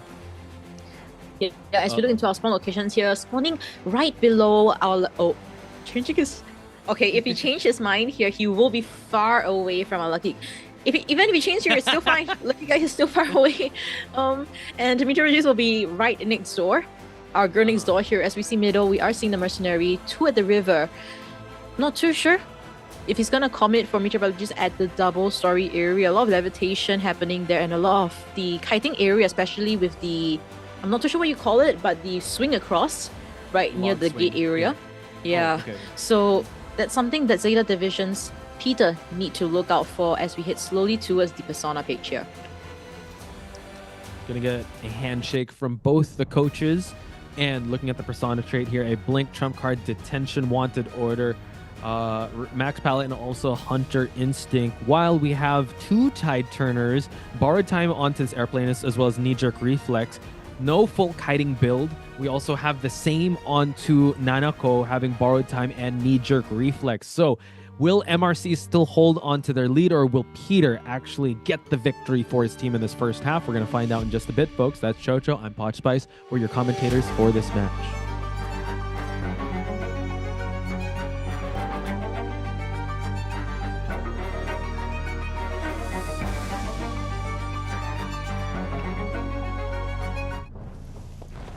We'll be committing to our meteorologist Nanako at the corner of the shack area. So we'll see if Peter's able to scout out where Nanako will be coming from. Since Nanako was able to kind of do the anti-rotation there into the shack safely, getting that boost, window boost as well. But seems like he will be stuck here at the pallet area and pushback happens. So Nanako will deny that hit there as we see the basement is also in this vicinity.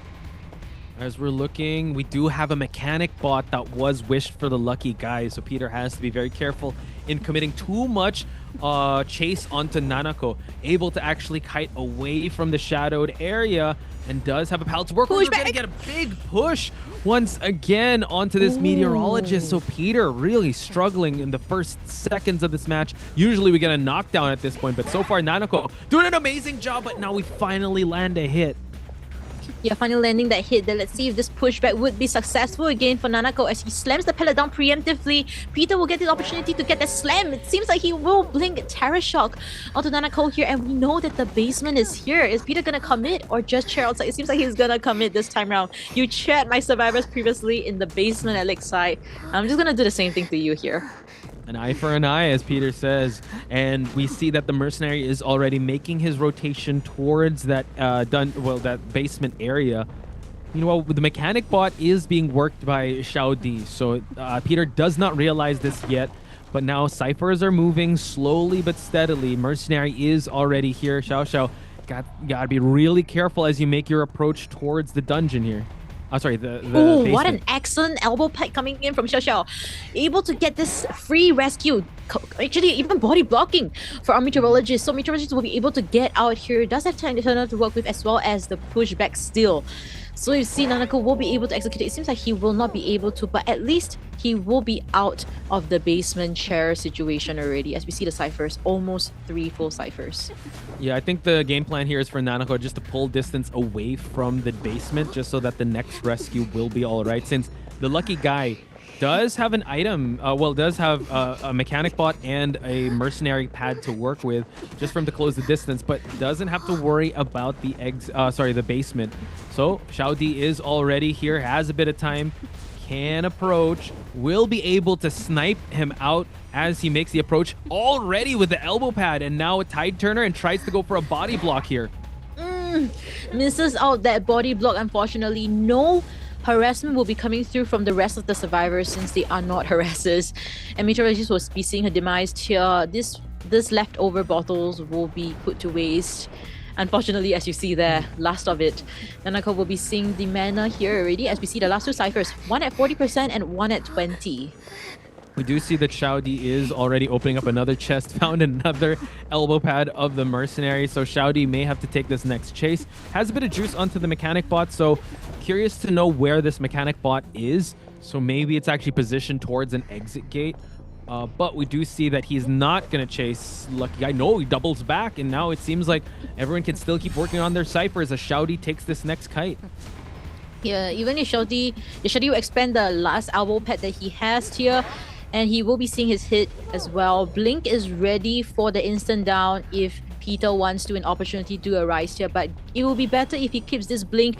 Seems like he'll be changing to teleport here to that cipher, trying to pressure and down the mercenary here so that they are forced for that to open that 6 cipher. It seems like it will be the case as we see dungeon also in this corner. Okay, so the drop down did not work out for this mercenary, but in the process, they were able to get at least one Cypher remaining. Lucky Guy seems to be working on it. No, it seems like he will be transitioning away. COAⅨ seems to be the best bet in terms of rescuing. We're going to see a rotation of the survivors here. Showdown moving towards the right side while COAⅨ will be using possibly the jetpack to close the distance. I think they want to try and go for that 59% Cypher over at the shack area. Showdown has to be very careful. Yeah, Peter is closing in here. No pallet to work with anymore since meteorologist used initially, as we see a backdoor rescue happening coming from the aeroplanist. Missing that swing, unfortunately. Peter still wants to commit to Showdown here, but Showdown is already kiting away from this Cypher. Yep, hanging around this palleted area, drawing down the pallet. Wow, just the mind game able to make it work, but we have a shadow dance here. Doesn't need to use it, just uses the shadow, and now they're double decoding the Cypher.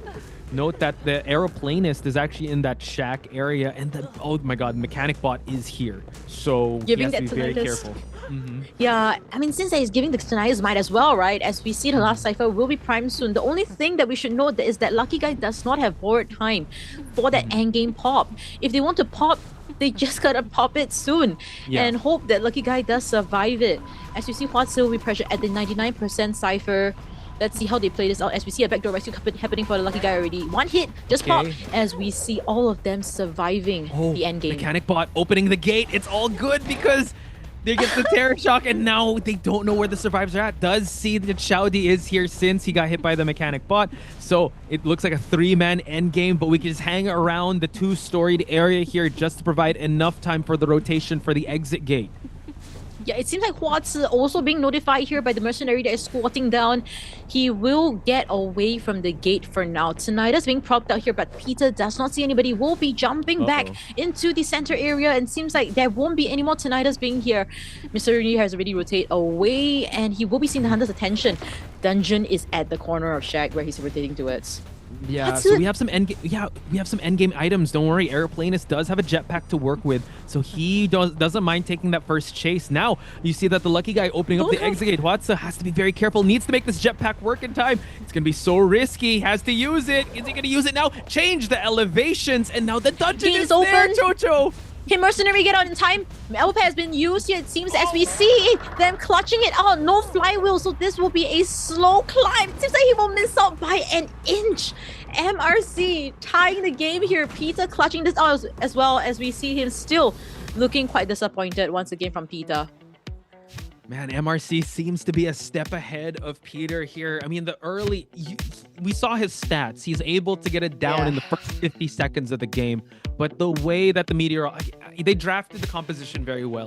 Meteorologist and Aeroplanist, that could have been so close. If it just was a second a little bit too late for that hit, we could have seen a dungeon escape and a 3-person escape against Peter.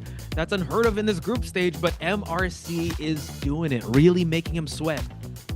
Yeah, and we can see why, right? People have already mentioned before, MRC survivors themselves, if you're talking about a 4-escape game in very dire situations, MRC survivors are the team that you can count on. Which is why we saw such a close matchup with that 3-escape. An inch away, guys. Nana Coast Meteorologist, let's look at the stats. 63 seconds of containment time. Looks quite short, but it's actually still alright, especially considering the time he was unable to kite throughout Titana. And looking at survivors decoding as well, COA⅓ doing an amazing job, 280 seconds. But if only they could escape just a tad bit faster. Just that tad bit faster. 1 second earlier. I think that would have been enough for that 3 escape. But and still. I think that's, and I just want to double down on that, because I think that's why Peter was kind of a little disappointed himself, because he knows if just a tad bit too late on that, it could have been a 3. It was just that close.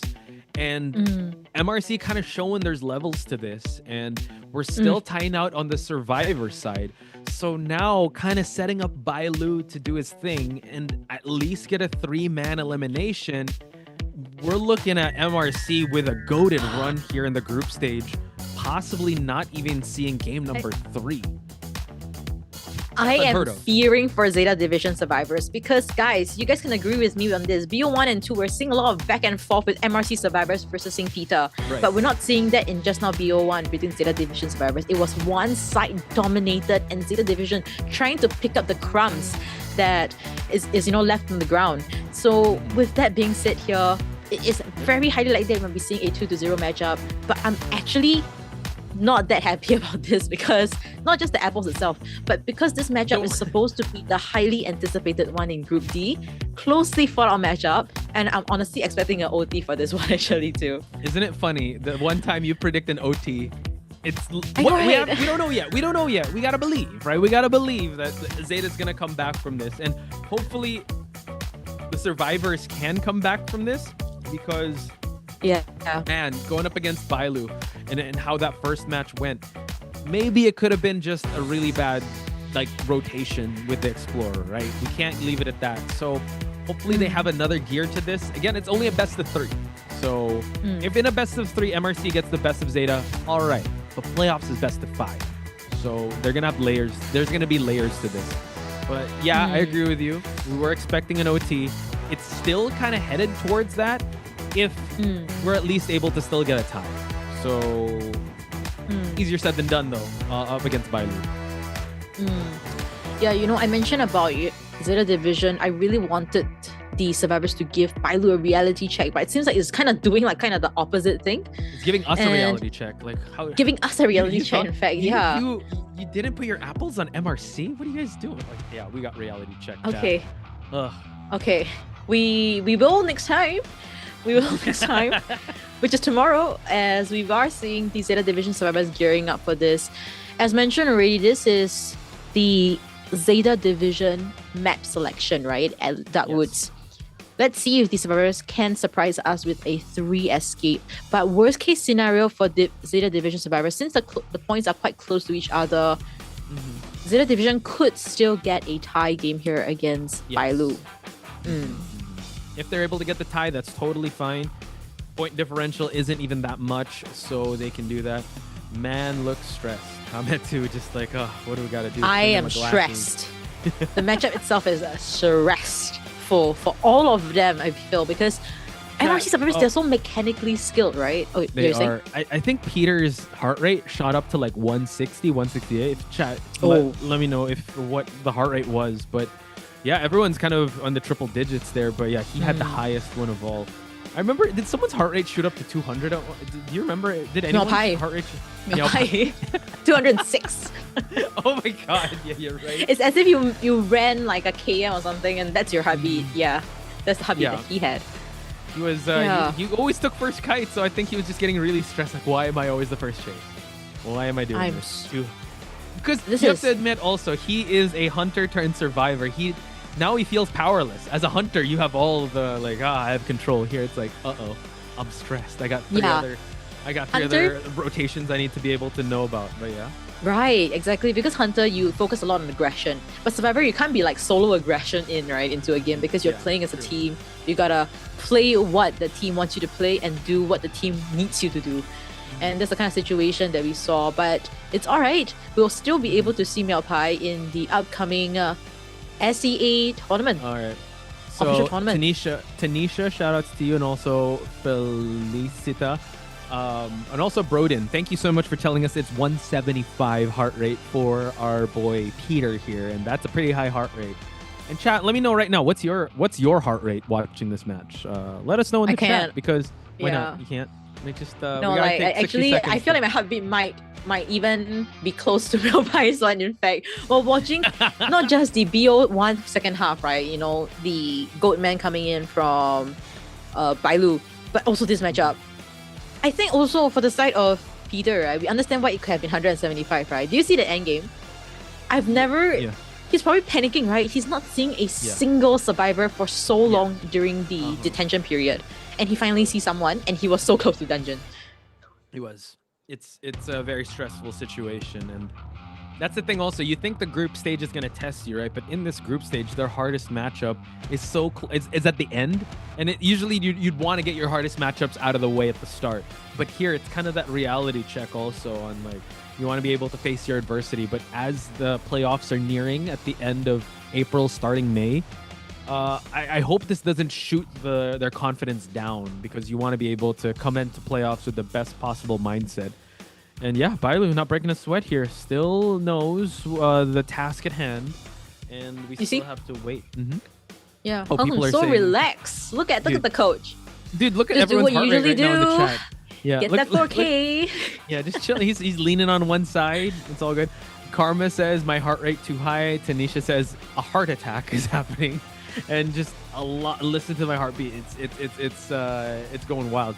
Again, hoping that casters could get a heart rate monitor just so you guys can see how stressed we are when we watch. I can these only matches. tell you that maybe among all the casters in all the other regions, I think our heartbeat for English casters probably is going to be the highest, especially with Kuro, our rapper.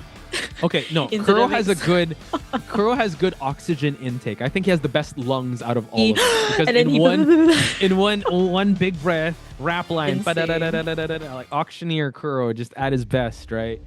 But yeah, I feel like our heart rate, we just kind of professionalism kind of goes out the door and we just like start screaming if it's an amazing play. But right at hand, banning the hullabaloo and. Hullabaloo, really? Okay. So allowing the opera singer, allowing You don't his other understand. hunters. You don't understand. It's hula baloo. Hula baloo. Alright, it's hula baloo. And he's shown Chocho with the crazy puns. plays, Look at alright? that, chat. With that dad jokes? Okay, she got me there. That was a good one. I did not. Did I pronounce it wrong? Hula. Kind of lame, Bailey. actually. You just undercut yourself. You gotta sell it. Anyway. Okay, Hula Bailu out of the way. And now you're kind of forced to play the doctor. Oh gosh, and the forward. Ivy's still available. Wow. They want to kind of have like a harassment potential coming in because our winning condition from Bailu here is, I can't believe I'm saying this, just a 3K. Just a 3K for Bailu. And then for the other division, they have to at least tie things out. And from what we saw in BO1 second half, right, they have been struggling. And hopefully this forward will bring in some kind of value, pressure to Bailu here as we see a aeroplane is being picked up here following the lantern is being banned out. Yeah, and now Lucky Guy also, usually on Xiaodi's side, but we saw a bit of value on Lucky Guy having the mechanic bot propped up at the gate, also having a lot of mercenary elbow pads for him to be able to get clutch rescue, so I get it. However, they don't really have anything that promotes Cypher Rush. They do have a lot of kiters and tanky characters rounding out with a puppeteer.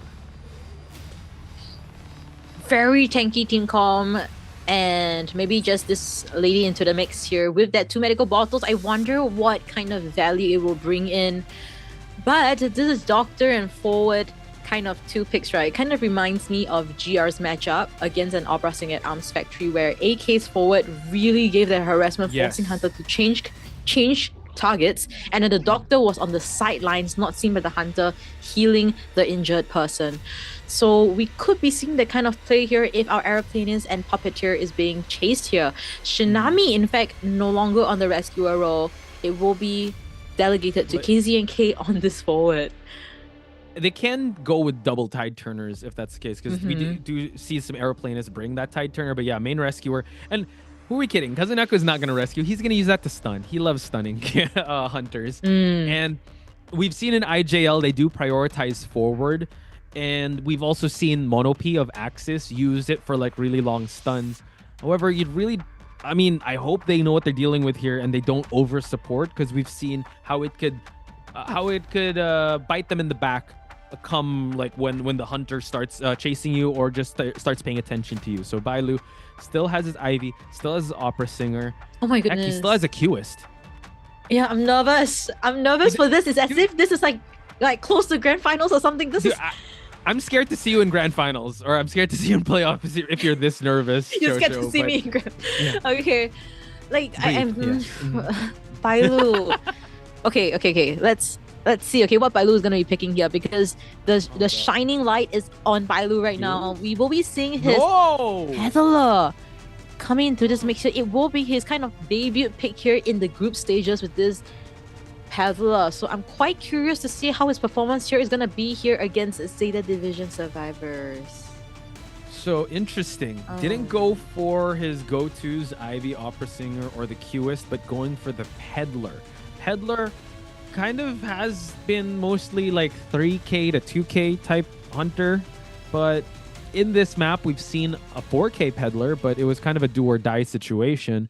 So having the Peddler here gives some openings because you can stun her, but she does have Metal Affinity to kind of just get rid of the stun early on, so she's not going to bring excitement.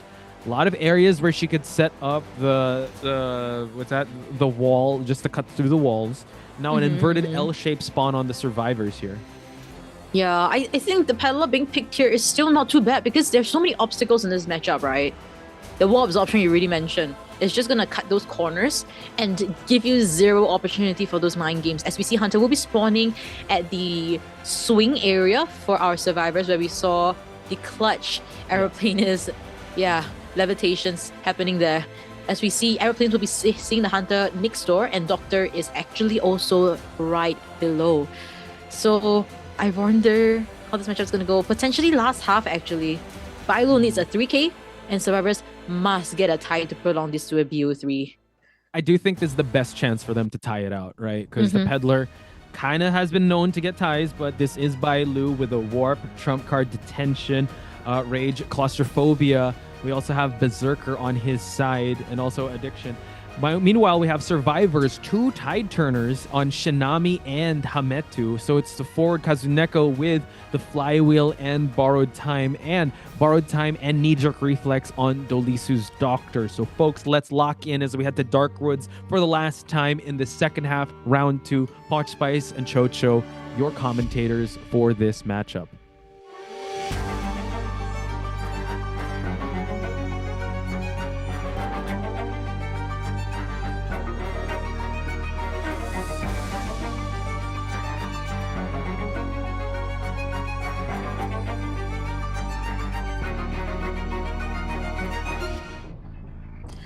My first time seeing Bailu on this Peddler in this group stage. I wonder how accurate the Vine captures will be. As we see him hitting straight towards the center, it seems like Shinami kind of rotating away together with the Doctor as well. Yeah, he already used up his jetpack, by the way, just for him to rotate towards. Yeah, look, it's on cooldown. Yeah, so not sure if he used that just to move fast, but now drop down on Dolisu's side. We do have 2 vines to work with, so gonna break this pallet, and now we're gonna try to catch up to Dolisu. Let's see if the vine is gonna be able to capture in time. Able to get it, and now just gets the early hit, but it's a Doctor. Can heal up in time. We're gonna get a veteran speed boost just to gain some distance, but we still have another vine to go with. We're gonna try to get some wall affinity here, just for him to heal up just a little bit. Watch out, Ground Impalant is incoming. Once he's able to get that, and a strike, nice avoidance. Yeah, Dolisu doing a good job, in fact, hiding this out. As we see KZNK, the forward, also nearby.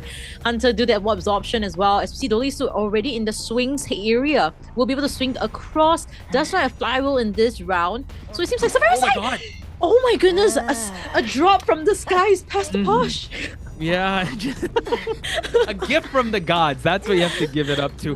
Bailu getting gifted with a drop down hit and just getting a chair early on. I still think he could have just lasted a little bit on the logs area. We're going to get some metal affinity just so that we can be able to get ready for the stun. Now we got to be very careful going back and forth here. Good avoidance here by Hametu. Indeed it was, as we see Hametu also being pressured. Oh my goodness, the AoE does come into effect here. Little Louis came out in time as well. Body block did not happen. Coming in as we see Dolisu will be downed again. Second person coming to rescue, potentially Shinami, and KZNK still not but in the vicinity for that harassment. But Posh, they still have no idea if Hunter has excitement or not because this warp has yet been used. That's true. Kazuneko is in the area here, can actually go for a stun rescue here, but it's going to be quite early on, able to actually get it, and this will actually be a no Tide Turner rescue, so there needs to be a bit of support coming on in. We're going to get the wall absorption here. Dolisu has to be very careful. We're going to get another stun, but it doesn't work out. We're going to try and get a pallet slam at the very least, and now just seems like the survivors are going for team fights here to keep Dolisu alive. Indeed, as we see KZNK really using his life here. As we see another stun coming through. Another AK moment that we saw from GR, just exactly so.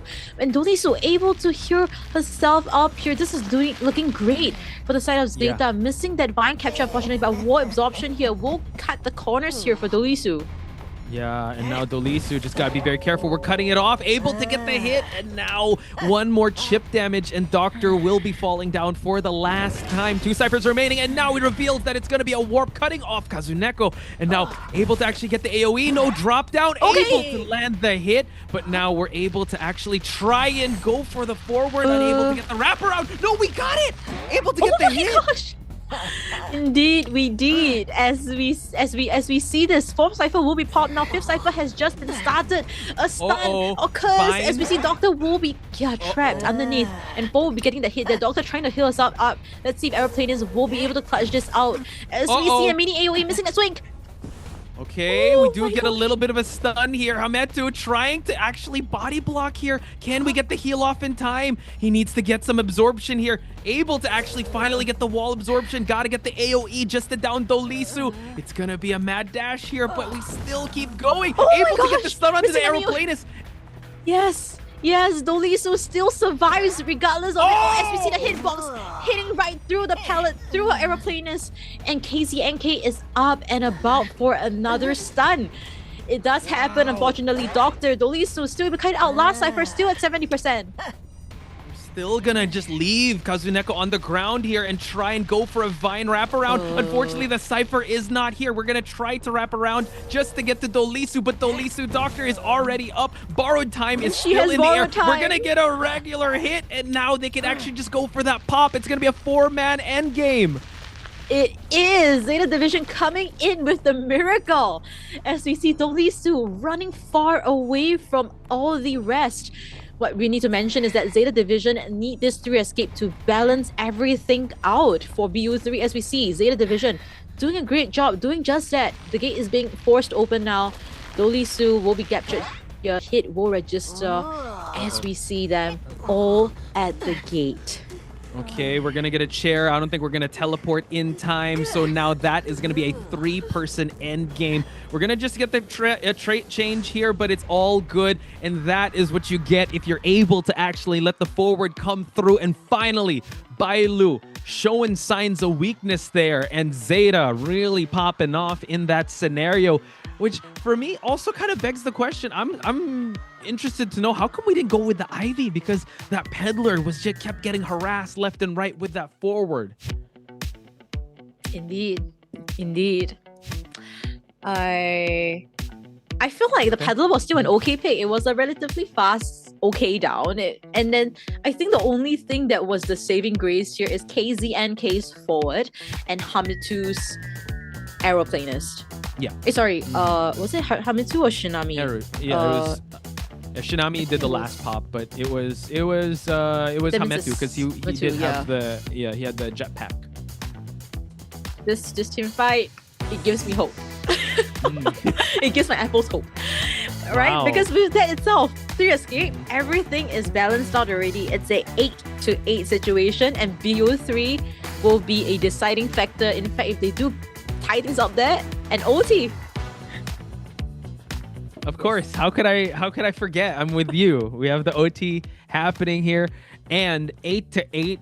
All things are balanced out here, and we weren't expecting this much of a team fight, but man, did they try to provide enough kiting ability on Dolisu's side. 196 seconds, did get eliminated, but this Doctor was so tanky, still able to provide enough time for that last cipher to pop and the end game to happen. We kind of saw actually Bailu kind of crack under pressure there, with him just being so focused on downing Dolisu that I think he was just overwhelmed with the support, or at least the OB coming in from Kazuneko and also Hametu. So it's just excellent team coordination and excellent cipher management on their side for them to be able to pull off a strategy like this. Yeah, what a well game played, I must say, because well played game. Because overall, Zeta Division, we thought that maybe this might be the potential last half, but they show us that they have what it takes here. Even though BO1 was very shaky, I must say, BO2 is where they really did shine. And now, in BO2, they did win in their map selection. MRC also won in the map selection in BO1. Map selection will be back to the MRC side. So it just seems like the battle of the survivors of Zeta and the hunter of MRC, because those are the 2 point bringers. Meanwhile, Hopefully this instills a bit of hope on Peter. I know he's a bit hard on himself with how he's just been getting ties, but it's all good. At least it's not giving points away. Maybe come round number 3, he can... I don't know who's going to play the first half, but maybe he can kind of chill while he knows that, his survivors has got this locked in. Because I don't know how Bailu is going to kind of recover from all that support. Yeah, I actually think Bailu was doing very okay with the Peddler. The Vine captures were all accurate. I think what really went down, right, there was this crucial moment when he did the mini Earthquake, mini AoE, but he missed out on the Doctor, but he did get it on the Aeroplanist. I feel like he was kind of panicking at some point because the down was still not there. It was not the momentum that he was used to. He's used to such a 4K momentum that this was potentially something that he was not expecting in this matchup. But let's look at the highlights and see what exactly went on. 那个15秒，不能是1号的，可以死。就是你得赶紧摸小球，还能博弈吗？法师，能压，一定压。哎，能平局，能大黄力叫，门开我就能走。荡个手，快70了。多久？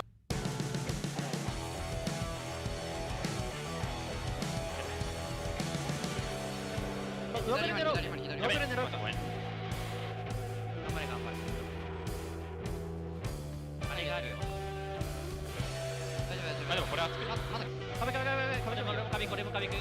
もう全員壁していや意識が定着してクラファーレ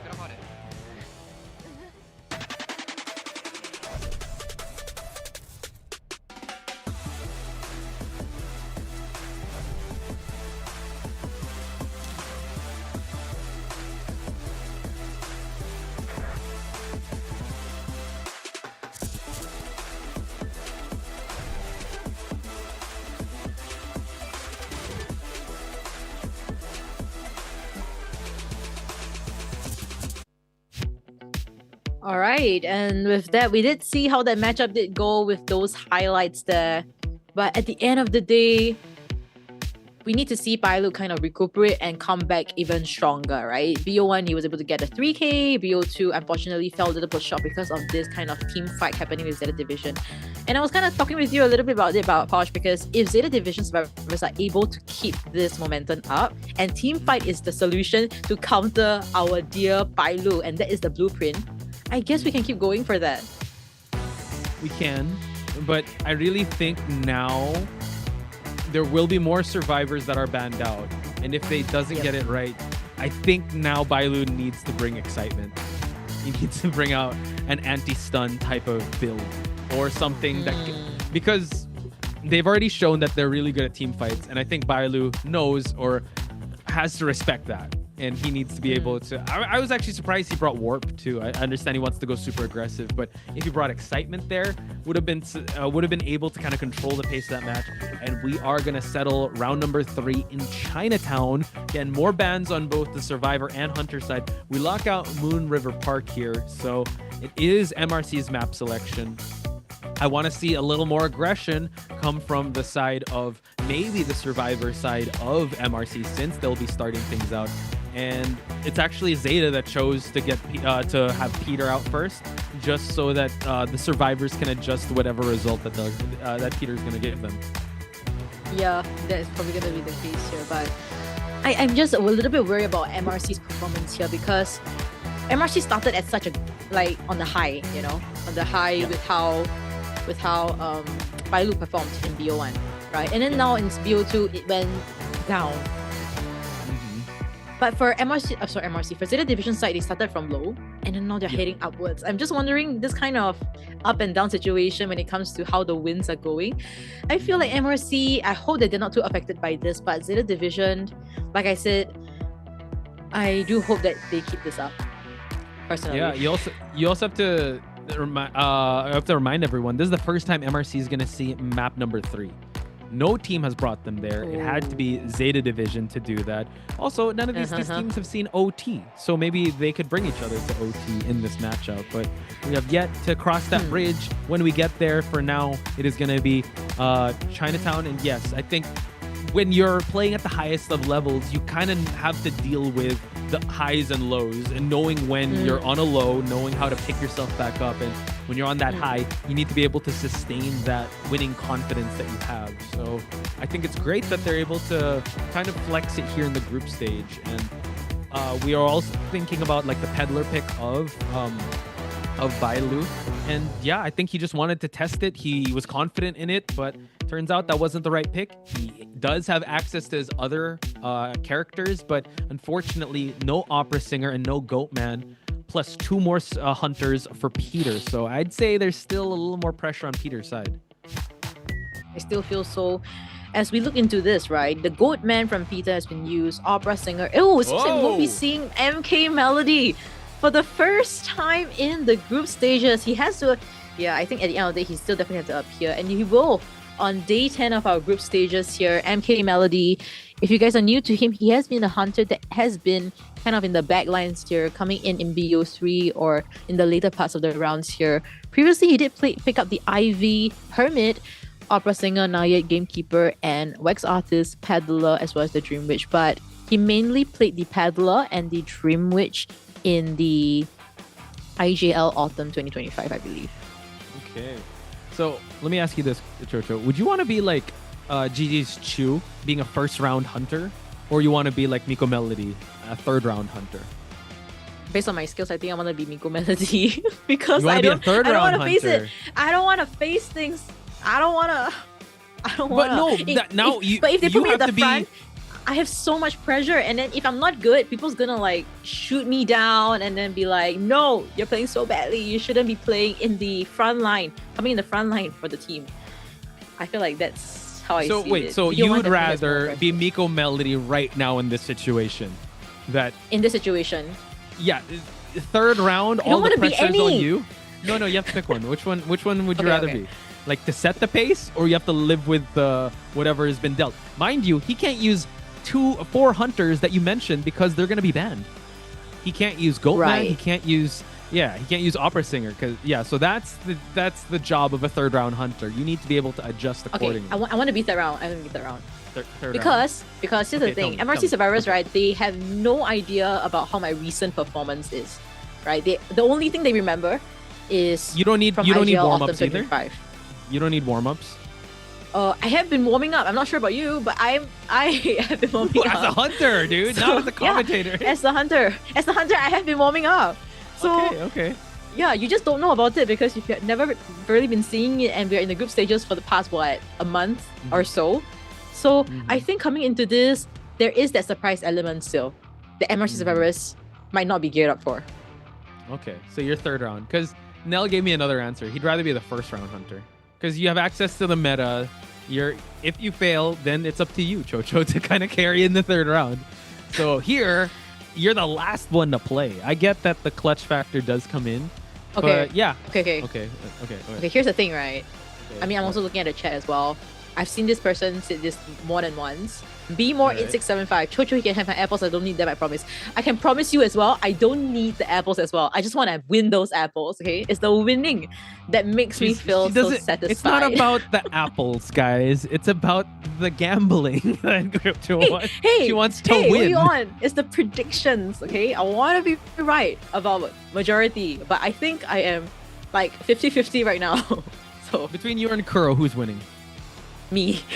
Actually, I'm winning. Really? Kuro, Yeah. is that true? Yes. Oh, ouch. Yes. Okay. We talked about it already, and I think I am on a better Where did Kuro blunder? Where's Kuro's blunder? Which group stage? Group B. Group B. Oh, you had the better predictions in Group B. Dang. Because Group B, I put GR first. He put Access Wave first. You put Access Wave? Okay. Didn't we talk about? I put we GR all first. talked about. We were like, yeah.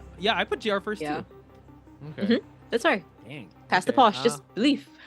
Believe. Guys, walk in faith and not by sight. All right, chat. Okay, put your hands in front of the screen, chat. We have to believe that Miko Melody can turn this thing around. Escapologist and priestess out of the equation. Can I get an amen? Thank you, chat. Thank you, chat. Okay. Can I get an amen? Okay. All right. But it's so rare, right, to see like these two being the first two bands coming in. You know what this reminds me But I think of? MK Melody, what is it?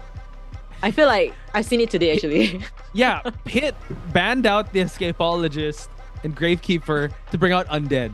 So I don't think that Miko Melodies, let's not do that. But very interesting priority picks here. Dr. Seer, not a priority. You see Showdy's deep in thought here. Like, what is he thinking? Who is he thinking of using in this map?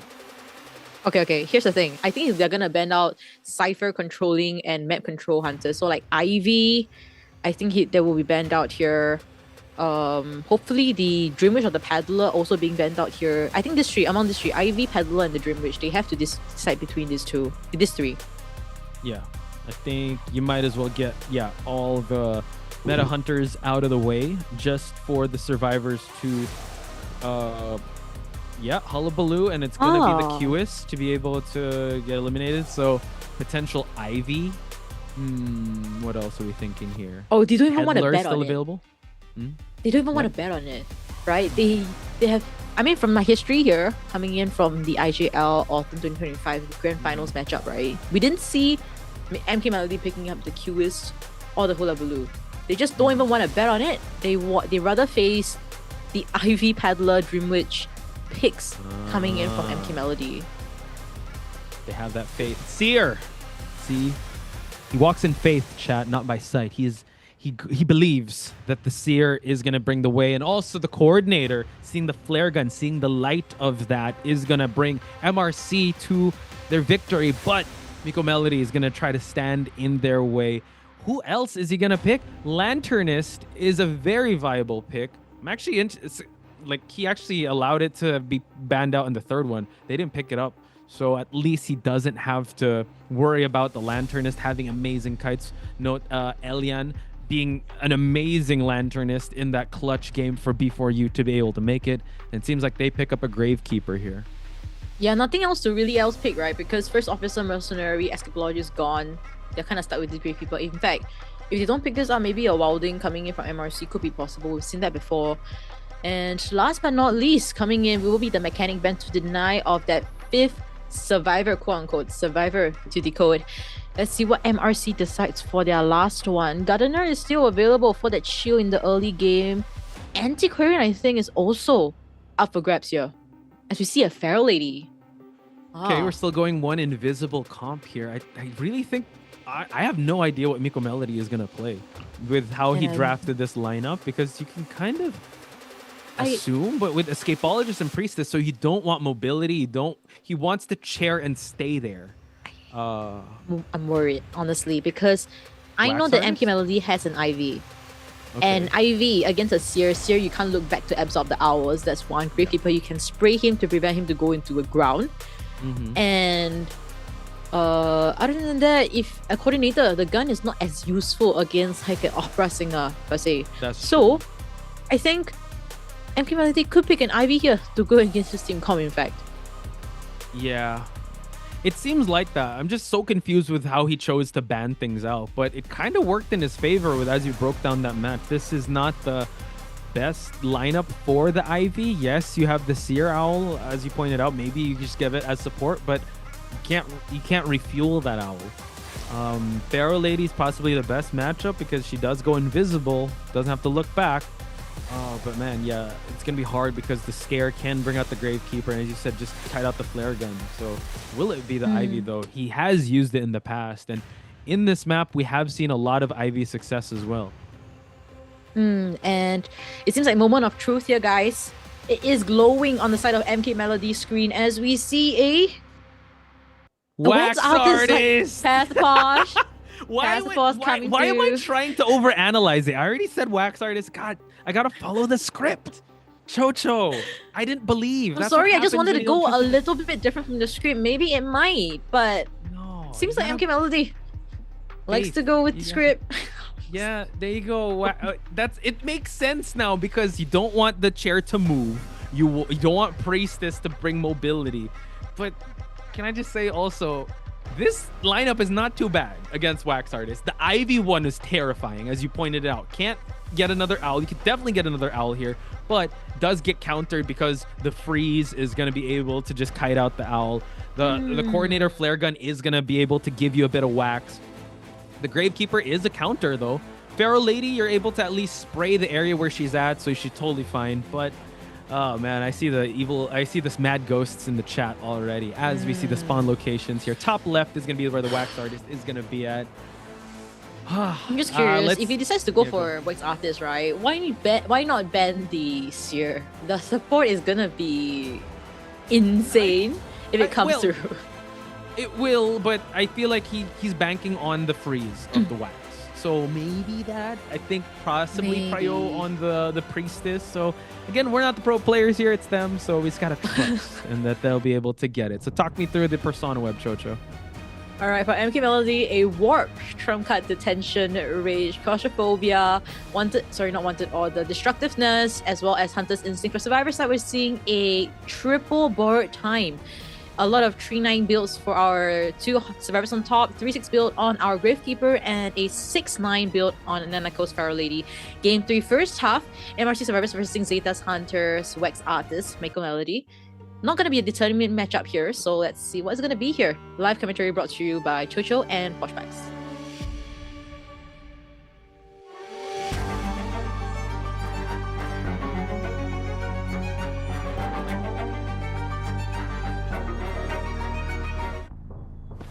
Miko Melody surprising everyone with the Wax Artist round number 3, and it seems like it makes sense now why he wants to be able to negate the mobility of the survivors here. Hwasa will be the first chase. The coordinator does have window speed boost, so can transition away. We're not gonna have flywheel though. Okay, I'm having like a moment of realization here. They did not bring flywheel except for the coordinator, so we won't be able to see much of those 100% wax flywheel kind of situation, or the hot wax as well. So potentially MRC might not be geared up or prepared or expecting a wax artist coming in from MK Melody, as we see Hwasa will be able to get the 100% sex first hit registered already, and Blink will be Warp will be up in about 4 seconds. Also, the coordinator does not have flywheel. No one brought flywheel.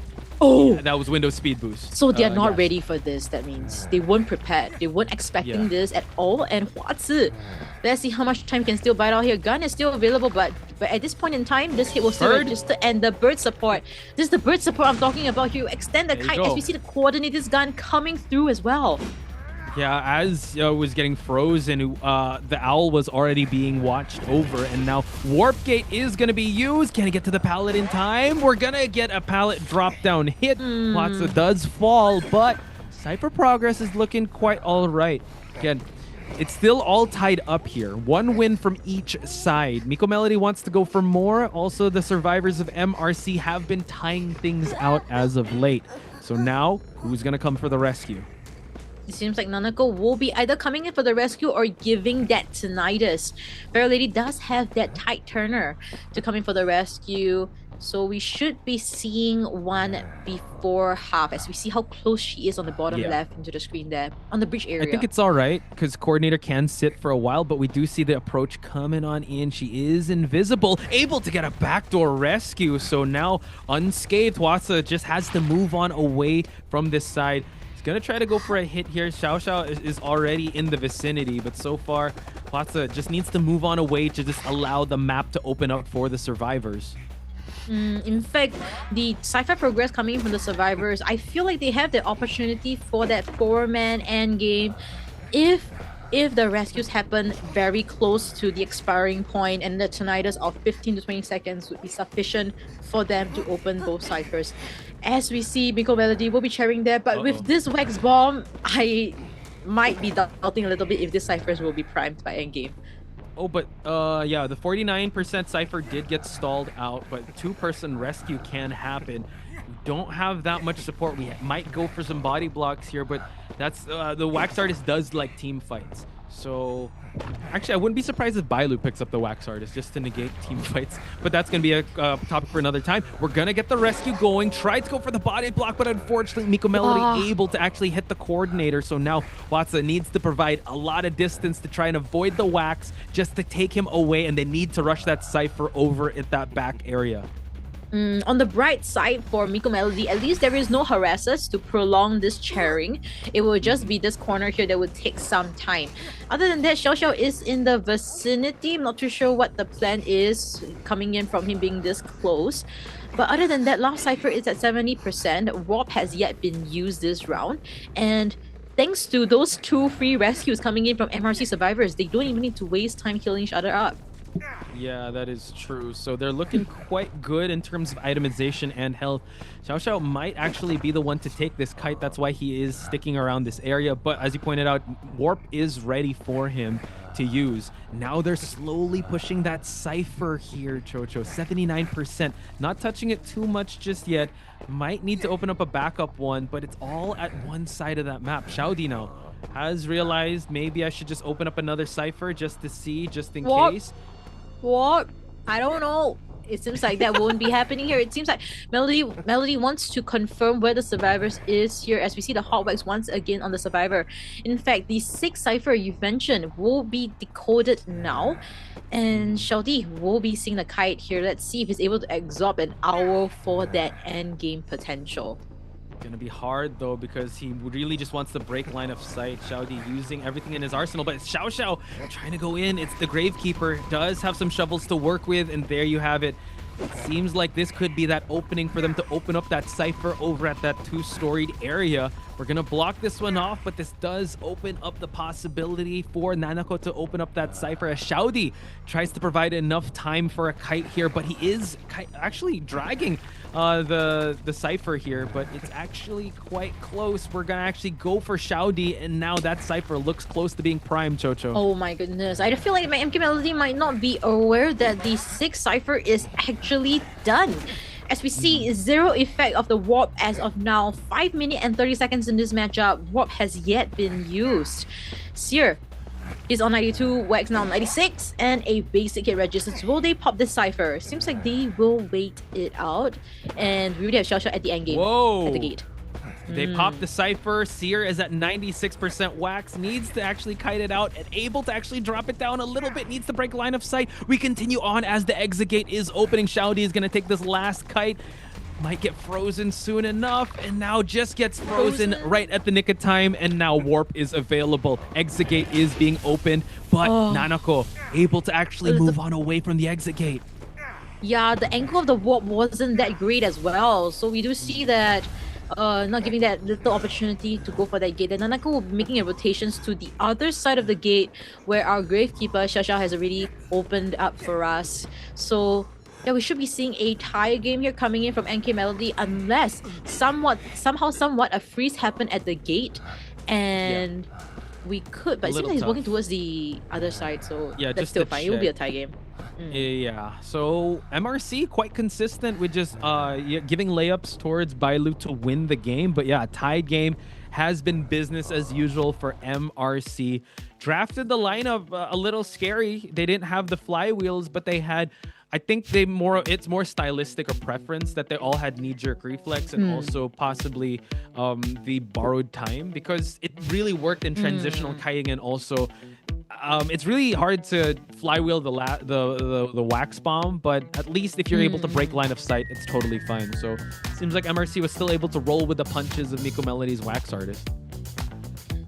Yeah, overall it's been a pretty good run, I must say. Everything is as close as it can be already. 10 to 10. 10 out of 10. 10 out yeah. of 10. Yeah, I love the 10 out of 10 scores all the time.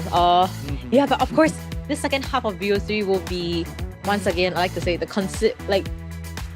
potential half that will decide how this matchup, who is gonna win this. I say this in BO2 second half, but come again, BO3 second half, I'm not sure again. As we look into the stats here, 84 seconds of containment time on Huazi's coordinator. Still fine. Decoding majority made by Nanako's Feral Lady at 282, almost a 3-full cipher. And yeah, overall for MK Melody's side, there is 6 pallet destroyed, 7 hits onto our survivors, 0 terror shots, and 4 knockdowns. So now I'm thinking we have to switch up the topic and talk about Bailu and the hunters he has to bring, because now ZETA survivors were able to figure out that team fights could be the bane of Bailu, and he could be susceptible to team fights. That's why I thought maybe he could also bring Wax Artist, because Wax Artist likes everyone kind of clumped together. But I'm also thinking they also have a lot of survivors that are banned out. You don't have to worry about Kazuneko's forward because you can't use it. You can also ban out certain stunners like Antiquarian, so you don't have to worry about Kazuneko using that. He's also used up the Enchantress, so you don't have to worry about that. So I wonder if they still have team fight in them, since this whole new picks and ban system does kind of favor a lot of character variety. So I don't know what else ZETA can bring to the table in terms of survivors, because they really need that team fight. So I'm thinking Prospector, Batter. Who else does team fights? Entomologist. A slight team fight coming from the Entomologist. But I think one thing we have yet to consider, right, was a shift in the Hunter side coming in from ZETA Division. But there is also a potential shift coming in from MRC, right?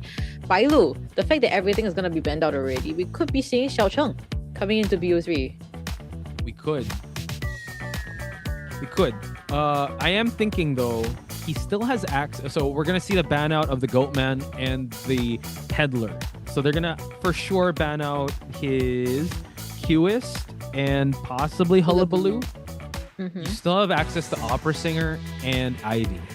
And I don't really have notes on that because he hasn't brought it out in group stage.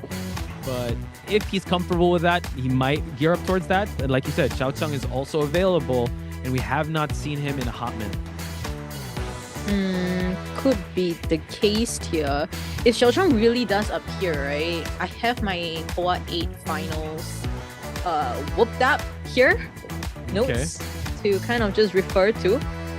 So sorry, I just totally forgot. Was this matchup a COA 8 finals? Let me just take a look at the brackets. Because if No. Or did they meet in the playoffs? It was ZETA to win it. They didn't, in fact. Yeah, because Bailu is from ITZY, right? ITZY was on like the left side of the brackets. Tournament brackets was COA 8 playoffs, whereas MRC was on the right side. Yeah. But no, I meant like MRC and ZETA. MRC and ZETA. ZETA. Oh. Wait, maybe they didn't meet each other. Yeah. I can't 100% confirm that, but previously in COA 8, MRC and ZETA was, I believe, in the same grouping, and MRC lost against ZETA. Well, yeah, obviously because they did win the entire Call of the Abyss. So yeah, they did. Yeah. Chat, remind us who the finals was also, and like how that match played out. Because right now it seems like it might still be Bailu on the Hunter side. So maybe Xiao Cheng coming in maybe in OT or possibly in the playoffs. But, you okay? Yeah. No, we are not seeing Xiao Cheng. We'll be seeing Bailu here. And this creates so many questions for us, because what will Bailu be bringing to the table here? Qist will be out. Hullabaloo will be out in terms of being banned. Then what are we left with? Because we've yet to see a BO3 coming in from MRC. Yeah, as I kind of pointed out, maybe Opera Singer, maybe Ivy. He could also go Wax Artist if he wants to just not go for team fights. But I feel like Ivy also is okay. If survivors want to clump up with the Ostracons, that's totally fine.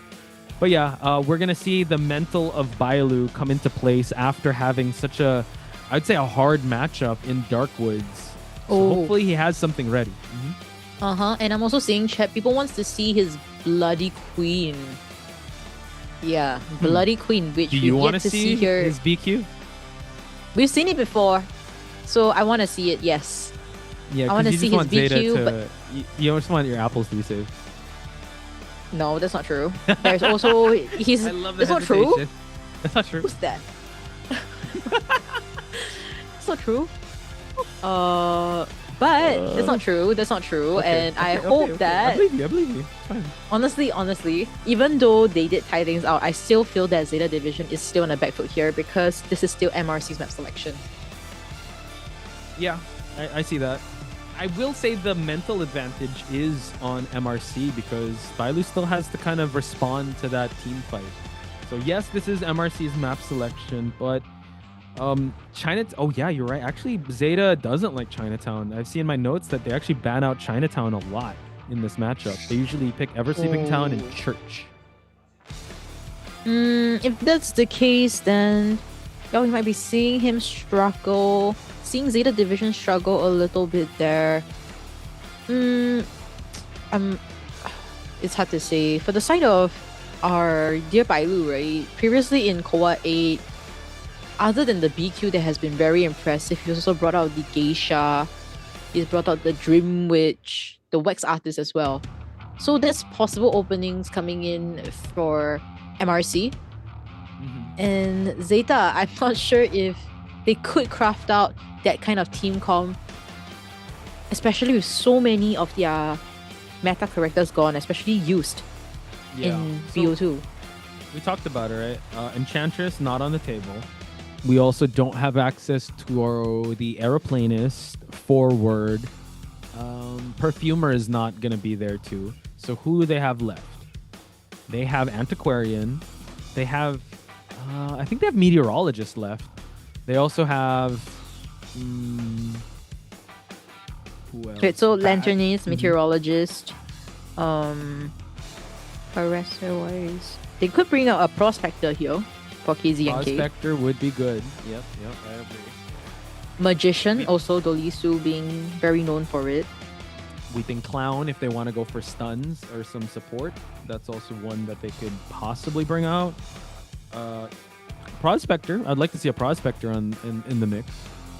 And Escapologist also maybe to try, because if Bailu is to chair near one of the ciphers, Escapologist would be of great help to just shift it away from one of the ciphers, or just away in the corner if they're also planning to sell as an indication to Bailu.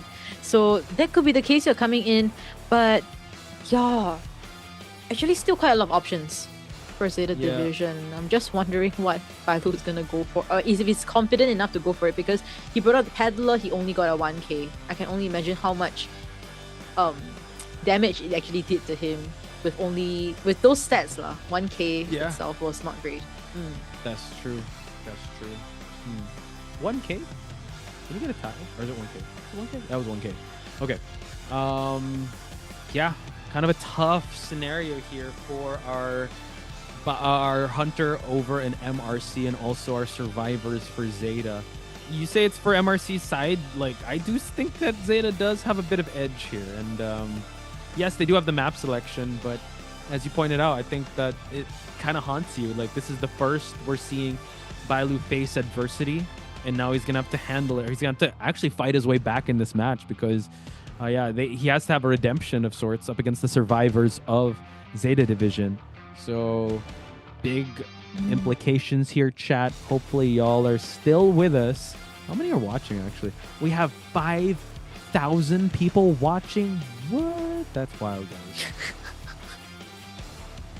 Oh, and I think one thing I really like, shout outs to all of you guys, but also Vanilla Kind also mentioned about Dolisu's Priestess. Yeah, we cannot forget about that.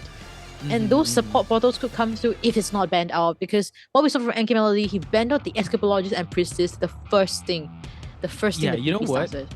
I feel like he should copy the bans of Nico Melody, because I think those are the survivors that are used when they scrim together.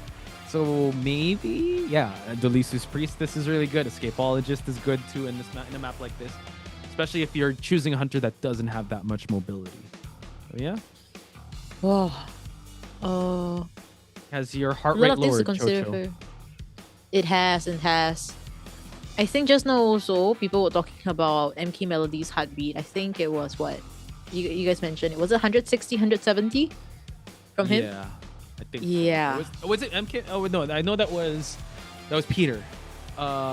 Chat, let me know. Or actually, we can just scroll back. Let me scroll back a little bit to see MK Melody's heartbeat. When he was chasing the coordinate. Oh, dude, it was 178. Yeah, it was 178 against COAⅨ. It was not easy for him, okay, especially showing his face after 10 days in the group stage. Yeah. There's definitely the pressure to want to perform for his team. And I think getting this tie here was sufficient for him here, because all the meta hunters were gone already. Oh, dude, now it's jumping up to 182 once he chaired the coordinator for the second time. So I think he almost thought he'd lost the coordinator. Now it's at 180-ish. It's a high range. Ooh. 183 now. These athletes need to, I don't know, do some form of cardio, jog, cycle, jump rope, do something to keep. It's a very stressful game. It is. It is a very stressful game, and also Bailu coming through as well. We're seeing support for Bailu, and in fact, the fans are sitting together. One supporting Bailu, one supporting for KZNK from ZETA. So, yeah, I guess when it comes to matches like this, we sit together, and then we cheer for whoever that's actually winning. Is that how it works? It's and then be like, the shared and love then of the. Yeah, it'll be fine. When I was when in Thailand, I was sitting next to people that were cheering for GH and also FT when they were like it was IBC, right? And then yeah, I think it's just a shared love of the game. So I think it's all good. Hopefully we don't get like toxic stands and like they just no. We have to cheer for this team. No, we cheer for that team. Who knows?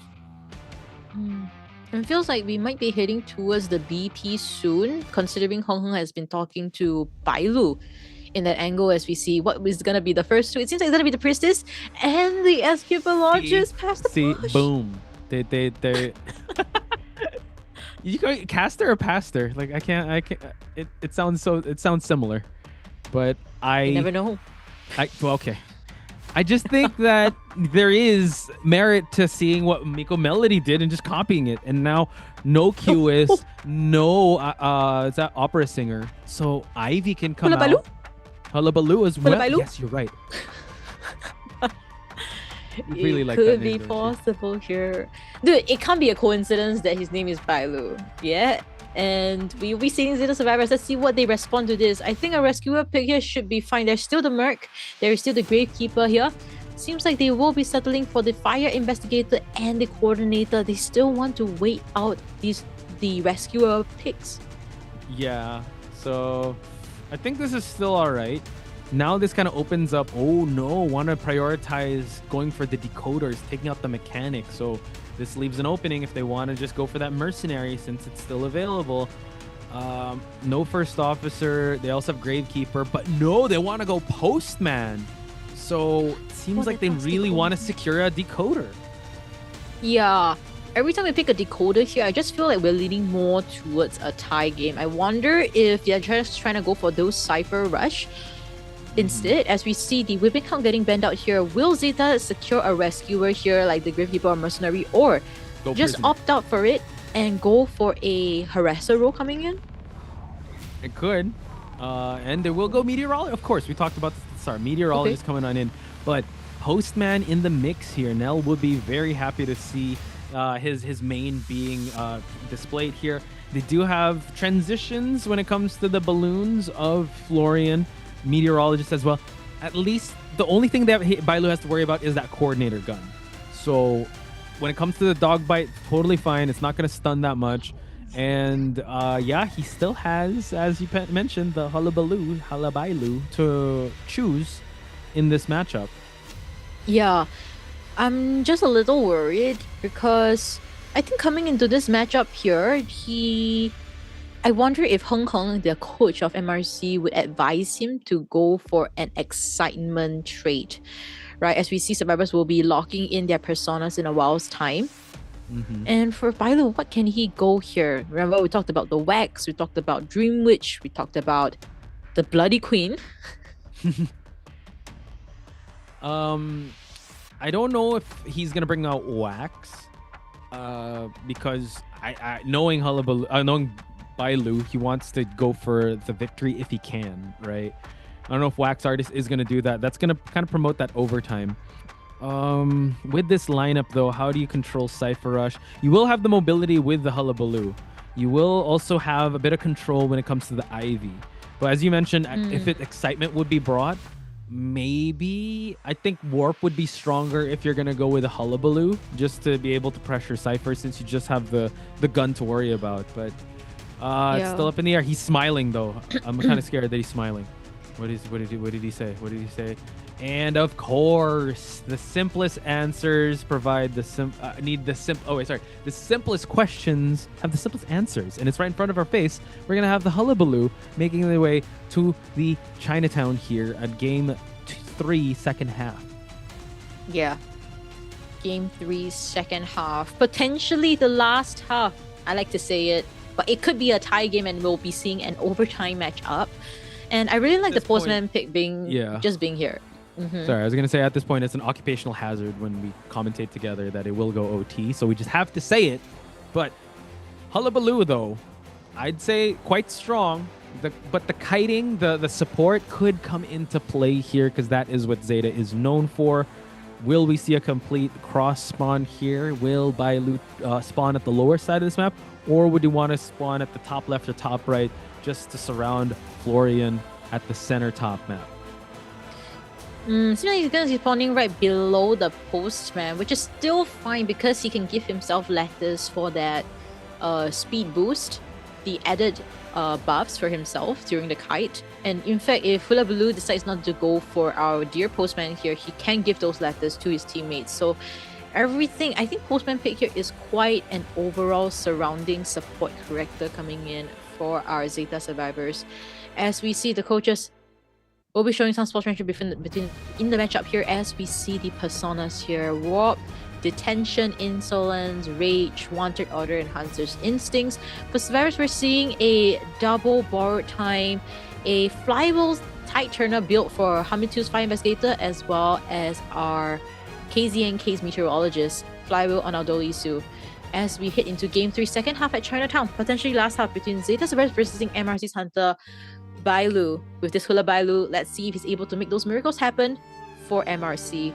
Casters Chocho as well as Portman giving you the live commentary of this match.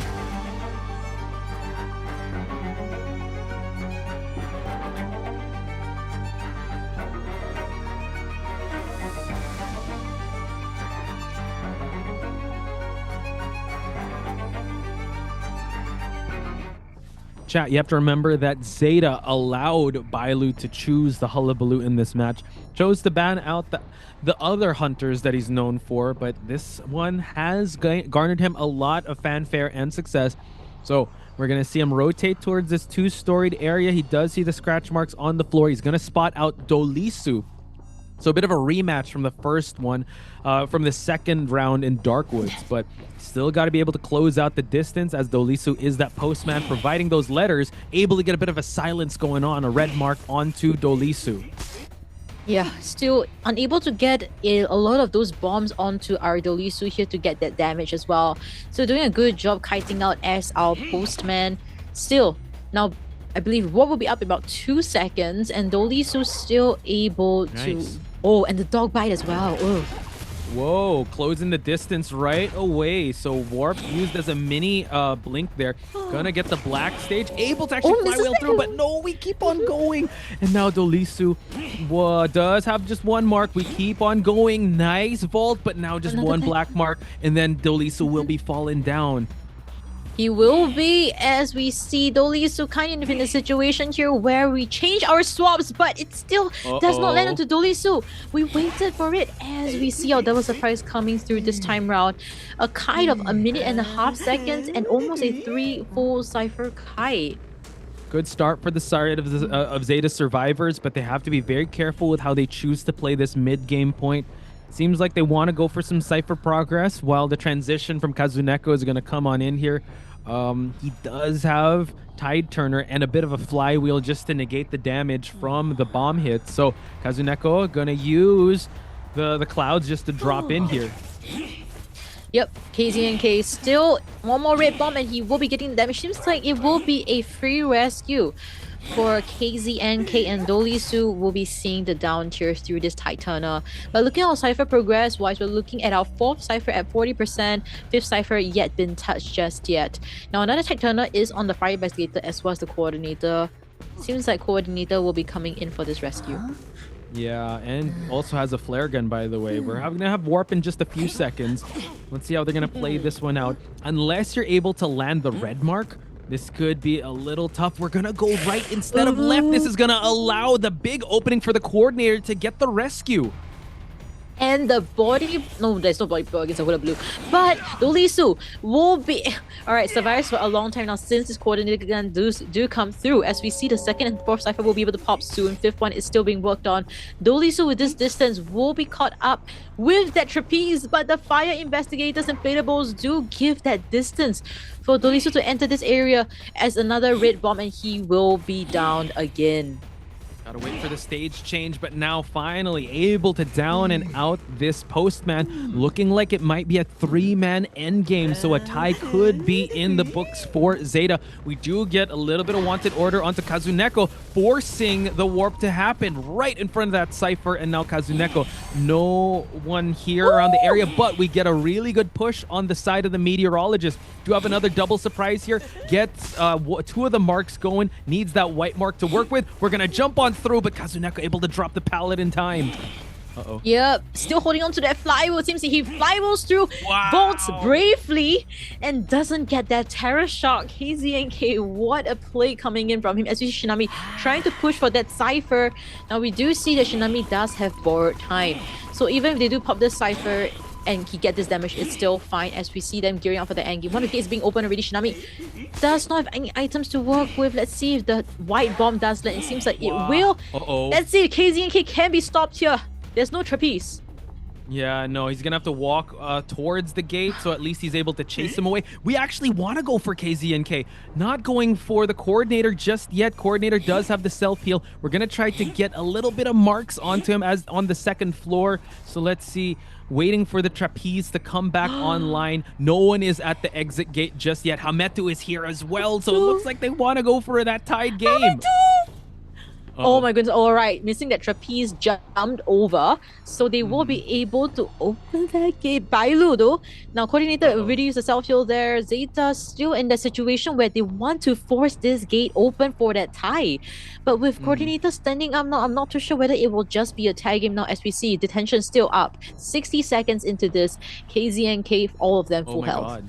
Yeah, they are in full health. They're actually gearing up, or at least positioning themselves for that back exit gate and also the dungeon. Hametu has to be very careful here. Has the usage of the airbags. Will try to kite it out, but unfortunately the exit gates aren't opening fast enough for him to actually pressure a dungeon escape here. But now warp just to get across here. We're gonna wait just a little bit. Hang on.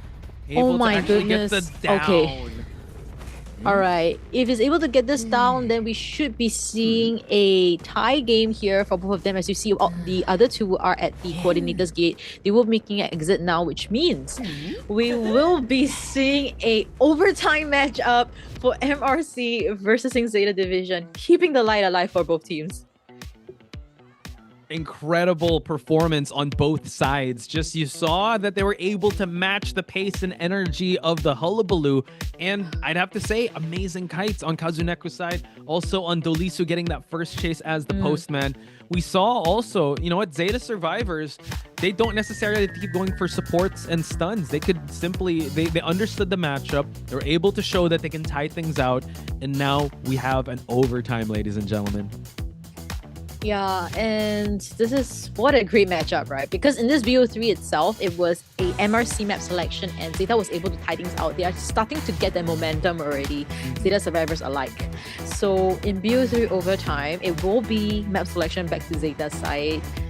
MRC is in actually a rough position as we look into our match. Can I ask Chocho, how many overtimes have you done? I don't know. Actually, I have no idea. I think Kuro has like more idea of how many. No. Well, I know that Gummy has 2. And my first overtime was with you. And this is my second one with you. Maybe so it's I don't know if maybe it's me. What are you talking about? Oh my god. Don't blame me. Don't blame me. I mean, great kite, great support. The backdoor rescue, Shinami with those gun support. The fire investigator coming in with the inflatables. I have no idea when it was thrown, but it was there for that support. And yeah, overall, for the side of the Zeta survivors, they are geared up for this. Definitely a comeback from BO1 and 12-12 now. Still tied up for this overtime matchup. Is it gonna be by time again? Is it gonna be could right be. time It's again? looking like that because we've seen how stable. Look at the MRC survivors, right? They constantly tie, and then it's all good. And I do think maybe now the edge is really on Zeta's side because in overtime, Zeta is gonna have map selection, and it seems like they have that. They know how to handle Bailu. Bailu is not gonna have access now to the Hullabaloo. He's not gonna have access to a lot. While we've warmed up Nico Melody for this. Okay. Right. I guess I like our odds here, but you know what? We talked about Xiao Cheng. He didn't appear for BO3, but now we have the overtime here. Maybe it's time. Maybe it's time we see it. You know what?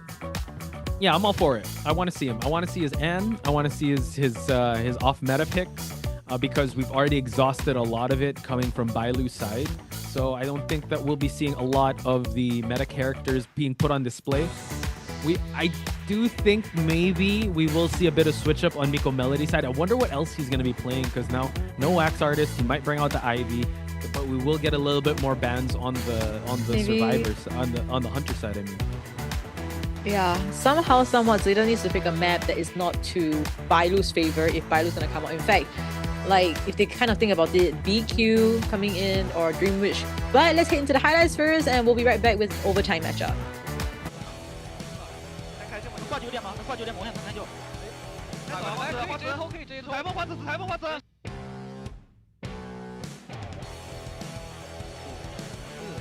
3、2、1，压好了。难。啊，要死了，要死了。死了。关公。小天梯は。悪くない。それでいいよ。だけどいい回転。はい。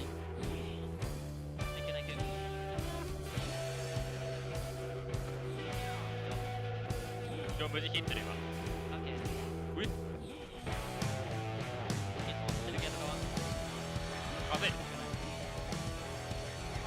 あと。And there you have it, folks. The highlights before the overtime. Are you okay? No, I look so tired. Sorry. Okay. We're not Sorry. tired. No, I was like my RBF was like acting up, man. Like, okay, but to be I don't fair, think you have an it's because- RBF if you look tired. You have a resting tired like- face then. RTF.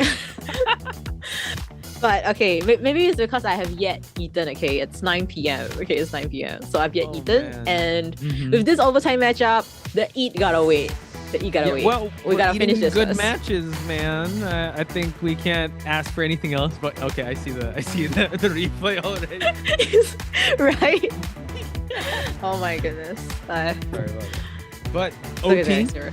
OT on this lovely Sunday evening from where we're at, but wherever you are around the world, hopefully you guys are good. I know there's some people that just joined us or that just woke up. Hello, welcome. Please sit down. We have an overtime match between two juggernauts of a team, which we have Zeta and MRC.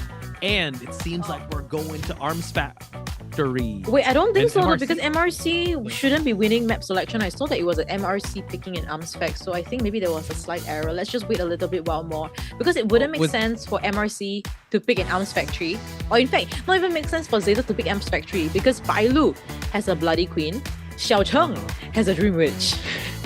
That's true. You could ban those out, but dang, Chocho calling out the prod team. Kidding. We have to No. wait. They really went up and then went down with those. They're like in and out. Wow. So Caro says it's 6:51 a.m. It is Arms Factory, I think. Check it out. MRC picking the map, it seems. Oh, okay. Cool. You know, in fact, in my paper here that I'm writing all the scores down for every single team during the group 10, right?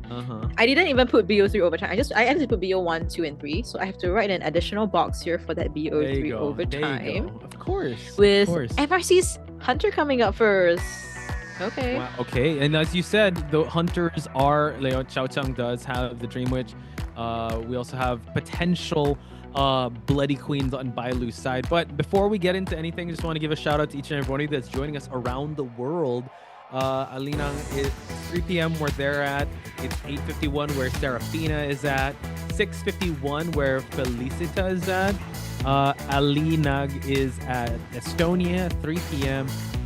Wow, Tanisha is actually in England. So what time is it over there? 8 a.m. where Miracles is at. I know Chocho, we're like in GMT +8 time, but where's your body clock at? Are you with us? Are you okay? Like how? Yeah, I'm with you.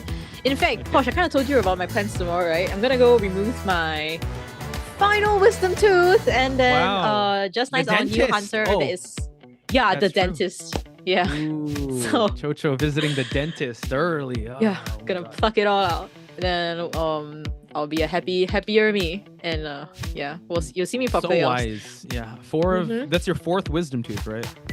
So wait, sorry. It's Is Arms Factory, and ZETA chose it. And wow, that's crazy, chat. But thank you to people on Mother Base. That Thank did you, tell people. us that. People, yes. I don't want to dox them. So thank you, people over there, over it in the voices in our head that did say it is Arms Factory. So ZETA, wow, setting it. Wow. Salty Sugi, Wow. 11 p.m. in Australia. It's getting late, so hopefully you're good there. 2 p.m. right now, but it starts at 5 a.m. for me. My goodness, that is dedication, Tanisha. And also, Chocho, how are you feeling getting your wisdom tooth removed? Are you all right? Actually not hella. Sorry, my language. I'm actually very happy here. Very extremely happy here. We're causing a lot of abrasion here, but that's cool. We get it removed and that's settled because that's my final wisdom tooth. Yeah. Any chat? Do you have any like tips or anything you suggest for remedies while after she gets wisdom tooth removed? Because ice cream really helps. It's really good. Soft food. So I made the mistake of when I got Let's my not talk wisdom about tooth food. removed. I have sorry. yet. Oh, I'm so eaten sorry. Right. anything. Yeah, sorry. My bad. You need to eat something before you get a wisdom tooth removed, by the way. Because you can't like sleep hungry, you wake up hungry, or like, and you have your wisdom tooth removed. Oh, I still can't eat. Yeah, I'll eat later when the overtime ends, because overtime will definitely end, right? Even if it ties out all the way, they'll look at the timing. And what if they timing, escape timing. the same time? Yeah. I don't know. It's never crossed that line. I've never gotten that far in life. I'm not sure what's gonna happen. We've never gotten that far in life, you're right. So we just gotta I think the closest we've kind of been, right? I think it was like a 2-second or 1-second difference. I'm not too sure whether it was like an official tournament. Yeah, but that was the closest one yet. So that was one of the I know this is okay. Yeah. I know this is like the toughest matchup in Group D. We're expecting it to be this close. But true. Yeah. ZETA picking an Arms Factory, that was not what I planned for in this overtime matchup. Hey, they've been cooking thus far, and now the switch up here. MRC choosing to go Hunter first and having the ZETA survivors take the stage. So I want to see the right side of the stage. I want to see if it's Xiaocheng or if it's Bailu, because that is going to be able to determine how we're going to be able to do this, because it seems like ZETA survivors already have Bailu's number and they know how to counter him. Yeah, so a lot of things to consider here for Bailu now, because initially you had so many hunters to pick, but now with lesser and lesser S tier hunters to work with, what else are you gonna be picking here? And I think coming to overtime, right? Personally, I don't say for everyone, I think comfort picks should be prioritized. Yeah, I think it really helps if you're able to look. The meta survivors are technically out of the gate already. If not, you still have some bans for them. So you might as well go with your comfort picks, go with your Bloody Queens, go with your Dream Witches, go with hunters that you rarely see at the start of the group stage. And it's not like we're not talking about like Undead or like the really like Ripper. It's really tough for those hunters, but go with one that has fast kill potential and also, well, not really fast kill, but yeah, fast kill potential, just so that you'll be able to catch the survivors off guard. If you're the survivors, though, just try to tie it out as fast as you can. Definitely, right? Don't even go for the 4-man escape. Just tie it out. Yeah, that's it. That's what I think survivors should do. Yeah, tie it out and kind of be versus each other with the survivor escape time. Our survivorship, they should also be clear on the win conditions here if it's by time. If it's Survivor side, it will be fastest Survivor time to get those escape. For Hunter, it will be fastest 4K. So, a lot of... Yeah, and now the fact that we don't have the Wax anymore, the Opera... Sorry. We don't have the Goldman anymore, Paddler, Hula Blue. Then banning out the Qist. Banning out the Ivy or Opera. There is still another ST Hunter for Bailu to pick here. Really?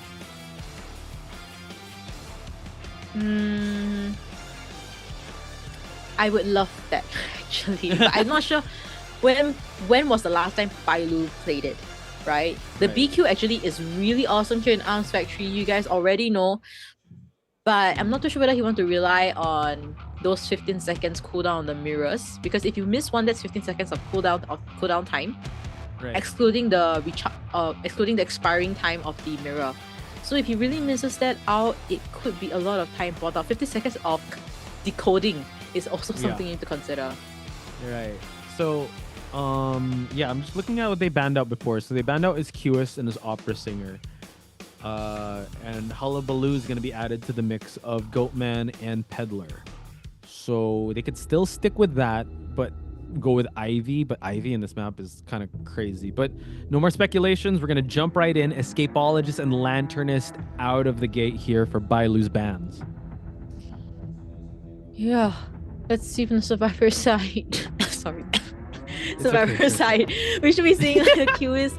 Or Q. Actually, the Ivy should be banned out here since it's Arms Factory. A small map control endgame will be very tough here. As we see, all these characters have been banned out here. Opera Singer is still available for Bailu. Yeah, I think they just might as well just brace themselves for a potential Opera Singer pick and hope for the best when it comes to locking in the survivors. Escapologist, Lantern, really good survivors that they can use. But right now, they have access to the Mercenary as a rescuer. Who else they have? They have Antiquarian as well. And they're going to go with Gravekeeper Mechanic. So you got to give it up to Zeta survivors, still prioritizing decoders just to make sure they add that pressure on Bailu. Yeah. So potentially also trying to gun down for that tie, right? Because if that's the case here, at least it's also easier for their Hunter Miko Melody to tie a game here, maybe with using an N. As we see a Gardener being picked up here, a veteran boost will be given here once she gets that hit, but also that shield in the early game will be something Bailu has to deal with. But I also feel that with this team comp here, Bailu will no longer be going for that Bloody Queen as a potentially for counter team comp here. Yeah, that's true. Pharaoh Lady being banned out also because it provides so much time. So he wants fast downs based on what we've been seeing. He's banning 2 of the invisible lineup. Seer also can tank a hit. Escapologist can just move the rocket chair. So he wants to go for high kill pressure.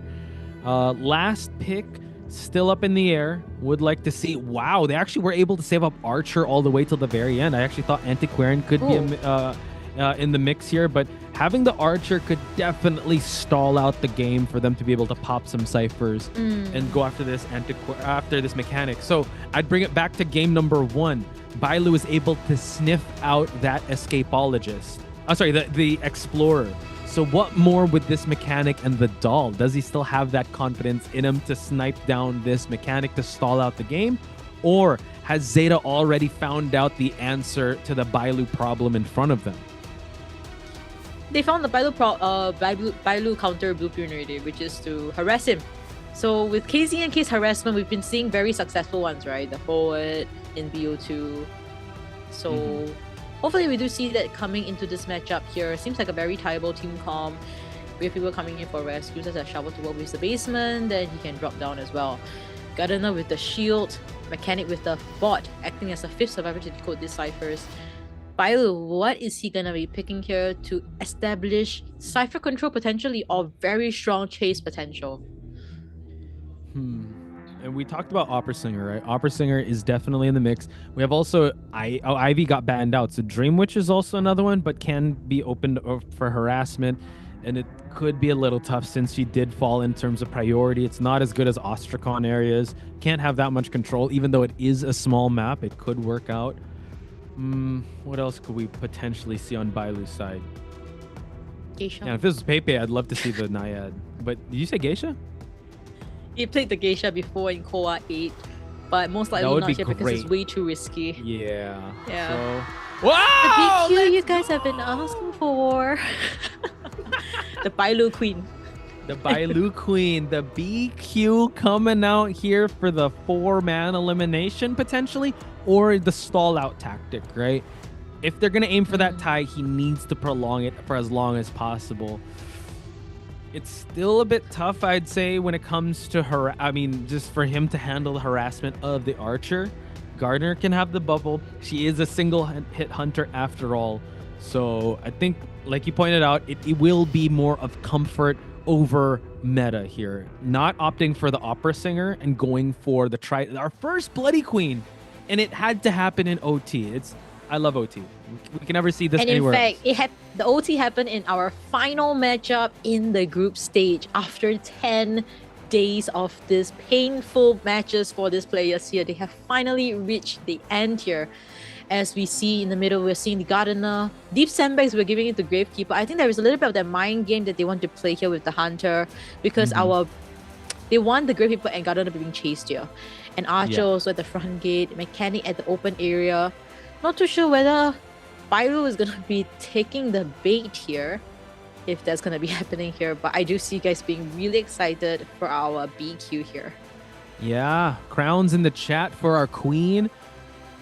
Bailu, but his Bloody Queen at least. So, yeah, I mean, what a way to set up his final stand up against Zeta Survivors. Crown, Queen. We want to be able to see this Bloody Queen really run rampant, but I know a lot of Zeta Survivors and Zeta supporters really want Zeta to be able to make it out. And I really feel like the matchup is still in favor of Zeta because we rarely see that Bloody Queen, but he's going with comfort, and we're going to see a blink, trump card, detention, wanted order, giant claw, berserker, and a hunter instinct. Meanwhile, survivors are going to have 2 borrowed times, 2 flywheels. We're going to have knee-jerk reflex on archer and mechanic, so they will be taking the kite, while the rescues are going to happen by Hametu and Shinami, and also a bit of audience effect just to boost up the ciphers.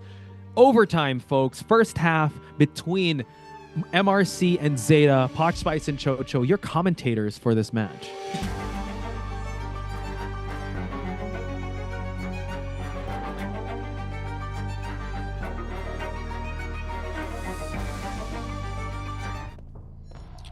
Heading straight to the center, it seems like Bailu might not be gunning down for that mechanic. He wants to chase someone else with easier chase potential. No, he's just going to change his targets here.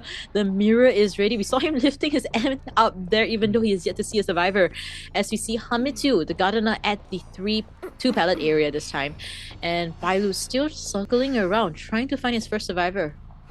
Wants to snipe out, I believe, the mechanic, who is actually in this area. It's Dolisu, by the way. Dolisu has been going 1v1. He is hiding this time, but again.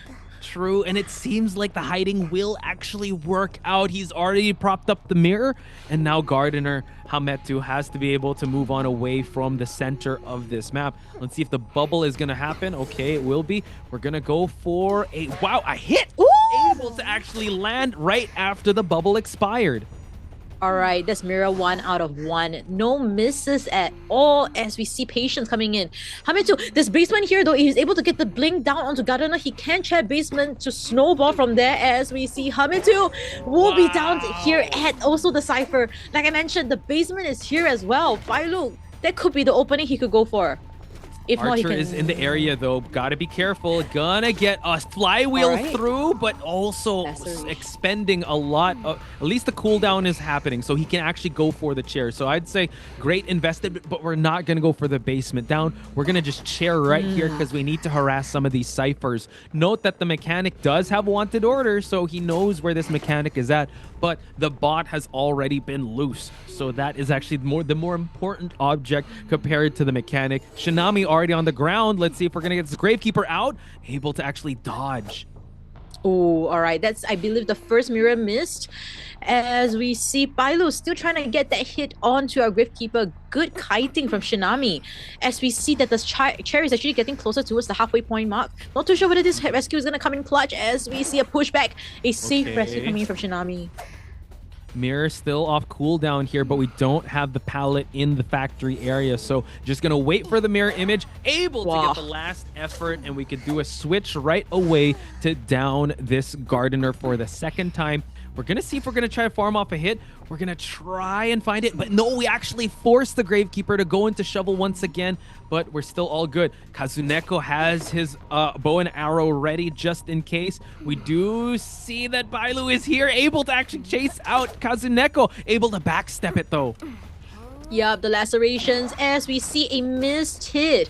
A missed opportunity onto KZNK as we see also Garana will be standing up soon with that self-heal if this continues. Now laceration happens there. Mirror is still ready.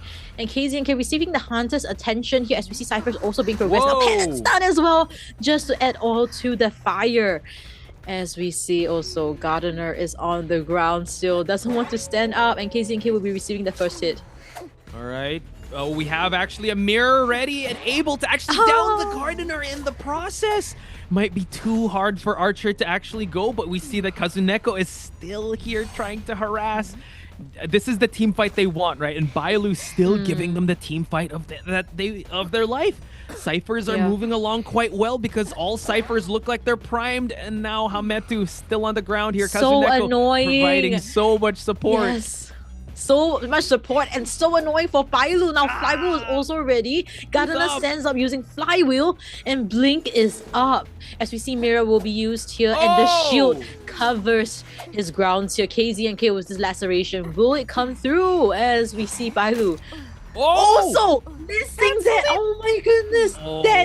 That is insane. 100% laceration. He couldn't switch over and Hametu just will be decoding a 6th Cypher, but 5th Cypher is already at 90% here. Bailu needs to get a tie game here for MRC Survivors to have an easier game in the second half. Yeah, and Hametu is in this area. Kazuneko has the arrow ready, able to actually get through, but we just go for the pop. We don't have any borrowed time onto this Archer, so we can actually chair this Archer and try and go for the exit gate. We have not used our trump card just yet. Exit gate is being opened. He's gonna try and see if anyone is here, but he wants to be able to teleport to the other side just to stop it from happening. He's not able to actually cut them off. The exit gate is already open. We're gonna teleport, but the Gravekeeper is on the other side though. Yeah, Shinami is making a dash for this, but he also has shovel, so it should be alright. He's able to get this hit though. He able to get that hit through that mirror, which means there won't be any shovel. He could get his attention hit if the bot is unable to body block, which means that he gets the down to Shinami, force them out. It won't be a forced tie game for MRC here, clutching it out. What? Oh my gosh, that's insane. And this is what we call it, right? The thing is, okay, just hear me out. Even though there was so much support, that was under 5 minutes. Or actually, it's around 5 minutes, the whole game. Oh yeah, sorry, I totally forgot about timing. Sorry. So it's tied, but we're tied at a 5-minute mark. That it seemed like it lasted so long. Again, in-game time, right? This is a different timer, but once you got the pickup, 5 minutes something seconds. So MRC. Wait. Yeah. Well, 5 minutes and 13 seconds. Okay, that's the timing we look out for, guys. 5 minutes and 13 seconds. And the thing is, with Axis Wave, the time they had to beat up against, I believe it was FPXEQ, I'm not really sure, but it was 8 minutes. That was the tie. Yes, that's right. So, again, it's 5 minutes something, because again, it's in-game timer, right? This one is just more of like the aesthetic, right?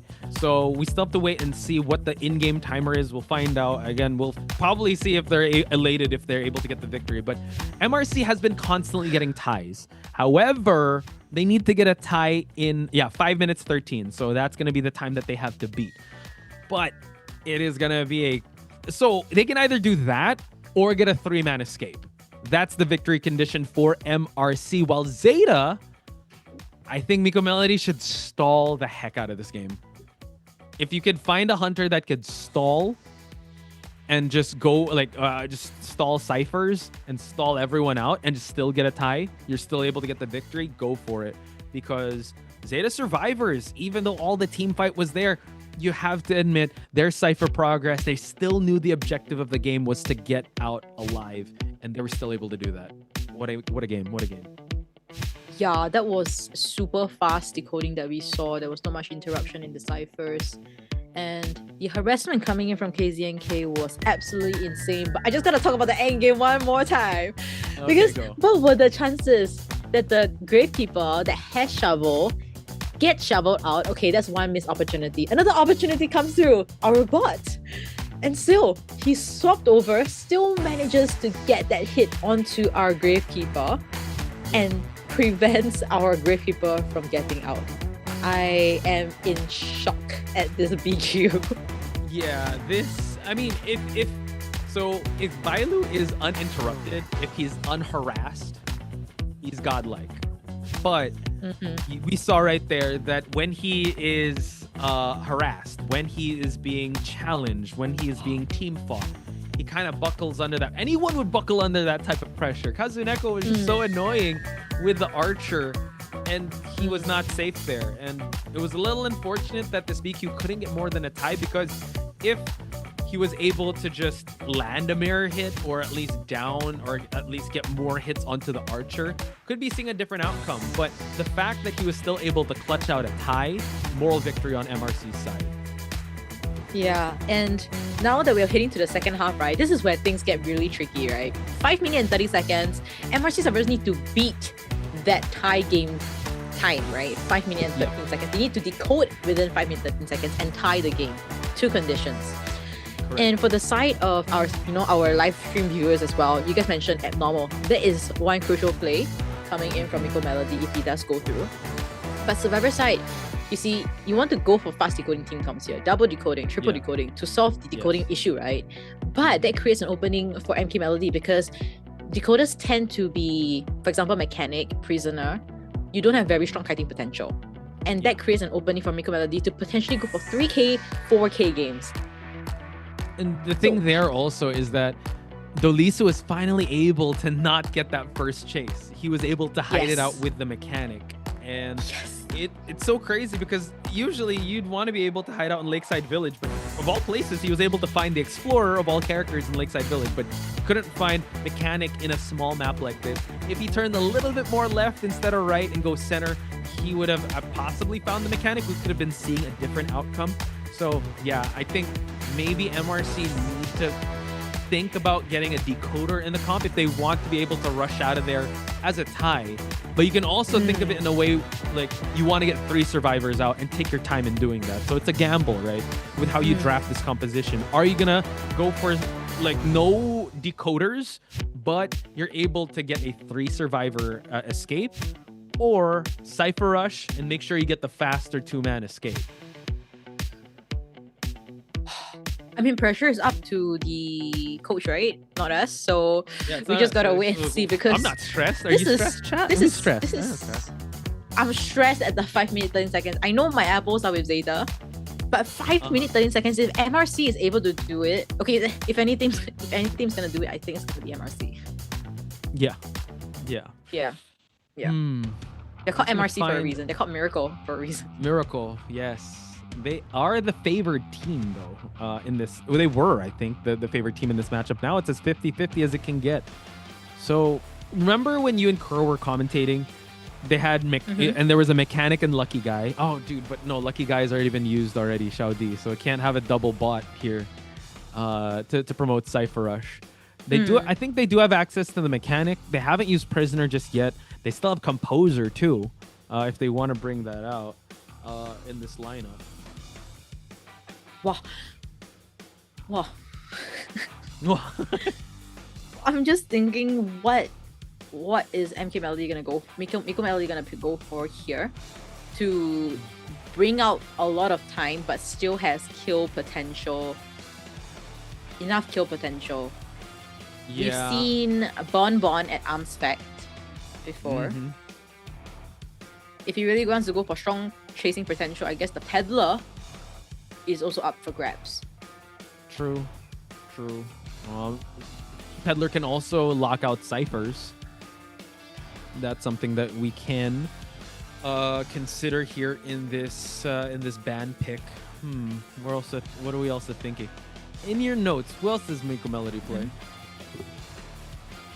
One moment while I unlock While that is happening, just giving a shout out to each and every one of you guys that is joining us here. Yes, we are stuck at a 14-14 overtime, and 5 minutes, 13 seconds is the time to remember, because that is the time that 2 survivors need to escape. If MRC can get 3 survivors, 4 survivors out, they immediately win. But if they're able to get 2 survivors out, they need to meet that win condition of 5 minutes, 13 seconds. On the other hand, also, Miko Melody can win this if he gets 3 survivors or 4 survivors eliminated. They're not even going to look at the time anymore, but a tie game will be scrutinized or will be judged via time limit, ladies and gentlemen. Okay, so Miko Melody, right? I managed to whip it up. Ivy, Hermit. Okay, I'm going to exclude the ones that have already been picked previously. So Ivy, Hermit, Nayet, Gamekeeper, and Paddler, Dreamwitch. Okay. Paddler, Dreamwitch, and Nayet, Hermit, Ivy. Those are kind of good for ties, but which is the fastest one to just guarantee, or at least the one that stalls out a tie, right? I think it's going to be N. I feel that it's going to be N, and I think that they shouldn't even ban out the Dreamwitch, because Dreamwitch has potential for that 4 escape in such a small map as well. But Dreamwitch can stall. She can stall, but I think going up against an N, I feel like that's very... N is such a tieable hunter. Seems like they ban out they still ban out the Dreamwitch. Yeah. They still respect. With the Anne. I think maybe there's more counters to the Anne and Cypher Rush, because if the Dreamwitch, she could just camp out a Cypher. Like, I understand, because it's a small map. And now, as we said, Mechanic Prisoner. I like this. Double decoders. They need to bring this to the table just to add the pressure onto Miko Melody. However, they're playing for a 2-man escape. They want to get the fastest 2-man escape. And doing that, they need to hide out with the Mechanic and the Prisoner. Yeah. Well, like we've already talked about, if they pick a... If they pick the Mechanic here, it definitely creates an opening for Miko Melody to go, right? Because, as mentioned already, I guess Lantanis being a decoder is still fine because he has the living image. But that is already out of the equation here. Mechanic and Prisoner here. The Prisoner is only a charge that is like slowly recharging over time. Whereas Mechanic's main body there's so much debuffs in itself that Miko Melody can take advantage of that. In fact, go for more kills rather than slowing down the time if the opportunity does arise. As we see Super Survivor side, we're seeing another Gardener coming in. We saw an overtime Gardener coming in, but this time around a little bit different. And still need to secure a Rescuer, and Rescuer does have that opportunity to kind of come in for stable rescue sometimes, but the decoding will be something that will slow that fast decoding, and somehow they need to finish everything, not just decoding the 5 ciphers, but also have someone at the gate opening, hopefully, and everybody gets out by 5 minutes 13 seconds. As we see finally Embalmer getting banned out here from Miko Melody to prevent potential extension kite as well. So no rescuers at all, Posh. Full on decoding team comp. Yeah, I think it's you're on your own. Bring audience effect, just be able to just pop these ciphers and get the heck out of here. Kite in areas where ciphers aren't being decoded, just so that they'll be able to make it out with the time limit of 5 minutes and 13 seconds. And in this, I'm guessing Miko Melody is feeling that pressure, right? And you still want to be the 3rd round hunter here, Chocho? You still feel like this pressure? What do you mean this round? This is 4th round, all right? Fourth round, we'll just do another swap, and then I'm gonna go rest. We swap again. I'm out. I'm only here for my contract is only 3rd round. We ain't doing 4th round. But yeah, it seems like they've already set their sights on. Wow, damn stress. Look at him. Yeah, I think one rescue. That's about it. That's it. That's what they're gonna do. But sorry, you were saying? I just feel that it's damn stress. MRC's another opening if they don't make it for the 5 minutes 13 seconds is for a 3 escape, if not 4 escape. True. Okay, Miko Melody, what you gonna do here? Is it Anne? Well, could be the Anne, just to be able to siphon. Wow, he's really deep in thought here. How do you even train for a requirement like this, right? As survivors, like, oh yeah, by the way, not only you're playing ranked, you have to finish it in 5 minutes, guys. Okay, have fun. go for it, right? Like, what the Yeah, heck? How do you train for that? A tieable hunter coming into the mix here. Peddler, and on good days 4K. Peddler coming to this mix here. He wants strong chasing potential and potential Cypher locks as well. So with this Peddler against this team comp that Cypher rushed the heck out of him, Miko Melody, I wonder how accurate those Vine captures are gonna be here. Because we've seen hunters, right? Even though Peddler coming in, right? If those Vine captures are not gonna be accurate, you're basically a blank piece of paper. Yeah, it could be tough. So first kite is gonna have to be impeccable here as the round goes on. But I mean, Peddler, tieable hunter, you're able to lock out a bit of ciphers and also exit gates, so you can stall the game out. In Arms Factory, also quite the good map for Peddler as we look at the spawn locations. Pretty similar, deep sandbags with the mechanic, giving the psychologist access towards the factory. Center, just like Hametu is the gardener's position, and we're gonna have the prisoner over there at the shack side where Dolisu was hiding out. So we're gonna see. Ooh, Peddler seems to be taking the bait here. It seems like want to be going after the mechanic to start things out. Right. This will definitely be the final half that we'll be seeing here in this matchup. So we do hope it's a great one and something that will keep us on the edge of our seats. I know you guys like to say what cheeks are clenched or something in the chat, but yeah, overall, let's hope that this is gonna be the kind of matchup to end things off for our group stage in COA⅓ 9, day number 10. As you see, the coaches will be showing some sportsmanship before we hit into the persona page here. Let's see.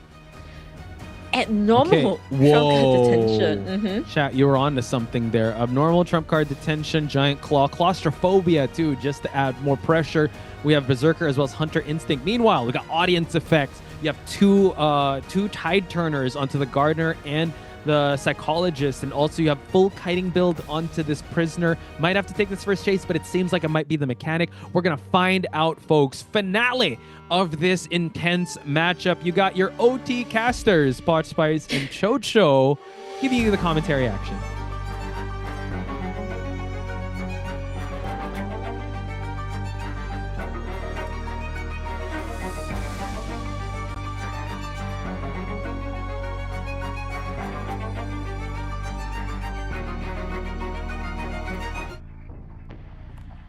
All right, moving towards where I believe our prisoner was spawned, also making that beeline towards as well. Nanako immediately just touching the cipher.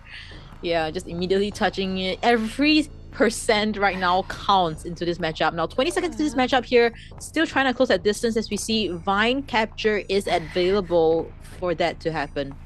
Note that the prisoner does have a full kiting build, so he will be the best possible chase for MRC, and now able to actually get the chip damage. We're able to actually get the stun to just get rid of his wall affinity, but now the vines able to actually sidestep it. So Nanako doing an amazing job thus far.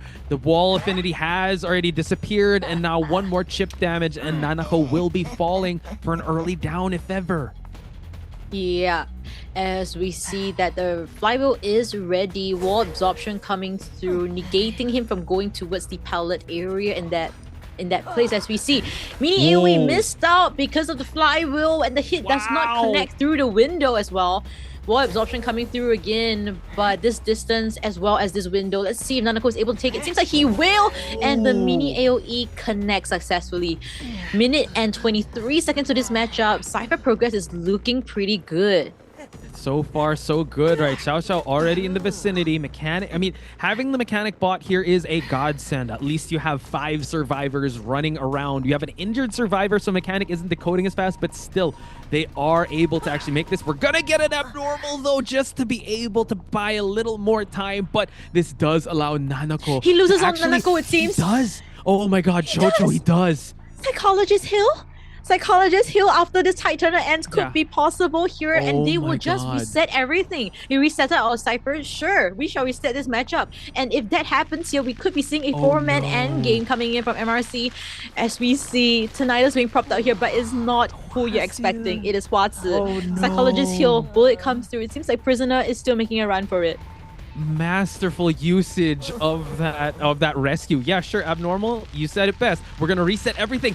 Oh wow, able to actually kite out, but we're able to actually use the Gardener bubble to be able to survive a little bit more longer here. You got to be able to break this connection, but no, we're still going after the Gardener. So MRC possibly not playing for the time. They want to go for more survivors out. Seems like that is the game plan here, as we see Gardener will be seeing the first hit there. Now, looking at our Cypher progress, 2 has been completed. The other 2 is also having good progress. Third one also on its way. So this is actually really good, as we see Prisoner Cypher also connecting. Still no idea where Nanako is. I think it's in the deep sandbags area, and Xiao Xiao still within good pace here, coming in really strong. We're blocking out that Cypher. We seem to be chasing after the Gardener. The Gardener does not have a kiting build, but does have borrowed time. So now we're trying to get a chip damage onto the Gardener, able to actually get it. Gardener bubble once again for him to be able to transition. Unable to get the pallet slam, but we do see that the mechanic is here. So Xiao Xiao knows that he might actually fall in the already, so he just resides himself towards the corner. Xiaodi in the mix here. Can he actually go for a rescue attempt? It seems like he's just going to stick around this area. 2 Cyphers remaining. Chocho, oh my we God, still have Abnormal to work with. They are primed. 3 minutes and 40 seconds to the matchup, and they are primed for that end game. My goodness, as we see Shouty also controlling the bot towards the back gate so they can open it fast and get out, as like you like to call it, Posh. So this is going to be the end game already, as we see COAⅨ coming in for the rescue. They all have borrowed time, so it doesn't matter. Yeah, so now able to actually get the last effort here. 98, they're just going to pop it right away for a little bit of speed boost. We have a 4-man endgame. We're still under 4 minutes, but they're playing for more survivors out. COAⅨ has to be very careful. Drops down a pallet just in time. Exegate is being primed by the mechanic. Gardener already all to our lonesome. We're going to fall down here. We have Trump card. Are we going to teleport? No, we're going to go for a share because of claustrophobia. Yeah, because of the claustrophobia, he's kind of bad that they won't be able to get open. Now, Trump card changed into teleport here. They will be able to get the 8 open, but can they push out in time? 4 minutes and 36 seconds to this matchup here. And they have to try and work this out, as we see Nanako also at the center trying to go for a beeline rescue. The 2 of them are already inside the gate here. Nanako, oh my goodness. I think they should just get out and just surrender. And there we go, 4 minutes and 51 seconds, and they make it. They make it, and MRC will be placed first in Group D. Wow. The surrender tactic, chat. Able to actually get it. They did it, and they're not celebrating just yet. Look, yeah, Shouty, there you go. Congratulations, there you go. MRC. Able to actually get it. Look, he's popping up. There you have it, chat. My goodness. What a finale. We did not lie when we said that they were able to get it. Again, the round 1 kind of, like we thought that it was going to be one-sided, but holy smokes, ZETA coming in with that second win. Round 2 and 3 had to be settled in the final game, and there you have it. They could have gotten actually more survivors, but they didn't want to play for the time. They wanted to play for the time and not risk too much, and they were able to get 2 survivors out under 5 minutes. That's insane. Like I said already, miracle survivors. If you're talking about a miracle, it has to be MRC survivors already. If you're talking about 4 escape, it has to be MRC survivors. Always making this miracle plays so clutch. We see that they were kind of calculating the time, right? But they weren't exactly sure because it's human error. It happens. As we see them being a little bit patient there, but overall, Posh, I need you to kind of calm me down here. Okay, we need to calm down, chat. What did we just see? What did we just see? We saw a miracle. Not really a miracle, but just we saw MRC perform at their best. They were they took it to our COA defending champs. They didn't rely on Bailu. They relied on the survivors were the most consistent all throughout this match. Bailu only had round 1, but if you think about it, the entire time, the thing that was carrying them all the way through the end was the ties, was the consistent performance on survivor side of MRC. And just when we thought a 5-minute game was too much, MRC was able to say, you know what, we'll make it a lot better. How about 4 minutes? 4 minutes 40. That's how we're going to get you guys to believe in the miracle, chat. Do you believe in MRC? Can I get an amen? Can I get some prayer emojis in the chat? Can I get some crowns in the chat for all the kings and queens you guys are in the chat? I gotta acknowledge, MRC is just a different ball game that they are playing here. both are champions in their own leagues, right? But MRC just came out on top there. MRC survivors, you know, it was a mere 22-second difference. 22-second difference. 22. That was that's everything not even they needed. That's not even a TikTok video. That's so short. Oh, sorry. And 24. 24. That's fine. That's still quite short. 4 minutes, 49 seconds. Count it, chat. My goodness. Guys, we have to bend the knee to MRC in the group stage. Undefeated all the way till OT. And man, the survivors also on their side. I know we were talking about Bailu this, Bailu that, but it just shows that the survivors complement the hunter. And here we have it. Match results of MRC versus ZETA. The first round going to MRC courtesy of Bailu. Second round going to ZETA courtesy of the survivors of ZETA. We tie it out till the very end, but it all came down to 24 seconds. Yeah.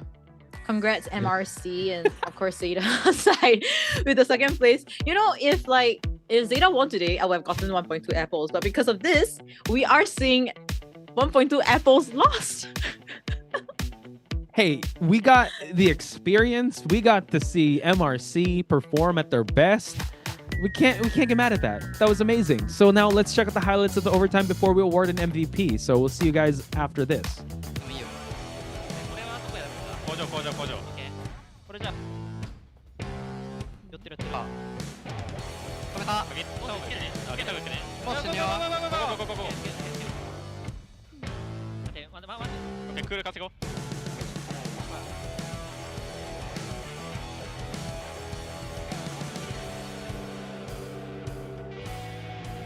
退血我可以修大门楠楠去大门躲掉了哎没躲掉楠去大门往木六往边吃一刀回四合院 OK 吃一刀回四合院好多人红小门我们都上小门好我两个怎么说一开始死了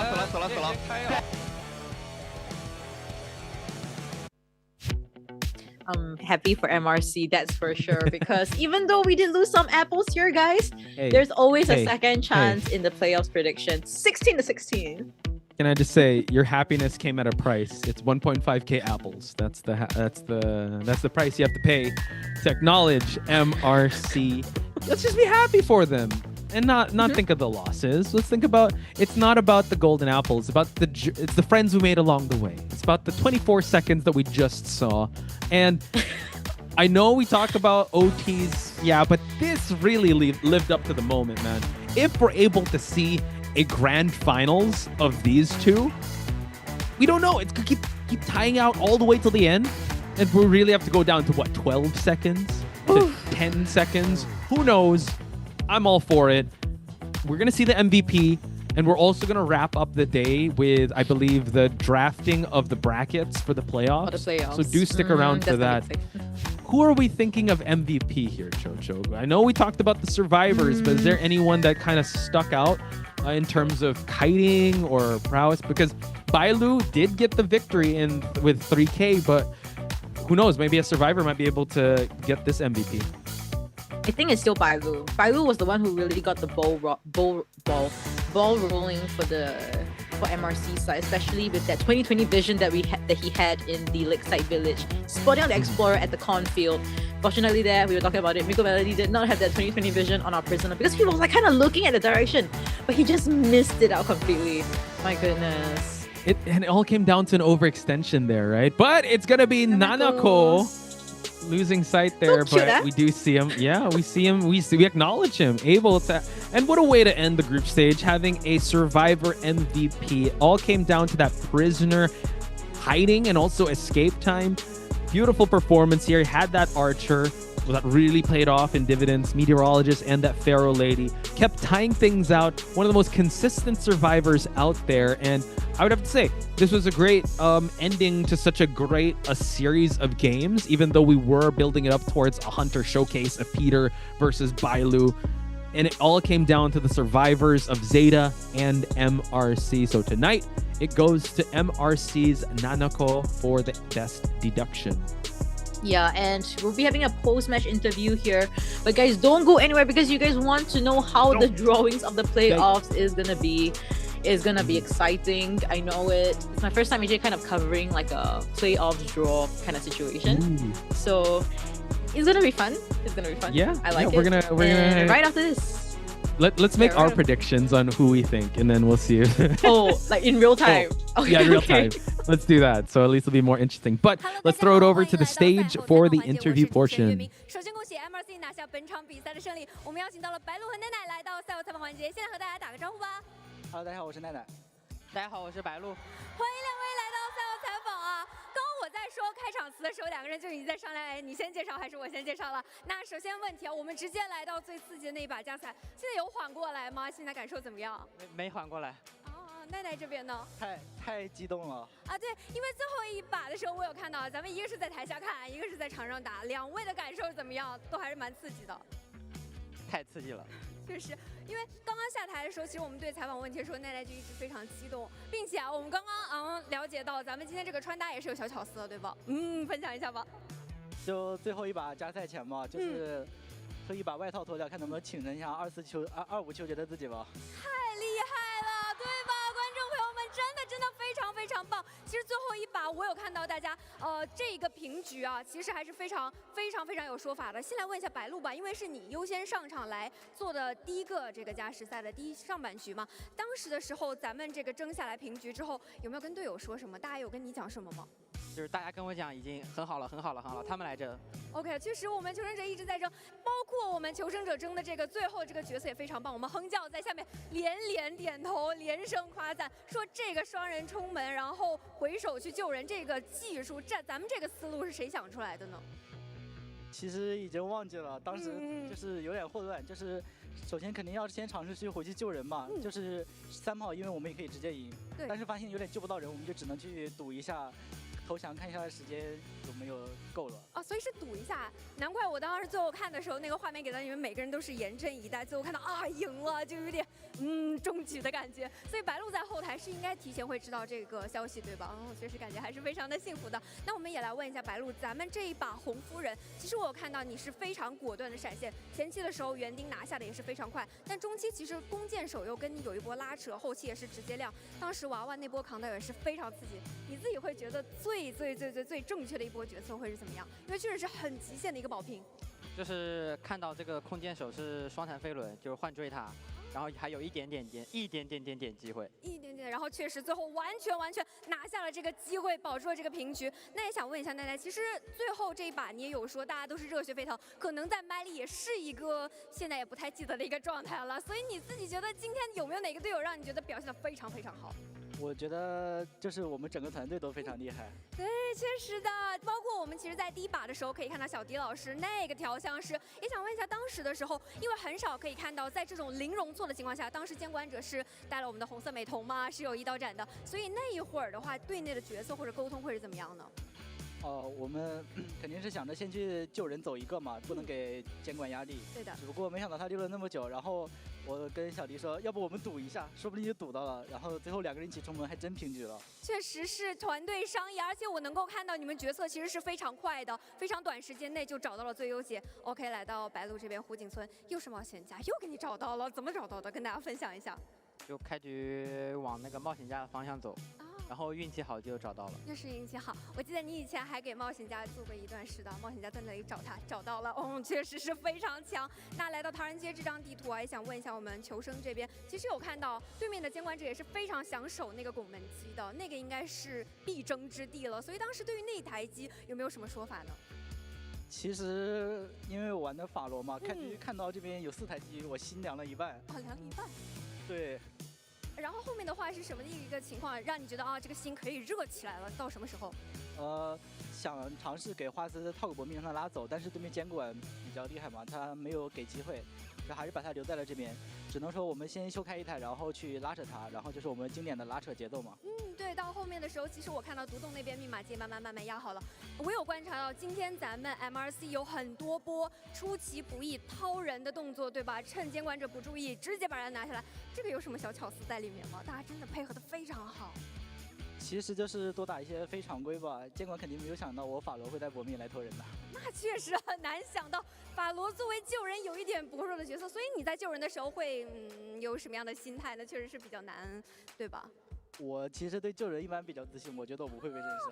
了解了，哪怕是法罗女士，我们奈奈选手也是有信心拿下的。那其实，在不归零这张地图，也想问一下，我们这边的话，其实是一开始啊，我们看到奈奈这边一开始的时候，其实节奏还是一个比较稳健的节奏，到后面突然一转眼，感觉就已经3人开门战了。所以你会觉得最关键的点在哪？就是我们机子压好了，然后屠夫去想去守吧，然后把我们那个没有大心脏，就是没有回光返照的人放出去，其实就已经3跑面比较大了。啊，确实是握在手中了。然后，接下来呢，我们这个问题来留给白鹿吧，因为确实是刚刚求生者刚刚打完还是比较激动的，所以白鹿作为一个在下面观看求生者，并且自己也是全场打完了的一个状态，会怎么评价今天的比赛，或者说整个队伍的士气和状态呢？太牛了，太牛了，太牛了！对呀，花慈牛、小迪牛、奈奈牛、笑笑牛、小陈牛、可可牛、教练牛，全都很厉害，全部都夯爆了。那也是我们现场观众朋友们这个呼声怎么样？是不是也很牛？非常感谢我们观众朋友们的支持。那么接下来要不要展望一下后面的比赛呢？稳扎稳打吧，就是兵来将挡，水来土掩嘛。总有办法，一定有办法。那白鹿这边呢？我们葡萄前进。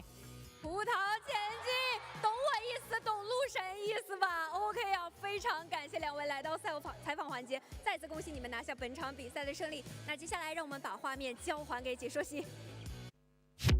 And there you have it, folks, the interview portion of MRC. You saw Bailu, you saw Nanako, and you saw like how they are happy, but they're not happy like all the way yet because they want to get that championship. So still got to wait and see how the brackets are going to play out. We have end of the day, but we still have to stick around just a little bit because we will have that bracket drawing portion.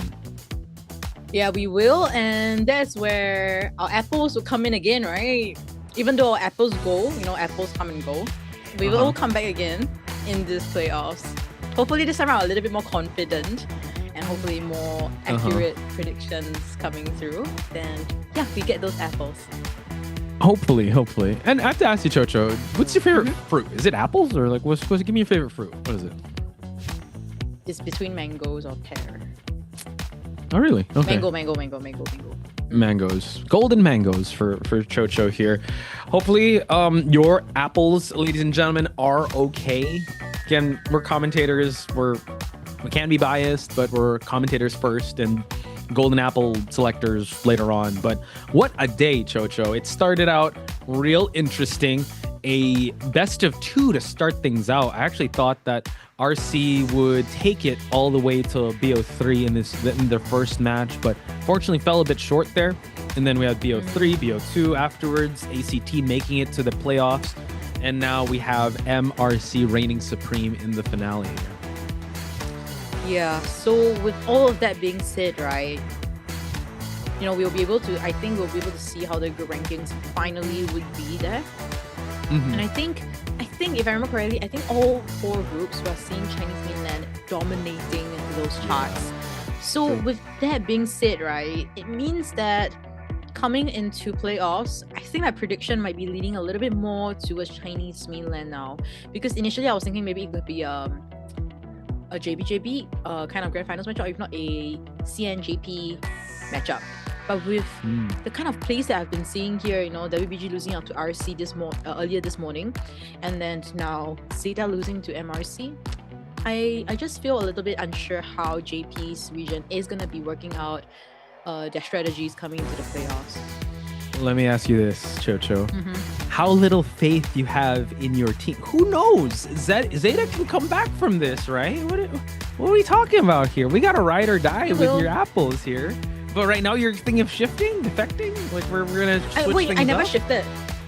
No. With the playoffs though. With the playoffs. With the playoffs, it really depends. I want to see how they really would do the draws here, which is why you guys have to stay on and see how it's gonna be. Okay, because you guys get first-hand information live on stream. just so you can get the golden apples, the predictions right away. We'll be commentating it, so we'll be able to talk you through the entire process. We're setting up the stage right now because they will be drawing from the group stage. I believe it's going to be first placers from each group stage. They have a fast pass to be able to make it deep into the playoffs, while the rest will be battling it out in the first 2 days, I believe. We just have to wait and wait for them to set up the stage there. Yeah, we just need to wait a little while more. And if you guys have been also watching, I think it's the same person that will be kind of doing the draw similarly for what they did for group stages. So that's kind of like the group they usually go for, and it has been quite consistent coming in from that. But overall, I do hope to know how you guys' predictions have been. In fact, I'm not even sure if it's updated in the game with the predictions and all the apples. If it's like instantaneous, I'm gonna go in the game now. But since I'm still on the live stream, I shall wait a little bit more. Let you guys check your apples first.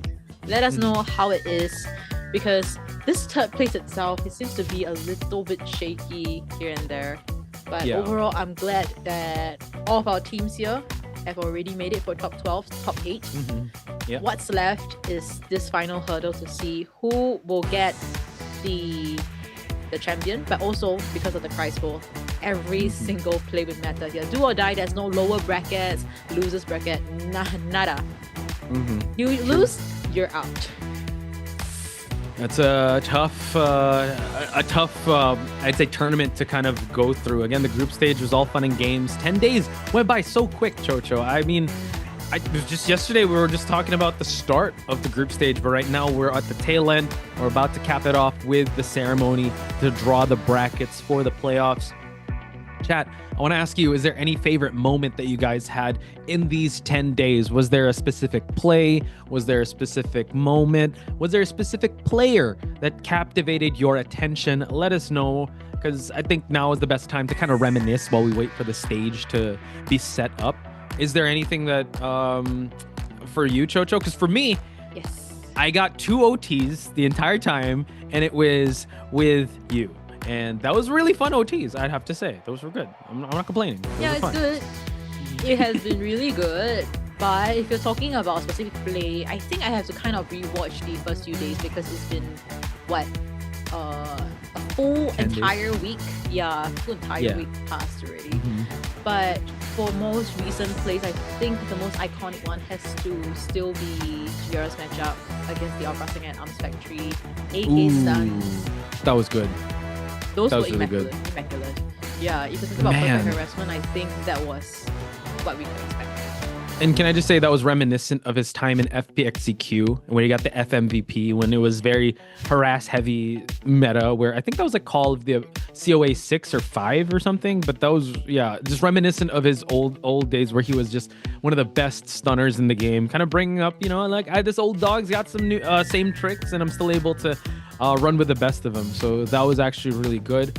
I would have to say also, in one of the matches that we commentated, where Dongshen was able to find the Gravekeeper at the basement, when he went down there, wasn't there, hiding behind the chair, is able to get it. So able to actually down him. That's one of the moments that I remember that was very highlight worthy. A lot of tram hits, a lot of tram placements that just didn't favor everyone. The oh my god moment of Baby Top. Unfortunately, when he went for the rescue, he got hit by the tram. That was quite unfortunate, but quite iconic. Salty Sugi says, technical difficulties, but you have to blame Kuro for that, because he's the tech pause king. So. Indeed, he is. Indeed. Yet he likes to not admit it. He accepts, me and Gummy as OT queens and princess, respectively, but he doesn't want to admit it that he is our pause deduction king. I know, right? You might as well accept it, Kuro. How many times? He had the most tech pauses, by the way, and he had one of the longest tech pauses as well. We cannot look past that. So whenever you see, whenever you see Kuro in chat, or whenever you see Kuro on stream, just spam some pause emojis just for him, and some crowns too, because he's our tech pause king. Yeah, Bald casters were fun. Sorry, go. Just reading the chat as well. RC is definitely still in, even though they lost. It was just a battle between first and second place. As we look into our results for today, WBG winning against RC. RC is second place now in Group A. And then GG versus GR. GR winning. GG will not be participating in playoffs. ACT, and that went past like a breeze as we look into our final rankings here. It's actually FL to be top of the group stage in Group C. They have they qualified yesterday since they were able to beat FPXEQ, but it's Weibo Gaming, GR, FL, and MRC to lead their respective group stages. Meanwhile, we still have some of the JP teams, RC, Axis Wave, and ZETA in second place. And then you have this as the Group A standings, Group A, B, and C standings. Weibo Gaming, RCT. Yeah, okay. Talk to me. Why is it promising? This is promising. Okay, first place we have one of our Japanese division teams, whereas the other three actually are placed second place, so very close to the first place. So there is still a fighting chance for Japanese division, but a little bit of that B4U factor coming in, right? Yes, that's what I wanted to say. What, that yellow looks a bit off skew, then boom, it's B4U, the only non-pro team to be able to qualify, and the first time NAEU has been represented in the playoffs. So big moment for Call of the Abyss 9 to have B4U in the playoffs, folks. So incredible performance on their side as well in a pretty stacked group, I must say. Yeah, it will be a pretty stacked group. Yeah, and I just wonder which first place will be versus which first place, right? WBG, FLGR versus MRC. Ultimately, that will come to it. But before that, they will have a matchup with the second and third places in each of the groupings. So they will have a first matchup first. As mentioned already, no losers bracket. You do this, you do this or you die. Sorry. Wow. It's a dual die situation. Whoa, the moment sorry, you lose, Jesus. Okay, Chocho, calm down. Yes, sorry, you're saying. But I believe our I'm not too sure how it's gonna be going for our playoffs this time around. But with all these qualified teams, right, top 12, it looks pretty promising. And B4U did show a great performance during the group stage, and I hope to see it also in their following matchups, and hopefully not disqualified so early on. I do hope to see them last quite a bit of time in the playoffs.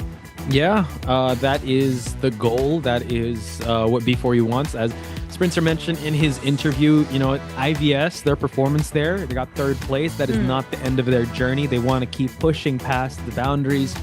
And yeah, hopefully the odds will be in their favor when we come to the brackets drawing, right? But looking at all the teams, I don't think there's any easy way out for any of these teams, because all teams really deserve to be here. And playoffs is going to be a bloodbath of just heartbreaks and possible upsets. So yeah, I'm excited to see how this bracket is going to be drawn out. Yeah, we already saw a lot of upsets, I feel, in the group stages in 10 days. Definitely there was some, and there were tears being shed, also hugs, and lots of love coming in from the fans as well. So yeah, I love where this is going for all of the teams here. Whether they made it or not, it's fine, because even if they don't make it for our non-pro teams, they gain away experience.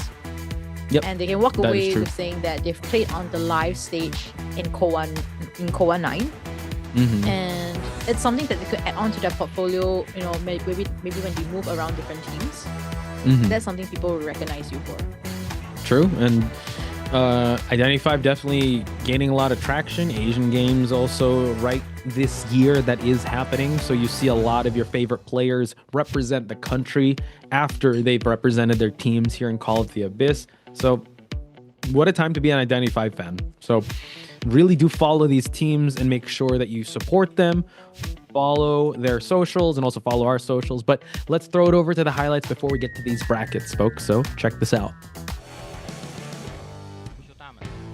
可以保证的可以好用，然后有球和6可以溜下来，允许溜的，这波是允许溜的好吗？有飞轮吗？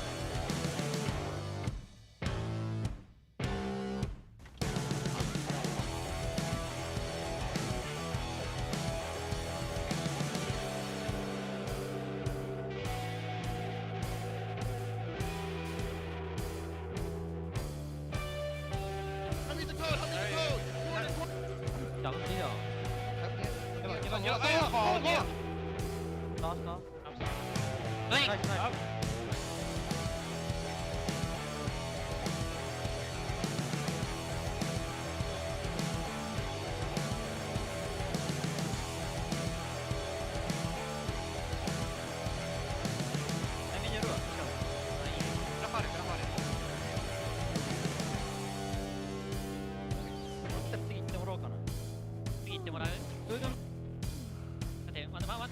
可以了，高回血，我可以修大门。奶奶去大门，去大门，哎，没躲掉。奶奶去大门，奶奶去大门。往木六。 Beauty. Beauty.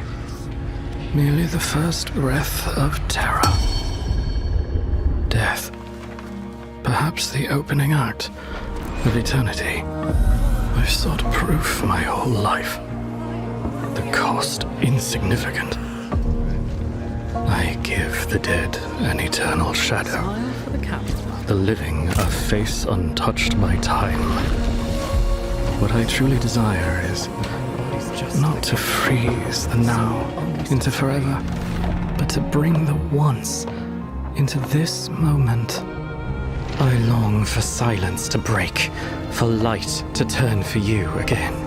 I long for you to breach the album and speak my name again. I long for you before my very eyes.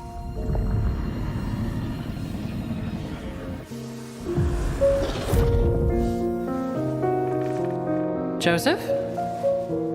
Claude, I'm back.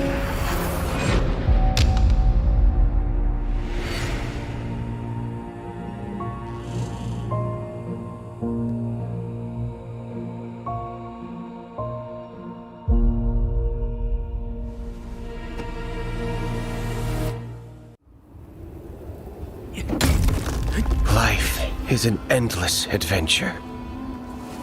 And danger waits at every turn. The more you flinch and hide, the deeper you sink into despair. Only courage can cut through the darkness and reach the dawn. Only those who have walked the world with their own 2 feet earn the right to be called the greatest explorer. Well said. What a thrilling day we've had. Time to catch our breath. Shh. What is it? Wolves! Kurt, look out! Kurt! Get away from me, you filthy beasts! Get away from me, you filthy beasts! Call the doctor! Hurry! I'm sorry, Kurt. I beat the wolves, but lost my freedom. Given your condition, we can't let you leave yet. Please rest.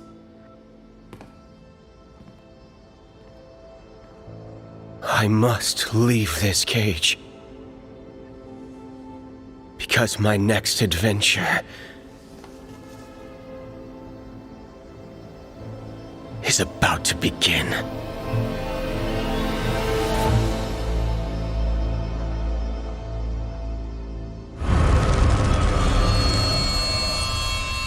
Hello and welcome everyone. I'm your caster, Poch Spice. As our protagonists gradually unveil the secrets of the ultimate question, the curtain finally rises on the 2026 Identity V Call of the Abyss 9 Global Finals. As the grandest offline celebration event of the year in the Identity V tournament scene, the Call of the Abyss 9 Global Finals boasts an impressive total prize pool of 8 million Chinese yuan. The Call of the Abyss 9 Global Finals is divided into 2 stages, the group stage and the playoffs. The group stage kicks off at the Shanghai Yangtze River Delta International Esports Cultural Center from April 10 to April 19, spanning a total of 10 days. 20 teams bound for the global finals. The results of the group draw are in. Here are the groups. Group A, Weibo Gaming, DFM, ARTERC. Group B, GG, Axis Wave, X Team, Wolves, GR. Group C, Omni, PRR, FDXCQ, FL, ACT. Group D, MRC, RT, LX, B4U, ZETA. Each group will compete in a single round-robin format using a best-of-3 system. The top 3 teams in each group will advance, while the bottom 2 teams will be eliminated. The top teams in each group will directly advance to the playoff quarterfinals. After 10 intense days of competition, the 12 advancing teams will head to the Shanghai Oriental Sports Center to battle it out in the final showdown. The Call of the Abyss 9 Global Final Playoffs will span 5 days. The first day will feature a best-of-3 single elimination format, while the subsequent 4 days will adopt a best-of-5 single elimination format. Will it be the legacy of the veteran giant that prevails, or will the dark horse rise to glory in a single battle? Who's your champion? Share your predictions in the comments, and together we'll witness greatness.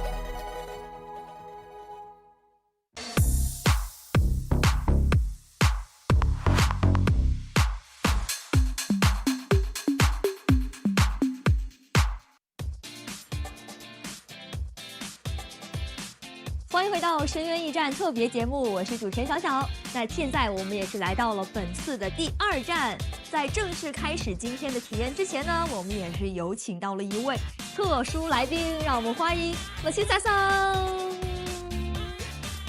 来和我们大家打个招呼吧。皆さんこんにちは。日本地区解説キャスターさせていただきます摩西萨です。よろしくお願いいたします。欢迎欢迎欢迎摩西萨桑。那他今天呢也会和我们一起来进行接下来的挑战。那今天的话也是要请你先来做一个我们刚才也完成过的环节，那就是从夯到拉，给自己今天的体验来进行一个预测和排名。好啦，那么现在也是选完了他自己的评级，小明有人陪你了，你不是唯一一个夯了，而且他还在后面加了2个感叹号，感觉他比你更有自信。那下面也是要来问一下嘛，就像为什么会非常自信的给自己选得到一个夯呢？毎日朝コーヒーを飲んでます。もうたくさん飲んできたんで、味は完璧です。那在这里其实也是想要稍微提醒你一下，因为确实我们今天第1站小笼包的制作还是非常有难度的。你现在想要退出，还有机会，还来得及。任せてください。コーヒー大好きなんで、1番取ります。从生豆到熟豆，每一颗咖啡豆都历经烘焙的蜕变，萃取出醇厚浓郁的浓缩，细腻绵密的奶泡缓缓打发，温柔融合，再以巧思雕花，随心所欲 DIY 自己想要的图案，一杯专属的咖啡就此诞生。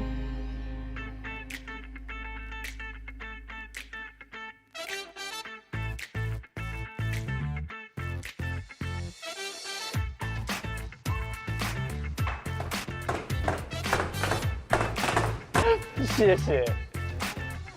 ああ、いい匂い。美味しいのができました。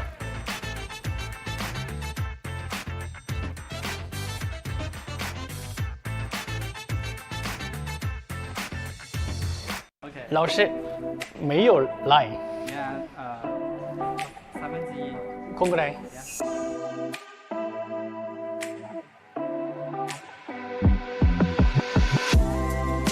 雪みたいに綺麗です。可以自己想画就画什么。对，你可以自己想画什么画什么。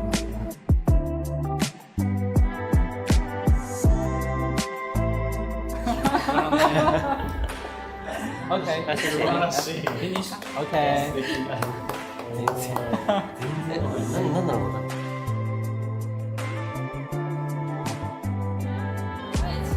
Yeah, I'm enjoying it.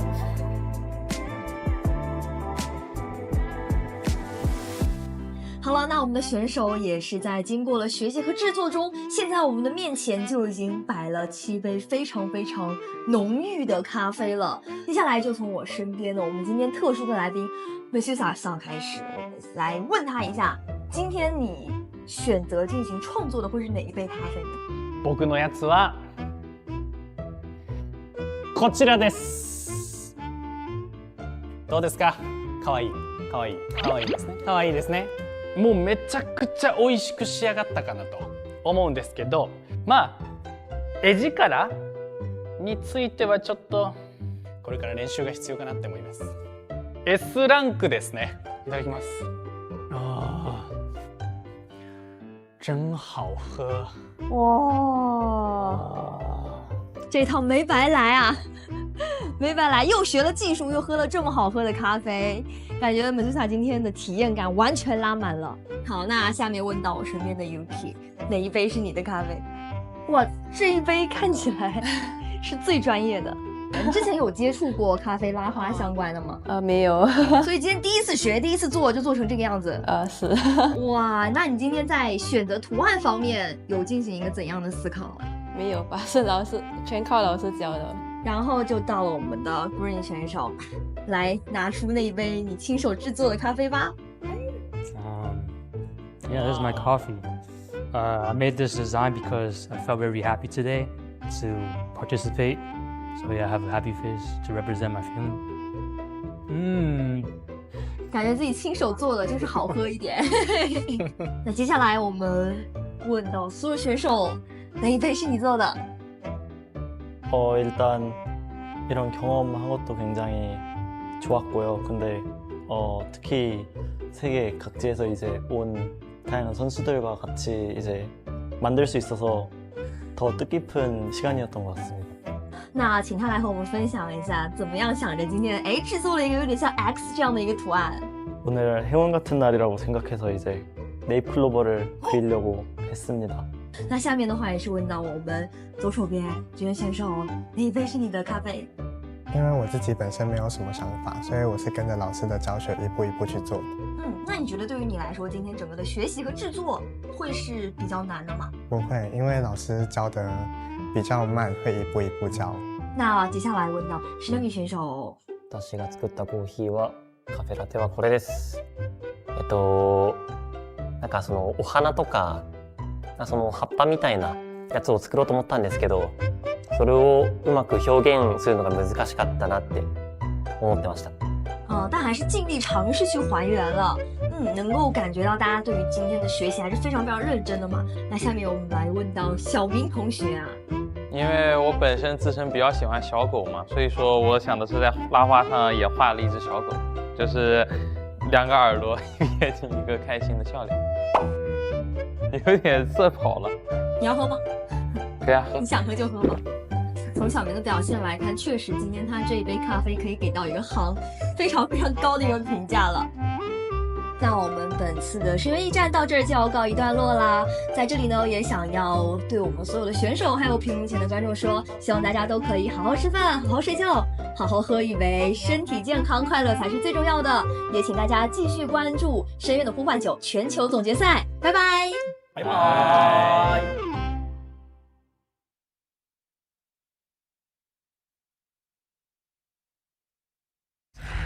Beauty. Merely the first breath of terror. Death. Perhaps the opening act of eternity. I've sought proof my whole life. The cost insignificant. I give the dead an eternal shadow. For the captain. the living, a face untouched by time. What I truly desire is not to freeze the now into forever, but to bring the once into this moment. I long for silence to break, for light to turn for you again. I long for you to breach the album and speak my name again. I long for you before my very eyes.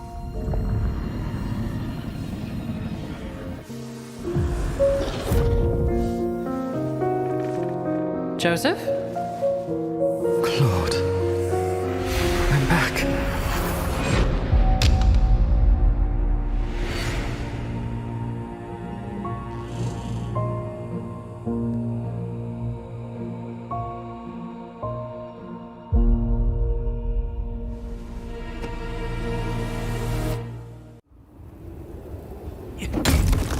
Life is an endless adventure, and danger waits at every turn. The more you flinch and hide, the deeper you sink into despair.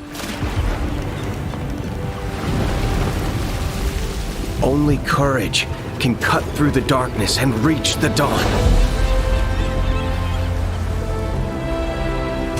Only those who have walked the world with their own 2 feet earn the right to be called the greatest explorer. Well said.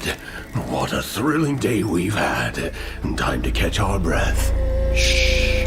What is it? Wolves! Kurt, look out! Kurt!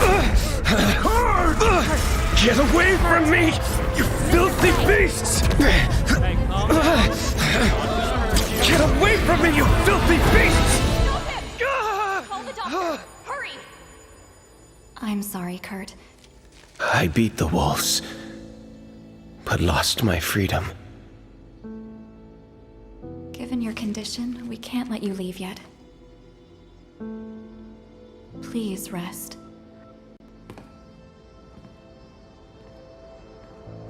I must leave this cage. Because my next adventure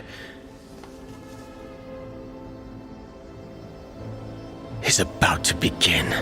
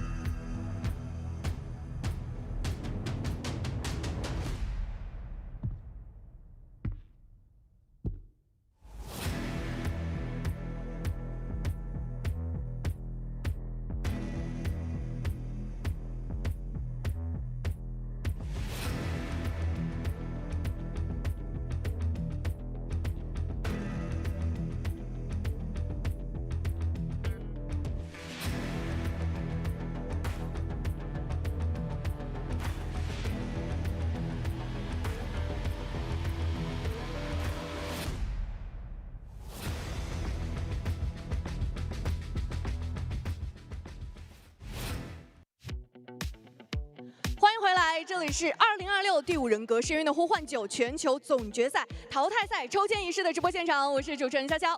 我是主持人烤鸭，那站在我们身旁的也是大家非常熟悉的老朋友，全球赛事裁判长阿潮。没错，历时10日的巅峰鏖战，12支顶尖战队破局而出，而今终极的舞台就在脚下，所有的期待再次凝聚，命运之轮即将轰然转动。 而现在，通向终极舞台的第一颗棋子即将落下，备受瞩目的抽签环节即将开始。现场台下也是坐满了我们的选手，相信他们的心情应该比我们更加紧张。是的，没错，因为这个总决赛淘汰赛的抽签呢，还是很关键的。对的，因为对于每支队伍来说，也是决定了他们的命运嘛。其实能看到我们这次小组赛的抽签是吧，也会导致很多队伍他们其实在小组内也是辗转反侧啊，到了最后一天才定下了这个晋级的一个名额。是的，但现在来看，我们选手的这个整体的表情和神态还是比较轻松的。刚才还有人拿着玩偶，对的，对于他们来说，现在肯尼亚现在已经晋级到我们12强嘛，相对来说的话，肯尼亚还是可以放松一下的，对吧？也是比较好去准备一下接下来的一个赛程。但我觉得今年咱们这个小组赛打得很激烈，毕竟烤鸭也是刚刚加完赛，祝贺你！但我觉得这场加赛啊，相信屏幕前观众朋友们也会感受到，就是非常的激烈啊。是的，那么接下来呢，也是让我们一起来了解一下本次抽签的规则。从5月1号至5月5号将迎来第5人格深渊的呼唤9全球总决赛淘汰赛阶段。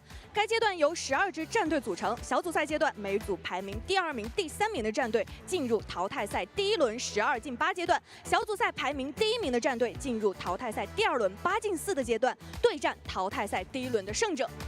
那没错，淘汰赛的赛制呢为单败淘汰赛，12进8为 BO3， 8进4半决赛，季军赛、决赛为 BO5。与以往不同的是，8进4的阶段改为了 BO5的赛制啊，所以整体的淘汰赛的一个赛程从以往的4天变成了5天。小组赛中名次高者将在第1、第2轮中对战，获得优先选图权。小组赛各组同一名次的队伍将被放置在同一抽签池中，共分为1号种子池、2号种子池和3号种子池。没错，那本次抽签原则为同组规避原则。小组赛中同一小组的战队在12进8、8进4的阶段中将不会再次对阵。抽签顺序为1号种子池、2号种子池、3号种子池。那本次所有种子池的签位呢，都将由全球赛事裁判长阿潮进行抽取。那么也是来给大家介绍一下我们本次抽签的12支战队，他们分别是来自1号种子池的北京 WBG、GR、Untitled 和 MRC。没错，来自2号种子池的是 RC、AXIS、FPX 朱雀、ZETA， 以及来自3号种子池的 T 速成都狼队 ACT、B4U。这次也是有非常多的战队还是创造了自己的队史的，非常的不容易。就对于很多选手来说吧，我觉得这一次能出现真的很不容易。像我们也有这个 B 组的死亡分组，是吧？我们都知道，其实到 B 组里面的话，每个队伍都很强劲。包括刚刚我们D组刚结束的这个第1的争夺战啊，确实也是打得非常有来有回。是的，哇塞，看到这个界面就开始紧张了。对，开始紧张起来了。好，那接下来就开始我们正式的抽签环节吧。有请我们的裁判长阿潮为我们抽取今天1号种子池的第1支签。大家都期待起来了。没错。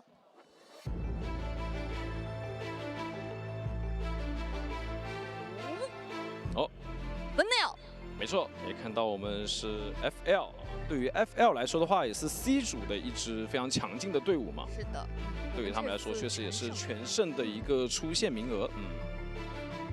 目前来看的话，因为我们抽的是1号种子池嘛，所以还暂时大家就算不出来这个同组规避。但是接下来再往下抽的话，就有可能会通过这个我们后续的同组算出来。对。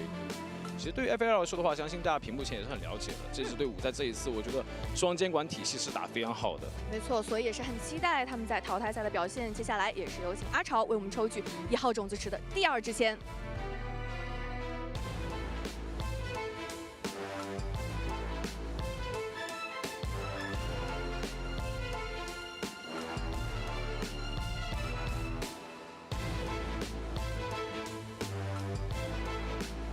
北京 WBG， 没错。那其实北京 WBG 的话，我觉得这一路也是坎坎坷坷啊，但是结果是好的嘛。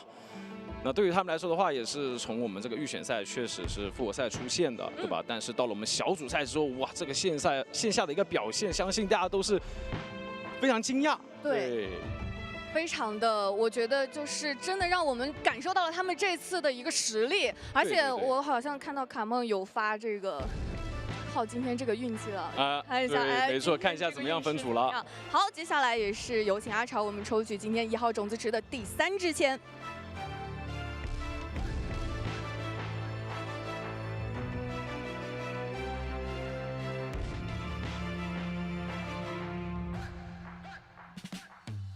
GR，对的。对于 GR 来说的话，相信大家也是耳熟能详嘛。对于 GR 的话，我觉得。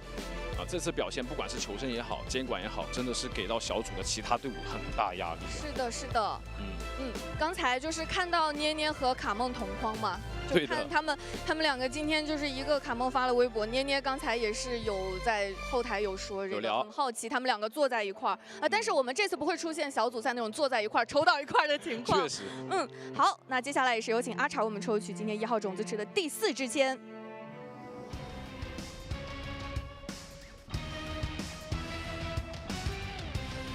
MRC， 也是我们刚刚定下了小组第1的 MRC， 没错。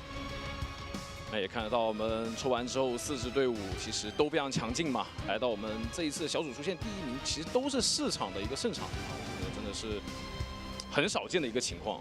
没错，没错，没错。而且刚才的这个加赛，我觉得含金量很高。就红夫人选到的时候，我刚在后台也是听到现场的这个欢呼，感觉很惊讶了。当时期待，很期待。那接下来也是有请阿潮为我们抽取今天2号种子池的第1支签。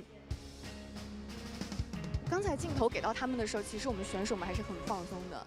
毕竟第2号种子池还没抽出来，是吧？对呀。抽出来之后就看一下还能不能轻松了。哇！已经听到他们这边有一些感叹的声音了。对，现在就开始这个情绪要上来了，开始紧张起来了。确实。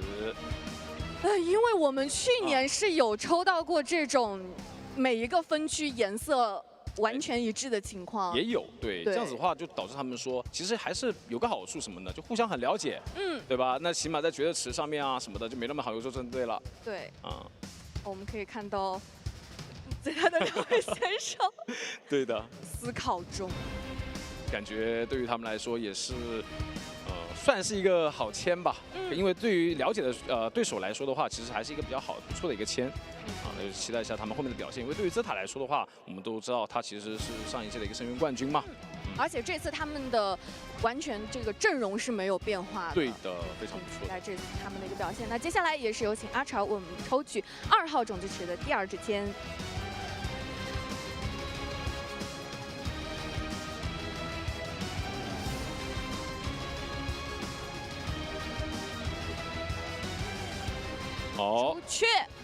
朱雀。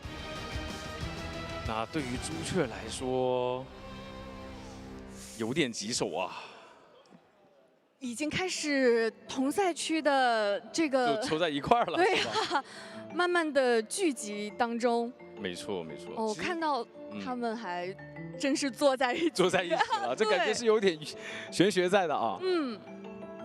好，接下来也是有请阿潮我们抽取今天2号种子池的第3支签。这是白鹿和小迪包围了东玄的这样一个状态，真就抽在一起了，感觉会比较紧张了。现在 AbyssⅨ 看到是 AbyssⅨ 被抽出来了。其实对于 AbyssⅨ 来说的话，我觉得这一次深渊的表现也是非常不错的。我觉得真的是感觉这一次深渊打得很扎实。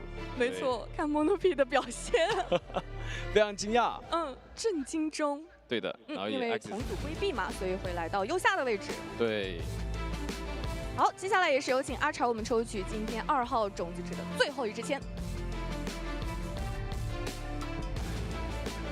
其实就是已经猜到了，已经明了，对。RC，来到右上，没错。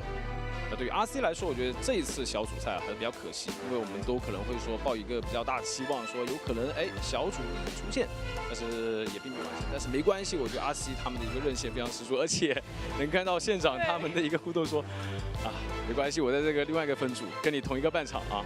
没错没错，因为他们也是在同一个半区，还是有可能会遇到的。对，有可能，有可能。好，那接下来也是有请阿潮我们抽取今天3号种子池的第1支签。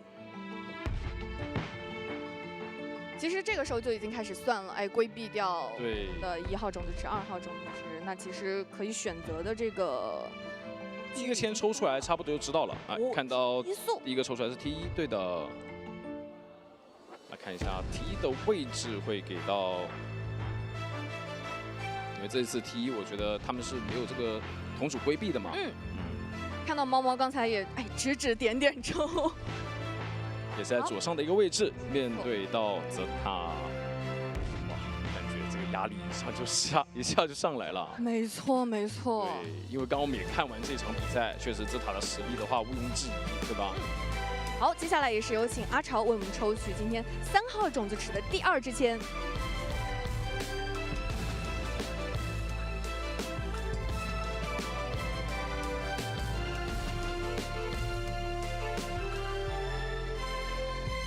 ACT。好，没错 ，ACT 的话跟朱雀好像是有同组规避的。那就看一下会放在哪一个了，应该不在左边半区了。因为他们也是小组赛中遇到了嘛。我们这一次是在12进8，包括像后面的一个赛程不会同组规避嘛？对的。而且对于 ACT 来说，我觉得这一次也是非常坎坎坷坷，对吧？其实，在我们的预选赛，我觉得这支队伍是胜者组出来的，就感觉实力非常的强劲啊！这一次是的。但是小组赛的话，确实也是到我们这个后半程的一个赛程才确定了最终的一个晋级名额，感觉还是要继续加油才行。是的，那也是同组规避嘛，来到了右下的位置。没错。好，接下来有请阿潮，我们抽取今天3号种子池的第3支签。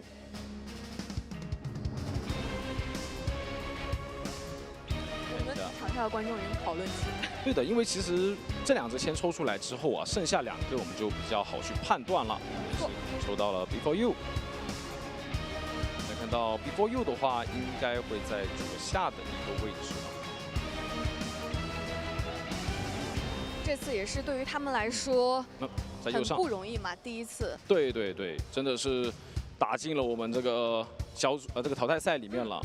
对于他们来说的话，之前是有我们这个 IBS 的一个季军，真的是很不容易，一路走来，其实每年的我们深渊都会看到他们的影子，对吧？包括像 Springer 啊，他们的一些表现，我们都非常亮眼的。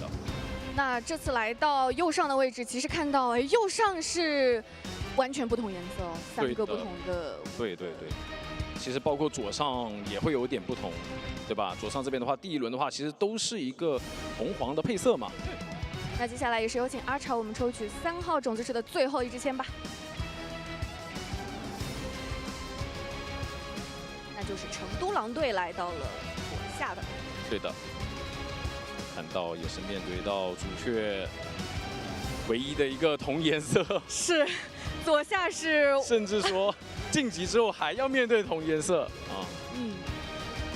这没办法了，手心手背都是肉，但是没办法，淘汰赛是比较残酷的。没错，其实对于淘汰赛来说，以赛区为单位来看的话，其实大家还是希望更分散会好一点嘛。但因为你如果聚在一起的话，就可能会淘汰掉更多的同赛区的一个选手。对的，但是也没关系，我觉得来到这个舞台的话，大家也做好准备了嘛。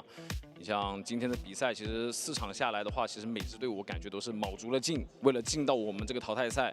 那即将分组也是分出来之后，我觉得他们也可以更好的去准备，接下来的一个赛程我们怎么去应对我们的对手。没错，其实有很多选手在赛后采访的时候，他就有说了，说我们今年的这个赛制是有变化的，所以他们回去之后要立刻的准备起来了，因为整个的战术啊，包括可能对于大家心态上、状态上的考验，会比以往要更加的，我觉得要求更高一点。对对对，可能说第一天的话，BO3的赛制还是跟以往一样，但是容错会低一点。但是我觉得改为 BO5之后啊，其实对于选手来说也是一件好事。虽然你准备掉更多，但同样你的容错率也会提高很多，对吧？就不会发现说，我可能前2回合发挥没有好，但是后3回合我还能追回来的一些情况，就会有可能诞生出来了。是的，而且我们也是经常会在淘汰赛上看到让2追3的这样的一个局面。对，因为到这种氛围下的话，我觉得大家都是卯足了劲去冲刺最后这个冠亚之争的，对吧？一切皆有可能吧。对的，没错。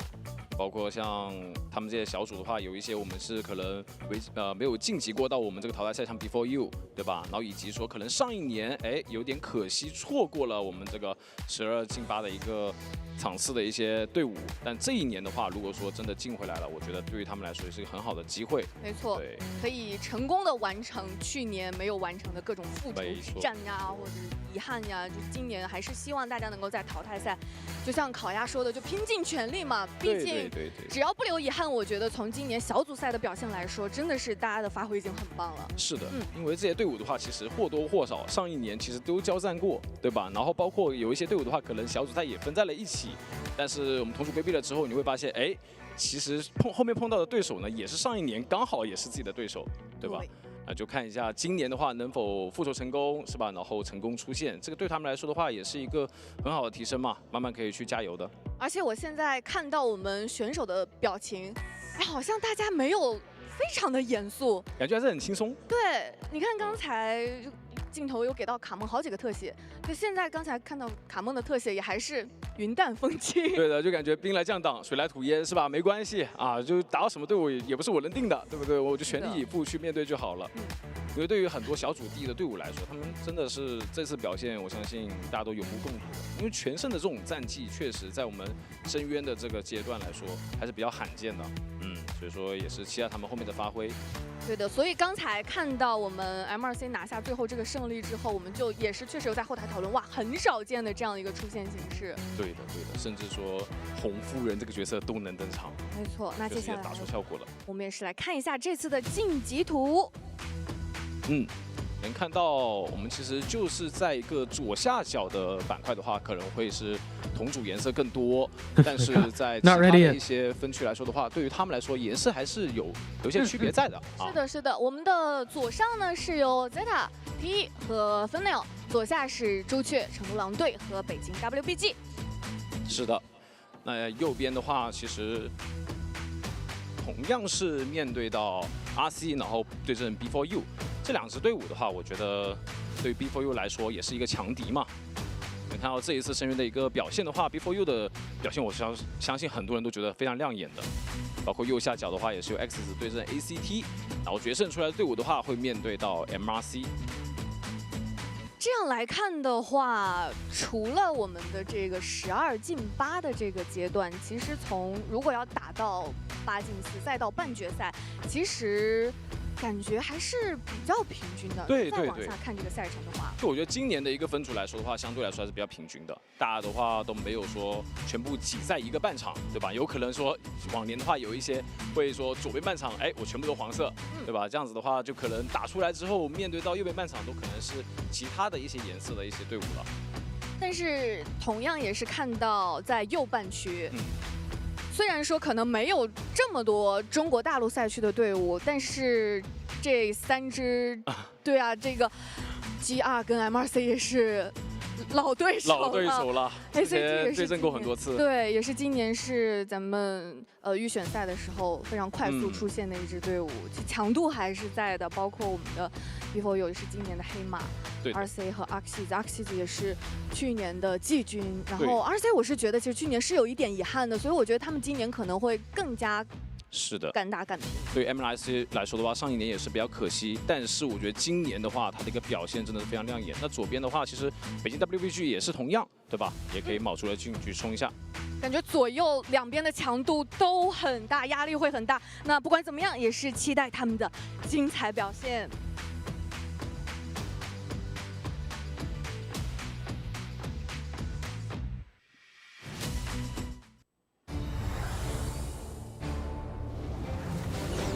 决胜战歌一起，12支王者之师将用极限操作杀向冠军宝座，让队名成为庄园不灭的勋章。